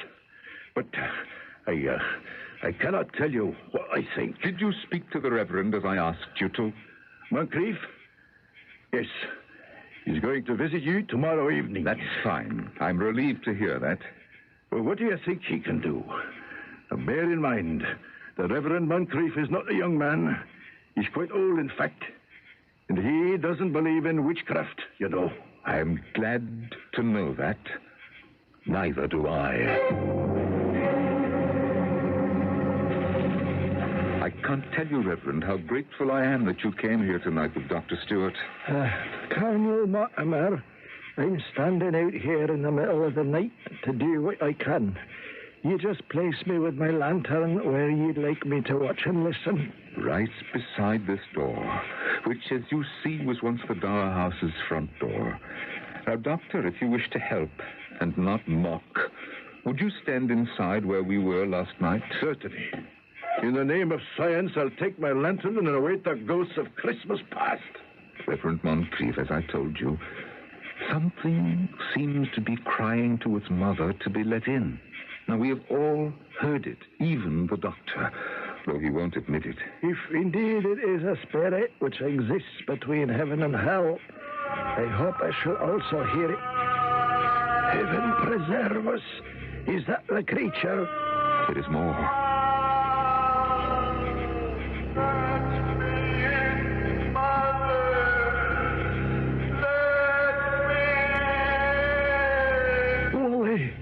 Willie, is that you? Willie, if it is you, if it is not a delusion of Satan, Willie, lad, why come you here frightening them that know you not? Why come you not to me? Is it right to come here, Willie? Your mother's gone with your name on her lips. Do you think she would ever close her door on her own lad? Do you think the Lord will close the door? No, I forbid you. I forbid you. Cry no more. Get home, you wandering spirit. Get home. Do you hear me, Willie? Me that christened you, that has struggled with you, that has wrestled you for with the Lord. Oh, and her too. Poor woman. Poor woman, her. You're calling upon her. She's not here, Willie. You'll find her with the Lord. Go there and seek her. Not here. Do you hear me, Willie? Go after her there. Though it's very late, the Lord will lay you in, Willie. Take heart. If you may sob and cry after her, let it be at heaven's gate and near your poor mother's ruined door.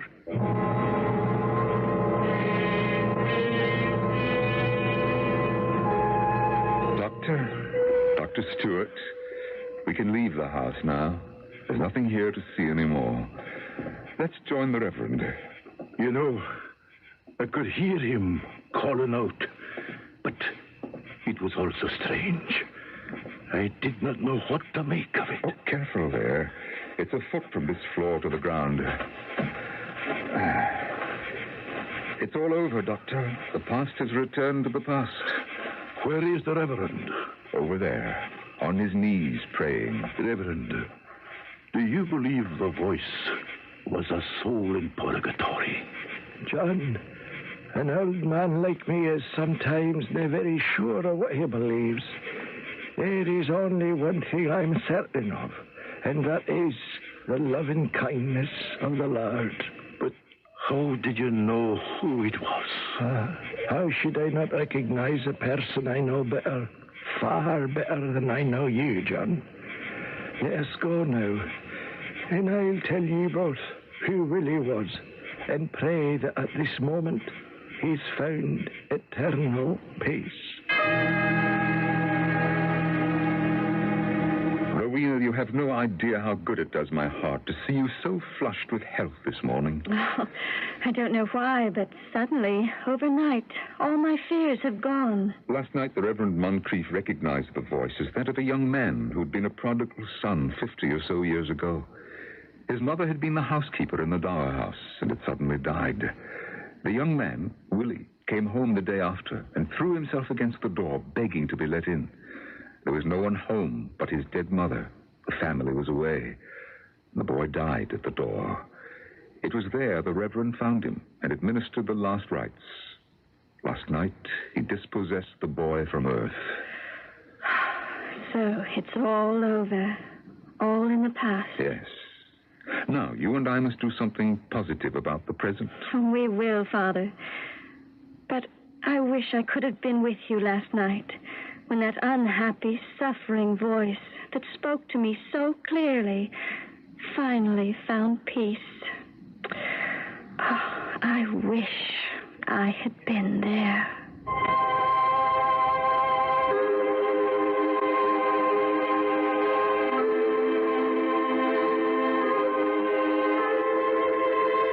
The old minister had conducted a religious passage for a wandering soul. I can just see him raising his arms in the Scotch manner at the end of a Sunday service, giving benediction to the silent earth, the dark woods, and the ruins of yesterday. Upon that blessing, the colonel and his daughter Will have found a new life. I shall return shortly.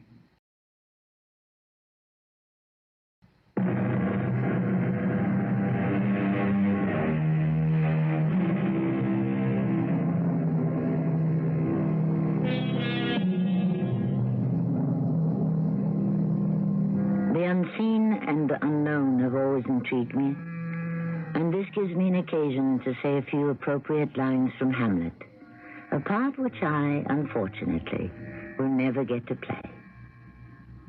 Be thou a spirit of heath or goblin damned, bring with the airs from heaven or blasts from hell, be thy intents wicked or charitable, thou comest in such a questionable shape that I will speak to thee. That William Shakespeare. He said everything before we even thought of it. Our cast included Norman Rose, Bernard Grant, Earl Hammond, and Maya Dillon. The entire production was under the direction of Hyman Brown. And now a preview of our next tale. Suddenly, your husband recovered. My brother and Teploff didn't know what to do. That was Friday. So Peter recovered. He got out of bed, put on some clothes, and at 2:00 sat down to dinner. And then he complained of pains in the stomach. What did the murderers use? Rat poison? It's very easy to buy. The poison did not kill him, so we had to take matters into our own hands. Hands? But now he is quite dead. You swear, Gregory? How he died is between my brother and me. We both know. We shall never say. May I be the first then to say to you, long live Catherine II, Empress of all the Russias. Radio Mystery Theater was sponsored in part by White Westinghouse Appliance Company. This is Tammy Grimes, inviting you to return to our Mystery Theater for another adventure in the macabre. Until next time, pleasant dreams.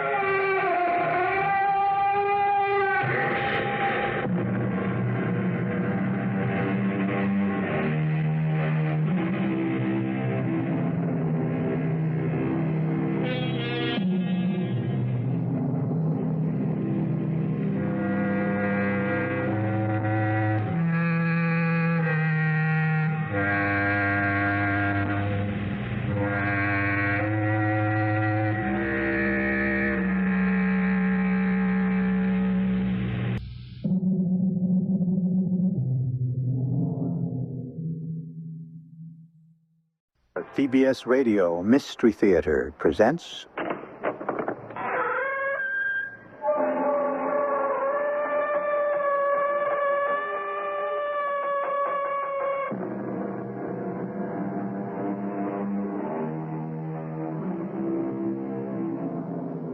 Come in. Welcome. I'm E.G. Marshall. There is nothing so powerful as the truth. And very often, nothing so strange. The truth.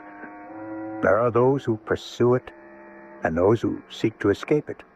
Those who accept it and those who deny it. Those who preserve it and those who distort it.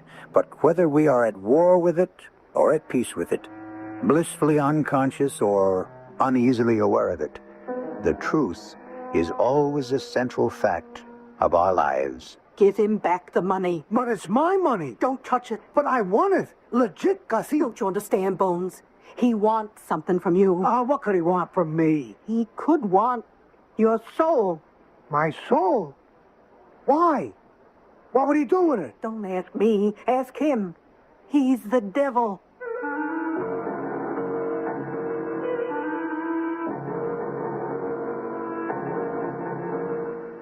Our mystery drama, Transmutations Incorporated, was written especially for the Mystery Theater by Sam Dan and stars Norman Rhodes. It is sponsored in part by Greyhound Package Express and X-Flax. I'll be back shortly with Act One.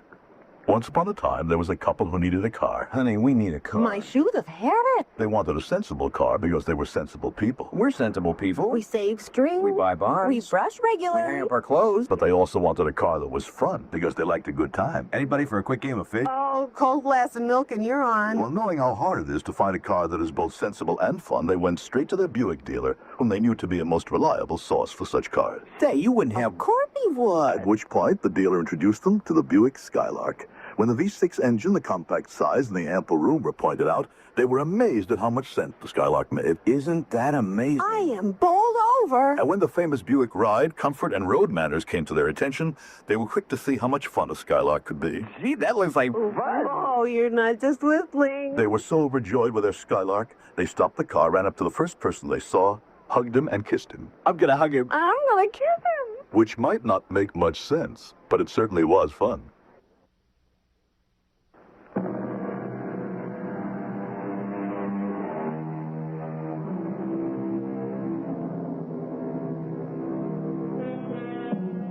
The ancient beliefs, the old superstitions, are they still with us? Our ancestors knew nothing, so they feared everything. As for us, civilized, sophisticated, modern us, we know everything. Therefore, it follows that we should fear nothing. Let us introduce you to Bones Terwilliger. Mr. Terwilliger is even now on his yacht, a waterborne palace. He can also afford a palazzo in Italy, a castle in Spain, horses, custom-made cars. Indeed, if some of his old friends could only see him now, but they don't. As Mrs. Bones Terwilliger, the former Augusta Schultz, puts it, Stuyvesant no longer mingles with the riffraff, thank you. Stuyvesant. Well, what are you gonna do? Makes her happy to call me that. After all, if it wasn't for her, I wouldn't have had none of this. You see, Gussie, I can't even call her Gussie anymore. It's Augusta now. Well, she went back to her hometown because her uncle died and left her this diner. I kept writing her to come back to New York, and she kept writing me to come to this place, Rogersville. So finally, I drove down there. I refuse to pander to drunks in a saloon. What do you mean, pander? All you do is check hats and coats and sell cigarettes. I find the atmosphere degrading. But, Gutty, Joe says he'll double your salary. He'll even let you keep 10% of your tips. The answer is negative. But, Gutty... If you call me Guffey one more time, I shall butt the plate over your head. My name is Augusta. What are we arguing about? Now, come on back. No. Have you breathed the air here in Rogersville? No smoke, no fumes, no pollution. It almost kills me. And everyone is so friendly.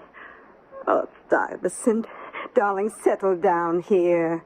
Here? What, are you crazy? What would I do here? A man of your talents, you could find something. Look, I got information for you. I knew this might be coming, so I cased the town. I figured I could run a dice game. No takers. I can't even get a card game going. Stuyvesant. It gets worse. I can't even book any bets. Look, I was having reference to a legitimate activity. You could help me run the diner. Me? Slide him off the arm in a grease joint? We could even get married. Married? Yes, married. What? What are you trying to do, ruin our relationship? In other words, you do not love me anymore. Oh, no, baby. I love you more than ever. Oh, and I love you. Look, for 10 years, we've been happy the way we are. How do we know? I have spoken my last and final words on the subject. But, Gussie, you can't Hey. Huh? Who's that? What's the matter with him? Oh, who knows? Some bum. He's been sitting at that table all night. That guy looks sick. Hey, buddy, you okay? Oh, yeah, I'm quite improved now. I mean, ever since you came in. What do you mean? Well, you see, you're one of my people. Oh, yeah? Which people? Look, mister, I'm about to close for the evening, so if you'll just pay your check. The check, how much is it? Oh, let me see. $1.97. Pay it for me, will you, Stuyvesant? Why should he pay it? You see how she worries about your money? Can you imagine what she'll be like after the wedding? And it's only $1.97. We won't tip her more than 15%, so give her a $2.28. Well, why should he give me them? Because I don't have it. Oh, you don't have it. That's what I said the first time. You mean you came in here and consumed almost $2 worth of food, and you knew you had no money in your pocket? Why? I was hungry. Look, honey, what's the problem? The guy don't have any money. Here, let me get the tab, huh? You know him? No, I don't know him. Well, then why did he say you were one of his people? It was a metaphorical way of saying... Oh, come on, Gussie, don't make a federal case out... Let me give you the money. There's a principle. But he don't have any money. Then let him work. Work? Yeah, he can wash dishes for an hour. I can't. I'm allergic to soap. I'll call the sheriff. For $1.97? For a principle. Here's the money. Look, you don't understand. Understand what? The work ethic. If you pay his check, I never want to see you again. Okay, Gussie. And don't call me Gussie. And if you don't let me pay that check, I never want to see you again. Oh, you insist? I insist. Goodbye, Stuyvesant.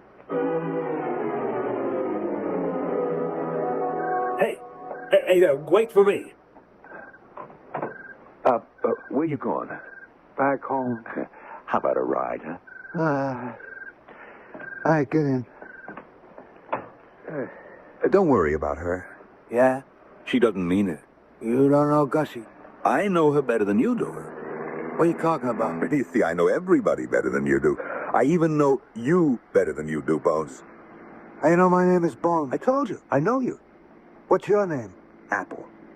Apple what? Just Apple. Where'd you get that name? It's symbolic. Of what? The Garden of Eden. You look like a hustler to me. I am.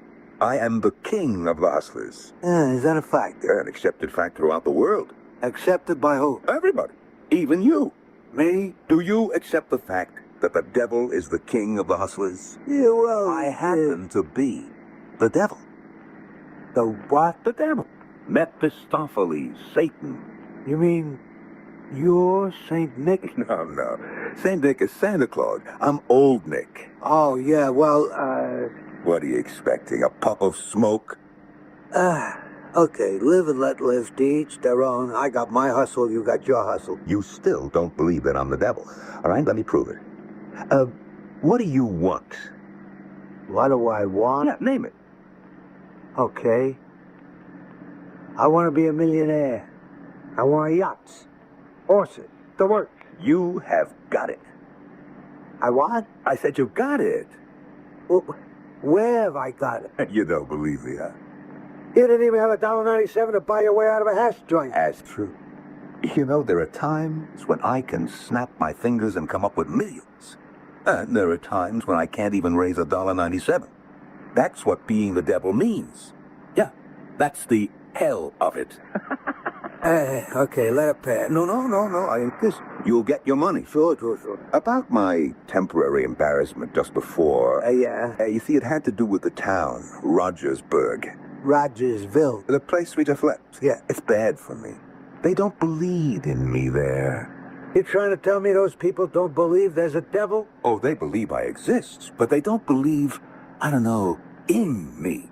Nobody robs, lies, gambles, cheats on his wife. And you know what happens to me in a town like that? I fall apart. There's nothing to sustain me. Look, why don't we just let it go? When people no longer believe in a God, do you know what happens to him or her? Well, he or she just fades away. Oh, I've seen them come and go in my time. A couple of thousand years ago, there was this Zeus. I tell you, it was it. And Juno and Apollo. And up north, they had this Odin. You know, down in Mexico, they had somebody called Texcatlipoca. Where are they all today? Ask me. Okay, where? Nowhere. You see, Bones, just as the gods sustain the people have to support the gods. People are always asking the gods, whichever ones are ruling the roost at the time, for life. But the people have to give life to the gods, too. There's nothing as pathetic as a god who has been cast aside, who nobody believes in anymore. Oh, yeah. It's enough to make even the devil weep. Brother Apple, you've got a good line in this devil hustle. Do you make a buck out of it? I thought I got a bad deal when I got kicked out of heaven, but it was the greatest thing that ever happened. I am more popular today than ever, except here and there in little places like Rogersburg. Rogersville. You saved me. Me? That dame, that Gussie, she is so good. I almost dissolved and sank between the floorboards. And then you walked in, one of my own people. You know what? I drew strength from you. Now, look. Just what is your hustle, anyhow? And now you are going to get to be a millionaire. Give me the $1.97 plus a 31-cent tip and we'll call it square. Oh, Bones, you don't believe me, do you? There's got to be a payoff. Rogersville. Why is the name familiar? It's named after this, who is it, E.B. Rogers III, but he doesn't live there. You heard of him, Bob? Oh, yeah. They say he's the third or fourth richest guy in the country. Yeah, that's right. His grandfather started the family fortune right around here somewhere. Rogers. E.B. Rogers III. Let's go see him, Bones. What for? What for? What for? Why, he is going to make you a millionaire. That's what's for.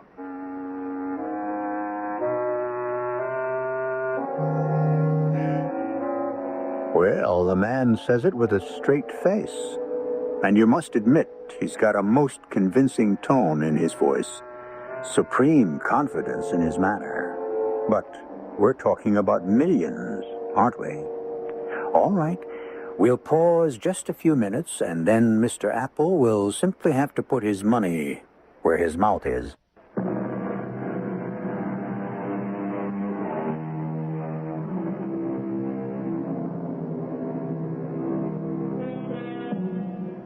Speak the truth and shame the devil? Not really. Certainly not always.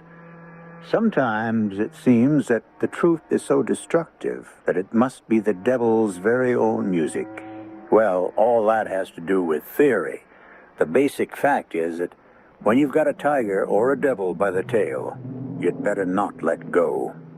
Mr. Bones Terwilliger isn't quite sure what he's got. Well, we finally hit New York City late the next morning. This Apple character and all that talk about him being the devil is beginning to make me nervous. I think I better dump him fast.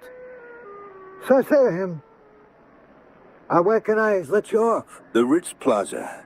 The Ritz Plaza? I used to stay at the Imperial, but I understand that the Ritz Plaza is the luxury hotel this year. Yeah, but you didn't even have $1.97 to pay for your meal. I'll engage a suite there, and you will be my guest. Look, I mean, what are you Aren't you interested in watching me make you a millionaire? About that, you don't have to. I mean, forget it. Oh, no, I couldn't. But I don't really want to be a millionaire. But you do. I don't want to hold you to a promise you might have made when you weren't really thinking. Now, the difference between me and the other gods is that I always know what I'm doing. You see, they're concerned with being good. That's complicated. I'm involved with evil. That's simple. Now, I promise to make you a millionaire, and I'm going to do it. Yeah, but There's a principle involved, and it's bigger than both of us. Turn right and head east for Madison Avenue. What, this time of day, the traffic will never Don't worry about the traffic. It was originally my creation. Disregard it. Just turn right. Yeah, but it's all... Don't worry about it. The street was choked with traffic. You know how a street can be. Nothing was moving. But suddenly, It was like a plug being removed from a drain. Everything just started to flow, just like that. Old Apples slipped me a wink. Well, we pull up in front of Ritz Plaza. Just leave the car. The doorman will see to it. Yeah, but I don't have any money with me. That I know about. Give him a $5 bill. Make it 10. $10? I want you to develop millionaire habits. Those guys don't tip so great. I am training you myself. You are going to be a millionaire of the old school. Give him the 10. That's it. My man, we will need the car this evening. Come, Bones, let us engage the presidential suite. Do you realize this place costs $500 a day? It's worth every penny. Would you look at that view? Yeah, but... Have a glass of champagne and this. This is the most delicious caviar. They put that on the bill. That's another $55. Now, look, we're getting in deep here. Why are you so nervous? I am close to $600 into this caper, and I don't even know what it is. How much cash do you have? Uh-oh, here it comes. How much? $67.48. Plus a subway token. Well, obviously we require some walking around money. Well, you claim you're the devil? Snap your fingers. No. That is not how I raise money. Now, let's see. Where's the newspaper? Oh, yeah. Thank you. And the entries for today's races. Oh, boy. Here we are. Aha. Dreamy Dolores in the first at Atlantic Park. Well, you nuts? She's 20-1. Bet $100. You can't bet $100 on a maiden filly. Why did I say 100? Make it 1,000. But I don't have 1,000. You didn't have 100 either. You don't know the first thing about horse racing. You must be joking. I invented horse racing. But Dreamy Dolores, I never heard of her. Now, who is your bookmaker? Crush at Lexington. Call him. Oh, no. I'll call him. Now, look, we can't bet $1,000. Why not? Why not? It's a sucker bet. Only suckers bet on long shot fillies. Hello, Crasher. Yeah, I'm calling for Bones Terwilliger. Yes. $1,000 on Dreamy Dolores in the first at Atlantic Park. To win, naturally. Yeah. Oh, thank you, Crusher. What did you do? What did you just do to me? I have just put $20,000 into your pocket. Yeah, well, what? What if that horse loses? She can't lose. Crusher Lexington is 7 feet tall. He weighs 300 pounds. 5 minutes after that horse loses, he's going to be here to collect his $1,000. Where am I going to get a Gino? Dreamy Dolores cannot lose. The race is fixed. Fixed? How you know? I fixed it myself. When? Just now. Do you realize that in 1 minute they're off at Atlantic Park for the first race, and I don't have $1,000 to pay off if I lose? You know, you are the most negative person I ever met. No. It ends here. Now, the hustle, whatever it is, it's over. Fini, done, through. First, I call up Crusher Lexington and call out that bet. It's too late. Turn on the radio. They're at the gate. No. This is the first race at Atlantic, and they're off. Ooh, I'm going. And it's Mary Mary, first followed by Pretty Polly and Lazy Lily, Silly Sally and Happy Helen. Where's Dreamy Dolores? At the turn, it's still Mary Mary and Pretty Polly. Where's Dreamy Dolores? Don't worry. Who's making a great move up from the rear to challenge the leaders? Dreamy Dolores? Giddy Gertrude, she's now taking the lead. You said it was fixed. It's fixed. And coming into the stretch, they're neck and neck, nose to nose. Giddy Gertrude and Pretty Polly, less than 50 yards to go. It's Giddy Gertrude, now it's Pretty Polly. Gertrude, Polly. Oh, I'm dead. I should let you watch this. Relax, Bones. Relax and enjoy it. Please save me. Let her win, please. Oh, she'll win. What did you do to me? I'm dead. I'm gone. I'll give anything. That is what I was waiting for. You have got a deal. Down to the wire, it's Polly. No, it's Gertrude. And the winner is Dreamy Dolores. Dreamy Dolores? Where did she come from? I told you. It was fixed. She won. Dreamy Dolores won. What do you say now, huh? What do I say? What do you expect me to say? That was the biggest fluke the all-time craziest piece of luck that ever happened. That's what I mean. That's what the gods have to contend with. You prayed for Dreamy Dolores to win, and when your prayer was answered, are you grateful? Do you give credit where credit is due? I pray? You said, please, please save me, let her win. I said that? You know you said it. It was just a manner of speaking. But thank God she came home. No, don't thank God, thank me. God does not answer the prayers of horse players. I do. You'll never know what I had to go through, and on such short notice. The machinations, the permutations, the combinations. That's why I invented the computer. But I didn't have one handy, so I had to do it all in my head. Oh, well. Okay, now let me tell you something. It was a fix, and you were in on it. But the owner of that horse should never use that jock again. He cut it too close. So tell me, what's your cut? My cut? How much dough do you want? Not a penny. What do you mean? I am not in this for the money. Well, then, why did you pass me this tip? I didn't just pass you a tip. I fixed the race. Okay. Have it your way, but why? What did you get out of it? I got you. Me? Didn't you yell, I'll give anything? I'll let you know what anything is at the proper time and in the right place. Okay. You say you're the devil. Yeah, and by now, you should believe it. Yeah, it's crazy, but I go along with a gag. Why do you want to do this for me? Because I take care of my people. If I don't, they won't stay with me. And I'll be tossed out on the cosmic ash heap of broken-down, abandoned, has-been deity. Yeah, but why me? I said, you were one of my people. You keep saying that, but I'm not a bad person. I mean, I never really hurt nobody. Oh, Bones, you're the salt of my earth. You just got a little bit of larceny in your heart. That's what I like. Moderation. It's the real heavies, the big villains that give me a bad name. Now leave us assume that you are the devil. Did I just sell you my soul? Now, why do you ask such a question? Well, you answer it. Well, let's say that you have just given me your first mortgage. Listen to that. And listen to me. I gotta say that you are the number one hustler of all time. For a minute there, you even had me believing it. Yeah, that minute was long enough. Now look, you promised me I'd be a millionaire. Okay, I'll settle for the 20 grand. No, I must honor my commitment. Well, I was just thinking I know what you were just thinking. Perhaps you wouldn't be as deeply in my debt, but $20, 20,000, 20 million, that's all the same. Is this how you're gonna make me a millionaire?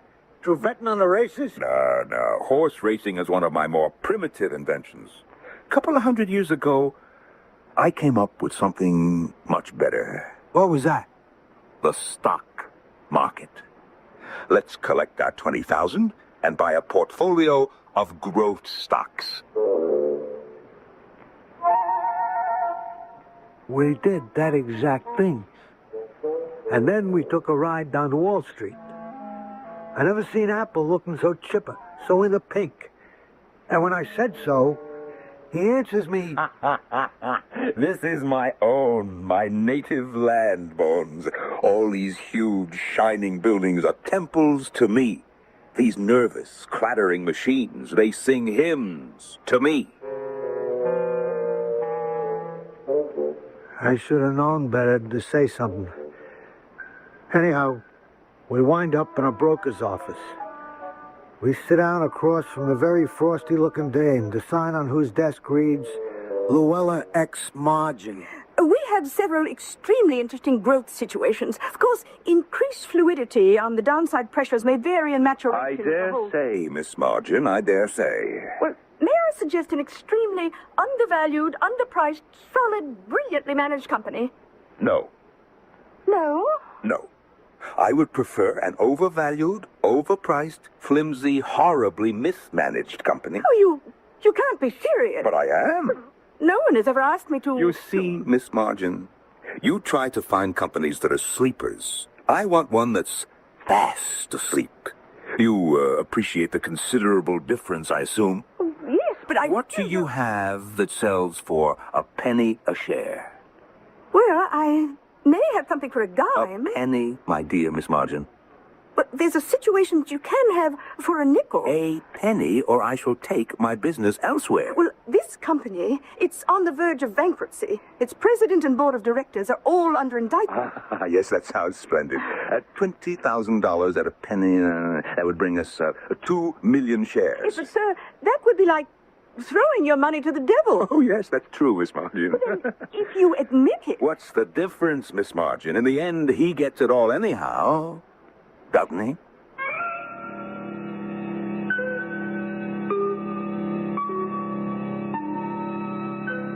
It's one thing to fix a race, assuming our friend Mr. Apple really did fix it, and quite another to fix an entire corporation. As we see it, there are several fundamental questions. Is Mr. Apple the devil? If Mr. Apple is not the devil, then who is he? And what is his angle? In Act 3, we'll either get the answer or we won't.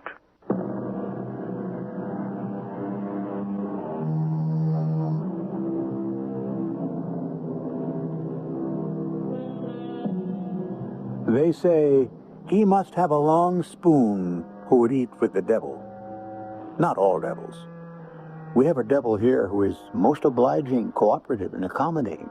Butter would scarcely melt in his mouth. He's all give and no take, at least so far. And if he controls hell, then what must heaven be like? We've known him for more than half an hour by this time, and we can't fault him yet. So, the company is doing no business at all. It's flat broke. And the president and the board of directors face indictment for fraud. Oh, what a promising outlook. I should warn you, sir, that even at a penny a share, the risk is far too great. Bones, give the lady but $20,000 and we'll take 2 million shares. Give her 20,000? Without delay. Yeah, but these are real dollars. All she's going to give us is just pieces of paper. That's the way the market works. Paper for paper. Yeah, but you heard what she just said. The company's on its last legs. The money, Bones. What is the name of the stock, Miss Margin? Oh, Transmutation Incorporated. Uh-huh. And what does it do? No one's ever been able to find out, which is why it's about to go out of business. That is why I strongly recommend that I know. You recommend that I don't buy it. However, please execute Mr. Terwilliger's order for 2 million shares. Bones the money. Look, I got 20 grand out of this paper. Paper? Whatever it is, I'm satisfied. I want to call it quits. Right here, right now. Oh, you do, Bones. Do you? Yeah, really? That's what I want to do. No. Here's what you want to do. Now, you see this newspaper? You see the market page? You see where Transmutation Incorporated is listed? You see what it says? Transmutation Incorporated. Selling at 1 cent. Now, you want to watch this page every day.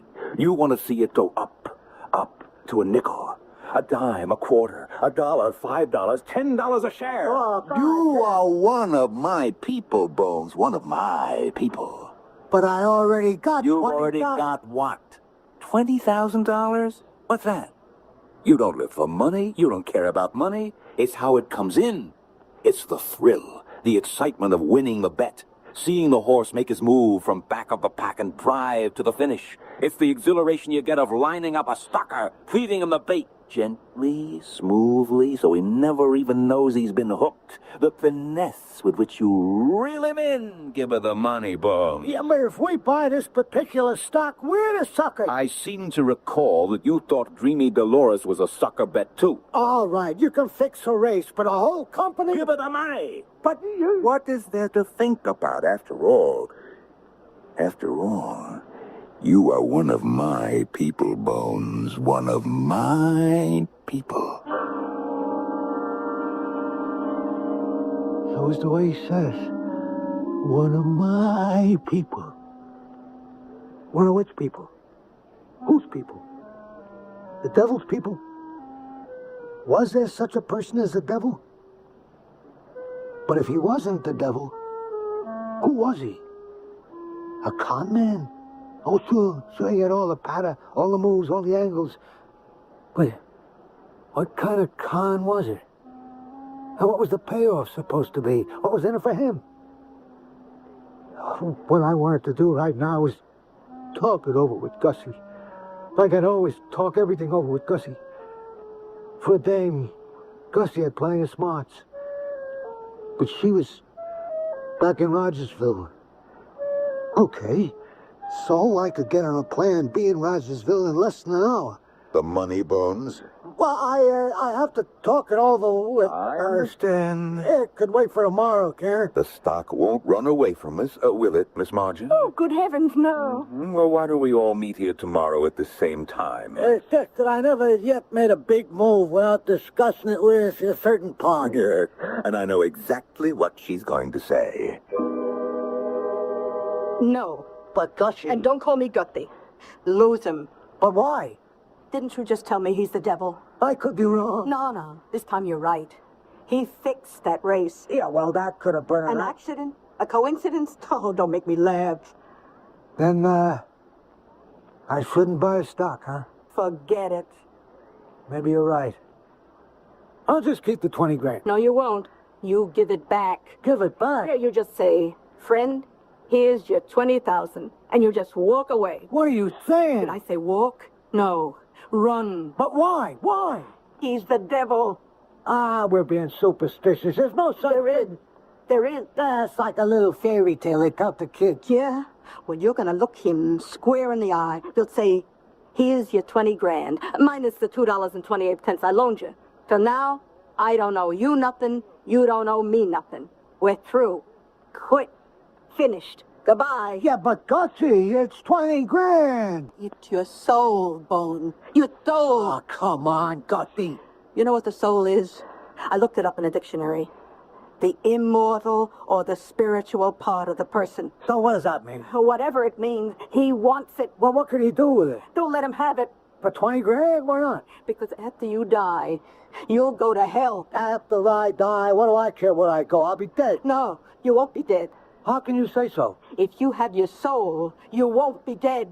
Look, you'll bury me, won't you? Well, sure. Well, then soul or no soul, I'll be dead anyhow. But if you got your soul, you've got eternal life. A fat lot of good it'll do me in the grave. But you won't be in the grave. I won't? No. You mean if somebody was to dig it open, they wouldn't find me? You, yes. Your soul, no. Oh, give back his money. Gussie, it's not just this 20,000. He says he wants to make me a millionaire. You ain't heard a word I said. You'll go to hell. Oh, you don't believe in all that, Gussie, do you? Them little devils with the pitchfork. That's not what hell is, Bones. It's whatever turns you off. It's tailor-made for each and every customer. Ah, you're nuts. What would be hell for you?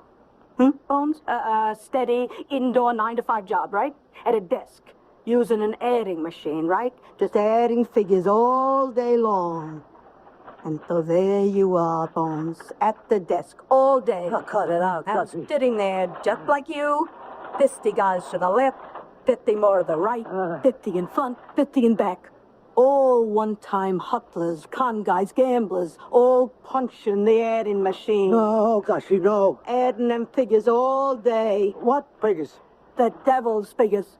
Keeping a record of every deal the devil makes. Keeping all the numbers straight. Keeping everybody's account up to date. Like yours. Some poor slob has already made a record of your 20 grand. Gussie, you feel okay? And sometimes you just can't stand it no more. Poor Bones, you just can't stand it. Your mind begins to wander. You begin to daydream. Who's gonna win the pit at Aqueduct, huh? And suddenly, there's this noise.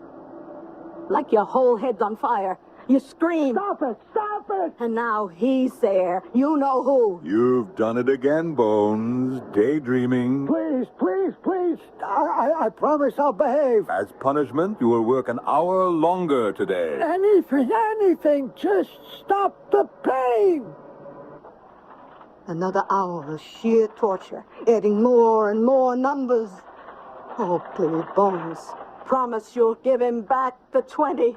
Promise? Yeah. I promise.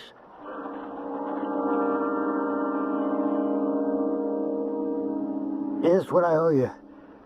20 grand minus $2.28. I take it you are giving the money to Miss Margin here for the stock. Sure. You take it. I leave it. And you no longer desire to become a millionaire. I'm happy the way things are. I'm afraid you won't be happy anymore, because you see, you'll no longer be one of my people. That's great. Is it?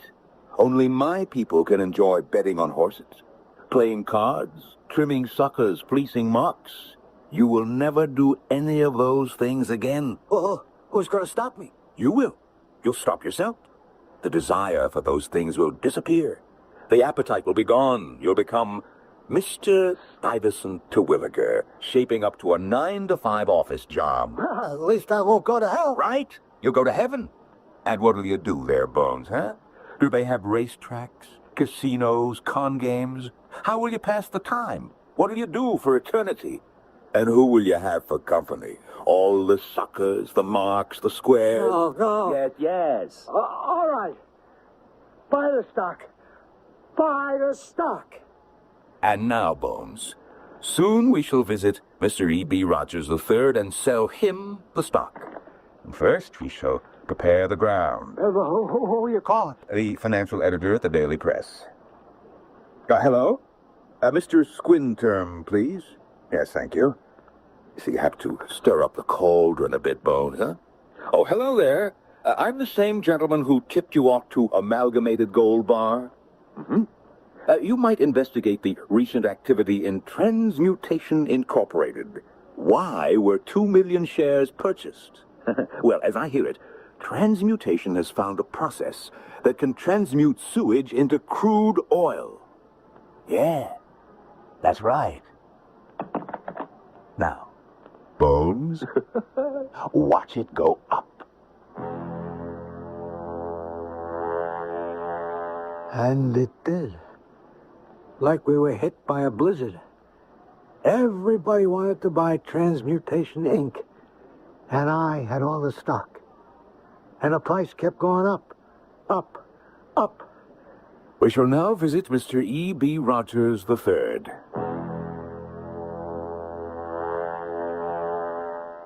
So, you own the outstanding shares of Transmutation Inc., Mr. Terwilliger? How much do you want for... He wants $10 a share. I see. It could easily go to 20, even higher. But Mr. Terwilliger will be satisfied with a profit now. Well, Sky's the limit with a stock like this, Mr. Rogers. 30, 40, 50. There was a funny look in Mr. Rogers' eyes. I couldn't tell what it was. And then I realized it was the way he tilted his head, as if he were listening. And it seemed to me that I heard an airing machine. Was it my imagination? Or was he hearing it too? Was he also one of Apple's people?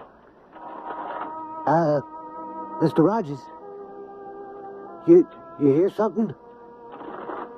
Clicking like an airing machine? why should I hear that? The way he said it, I knew. Well, I took that 20 million and I bought everything I ever wanted, plus a lot of things I never even knew I wanted. I never heard the adding machine, so I figured it had to be my imagination. Until one night, I got a call to come visit Mr. Rogers. Yes, Mr. Terwilliger, I had to see you. I'm dying. It's to be expected. I'm old enough and overdue. But I want to answer the question you asked me in my office. Did I hear an adding machine? The answer is yes. And tonight, I hear it more loudly than ever. Well, what does it mean? Give him back the money. You still have time. What? We're giving it all up, Gussie. The boats, the houses, the cars, the clothes. Every cent. Oh, Stuyvesant, why? Why? You're the one who told me. I don't want to lose my soul, that's why. What are you talking about? Don't you remember what you told me about the adding machine and the job I'd have for all eternity? Oh, that. Yes, that. Diver, it was a joke. Oh, a joke? Well, sure, I made it up. I was afraid I'd lose you. I wanted you to stay with me in Rogersville and work in the diner. Oh, darling, how was I to know you were a financial genius, a wizard of Wall Street? So you made it up, huh? Every word. But every word is the truth. Stuyvesant. And I'm giving it up. We ain't gonna have a penny. But we will have our souls. You are serious. All right, boys. What? Hey, what's the big idea? Before I could make a move, these two big gorillas in white coats grabbed me, hustled me into a wagon, and tossed me into a padded cell. Things got kind of blurry after that. I can only remember a bunch of guys with eyeglasses and beards. Phones. It's light and bright and clean. And you can play shuffleboard and dig in the garden. And I do. Sometimes I even wear my captain's uniform. All the doctors think I'm as nutty as a fruitcake because I don't want to live like a guy with $20 million. But that's okay. Because here's what I don't hear. I don't hear that clickety, clickety, clackety, clack. I'll tell you who I think does hear it, though. Gussie.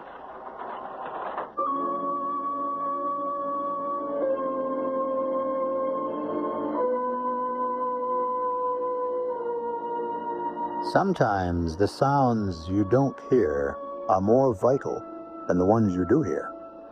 Rest assured, the machine is always running, always adding, subtracting, and in the end, shall you have a debit or a credit? Well, I owe you one more appearance in just a short while.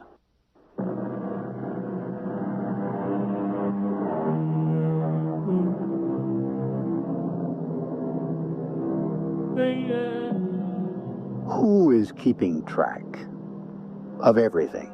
Who is keeping the score? Who knows where every item belongs? And most important, who is balancing the books?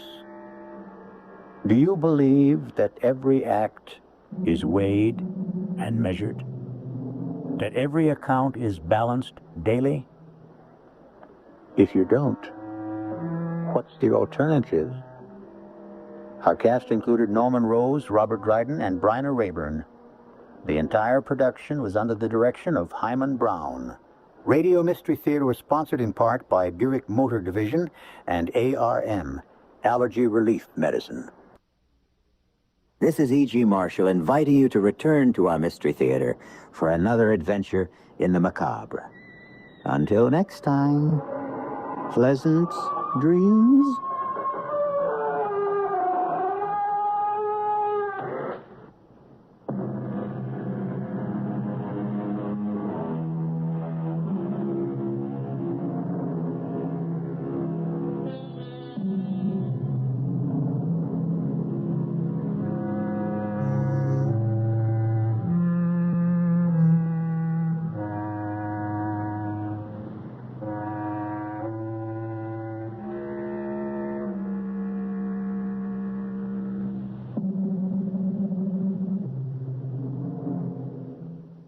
CBS Radio Mystery Theater presents...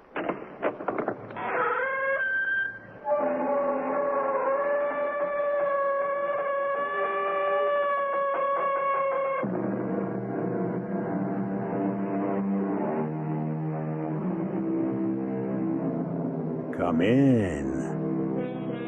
Welcome. I'm E.G. Marshall. A little work, a little play, a sunbeam in a winter's day. These are all the things I crave between the cradle and the grave. Between the cradle and the grave is but a moment in time, the tiniest tick of eternity. But sometimes there is a moment that may last forever. What do you want, Emily? You know what I want. I want this for Tommy. But what can I do for Tommy? You can do everything. I'm doing everything for Tommy. I can't do any more. You can and you will. Do you want to destroy me? If doing the right thing destroys you, then you're better off dead.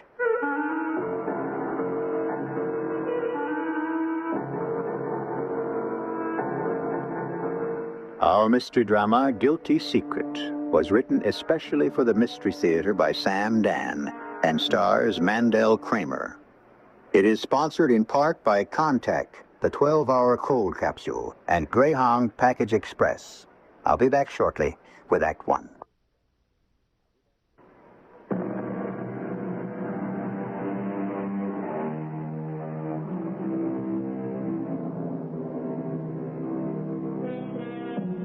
There is an incurable disease that attacks so many people in public life.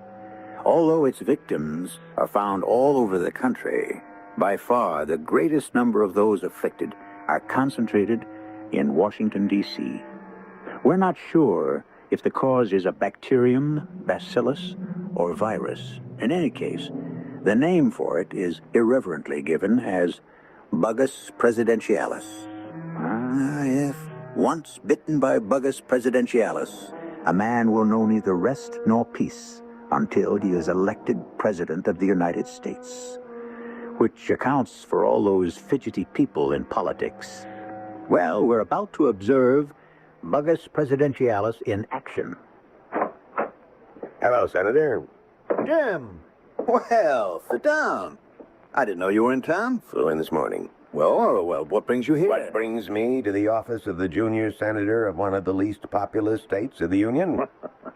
You asked the question, you answer it. Well, do you want to run for president? Do I what?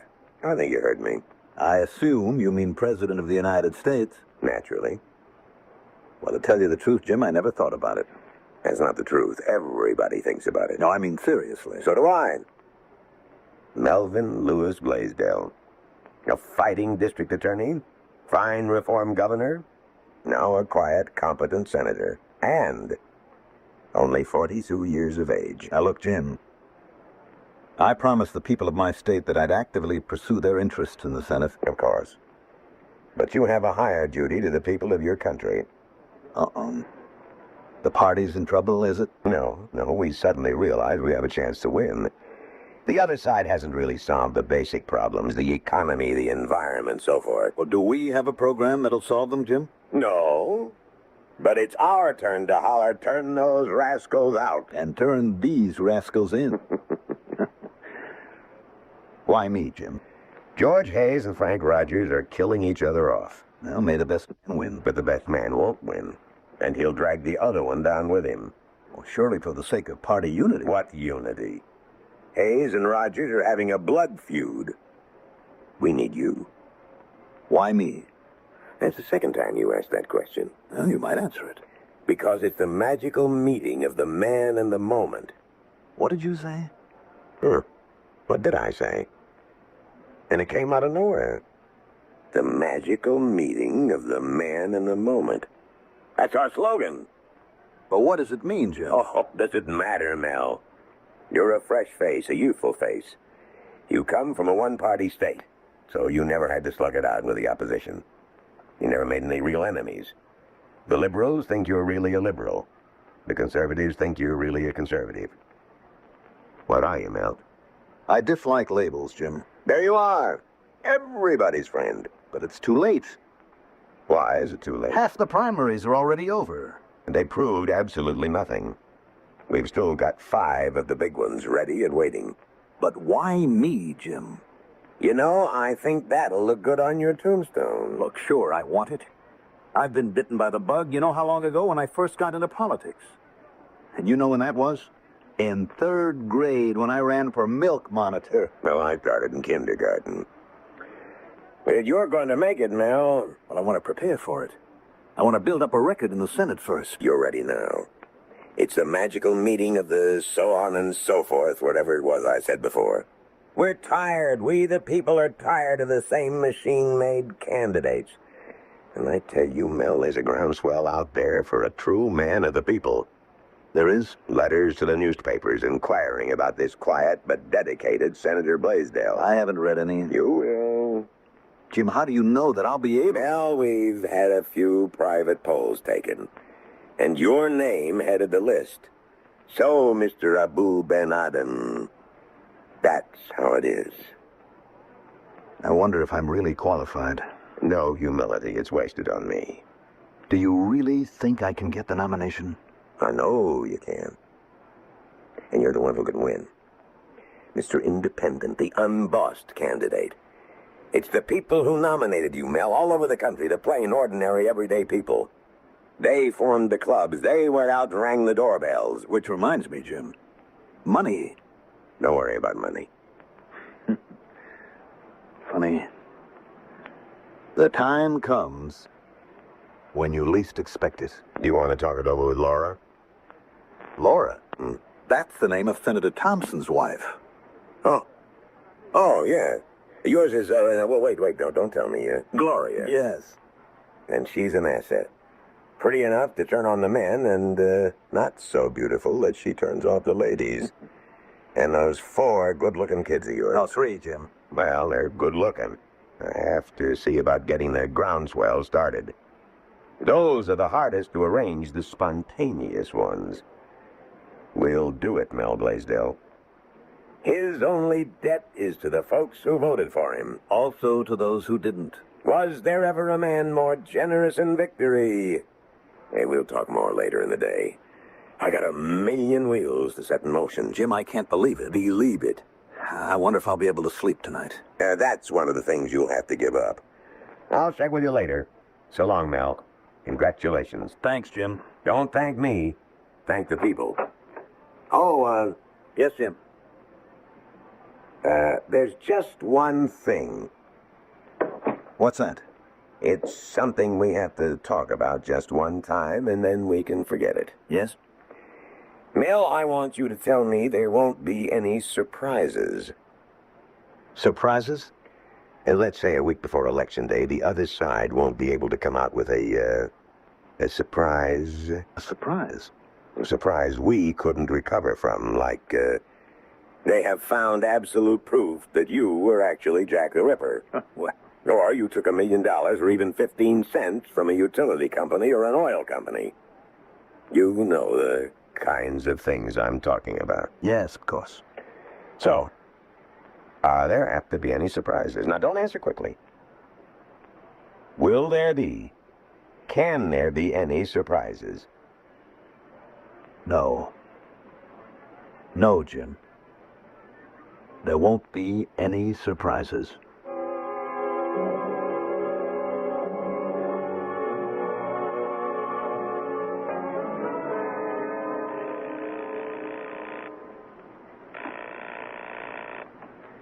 We're on Oak Street Library in the talking. Hello? Emily? Yes? Emily, it's... I know. Emily, I must talk to you. I thought we agreed. Emily, I must. I don't see any reason. Please, I'll explain. What is there to explain? Please.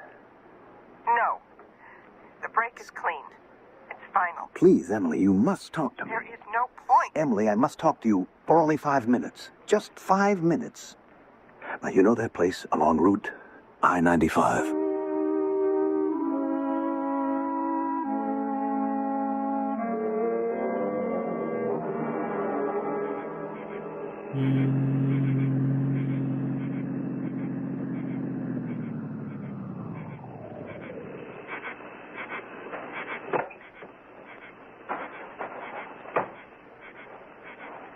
Emily? Yes? We can sit in your car. Were you followed? Why would anyone follow me? I'm sorry I'm late. I had to make sure that I wasn't being followed. Well, Melvin?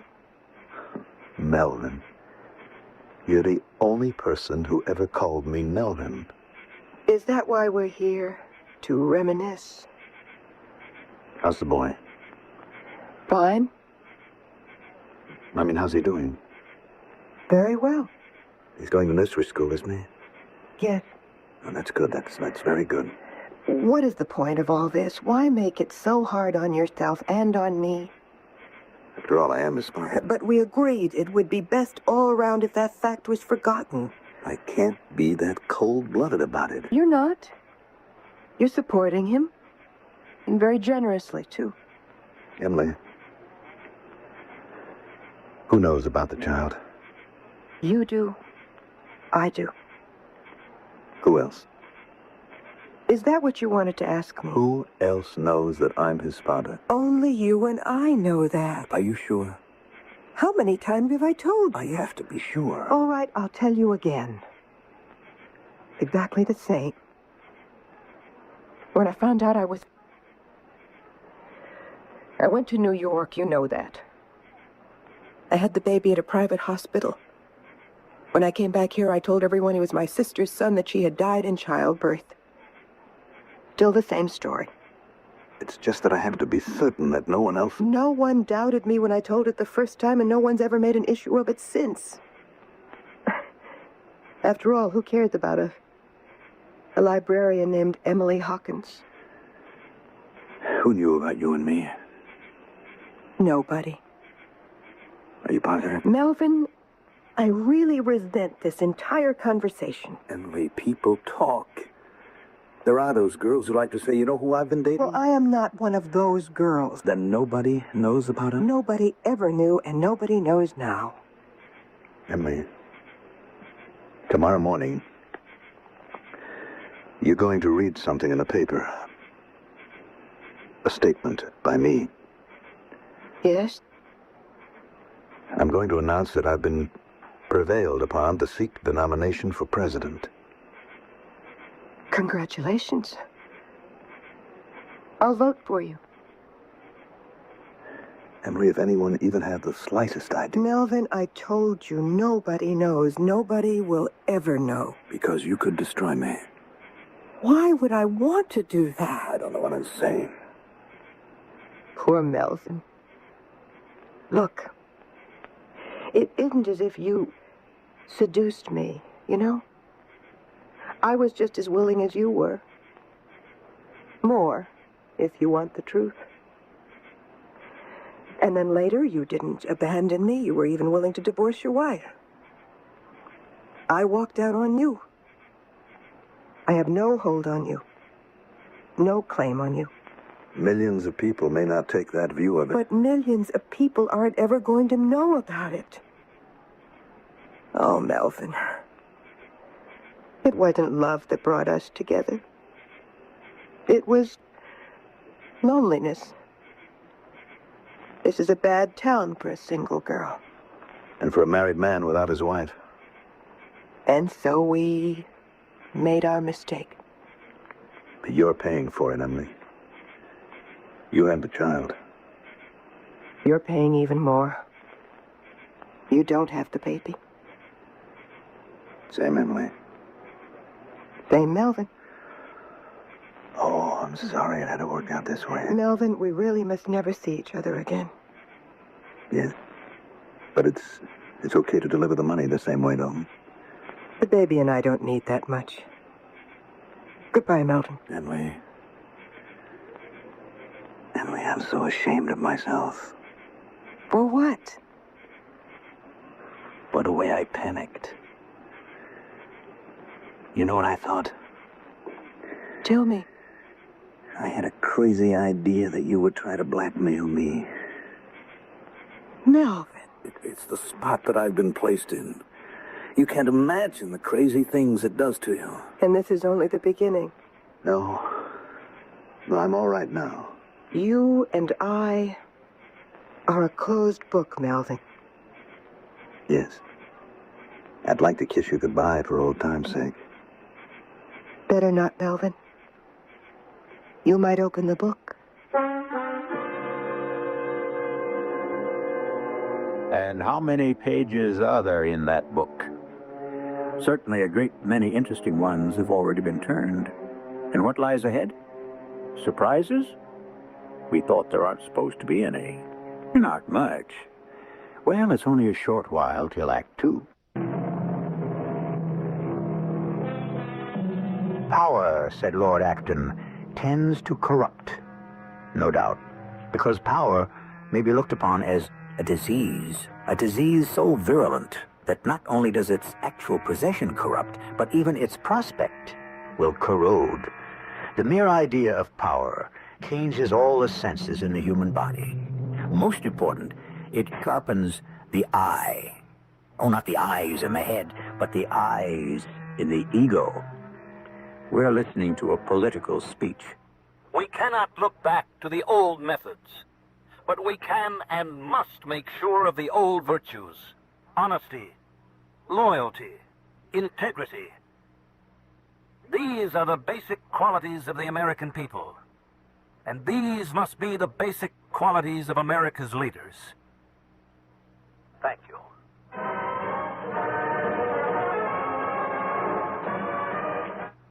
Well, how did I sound, Gloria? You were sensational, Mel. I told him that. And so were you, Gloria. Me? I didn't do anything. Oh, yes, you did. You did. Well, I just sat there. That is an art and a science. To just sit on a platform? To sit there and look adoringly at your husband.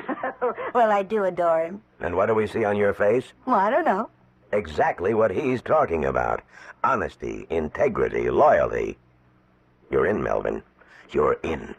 Jim, was I really effective? Come on, Mel. What did I tell you about humility? Hello? Yes, I'm Mrs. Blaisdell. Who? Oh, well, thank you. My husband's a great fan of yours, too. Of course, I'll let you speak to the senator. Who is it, dear? It's that fabulous country music star, Jim Bob Marlowe. Good Lord, I can't stand that whining caterwauling. Now. Why do I want to talk to him? I arranged for him to call you. Why?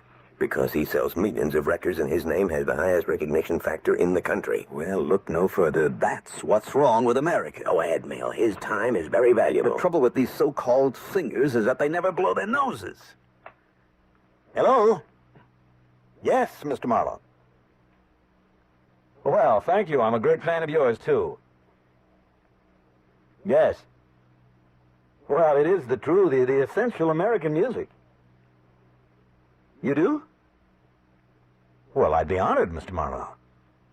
Please, you'll have to call me Mel. Well, certainly. Well, look, when you're in the neighborhood, you must drop in on us. Well, we're just folks, too. I will, indeed. Yes, and thank you. Goodbye. Oh, I think I'm going to be sick. What did he want? Well, you can't guess what old Jim Bob wanted. I can. No, you don't count. You probably put him up to it. I did. You don't know what a coup this is. He wants to be MC at the inaugural ball, and that's cheap enough for what he's going to do. What is he going to do? He's going to write the theme song of the campaign. The magical meeting of the man and the moment. Well, I think that's marvelous. Can you imagine him whining that all over the country? Oh, darling, you're just going to have to pretend you love it. Jim, I want to tell you about Mel. He means what he says. Mel's a very decent guy. Honey, you don't have to sell me to Jim. And the people sense it.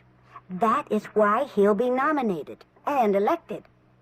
You know, there are men in public life who brag about their devotion to their wives and their children. We know it's phony, but not Mel. His wife, his 3 boys, are his world. We know that, too. You see, Mel looks at fatherhood as a privilege. He just can't understand how a man can neglect his children, not to mention abandon them. Mel's just never too busy for his kids. There's always time for a ball game, a hike, or just to sit around. You know, he is the most unusual father. You know, I'm getting a headache. I think my halo is on too tight. I want Jim to know all about you. When Mel first came to Washington, he wasn't going to interrupt the boys' schooling. He came here alone, and he lived here alone for a full year. It was very difficult for Mel to be separated from us. You know, he almost changed his mind about the Senate. But the boys and I said, you've got to do it. Because one day, we'll all live in the White House. And now it's going to happen. Oh, Mel, I'm so proud. So proud.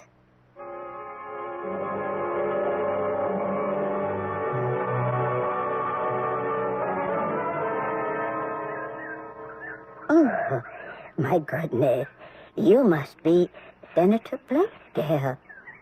Well, you are, aren't you? Yes. I happen to notice you come here quite often. I just can't get over it. I mean, an important senator sitting on a park bench. You're in charge of those children, aren't you? Yes. Yes, I'm their nursery school teacher. My name is Jim Miller. They're lovely children. Yes. Girls. Oh, my, it's such a special age. Tommy, you mustn't hit Sarah Jane with your shovel. She only wants to share. Oh, he's so cute. But he's going to be a problem. Oh? He realizes he has no daddy like the other kids. Oh, that's too bad. Tommy Hawkins. Yes, he's an orphan. He was adopted by his aunt. A lovely woman. He's a librarian. Oh, Seneca, I know you're going to win. He had such blonde hair and such blue eyes. You know why? And that smile. Because you just sit here on a bench, like everyone else, Smile can break your heart. and just talk about ordinary, everyday things. What? Senator, is something wrong? Oh, I just have something in my eye. What is it here? Oh, we have such terrible smog. Yes, that's right. Let it clear. It'll wash itself out.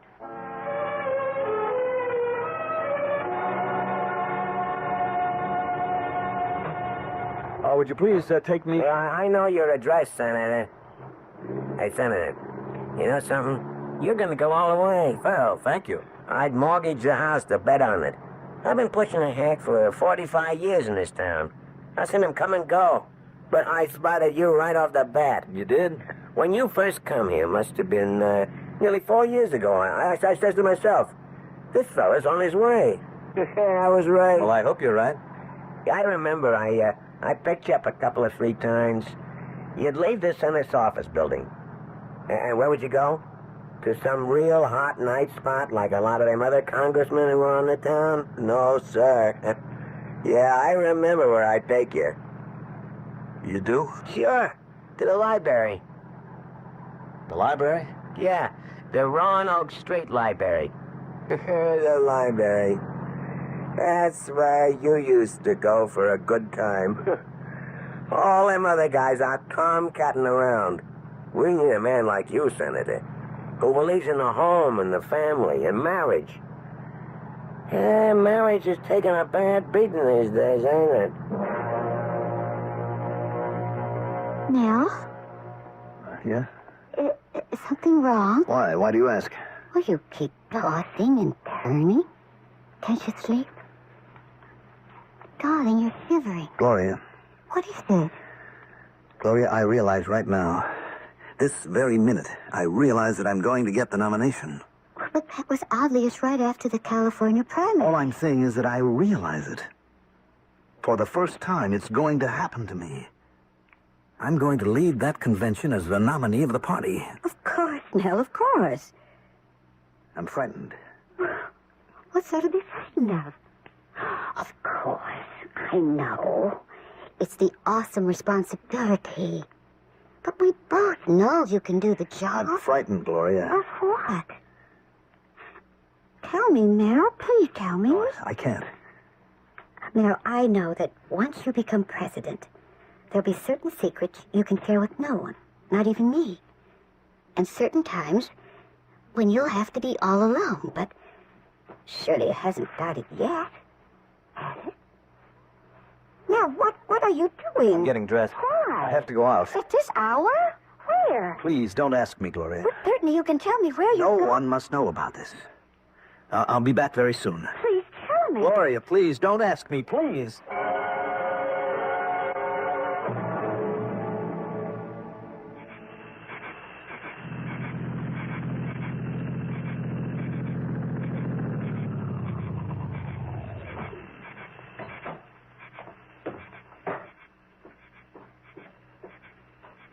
Emily.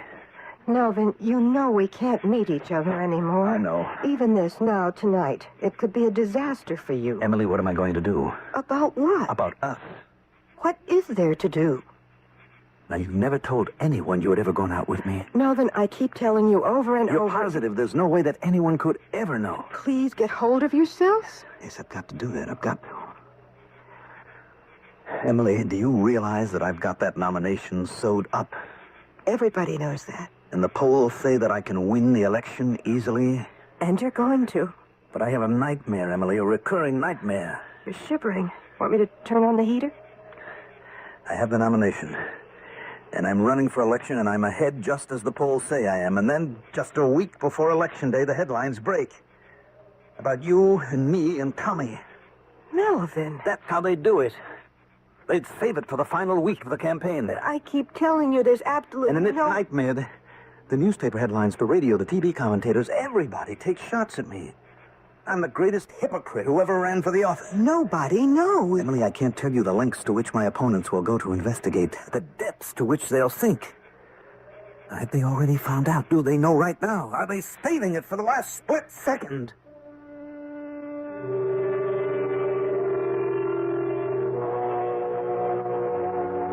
Well, are they? As you know, all's fair in love and war. And, of course, politics, which is a combination of both.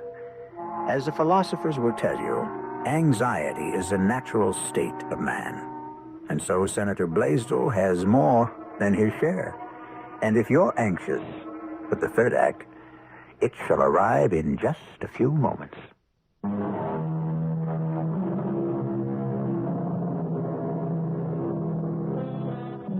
Is it a mushroom or a toadstool? Is the bite of the snake harmless or fatal?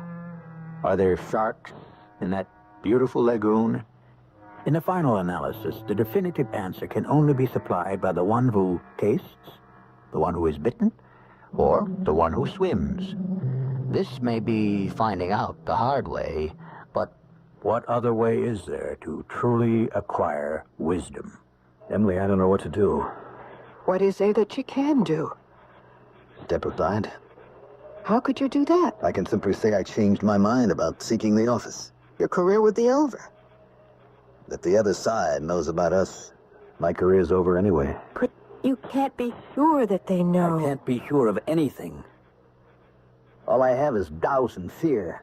I don't know what to think. Emily, there's no way for anyone to know, is there? You keep asking and asking, I'm sure. You don't sound because sure. You keep hammering at me. I'm sorry, Emily. I just keep reviewing every moment. I don't see what... I walked into the library that evening. We never saw each other before. All started when I asked you about a book. No one was close enough to overhear. I don't know what got into me, what even made me ask. I just couldn't help myself. And I couldn't either. We never went anywhere, not to your place or to mine, not even to a motel, for there's no desk clerk who might remember. We just meet here. Like high school kids. Never even went to a restaurant. He'd bring dinner here. Chinese food. Pizza. And we'd spend the evening off the side of the road, hidden by the trees. Yeah. In friendly darkness. No. We were never seen anywhere together. I know. Well, then what is it you're saying? Oh, Emily, it's just a pressure. But you're asking for a job that places more pressure on a man than any other position in the world. I know that.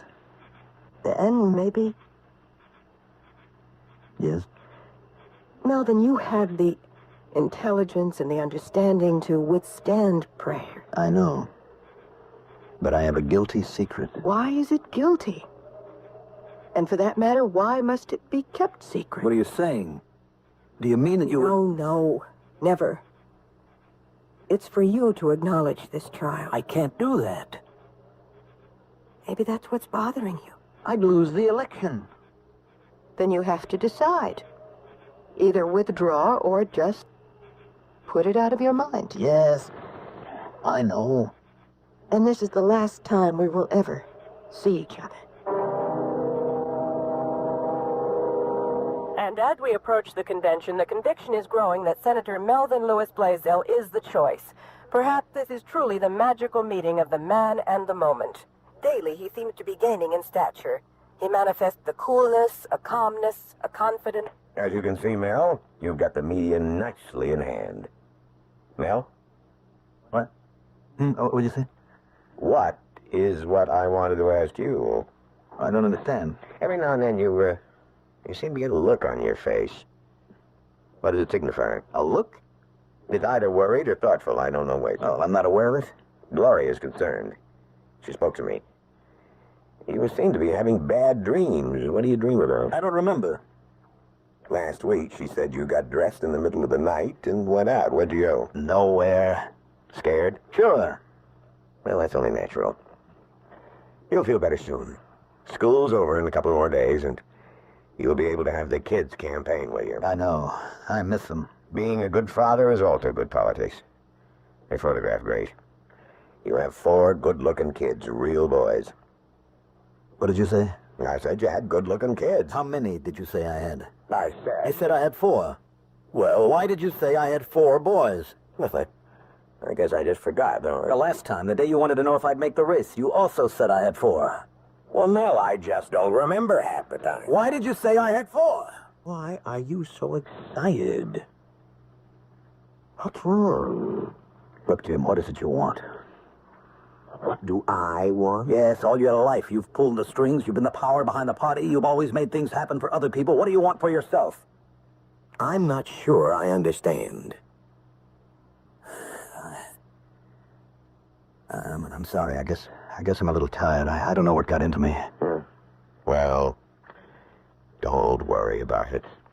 Everybody gets edgy, nervous. Texting campaigns where nobody would talk to each other. Still, I had no right. No, I think nothing of it. Just get yourself a good night's sleep. You said that was one of the things I'd have to give up. Remember?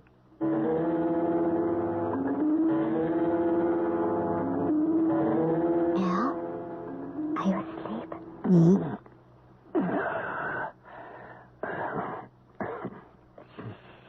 Go back to sleep.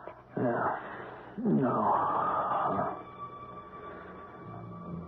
Taxi. No, I don't want a taxi. Yes, you do, Senator. I don't. You just don't want my taxi. You know why you don't want my taxi? Because I know where you're going. I'm not going anywhere. You're going to Roanoke Street. Why would I want to go to Roanoke Street? Because you want to go to the library. And why you want to go to the library? That pretty good-looking blonde behind the desk. I don't know what you're talking about. Oh, you're kidding. What do you want? What do you want? Mel. What do you want? What do you... Mel, wake up. What? Wake up. What? What does who want? Oh. No, nothing. Nothing. Mel, It's nothing. It's nothing, Gloria. Forget it.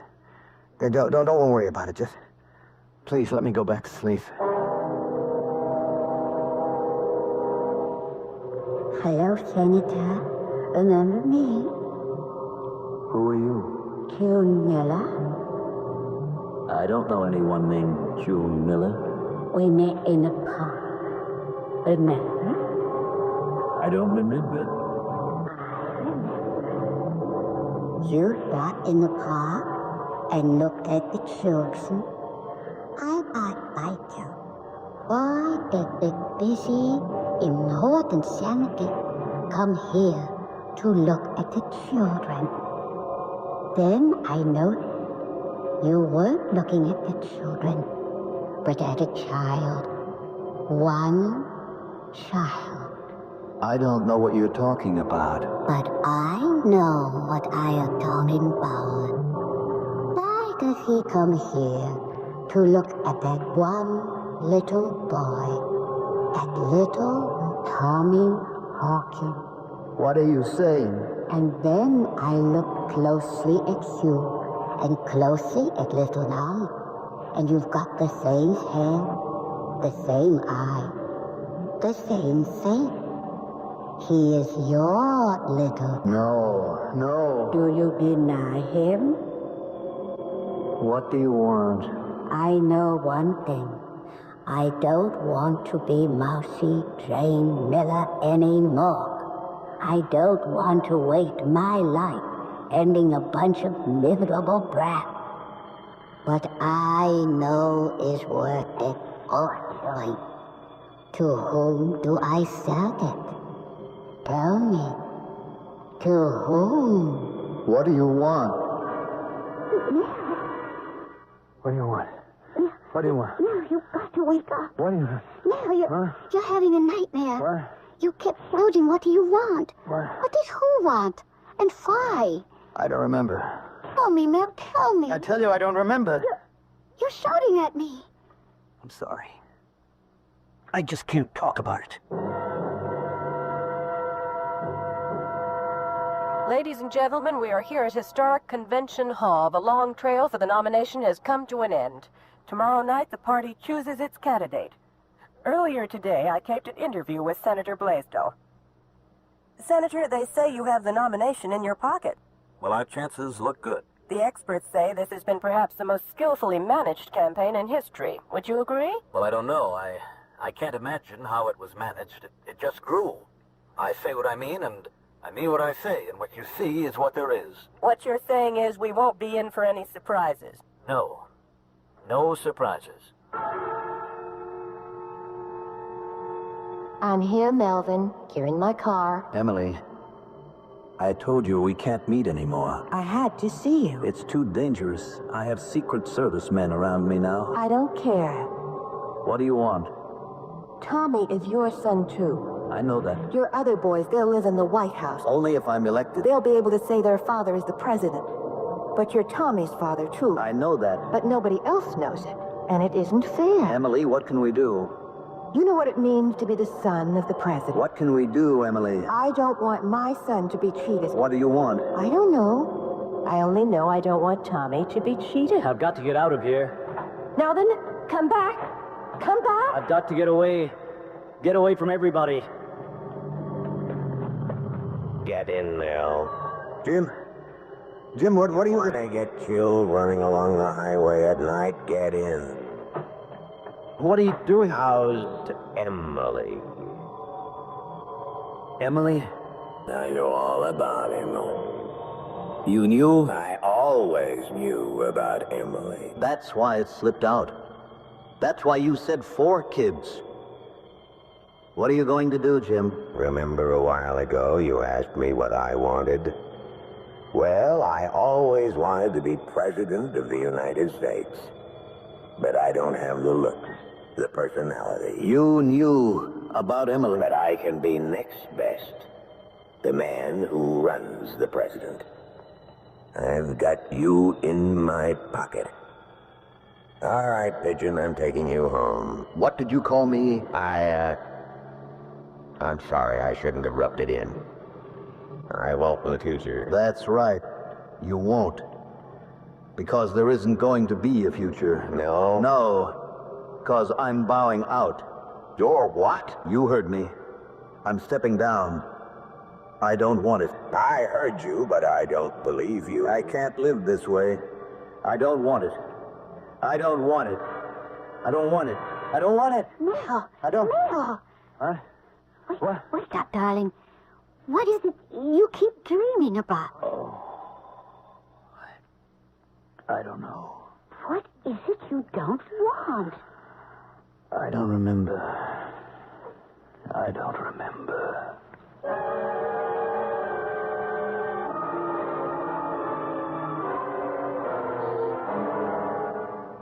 Jim, suppose I were to call it off right now. Call it off? Huh? Why? Suppose I were to say that I'm afraid. Well, any man of sense would have to be afraid.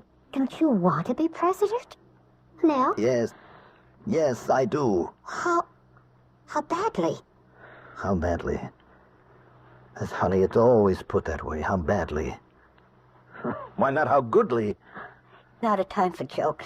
In less than an hour, you're going to be nominated. Mel, how much do you want it?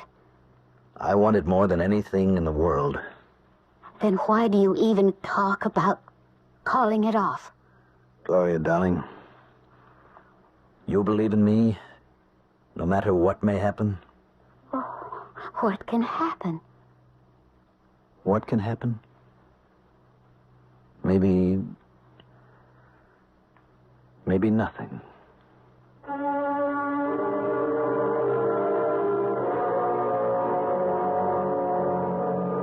Maybe nothing. And then again, well, every man and woman has a secret. And in the eyes of the world, it could be a guilty secret. And we live in a world of surprises. And if you wait just a few moments, I may be back with a surprise myself. The awful power of life and death is held by human hands. Human beings are strange creatures, which is why it is possible to write so many stories about them. We ourselves can be blamed for much of what happens. Don't we elevate our leaders because we think they're gods? And then when we discover they're as human as we are, don't we drag them down to the dust? We deal with human beings and all variations thereof right here, 7 times each week. Our cast included Mandel Kramer, Leon Janney, Evie Juster, and Terry Keane. The entire production is under the direction of Hyman Brown. This is E.G. Marshall inviting you to return to our Mystery Theater for another adventure in the macabre. Until next time, pleasant dreams.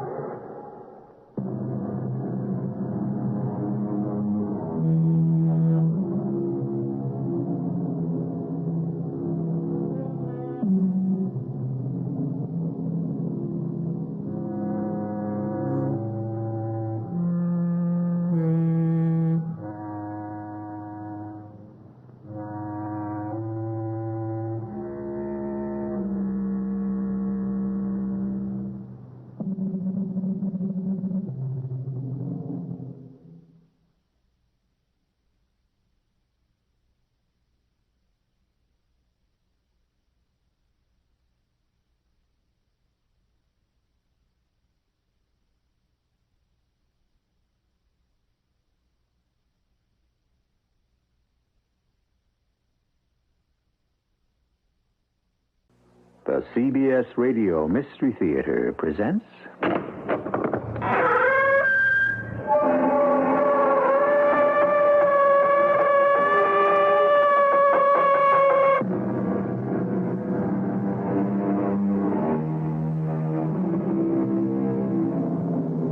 Come in.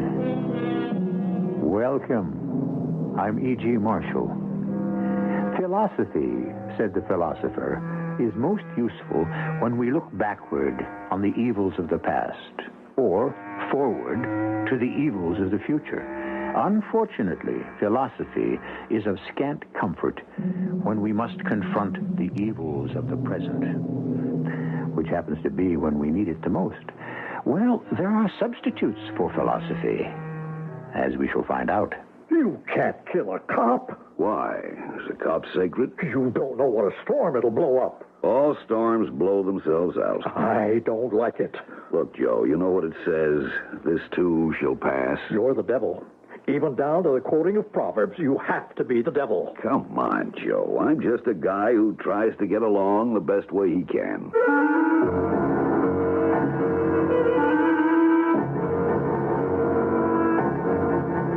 Our mystery drama, Uncle Louie, was written especially for the Mystery Theater by Sam Dan and stars Tony Roberts. It is sponsored in part by Buick Motor Division and ARM, Allergy Relief Medicine. I'll be back shortly with Act One.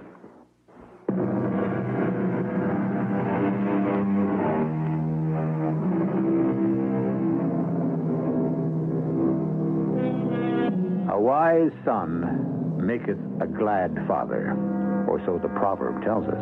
However, there are always exceptions to cases and differences of opinion, which is why some of us are inspired to bet on horses, while others are moved to construct romances. Our story begins with a man named Ezra Arnold Miller. Both his name and his initials, EAM, appear constantly in the newspaper. He is perhaps one of the best-known reporters in the city.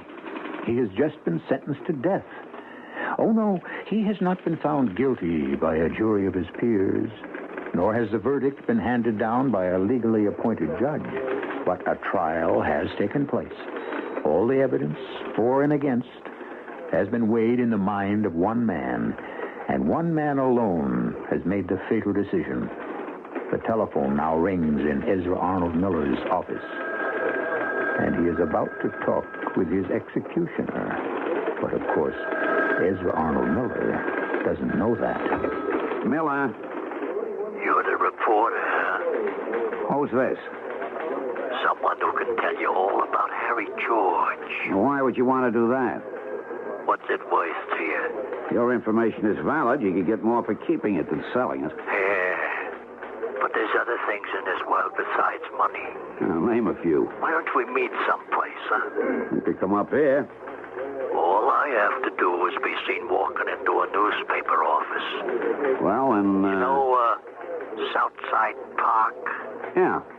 You know where the merry-go-round is? Yeah? Right in back of it is a path with benches. I'll be sitting on the first one. 4 o'clock this afternoon. 4 o'clock, huh? Be there. Hello. Hello. 4 o'clock. Harry? Well, Joseph. I have to talk to you. Isn't it dangerous for us to be meeting like this? I just found out about Ezra Miller. Oh? Who told you? That's not important. It is to me. Harry, you can't kill a newspaper reporter. Why not? Do you appreciate the kind of hue and cry that'll create? Yes, I think so. The people won't stand for it. Joseph, you of all people should know that the people will stand for just about anything. You can't outrage public opinion. Sure you can, if you don't do it too often. Harry, I am a politician. So am I. But I'm in politics, openly. I'm an elected official. I'm in the city hall every day. Miller is out to get me, and he's very close. No other muckraker has ever gotten as far. But The man has to go for two reasons. First, he's a fool. I arranged to have an offer presented to him. What did he want? Money, connections, a book published, a TV show. We even offered to throw him a few fall guys so it would look as if he'd smashed the syndicate. But your Mr. Miller is stupid. He's not my Mr. Miller. You know, I'm only trying... Actually, he's too stupid to live.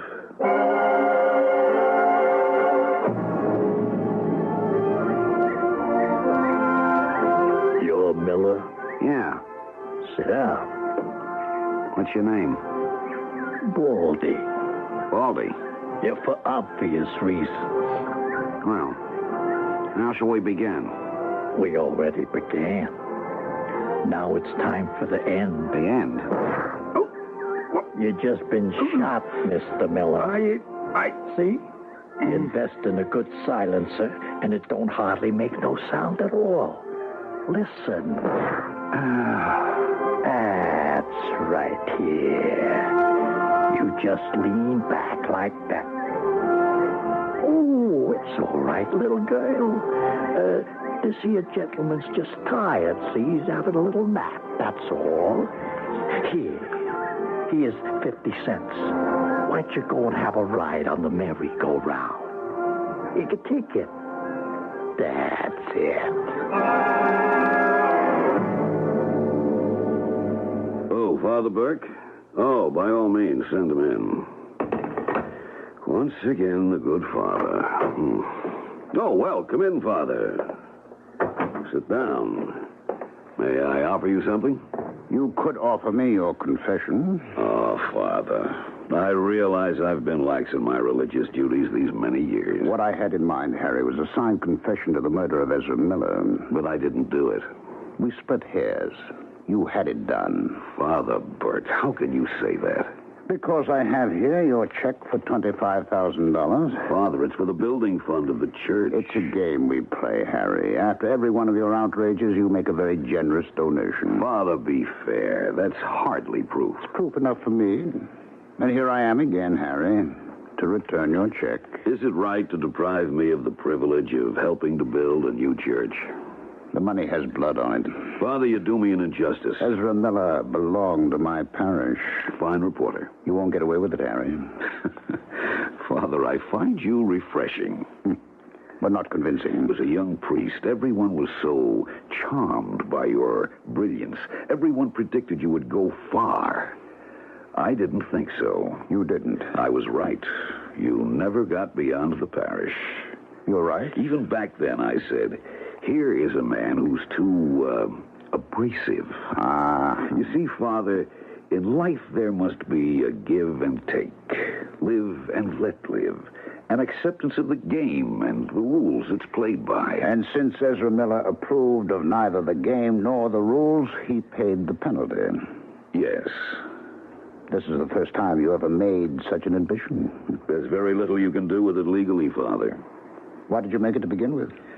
I hope to convert you. Convert me to what? Reason. Continue.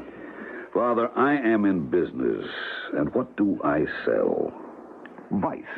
That's my product, vice. Gambling, girls, narcotics. You follow this? Yes, but where does it lead? To a sad but sobering truth. Which is? The public is ambivalent about vice. Really? On the Sabbath day, they come to you so that you may assail it. During the rest of the week, they come to me so that I may sell it. The public wants its forbidden pleasures, and it will have them, Father. Therefore? Therefore, we cannot permit the situation to get out of hand. We cannot have anarchy. Indeed. The thing must be controlled. It has to be run in an orderly, business-like fashion. Since the people insist on having their vice, then vice should be made as safe as possible. Fascinating. So you see, I perform a most useful public service. I'm not the one who's a danger to society. No? It's the Ezra Millers of this world who threaten our orderly existence. The Millers who cannot accept life as it is, who have no understanding of basic human nature. Perhaps one day you'll see the light, Father. How can I reach you, Harry George? Is there anything I could ever say to you that would strike even a spark of humanity? I wonder.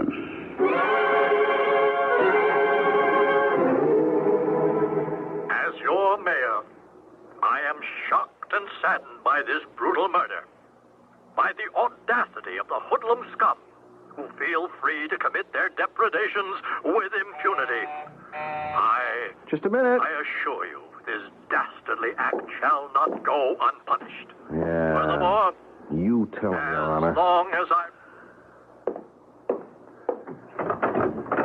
Hello, Terence. Father Burke, come in. Have I interrupted anything? Just a speech by His Honor, the mayor. The one about the thugs who feel free to commit their depredations with impunity? Yeah, something like that. Sit down here in your favorite chair. Can I get you something? Not now, thanks, Terry. I am reminded your birthday is next week, isn't it? Let's see, it'll be 29 years since I found you on the... Yeah, I suppose it will be. 29. You're getting up there, Terry. You should be thinking of a wife, children. No, I can't be thinking about that. And why not? You know why not. It's an old argument between us. And I'm sure you haven't come here just for another replay. What's on your mind, Father? How's the Miller murder investigation going? Well, it isn't. You fellas have anything at all? Zero. We're still at ground zero. We have no leads at all. Well, my fine young detective lieutenant, what is your personal opinion? For what it's worth? Harry George strikes again. But you can't prove it. Oh, you could never prove anything against Harry George. Terry, something has to be done.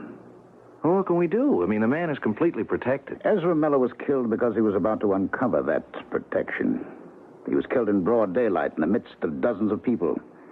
And nobody saw anything. Nobody knows anything. Nobody has come forward. Yeah, that's our problem, Father. No, our problem goes deeper.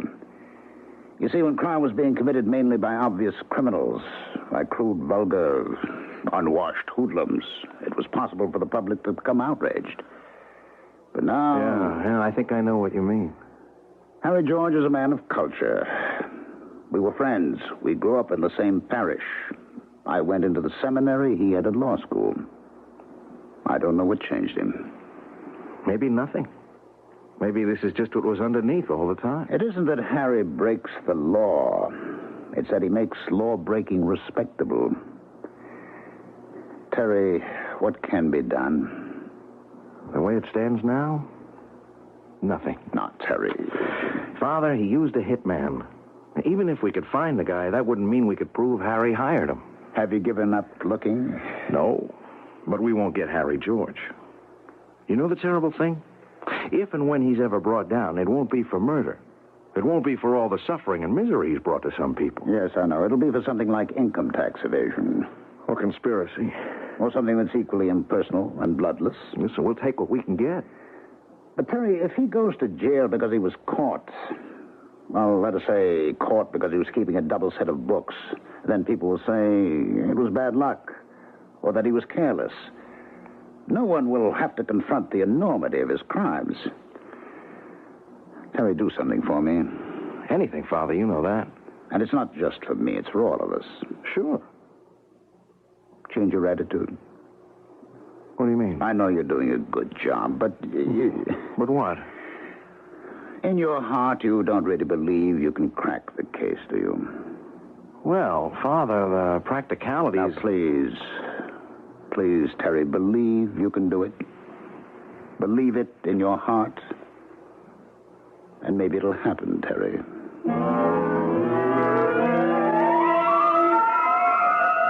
Faith.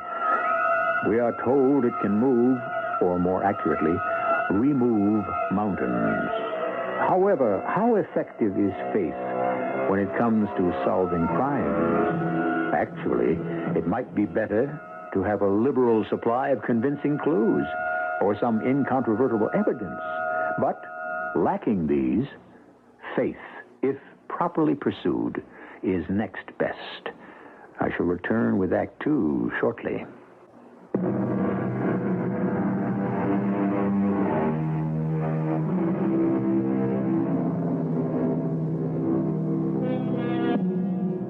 Faith, as Mr. H.L. Mencken said, is the illogical belief in the occurrence of the improbable. Well, now, when you consider all the odds against it, faith seems to have held up pretty well over the years. Ah, yes, faith. It just seems that sometimes it appears to be so weak and forlorn. Believe, Terry. Believe you can do it. I want to, Father. I believe you can do it. Thank you for that confidence. You, of all people. Why me? Because I believe that there is an order to things, a fitness. But why me? What are you getting at? Nothing, Terry. Just have faith, will you? Yes, Father. Believe in your heart that you can track down the killer. I'll try, Father. I'll try my best.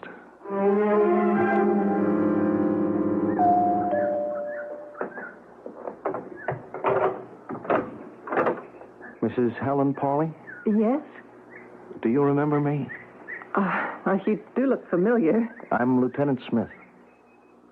Oh, the detective. Now, may I come in? Well, I think so, yes.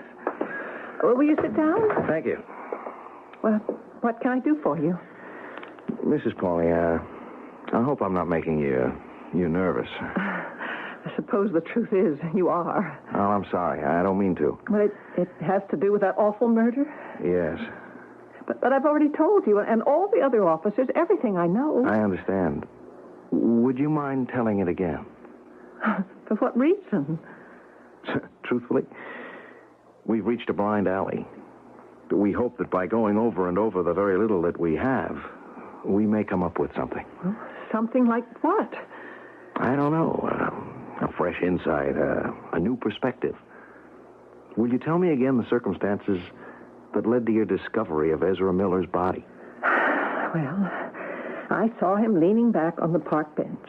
I thought at first he was asleep, but then I noticed the blood and I screamed. Yes. A crowd gathered, a policeman came running up, and that's all I know. I look at my notes, Mrs. Pauley, and I see that that's exactly the way you told it the first time, word for word. It's a very simple story, and I remember it so vividly. Is it the whole story? What do you mean? Mrs. Pauley, I like you. You're an attractive woman. Where is this supposed to lead? Well, it was necessary for us to find out all about you. Yes? You're a widow. You were accustomed to a lot of money. But your husband lived for the present. He died suddenly without leaving you provided for. So? Well, so you never worked a day in your life, Mrs. Pauley, but you went out. You found a job. You're raising your little 5-year-old daughter. Your house is neat, clean. Please, Lieutenant, you sound as if you're building up to a proposal for marriage. Well, if I were the marrying kind, I could do worse, Mrs. Pauley. Really? And why aren't you the marrying kind? Getting back to the reason I'm here. Oh, yes. You are an honest, decent young woman, but I think I caught you in a lie. What lie? I asked you to tell me the story of how you discovered Miller's body. And I did. The whole story. Well, I don't think so, and I'll tell you why. He was leaning on his left side, which is where the 2 bullets entered his chest. Now, in order for you to see the blood, you would have had to approach him very closely. You'd practically have to stand over him. Isn't that so? Well, He was a stranger, wasn't he? Yes. And he appeared to be asleep, right? Yes. You were walking along the path. You were in the middle of the path? I think so. All right, from the middle of the path, it's 5 feet to the edge of the grass. Another 3 feet to the bench. 8 feet. Why did you walk 8 feet out of your way to get this close to look at him? Because... Because you haven't told me the whole story, have you, Helen? I don't think you have the right to call me Helen. Why did you walk over to get that closer look? Because I saw the blood. Yeah, but we already established the fact that you couldn't see the blood until you did walk over to him. Well? Why, Helen? It's 3 o'clock. Yes. You'll have to excuse me. I have to pick up my daughter at school. Yes, but you still haven't told me why. I don't want my child to have to wait for me. I'll go with you. No, please don't. Are you hiding something, Helen? I'm not hiding anything. And I don't know anything. I wish you'd let me alone. And please, don't call me Helen.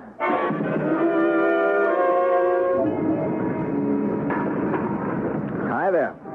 Oh, it's you. I was wondering if we could talk.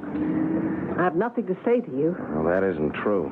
Besides, I'll be late for work. Oh, you don't have to be. My car is parked down the block. Please. I just want to talk to you. Look, if you don't stop bothering me, I'll call a cop. I am a cop. Look, it isn't a joke. I agree. What do you want? You know what I want. I want you to tell me why you went out of your way to discover Miller's body. I don't know. You don't know why you should suddenly, for no reason, walk away from the path in the park to get a closer look at a man who appeared to be asleep on a bench? That's right. I don't know. A man who's a complete stranger. And there's nothing suspicious about I him. told you I don't know. You expect me to believe that?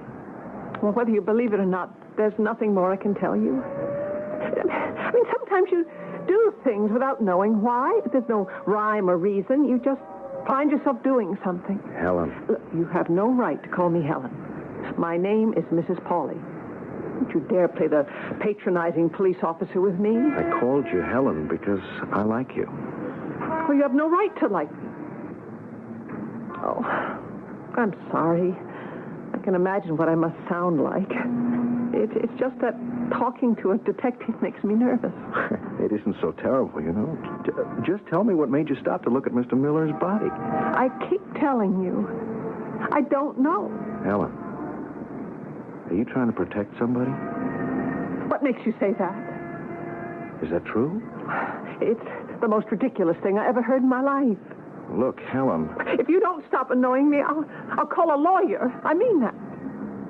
Okay, Helen.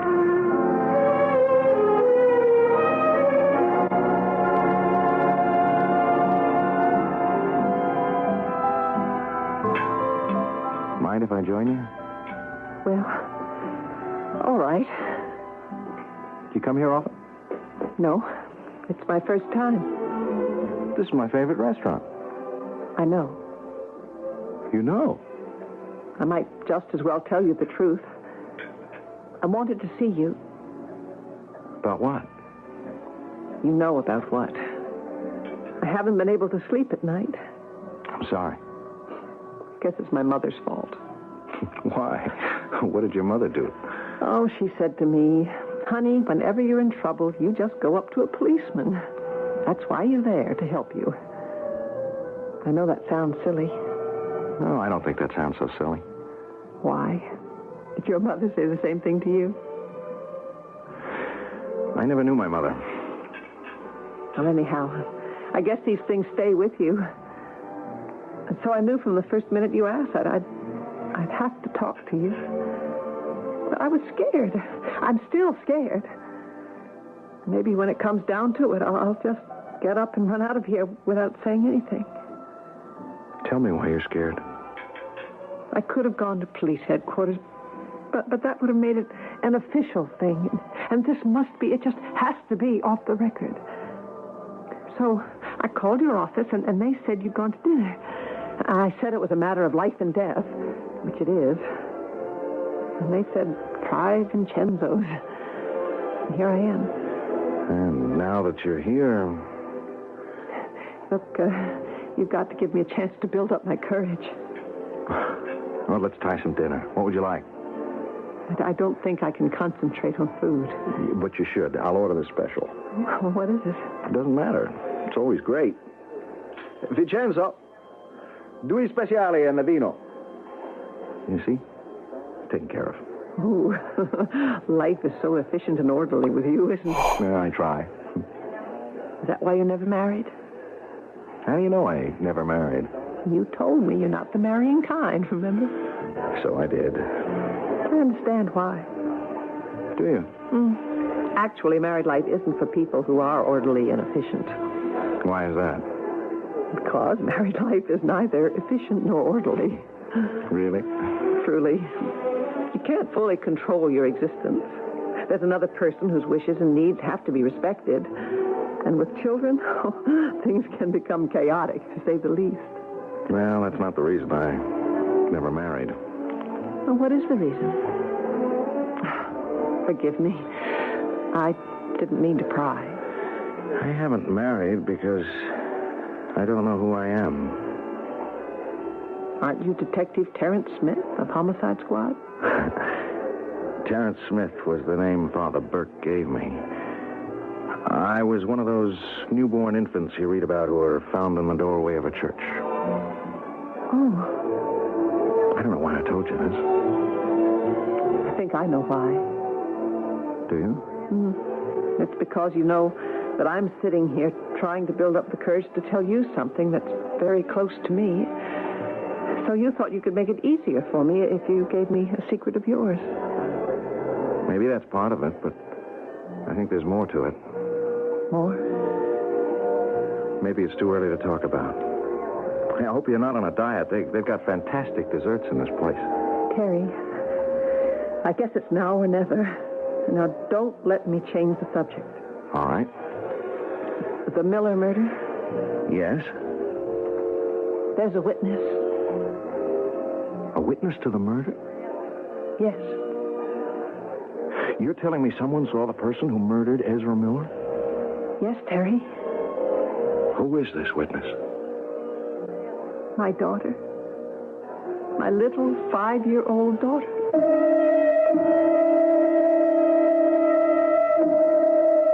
Now let us review the bidding. What is this about a witness and a 5-year-old girl? When did she come into the picture? Well, the truth is, she was in it from the very beginning. You know us, we play fair. Think back to the murder itself, to that park bench near the merry-go-round, and to every word the killer said. And while you're thinking, we'll pause briefly, and then I shall return with Act 3.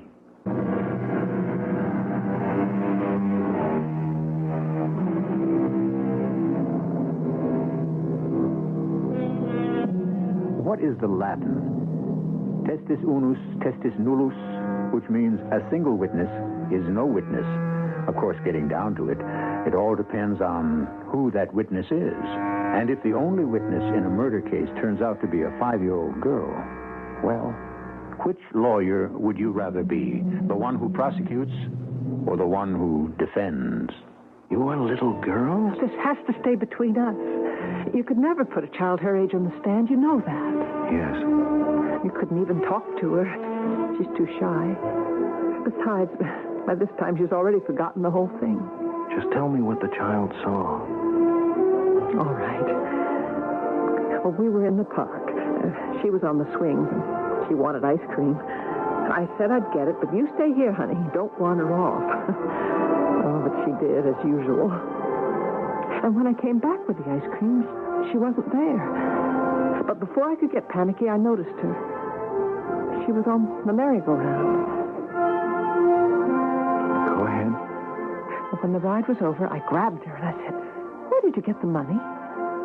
She smiled at me and said, "Uncle Louis." Uncle Louis? Yeah. I said, "Is Uncle Louis here in the park?" And she said, "Yes." I became frightened. So frightened. Why? Because Louis, my oldest brother, he died last year. Oh. Now show me where Uncle Louis is. And she took my hand and led me to that park bench. I saw a man sitting there. He seemed to be asleep. And I said to her, "Oh, see, honey, that's not your Uncle Louis." And she insisted in her childlike way that Uncle Louis had been sitting next to that man. And he had given her 50 cents for the carousel. That's when I saw the man had blood on his shirt. And that he was dead. She saw the killer. No, you can't use this legally. Yes, but at least we may know what he looks like. He has to be a professional, so there's probably a sheet on him. Do you remember how she described him? Of course. He looks very much like Uncle Louis. And what did Uncle Louis look like? Well, I brought this picture. Oh. See? Uncle Louis was very chubby and very bald. Oh, she adored her Uncle Louis, which means the resemblance must have been very close. Yes. Well, have I helped you? Well, now I know who I'm looking for. Terry, I'm sorry I couldn't tell you this sooner. Don't worry. I think you're wonderful.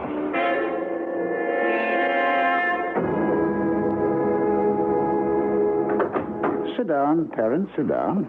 Thank you, Father. I've come to ask your advice. You have a look on your face I've never seen before. I say marry the girl, Terence, lad. Marry her. What are you talking about? Only a woman, a certain kind of woman, can put a smile in a man's eyes and a spring in his step. No, Father. And I have my spies everywhere, especially Vincenzo's. Dinner almost every night, and she brings her little girl. Father, I don't know what to do. Marry her, of course. She's lovely. You know the problem. I know what you have chosen to make into a problem. How do I know who I really am? Or does it matter who your parents really were? How do I know what's in my blood? You know. By this time, you know. I don't. This isn't what I came here to talk to you about, Father. Oh?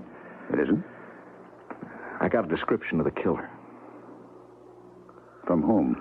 Well, it wouldn't stand up in court, but I know who he is. Can you tell me? He's a guy named Baldy Corzell.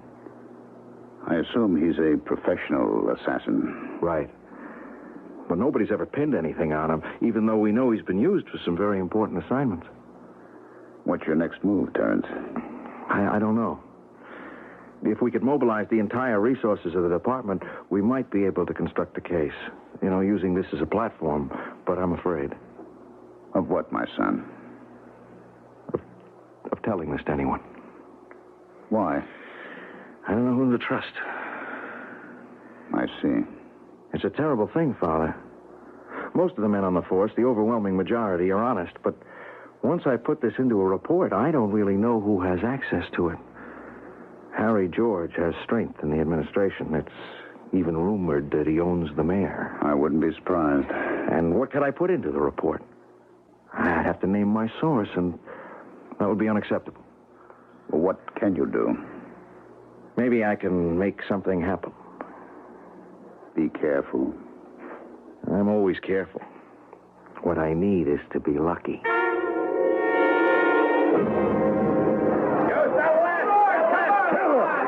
the murderer! Go on, tell him! I'll bet you'd have no trouble killing either of them, right, Baldy? Except you couldn't use a 38. Just what are you looking for, buddy? Buddy's a good name for me at that. I could really do you a good turn. What do you want, copper? Now, how'd you know I was a cop? I can smell him. You're through, Baldy. Yeah? Yeah, we know who knocked off Ezra Miller, and we know who paid you. Yeah? That kind of thing could seal you in the can. For life. Is that a fact? Except we want Harry George.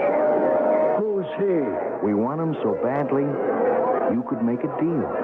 Well, can't a legit citizen enjoy the fights in peace, huh? Harry George. He's gonna know we know. And besides, lots of people here know I'm a cop. Some of them even know who you are. Did you and I plan to meet here to arrange a deal?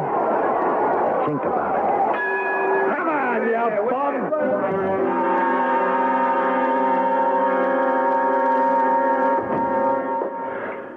What's the matter, Harry? You have to find out something for me, Joe. Well? What is the true status of the investigation? What investigation? Come on, Joe. What progress have the police made? As far as I know, none. Level with me, Joe. But If I go, you and a lot of other people go with me. Harry, what is it? A certain employee of mine was approached by a detective, a Lieutenant Smith.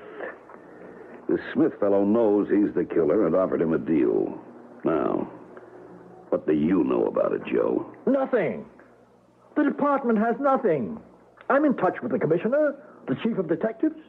There's nothing official. Then how do you account for the fact that this cop knows? He must be doing it on his own. Why? It happens. Sometimes an ambitious cop will sit on a lead till he can make sure he can get all the credit for it. Then this cop has to be taken care of now. Wait a minute. You can't kill a cop? Why is a cop so sacred? The public won't stand for it. That's what you said about Miller. Well, the sun still rises in the morning and sets at night, doesn't it? How many people even remember Ezra Miller? Listen, Harry. Listen to what? What do you really have to say? When is this all going to stop? When? I don't know. Maybe never. Terry? Father Burke. Sit down. Am I interrupting anything? Oh, I'm just using the city time and typewriter to type a note to a certain lady. Keep my secret? Oh, I have to. Terry, have you made a report of the thing we talked about? No, not yet. I would advise you to do it. I could ruin the whole thing. Harry George could have this fellow killed, and then it's all gone. But this way he could have you killed. Ah, Father, you worry too much. Sometimes I chide myself for not worrying enough. Terry, it's a dangerous game. The odds are too great against one man. Suppose Harry George finds out you're operating as a lone wolf. I suppose he does. I can take care of myself, you know. I would advise you to make the thing official. Why? I just feel that way. Think about it.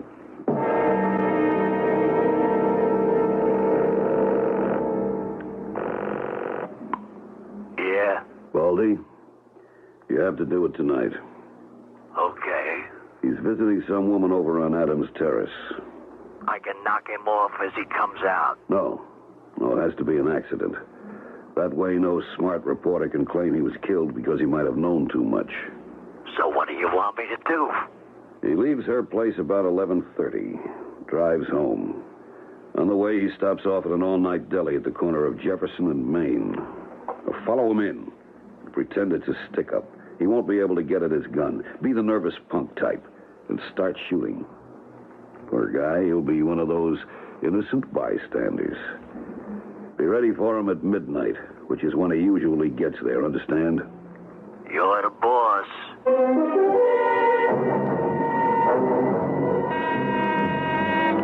One moment, please.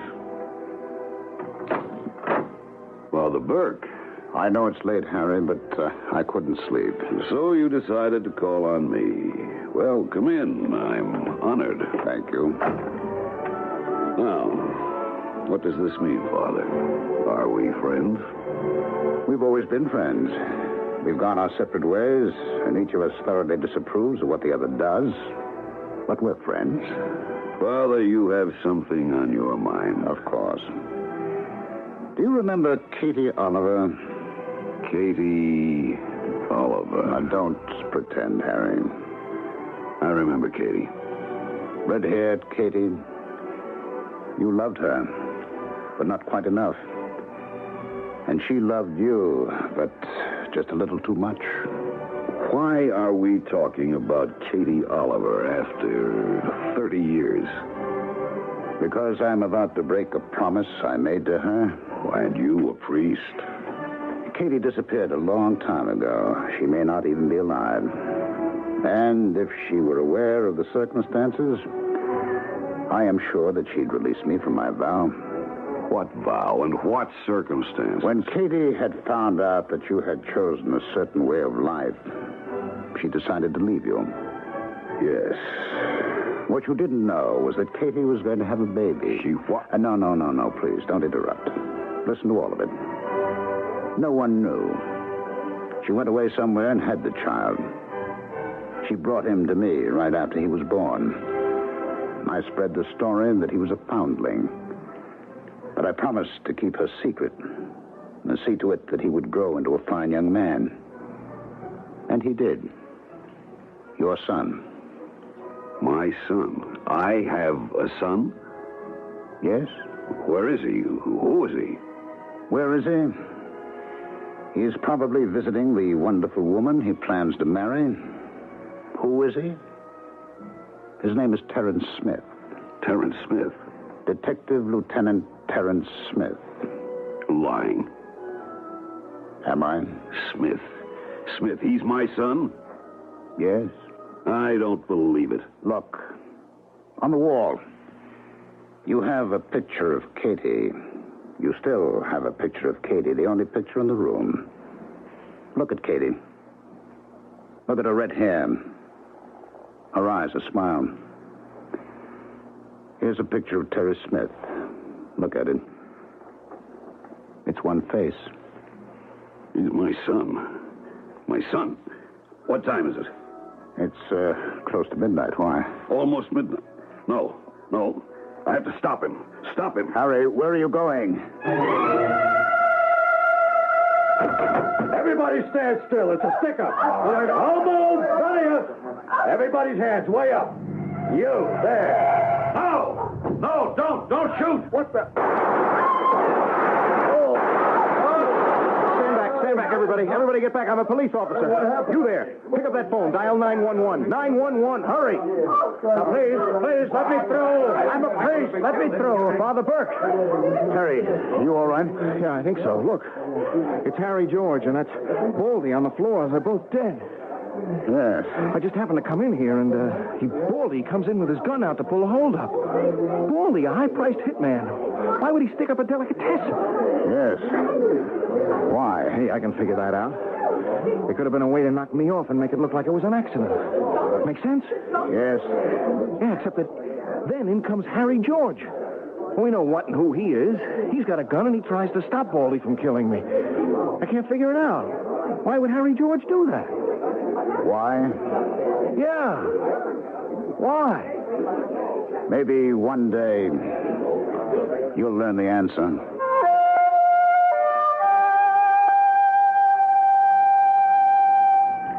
Did Terry ever find out? I don't know. Truly. You see, once the story is over, it's over. And if Father Burke ever decides to tell him, then that becomes another story. And you had yours for this day. I shall return in just a few moments.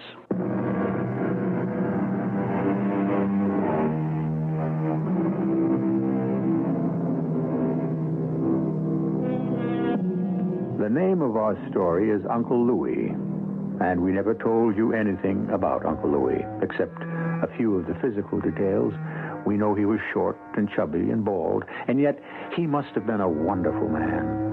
While he lived, he charmed the heart of a little child, and after he died, he was instrumental in bringing down one of the greatest vice lords in the country. Who would have dreamed he had such powers? Certainly not Uncle Louis himself.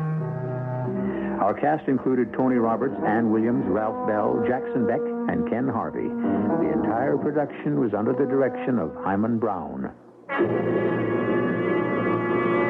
And now, a preview of our next tale.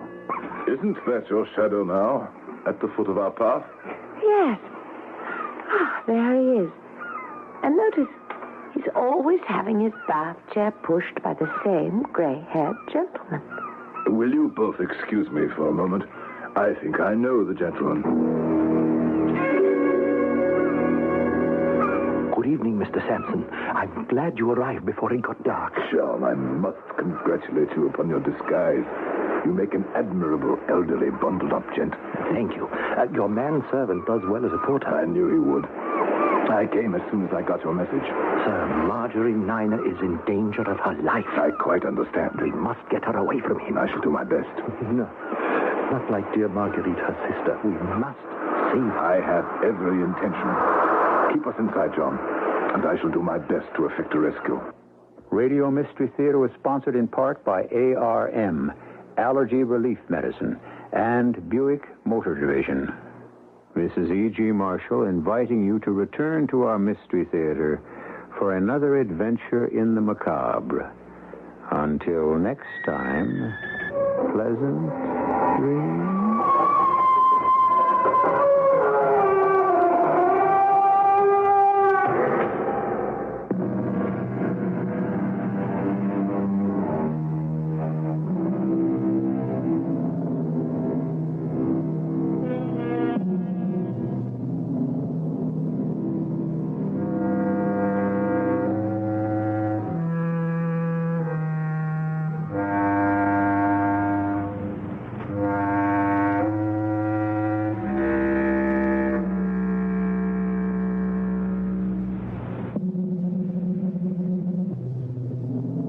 CBS Radio Mystery Theater presents...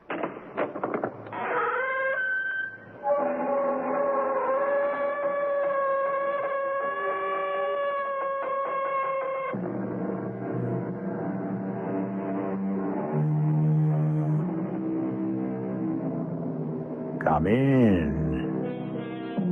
Welcome. I'm E.G. Marshall.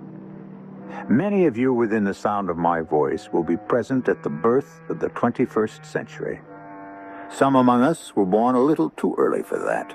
We'll just have to sit around and guess what life in the 2000s may be like. And one person's guess is as good as another's, except for the scientists, who claim to have sort of an inside track on the future. They think, some of them, that they know where we're headed. Mike! The instruments here are going crazy. I think what we've been suspecting all along may already be happening, Doctor. I'm almost sure of it. Get into your choppers and head north immediately. Don't stop for a thing. It may be the end of the world.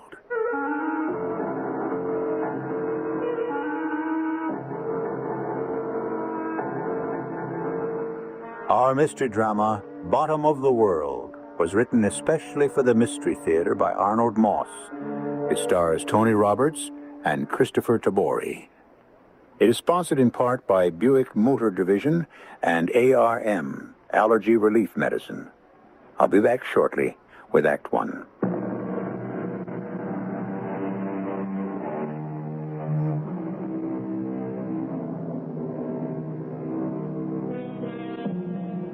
It's a peaceful spring morning. The year is sometime in some century of the future. Three men are seated in a glass fishing boat. The high-powered motor is speeding them to the middle of a huge freshwater lake. At this moment, they are some 3 miles from the nearest shoreline. The oldest of the three men smiles at his two younger passengers, nods, and gears the motor down to a slow idle. Bob, JJ, I think this is it. Copying your tell, Dr. Burns. I've been here before. Yes, this should be an ideal spot. So this is where the fish are, Doctor. Fish? Of course. They've never failed me. Not once, JJ. And I'm sure they'll cooperate today. Shall I cut the motor, Doctor? No, Bob. Keep it at idle. It's safer. Dr. Burns. Yes, Bob? I speak for JJ as well as for myself. You mustn't think we don't appreciate a man on a schedule as murderous as yours, head of one of the most sensitive agencies in the whole government, Closing up shop for a whole morning just to take 2 of his younger protégés off on a fishing trip. So we've been wondering, well, how shall I say it, what you've done to deserve such special treatment. Something like that. Yeah, why us? Well, first get your lines over the side, Bob. Let's see. You've been with the command, how long? 3.5 years? Nearly 4. And you, JJ? Nearly 15 months now. The Strategic Sea Command, the SSC, thinks you're both just about tops. Thank you. And that's why I brought you out here today, to the middle of this lake. To talk. Only incidentally to fish. Is it safe? Well, the boat's been gone over from stem to stern. Clean, no listening devices. We'll keep the motor idling, so what we say will be for our ears only. Now listen, both of you. To begin, you both know what our energy situation is. Of course. The last drop of oil was drained out of the entire planet way back in the year 1998, wasn't it? Fissionable material for any nuclear energy is almost gone. Fossil fuels exhausted. Wind and tidal energy is neither dependable nor sufficient. And our last hope, energy from the sun, hasn't worked out the way we'd hoped. Not quite. You know that back in the 1970s, we started to investigate the possibilities of oil in the south polar area of the sub-frigid zone. But we failed. It was impossible to reach whatever may have been there, if there was anything to begin with. That's true. After all these years, we're trying again. We are? 2 weeks ago, we started drilling. We're drilling at this very moment for what could be billions of barrels of oil. Our technology has improved to where we think we may have an even chance of success. In the South Polar area? Why are you telling this to us? What's that noise? Where do you come in? By the front door, like everyone else. After all, it is a private restaurant. I'm told they have a new chef. Yes, who specializes in preparing seafood. Yes, exactly. A little expensive, but it's worth every cent. I eat every chance I think whoever was in that plane has gone, so we can continue. Now, to answer your question, where do you come in? The SSC is sending you both down there to report on whatever progress we may be making. Yes, but surely your technical crew keeps you informed. We're in constant radio contact with them. Mike Gonzalez is one of the best in the whole command. Not only an engineer, but a bit of a poet, too. Then, excuse me for asking, Doctor, but They are very much aware of what we're up to. Their noses are out of joint because of it. And they will stop at nothing, absolutely nothing, to prevent us. That and something much more serious. Which is? The sub-frigid ice sheet, as you well know, covers over 5 million square miles. How thick it is, how deep down it goes, is anybody's guess. Anything that would cause that huge continent, that solid block of blue ice, to slip, to break up, to disintegrate, would mean the end of all of us. Wouldn't it? But all. The way it probably happened 20,000 years ago. The last ice age. Any slippage of the ice sheet, any breaking of this tremendous mass of mild, thick ice, would result in gigantic tidal waves all over the globe. Which would cause sea levels to be raised to what? 40, 50 feet? We estimate hundreds of feet, maybe even thousands. What would happen to our cities? I suppose most of them would wind up at the bottom of the sea. And it's only the beginning. As these gigantic blocks of ice keep rushing to the north, melting almost not at all, their white, snowy surface would reflect solar energy back into space. And the entire atmosphere around us would be chilled way down below the freezing point. Way down below. Yes, but Dr. Burns, why would they consider doing anything like that? I mean, even if they could make it happen, they'd be out of their minds. They would consider it, Bob. And they could make it happen. There's not enough space on this globe for both them and us. Yes, but wouldn't that be the end of the world for them, too? Not by a long shot, Bob. Unfortunately for us. Your job, my friends, is to prevent this, if you can. When do we leave, Dr. Burns? Tomorrow morning. Meantime, JJ, you have a nibble at the end of your line. Pull it in. Slowly. Slowly. Oh, it's a big one. Hold on to it, JJ. Careful. Here it comes. Look at the size of it. Oh, what a beauty. Wait a minute. Don't touch it. All right, what is it? Fastened onto its side. Look, a tiny microphone.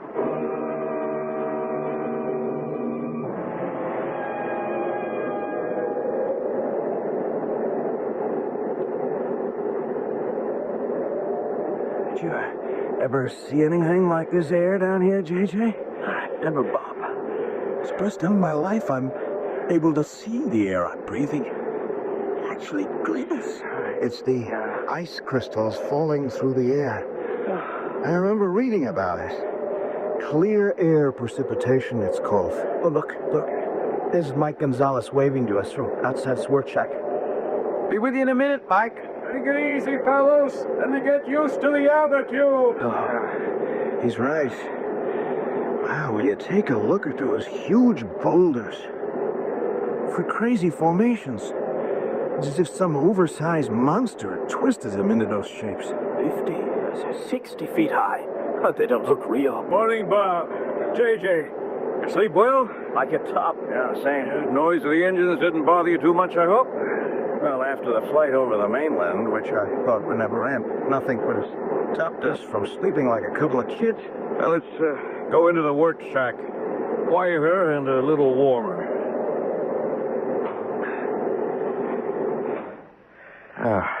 So have coffee?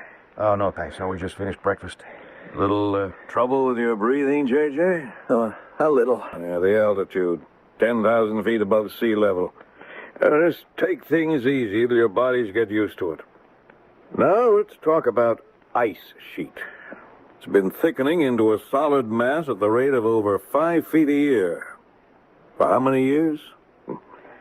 No one knows for sure. We've already taken ice out of the drill hole that's 27,000 years old. 27,000 years old? And we've only drilled down into a little over a mile of ice. What makes everything so much more difficult is that the whole sheet floats in constant motion. What was that? That, my friend, may be our biggest worry. Maybe our only real worry. The ice cracking up? It might be just that. But how? Why? What would cause that? What was that noise, Mike? That sound you just heard could well be the result of a nuclear explosion somewhere down here at the bottom of the world. Maybe 1,000 miles away. Our instruments will indicate if I'm right.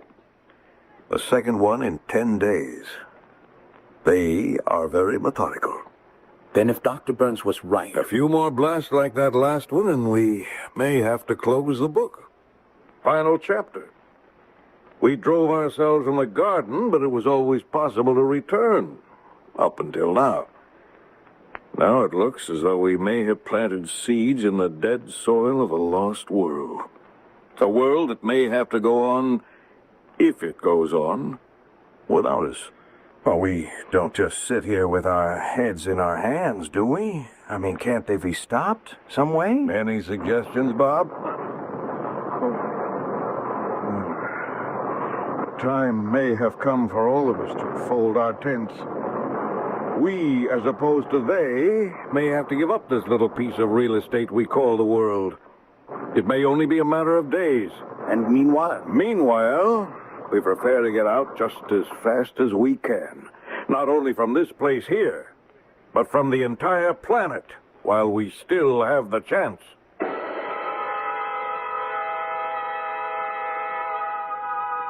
It's been said that a man begins to live only when he treats each new day as if it were his last. Our three friends in the South Polar area of sometime in the future have the feeling that every tick of the clock is bringing them closer and closer to their inevitable end.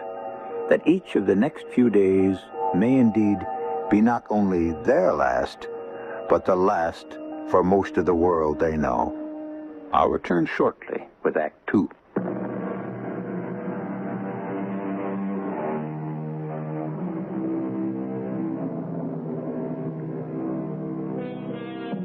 And God saw everything that he had made, and behold, it was very good.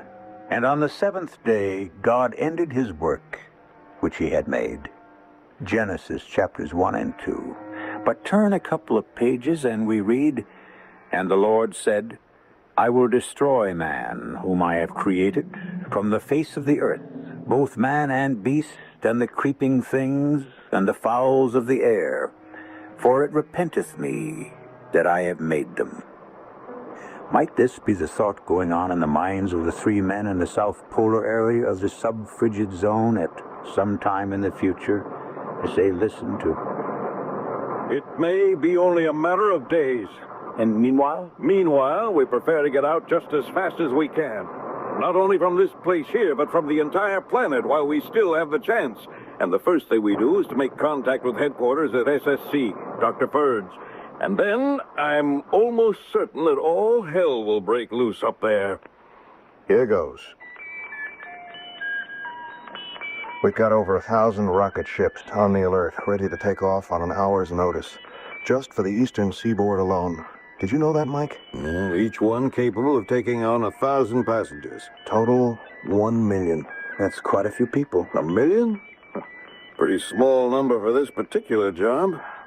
Remember, there are over 10 billion of us, all over the globe. Calling ODF. SSC calling ODF. Yes, I've got him. If I can just clear this channel. Burns of the Strategic C Command. Operation Deep Freeze. Are you there, ODF? Dr. Burns? That you, Mike? Yes, Dr. Burns. I was just trying to get through to you. I thought for a minute they might have jammed our wavelength. Am I coming in clear? Very clear. What the devil's going on down there, Mike? Why do you ask, Doctor? We've got some of those strange readings we got last week. The instruments are going crazy.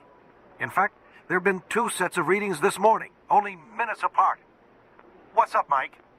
I think that what we've been suspecting all along may already be happening. Yes, I'm almost sure of it, Mike. And they're putting just about everything they've got into those explosions. What are your orders? Mike, how long would it take to dismantle every bit of vital equipment? 3 days, maybe 4, depends. 4?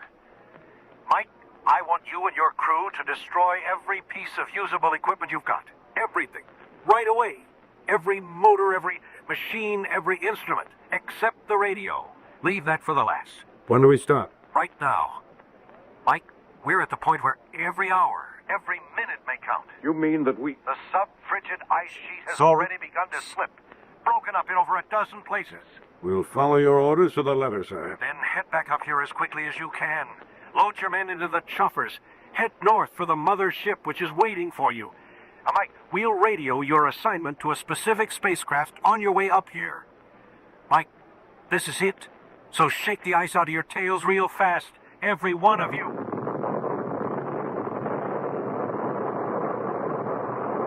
Mike, I heard that.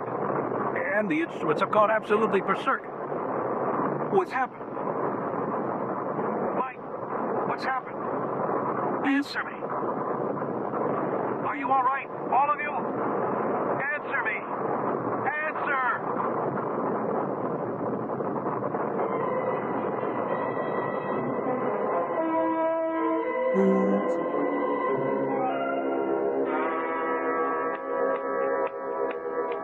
Come on, JJ. Come on, wake up, wake up. JJ, you all right? Oh, sorry, I must have passed out. That last blast was a real big one. A lot nearer than any of the previous ones. I think I must have passed out myself for a couple of seconds. Well, let's see now. Mike, look out the window. Where? Where our crew was drilling. I don't believe it. It's not possible. Every single one of the drill towers has collapsed. And everything with them. The shock of that last explosion just toppled them over. Drill towers, drills, drill pipes. The entire works. Like so many children's toys. Oh, I've got to get out of here and see that the crew is safe and no one was hurt. Yeah, we'll go with you. Meantime, we get everybody into those choppers just as fast as we can and head north for the mothership. And then? And then, JJ, we pray.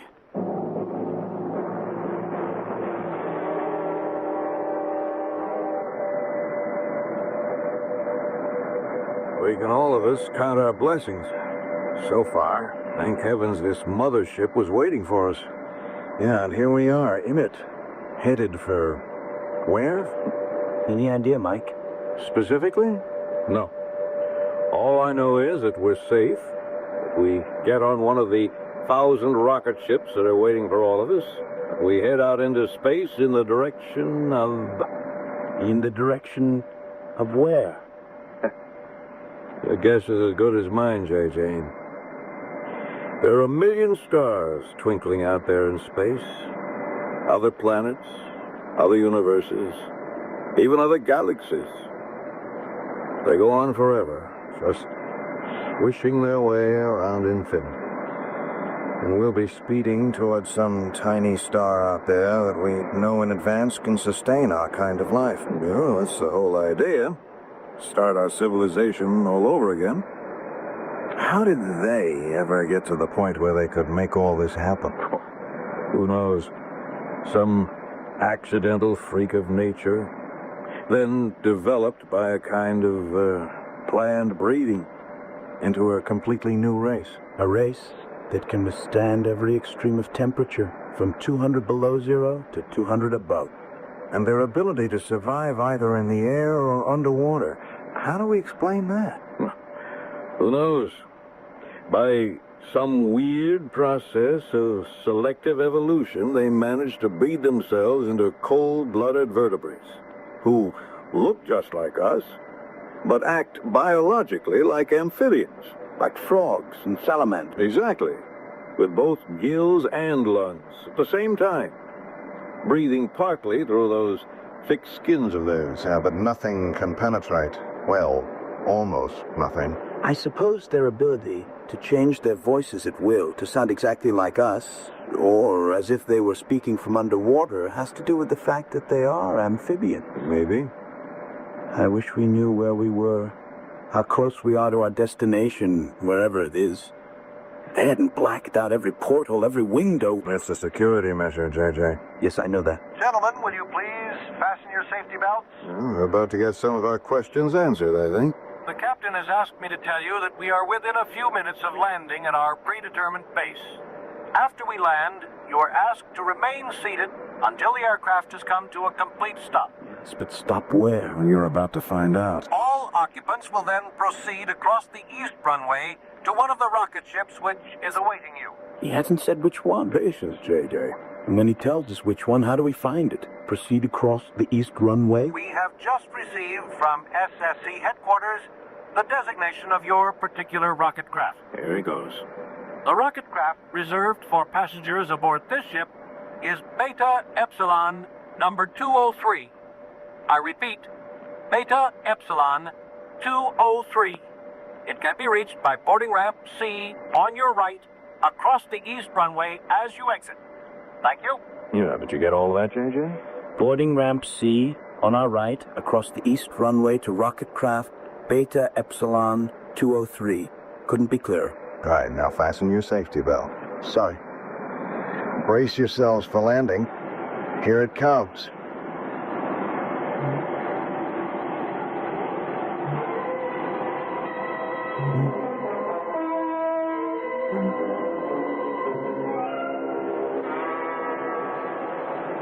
I wonder if Dr. Burns is here to meet us. To get a one-to-one report from us on what happened? I certainly hope so. You got all your things, JJ? Uh-huh. And we're about to come to a stop. I must confess I'm a little concerned about the next leg of this trip. As well, we're all concerned, J.J. Very much concerned. I can tell you, I'm a little terrified. It's taking them an awfully long time to open those doors. Oh, what's holding them up? Oh, patience, J.J., patience. Are they going to keep us standing here all day? Why don't they open the doors? Gentlemen, may I ask all of you to please take your seats once again? The captain informs us that there is some slight difficulty in opening the doors from the outside. Meanwhile, please relax in your seats until the doors are cleared.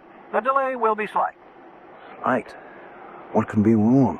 Any number of things, Bob. The captain has also asked me to make the following announcement. Please listen carefully. Once the doors are opened from the inside of the craft, please make your way to boarding ramp C in the reception hall, which is heated, as quickly as you can. Wear the warmest clothes you have with you. What are you talking about? Heated. Warmest clothes. It's summer up here. Place mufflers or scarves, whatever you may have available, over your mouths and noses. Breathe as little of the air as possible. What's wrong with the air? Both of you, listen. That will be all for the moment. I think I know what's happened. I'm sure the outside temperature has already dropped so low that just breathing the air for more than a minute or two will freeze the tissues of the lungs into solid lumps of ice. And so the people in cities that are above sea level... Gentlemen, please stand by. We have succeeded in opening one of the crisis doors. Prepare to disembark by sliding down the emergency chute. I can't wait to get out of here. Keep moving, Bob, please. Right, easy, J.J. Now, easy. This way, gentlemen, please. What is this? What happened? That's the most savage wind I've experienced in my entire life. I don't think we'll be able to buck it. Blast, freezing up. It's crippling. I can hardly breathe. Look, there's no one out there. It's not a living soul. Yes, there is, Bob. Look there. And there. Those are the maintenance men. The men who take care of the aircraft. Why are they standing there in those strange positions? I think they're all dead, J.J. Frozen stiff into whatever positions they must have been in. What do we do? Make a run for the reception hall and boarding ramp C and hope we get there. And if we don't? Then we join that group of stone-cold statues out there. Those refrigerated corpses we're staring at. I'll get out first. Here goes!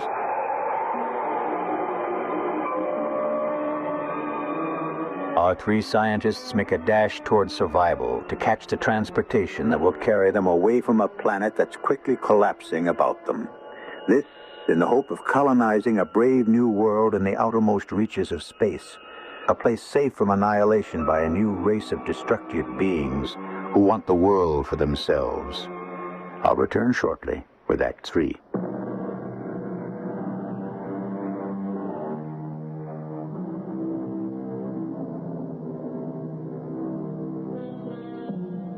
From chapter 5 of the Book of the Revelation. And I saw a book, written within and on the back side, sealed with 7 seals. And I saw a strong angel proclaiming, "Who is worthy to open the book?" And no man in heaven, nor in earth, neither under the earth, was able to open the book, neither to look thereon. No man today is privileged either to open that book of the future completely, or to reveal what lies ahead for all of us. But the scientists are doing their best to peek, trying hard. Now, we rejoin our 3 scientists. I don't think I've ever run so fast in my whole life. You, J.J.? Halfway to this hall, I was sure I'd never make it. Hey, you all right, Mike? Yeah. A little weak in the knees and very short of breath. But we did make it. What's more, We're on high ground. It's warm and comfortable in here. And we don't have to go outdoors again to get to the rocket ship. I'm not sure I could go through that a second time. Have you two noticed anything peculiar? Anything special about the people who seem to be moving toward Beta Epsilon 203? Peculiar? No, I haven't had the chance to look. Ah. Well, when you get the chance, look. You may find a little surprise. Meanwhile, I'm going to try to get a call through to Dr. Burns again. Yeah, he's got to know that we've come through safely up to this point, and the shape of the place we left.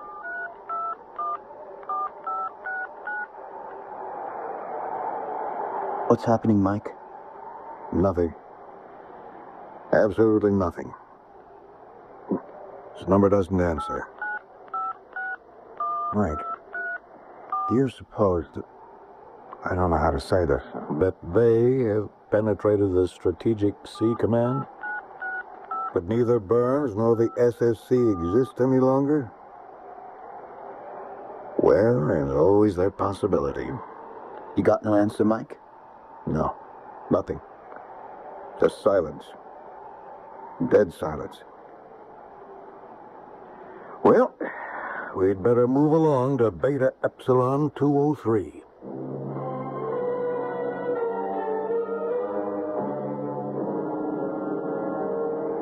Ship is full. We've been sitting here over 20 minutes. Why don't they take off? Get us off this ground. Get the whole thing over with. I'm sure they're doing their best, J.J. You all that anxious to leave our little world? This is no round trip, you know. It's one way, all the way. They're welcome to what's left. Good riddance. Well, let's face it. I mean, we don't have much of a choice. We couldn't possibly stay alive here. They can, but we can't. And, well, sooner or later, let's count ourselves among the lucky ones. Lucky to be able to leave. There are millions of other men and women who'll never make it. You're both right, of course. You got your whippet. We're finally off. So long, little world. Here's to our new paradise. We walk through blindfold, and the noiseless doors close after us forever.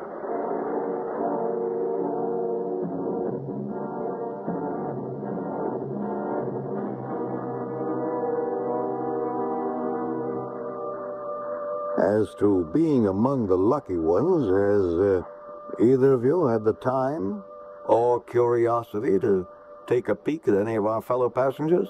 I have, and I must say I'm very impressed. Yes, I've noticed too. Some of the leading brains and creative talents from all over the entire world. I've already counted 8 Moonstone Prize winners, half a dozen recipients of the Literary Scroll of Honor, the presidents of 5 different countries. I saw them as they were coming on. You know, this is quite possibly the most distinguished shipload of passengers that ever existed. 1,000 of them. About as many men as women. A good half of them young enough to help populate a brand new world. What you might call extremely careful planning. Indeed. Putting the leaders of the world, the ablest, The most creative, the best minds and bodies. I've seen a few gold medal athletes, all on the same carrier, all headed for the same place. It's absolutely brilliant. and we are lucky to have been chosen. Who do you suppose thought of this? Who was responsible for it, Mike? I have no idea, Bob. And I hope you're right. Right, about what? About how brilliant an idea this was. You'd think Dr. Burns would be on board, wouldn't you? Or maybe he's in one of the other sections of the ship, which would explain why we couldn't reach him. Yeah, could be. Ladies and gentlemen, welcome aboard Beta Epsilon 203. Listen. The captain has asked me to tell you that our planned destination is Galen 2683 of the galaxy of telepathy. The physical properties of Galen 2683, its life-supporting qualities, air, water, climate, extremes of temperature, are almost identical with those that we have left behind. That's comforting to know. Quiet, JJ. In the unlikely event that there should be any difficulty in landing for any reason, Maton 2211 of the same galaxy will serve as backup. Flying time should be approximately 48 hours. That's all? If you have any questions, members of the crew will be happy to try to answer them. Thank you. Galen 2683. Here we come. Will the following passengers please identify themselves by pressing button B at the right of their seats? Mr. Michael Gonzalez, J.J. Porter, and Robert McDonald. I've got the button right here. I'll get it. There is a voice message for you three gentlemen. Kindly connect by pressing button F, as in Frank. Thank you. As in Frank. There we are. Who could possibly... Mike, Bob, JJ, Mrs. Burns, Dr. Burns. What do you know? Are you all right? You take it, Bob. Yes, we're just fine, Dr. Burns. How about you? Fine. We're certainly happy to hear your voice. We tried to reach you before we left. We had a little difficulty. That's understandable under the circumstances. I suppose you'd like to know how we are. At the moment, I would like to know nothing. Yeah, let me talk to him. Dr. Burns, this is JJ. The passenger list on this ship seems to be very special. We thought you might be on it. Obviously, I am not. And of course, none of you has any idea why. Or have you? What's the matter with him? He sounds funny. Mike Gonzalez here, Dr. Burns. I'd like to venture a guess why you're not here. Yes? Are you free to speak? Just answer yes or no. The answer is yes. Now listen to me, the three of you. You've noticed that your fellow passengers are people most capable of starting a new civilization. They will never have that chance, unfortunately. Why not, Dr. Burns? Because none of you will ever make a meet you on Galen 2683 or any place else. What's he talking about? Oh, know how efficient they are, do we not? They are nothing less than diabolical in working out their plans, that they do nothing without a precise master plan. So? Beta Epsilon 203 is part of that plan. A plan to exterminate every leader of the world all at once in one single blow. I don't believe this. Believe it. There's not a chance at even a few of you escaping or surviving. The end for all of you will be complete, final, and very neat. But we're headed toward a beachhead on Galen 2683. Isn't there any such place? Yes, there is. But not for you. In a short while, the rocket ship you're traveling on will explode, but disintegrate into space. Not a shred of any of you will survive. That's not possible. It's possible because that's the way we planned it. We. Those that you called they.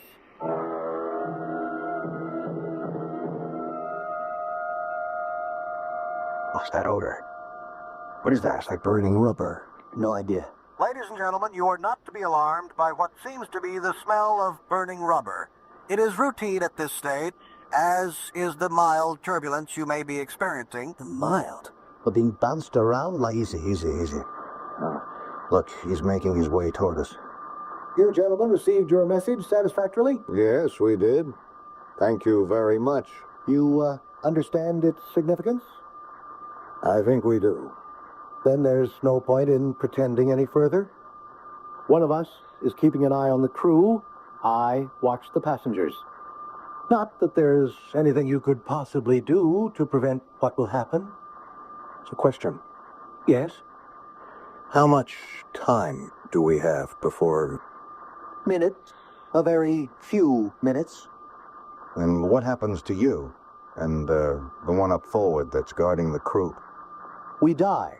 We vanish, along with the rest of you. We volunteered for this trip. And the mechanism that will set the whole thing off? The explosion, the disintegration? Right here, right over your heads. The captain is the only one who would know how to deactivate it. And he's not free at the moment. Now, gentlemen, if you will excuse me... JJ, what are you doing? Put down that gun! I'll get him first, then his friend up there with the crew. JJ, now, it won't do any good. That's not the... Excellent marksmanship, young man. The rather quaint, old-fashioned bullet struck me right over the heart. How foolish, how wasteful. Surely you know your bullets cannot penetrate our skins? No. But this can. And now, the same treatment for his friend. A forward in the cockpit with the crew. Mike, JJ, excuse me, please.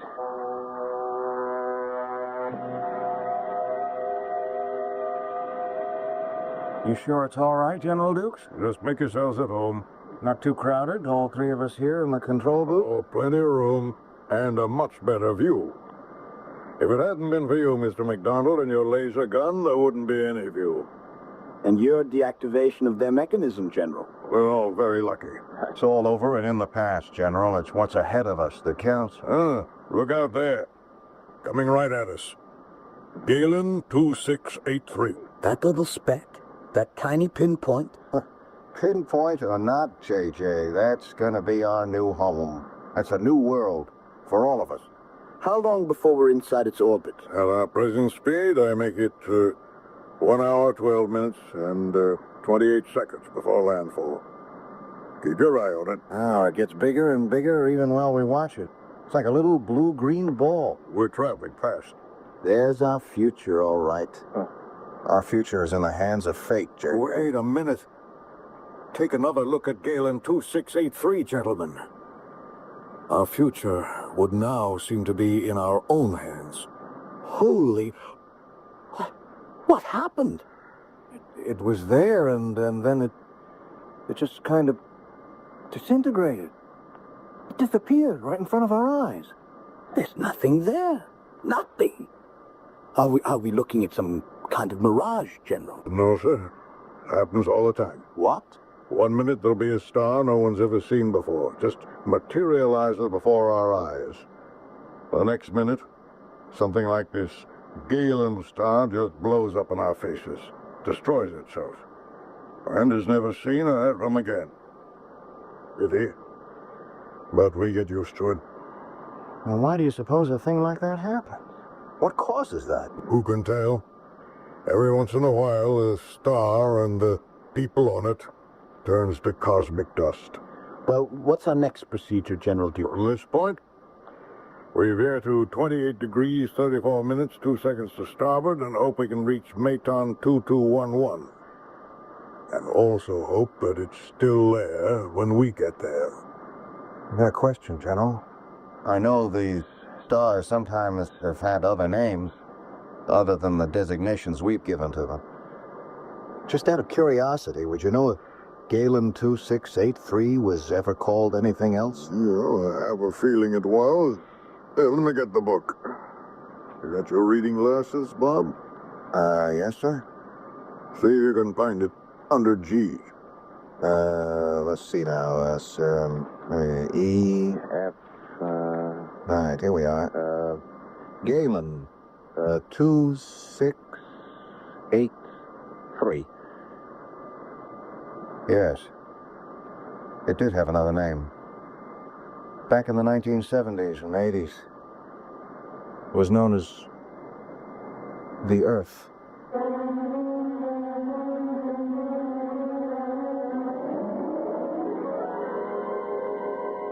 As J.J., Bob, Mike, and their companions hurtle through space, bound for an obscure star hidden away in an endless cosmos, we wish them Godspeed. A journey that started in the frozen, sterile wastes of one world will terminate, we trust, on the less barren, welcoming soil of another, where they can build an exciting, fresh new world by profiting and some of the mistakes of this one. I'll return shortly.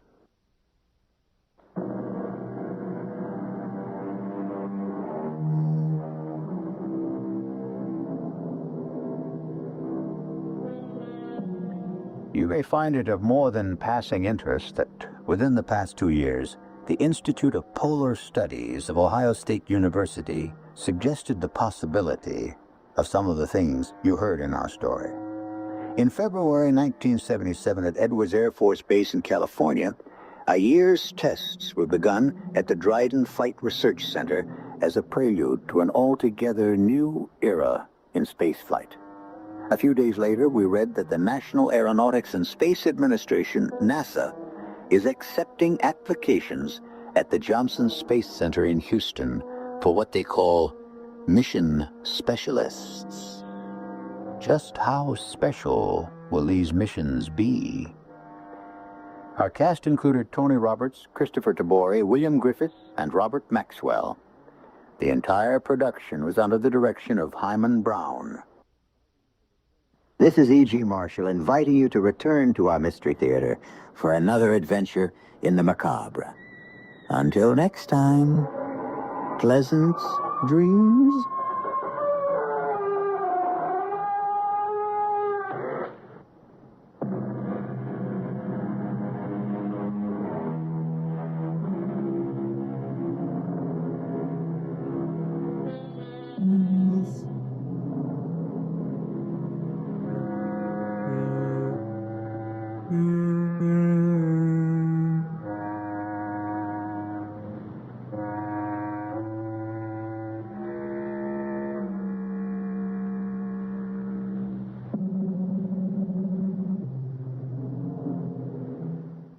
CBS Radio Mystery Theater presents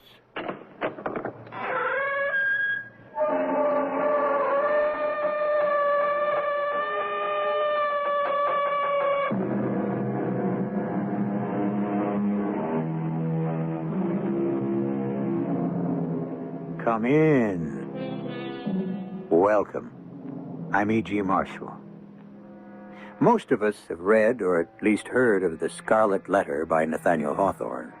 But by the time it appeared in 1850, its author, then 46 years old, had been writing and publishing since his graduation from college collections of short stories. It is one of these that we are about to bring you, written long before The Scarlet Letter, and titled The Birthmark. Watch closely. The slender stalk shoots upward. The leaves unfold. And there, in the center, a perfect flower. Pluck it, my love. I dare not. I dare not touch it. It's magical.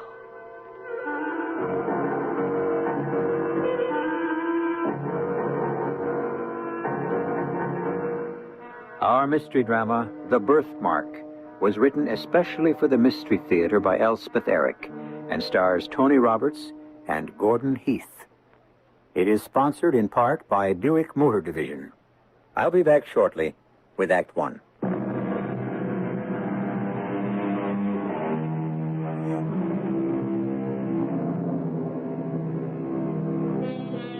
In the latter part of the 18th century, when this country was being born and the recent discovery of electricity and kindred mysteries of nature seemed to open paths into the region of miracle, it was not uncommon for the love of science to rival the love of woman. This is the story of one such rivalry. The great man is late again. Late yesterday, late today, and probably late tomorrow. The laboratory awaits him. The distiller bubbles and waits. The retorts, the tubes, the cylinders, the crucibles, all are immaculate and sparkling, and waiting for him. Soon the glow of the furnace will be red as rubies. All attend upon the appearance of the great man. And where is he? Good morning, Aminadab. A fine morning to you, master. I'm a trifle late. A new bridegroom is permitted a little tardiness. And how is the bride? Georgiana, Georgiana is... Do you know her, Aminadab? How should such a one as I know such a one as she? Have you ever seen her? From a distance only. Ah. I know what I hear. That she is adored by men. Envied by women. That's true. In short, perfection. That's not quite true. Oh? Did you not know that the beautiful, the exquisite Georgiana has a birthmark? I may have heard something. In the center of her cheek, her left cheek. A peculiar mark, woven deep, you might say, into the texture and substance of her face. The mark is shaped like a hand, a tiny hand. They say many an enamored swain would have risked his life to press his lips to that hand. I suppose that's true. Conversely, some ladies call it the bloody hand. They go so far as to say that it quite destroys the effect of her beauty, even renders her hideous. Of course, it is the ladies who say that. But the gentlemen, if their admiration is not actually heightened by the little flaw, they simply wish it would go away, so that this imperfect world might possess one living specimen of ideal loveliness. They say that is the feeling of some. It's beginning to be my own. Oh? Before we were married, I gave it no thought. So caught up was I with her incomparable loveliness. But now, your feeling has changed? In the usual state of her complexion, which is a healthy though delicate bloom, the birthmark wears only a tint of deeper crimson, imperfectly defining its pygmy hand shaped amid the surrounding rosiness. When Georgiana blushes, as she so often does, it becomes more and more indistinct, and finally vanishes amid the triumphant rush of blood that bathes her whole cheek with its brilliant glow. But if any shifting motion causes her to turn pale, there is the mark again, a crimson stain upon the virgin snow. If only she were less beautiful, I could forgive it. She is otherwise so perfect. The birthmark disturbs you. I find it intolerable. Intolerable? And more so with each passing moment. The fatal flaw which nature stamps ineffaceably on all her production. Why must it be so? I will not accept it. It sucks at the very heart of her beauty. It crushes my love for her. It poisons my marriage. I will not accept it. No, never. What can you do, Master? But accept it. Remove it. Remove it? I'm convinced it can be done. That you can do it? Would I entrust my beloved to the coarse, indifferent hands of another? Have you suggested this possibility to your wife? Shortly after we were married, yes. And what was her response? At first she smiled. Then she saw that I was serious. She blushed and said that her birthmark had often been considered one of her charms, and that she herself had been simple enough to imagine it might well be. And so it might. On another face than hers, it might indeed. But not on yours, I told her. You came so nearly perfect from the hand of nature, I said, that the slightest possible defect shocks me as being the visible mark of earthly imperfection. That you should be shocked by her imperfection? Oh, my. Yes, shocked. That was the word that did it. She burst into tears and said I could not possibly love what shocked me. Better we had never married, she said. But try as I might, I could not retract my words. God help me. God help us both. They were true. With that, the great man turns away from me. To hide tears, perhaps? Who knows? And he applies himself to a study of the notes for his current experiment. I dare not presume further upon our relationship by pursuing the topic, but the demeanor of the great man continues downcast through the next days. Nothing goes right. Nothing. Master, consider resting from your efforts for a brief span. Very well. And you'll rest from yours. Agreed. We'll smoke a pipe together and try to cleanse our minds. Sit down. Thank you, Master. You remember what we talked of a few days back? Your wife, her birthmark, the possibility of removing it. Yes, I remember too well. It occurs to me that things may be going poorly for you here in the laboratory because your mind is still occupied with that problem. My mind is obsessed with it. Consumed by it. You cannot believe how it has taken over my thoughts. I am destroyed by my obsession with my beloved's birthmark and how to be rid of it. Have you spoken of it further? To her? I cannot help it. I mean not to speak of it. Wrench my thoughts and my words away from it, firmly, purposefully. But no matter what my intent, what my effort, I revert inevitably to the subject of the birthmark. Aminadab, it has become the central point of my existence. With the morning light, I open my eyes to my wife's face and see immediately the sign of imperfection. When we sit together at the evening hearth, my eyes wander stealthily to her cheek and behold, flickering with the blaze of the wood fire, the spectral hand. And is your young wife aware of your furtive spying? Unhappily, she is. Now she shudders at my gaze. My poor master. The other night, I had a dream. You know, Aminadab, that I place great store by dreams and their meaning. Georgiana woke me and told me that I had cried out in my sleep, that I had shouted. It is in her heart now. We must have it out. She asked me, did I have any recollection of the dream that had caused me to utter those horrendous words. And did you? I told her no, and it was true. I had no remembrance whatsoever, though I might understandably have had a dream about the birthmark, since before I fell asleep it had taken a firm hold on my musings. And you cannot remember the dream? No. And yet... Yes? And yet? Speaking with you here, now, relaxed the way we are. Yes. There's a spark. There's a glimmer. Yes, Master? You were in my dream, Aminadab. I, Master? Yes. You and I were together. We were attempting an operation for the removal of the Crimson Hand. Oh, Master. But the deeper went the knife. The deeper sank the little hand, until, at length, its tiny grasp caught hold upon her heart. Master, for the love of God. But even then, I was resolved, inexorably resolved, to cut it out, or wrench it away. Oh, Master. What's to be done? I must tell Georgiana the dream. Must you? Truth finds its way to the mind, close muffled in robes of sleep.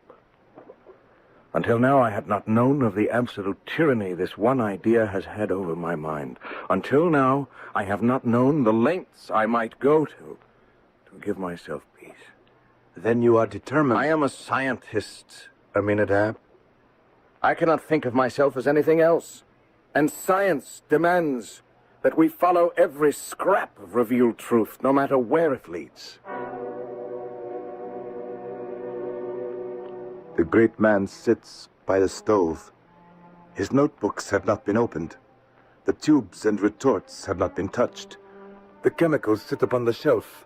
I move quietly about the laboratory. He seems not to know I am here. Master. Oh, Aminadab. You're not disposed to continue the experiment we started some weeks past? Oh, I cannot even remember it. Oh, Master. Aminadab, I have told Georgiana the dream. And what did she respond, if I may ask? She said, Aylmer, I know not what may be the cost to rid me of this fatal birthmark. Perhaps its removal may cause cureless deformity, or it may be that the stain goes deep as life itself. Besides, do we know that a possibility even exists of unclasping the grip of this little hand which was laid upon me before I came into the world? All through. What could you say? I said what I believe. That I'm convinced of the perfect practicability of its removal. And then she said, Aylmer, let the attempt be made. Danger is nothing to me.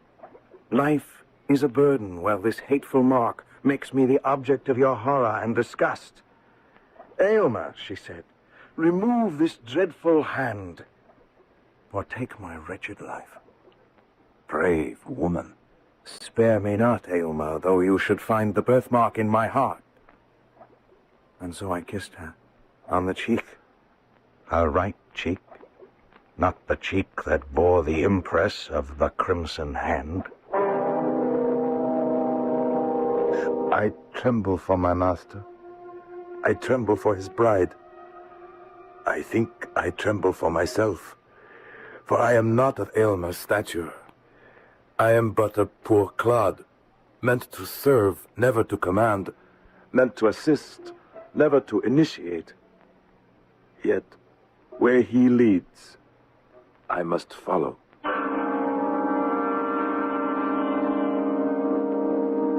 Let me not to the marriage of true minds admit impediment. Love is not love that alters when it alteration finds. Shakespeare wrote that in a sonnet. What would he say of a birthmark in the shape of a tiny hand, and the alteration necessary to remove it, and the insistent desire to do away with it? We'll return shortly with Act Two.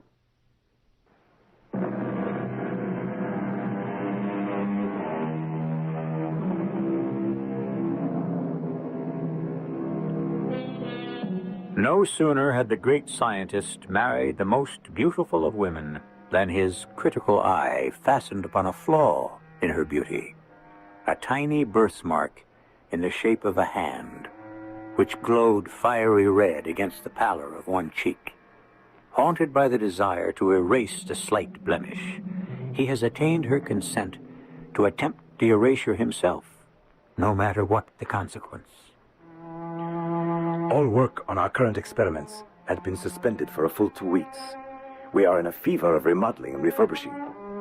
You must understand that before he married the lovely Georgiana, my master had occupied certain extensive inner chambers connected to his laboratory. Here he had lived during his toilsome youth, while he made those discoveries that had roused the admiration of all the learned societies in Europe. Now he proposed to use these apartments for another purpose.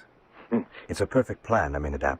It will give me the opportunity for the intense thought and constant watchfulness the coming operation will require, and Georgiana will enjoy the perfect repose essential to its success. You will bring her here? We will live in the inner chambers together, seclude ourselves there. She will not enter the working laboratory until the crucial day, but the adjacent rooms will be a sort of private paradise. I want the walls hung with the most gorgeous curtains. I shall select them myself, since you are scarcely capable. Quite so. It will be all grandeur and grace. The draperies will fall from ceiling to floor in rich and ponderous folds, concealing all angles and straight lines. The sunshine will be excluded, lest it interfere with my chemical processes. But there will be, instead, the most beautiful perfumed lamps, emitting flames of various hues, uniting all in a soft, impurpled radiance. You follow me? Yes, master. Those smoky, dingy, somber rooms will change to an exquisite abode for the loveliest of women. I can scarce contain my excitement. My palms sweat. My breath comes rapidly. My eyes are glazed with anticipation, for soon the door will open, and the fabled Georgiana will walk through it. I shall see her. Yes, I, the stunted, the ugly, the hairy, the grimy, the earthy, shall see her. I shall see her close. Enter, my love. What do you think of your new abode? Exquisite. My dear, you're trembling. It can't be helped. Noblest, dearest, tenderest wife, do not doubt my power. I have given this matter the deepest thought. I know. Then why do you tremble? Why are you so cold? Why so pale? You're white as a ghost, my love. Am I? And let me reassure you, dear heart. Come into my arms. Oh, Elmer. There now. No. Oh, do not turn away. Elmer. Aminadab, I'm right here, Master. Take her to the boudoir. As Aylmer moved close to take her in his arms, the birthmark glowed scarlet on her white cheek, and even as he tried to embrace her, so intense was the glow that he could not hold back a strong convulsive shudder. Seeing the revulsion on her husband's face, Georgiana had cried out and fainted. Now I pick up her still form, cradle it gently in my strong arms, and gently carry it to the boudoir. At last, I stare down into that ineffably lovely face. It is closer to mine than it will ever be again, and I drink in its beauty as I muse to myself, were she my wife, I should never part with that birthmark. Never. I have hardly left her bedside. Aylmer has been working feverishly in the laboratory proper, only summoning me when he needed my brute strength or my delicate accuracy. His slender figure and pale intellectual face bend over his notes, while I, bulky, ungainly, grimed with the vapors of the furnace, crouch in a corner of her boudoir. That is where I am when she wakes from her faint. Aylmer? Oh, Aylmer? Mistress. Who? Don't be frightened, mistress. Where's my husband? In his laboratory. Hard at work. Oh, yes. The operation to remove this. Oh, mistress, fear not. Who are you? His servant, Aminadab. Privileged to be his assistant from time to time, when he needs my mechanical readiness. But you must have more than that, Aminadab. I have a skill, an ability to execute the details of my master's experiments. But I assure you, mistress, I have not the wit to comprehend the slightest details of any of those experiments. What do you think of this latest of his experiments? The removal of the little hand, you mean, that rests upon your cheek? And gives him no rest until he exorcises it. Well, tell me. I really want to know. Mistress, there is a truth which all seekers stumble upon, sooner or later. And what is that? Our great creative mother, while she amuses us by apparently working in the broadest sunshine, is yet severely careful to keep her own secrets, and despite her pretended openness, shows us nothing but results. She permits us to mar, but seldom to mend, and on no account to make. I cannot tell if my words have meaning for her. Indeed, I do not know myself the precise significance of what I say. The days drag on, and I am living in a fever of dread and anticipation. I am living within the hearts of both my master and my mistress. In the intervals of study and experiment, he comes to her, flushed and exhausted, and speaks glowingly of the resources of his art. This small vial contains a gentle but powerful fragrance which can impregnate all the breezes that blow across a kingdom. And this gold-colored liquid in a crystal vial? Ah, that is the most precious poison ever concocted. By its aid, I could apportion the lifetime of any mortal at whom you might point your finger. The strength of the dose would determine whether he were to linger out years or drop dead in the midst of a breath. Elmer, you chill me to the marrow of my bones. Why do you keep such a fearful drug? Trust me, my beloved, trust me. I do trust you, but why do you... Here is a powerful cosmetic. With a few drops in a vase of water, Freckles may be washed away as easily as the hands are cleansed. A stronger infusion would take the blood out of the cheek and leave the rosiest beauty a pale ghost. Is it with this lotion that you intend to bathe my cheek? Oh, no, my darling, no, this is only superficial. Your case demands a remedy that shall go deeper. Far deeper, my sweet girl. Far, far deeper. He has been locked in his laboratory for a full week now, absorbed in his labors. I am crouched in the corner of her boudoir, as I always am when not actively assisting him. She is reading. Beside her bed are ponderous volumes. I recognize them as coming from his scientific library. I dare to approach her where she lies. Have you finished with these books, mistress? Those? Oh, yes. Shall I return them to the shelves? If you like. Albertus Magnus, Cornelius Agrippa.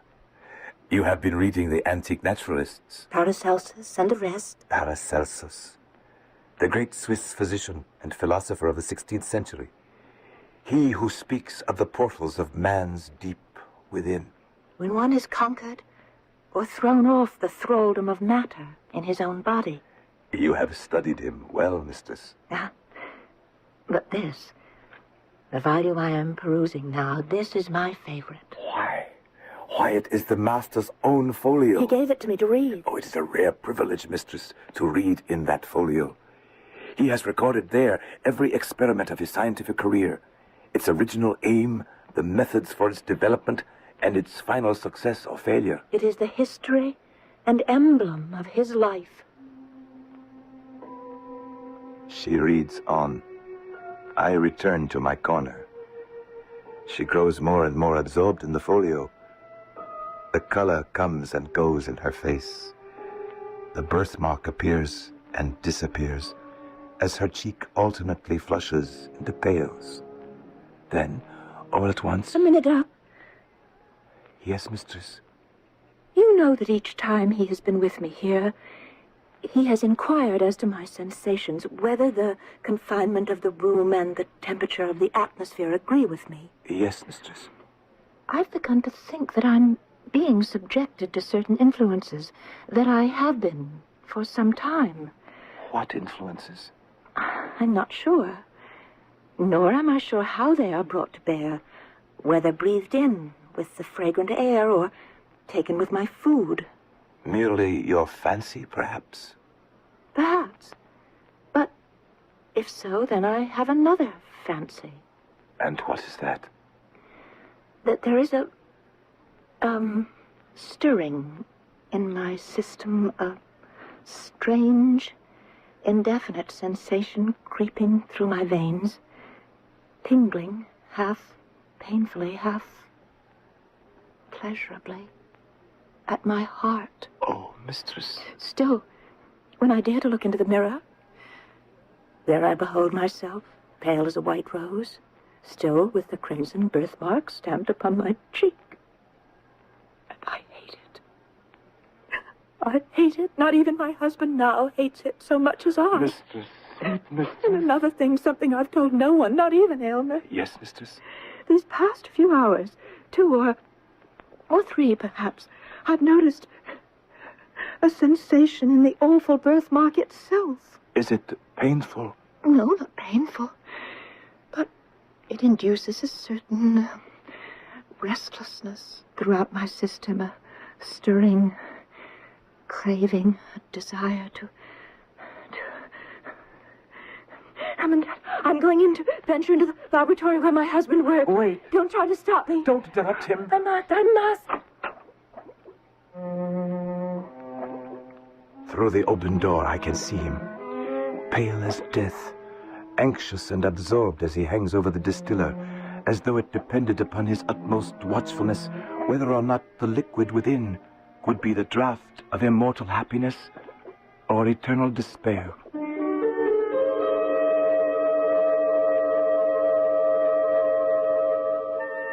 The world of science is one I know little of.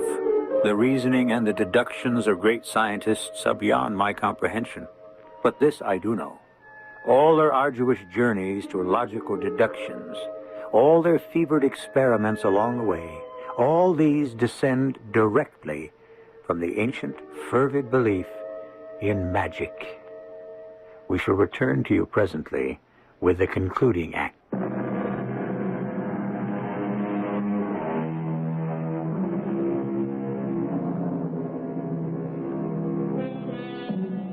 Aylmer has installed his young wife, Georgiana, in the inner chambers adjoining his laboratory. When, attempting to reassure her, he leaned to embrace her, he was struck afresh with horror at the sight of the little red birthmark that painted the perfection of her cheek. Seeing his revulsion, Georgiana fainted, and it was Aylmer's servant Aminadab who carried her to the sumptuous boudoir so lovingly prepared for her. Since that moment, Aminadab has spent every free moment with Georgiana, until, at last... Aminadab, I'm venturing into the laboratory. Wait, Miss... Don't try to stop me. Don't interrupt him. I'm... Elm. What? Who dared?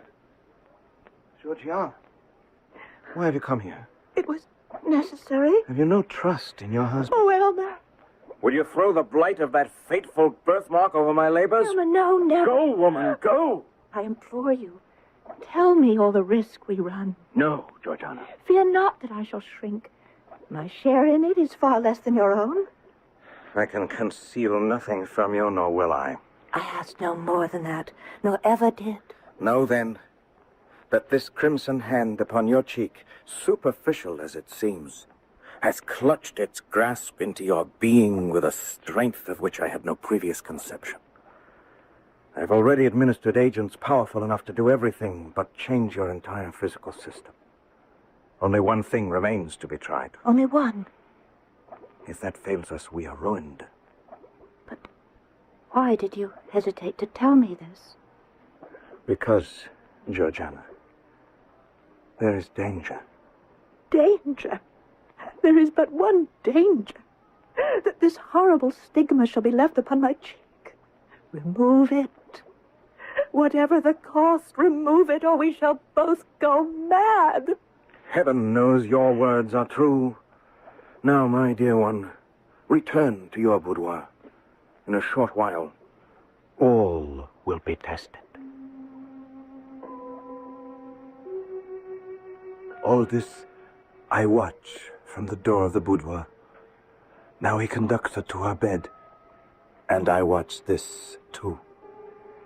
He takes leave of her with a solemn tenderness which speaks far more than words. How much is now at stake? Aminadab. Aminadab, are you here? I am here, mistress.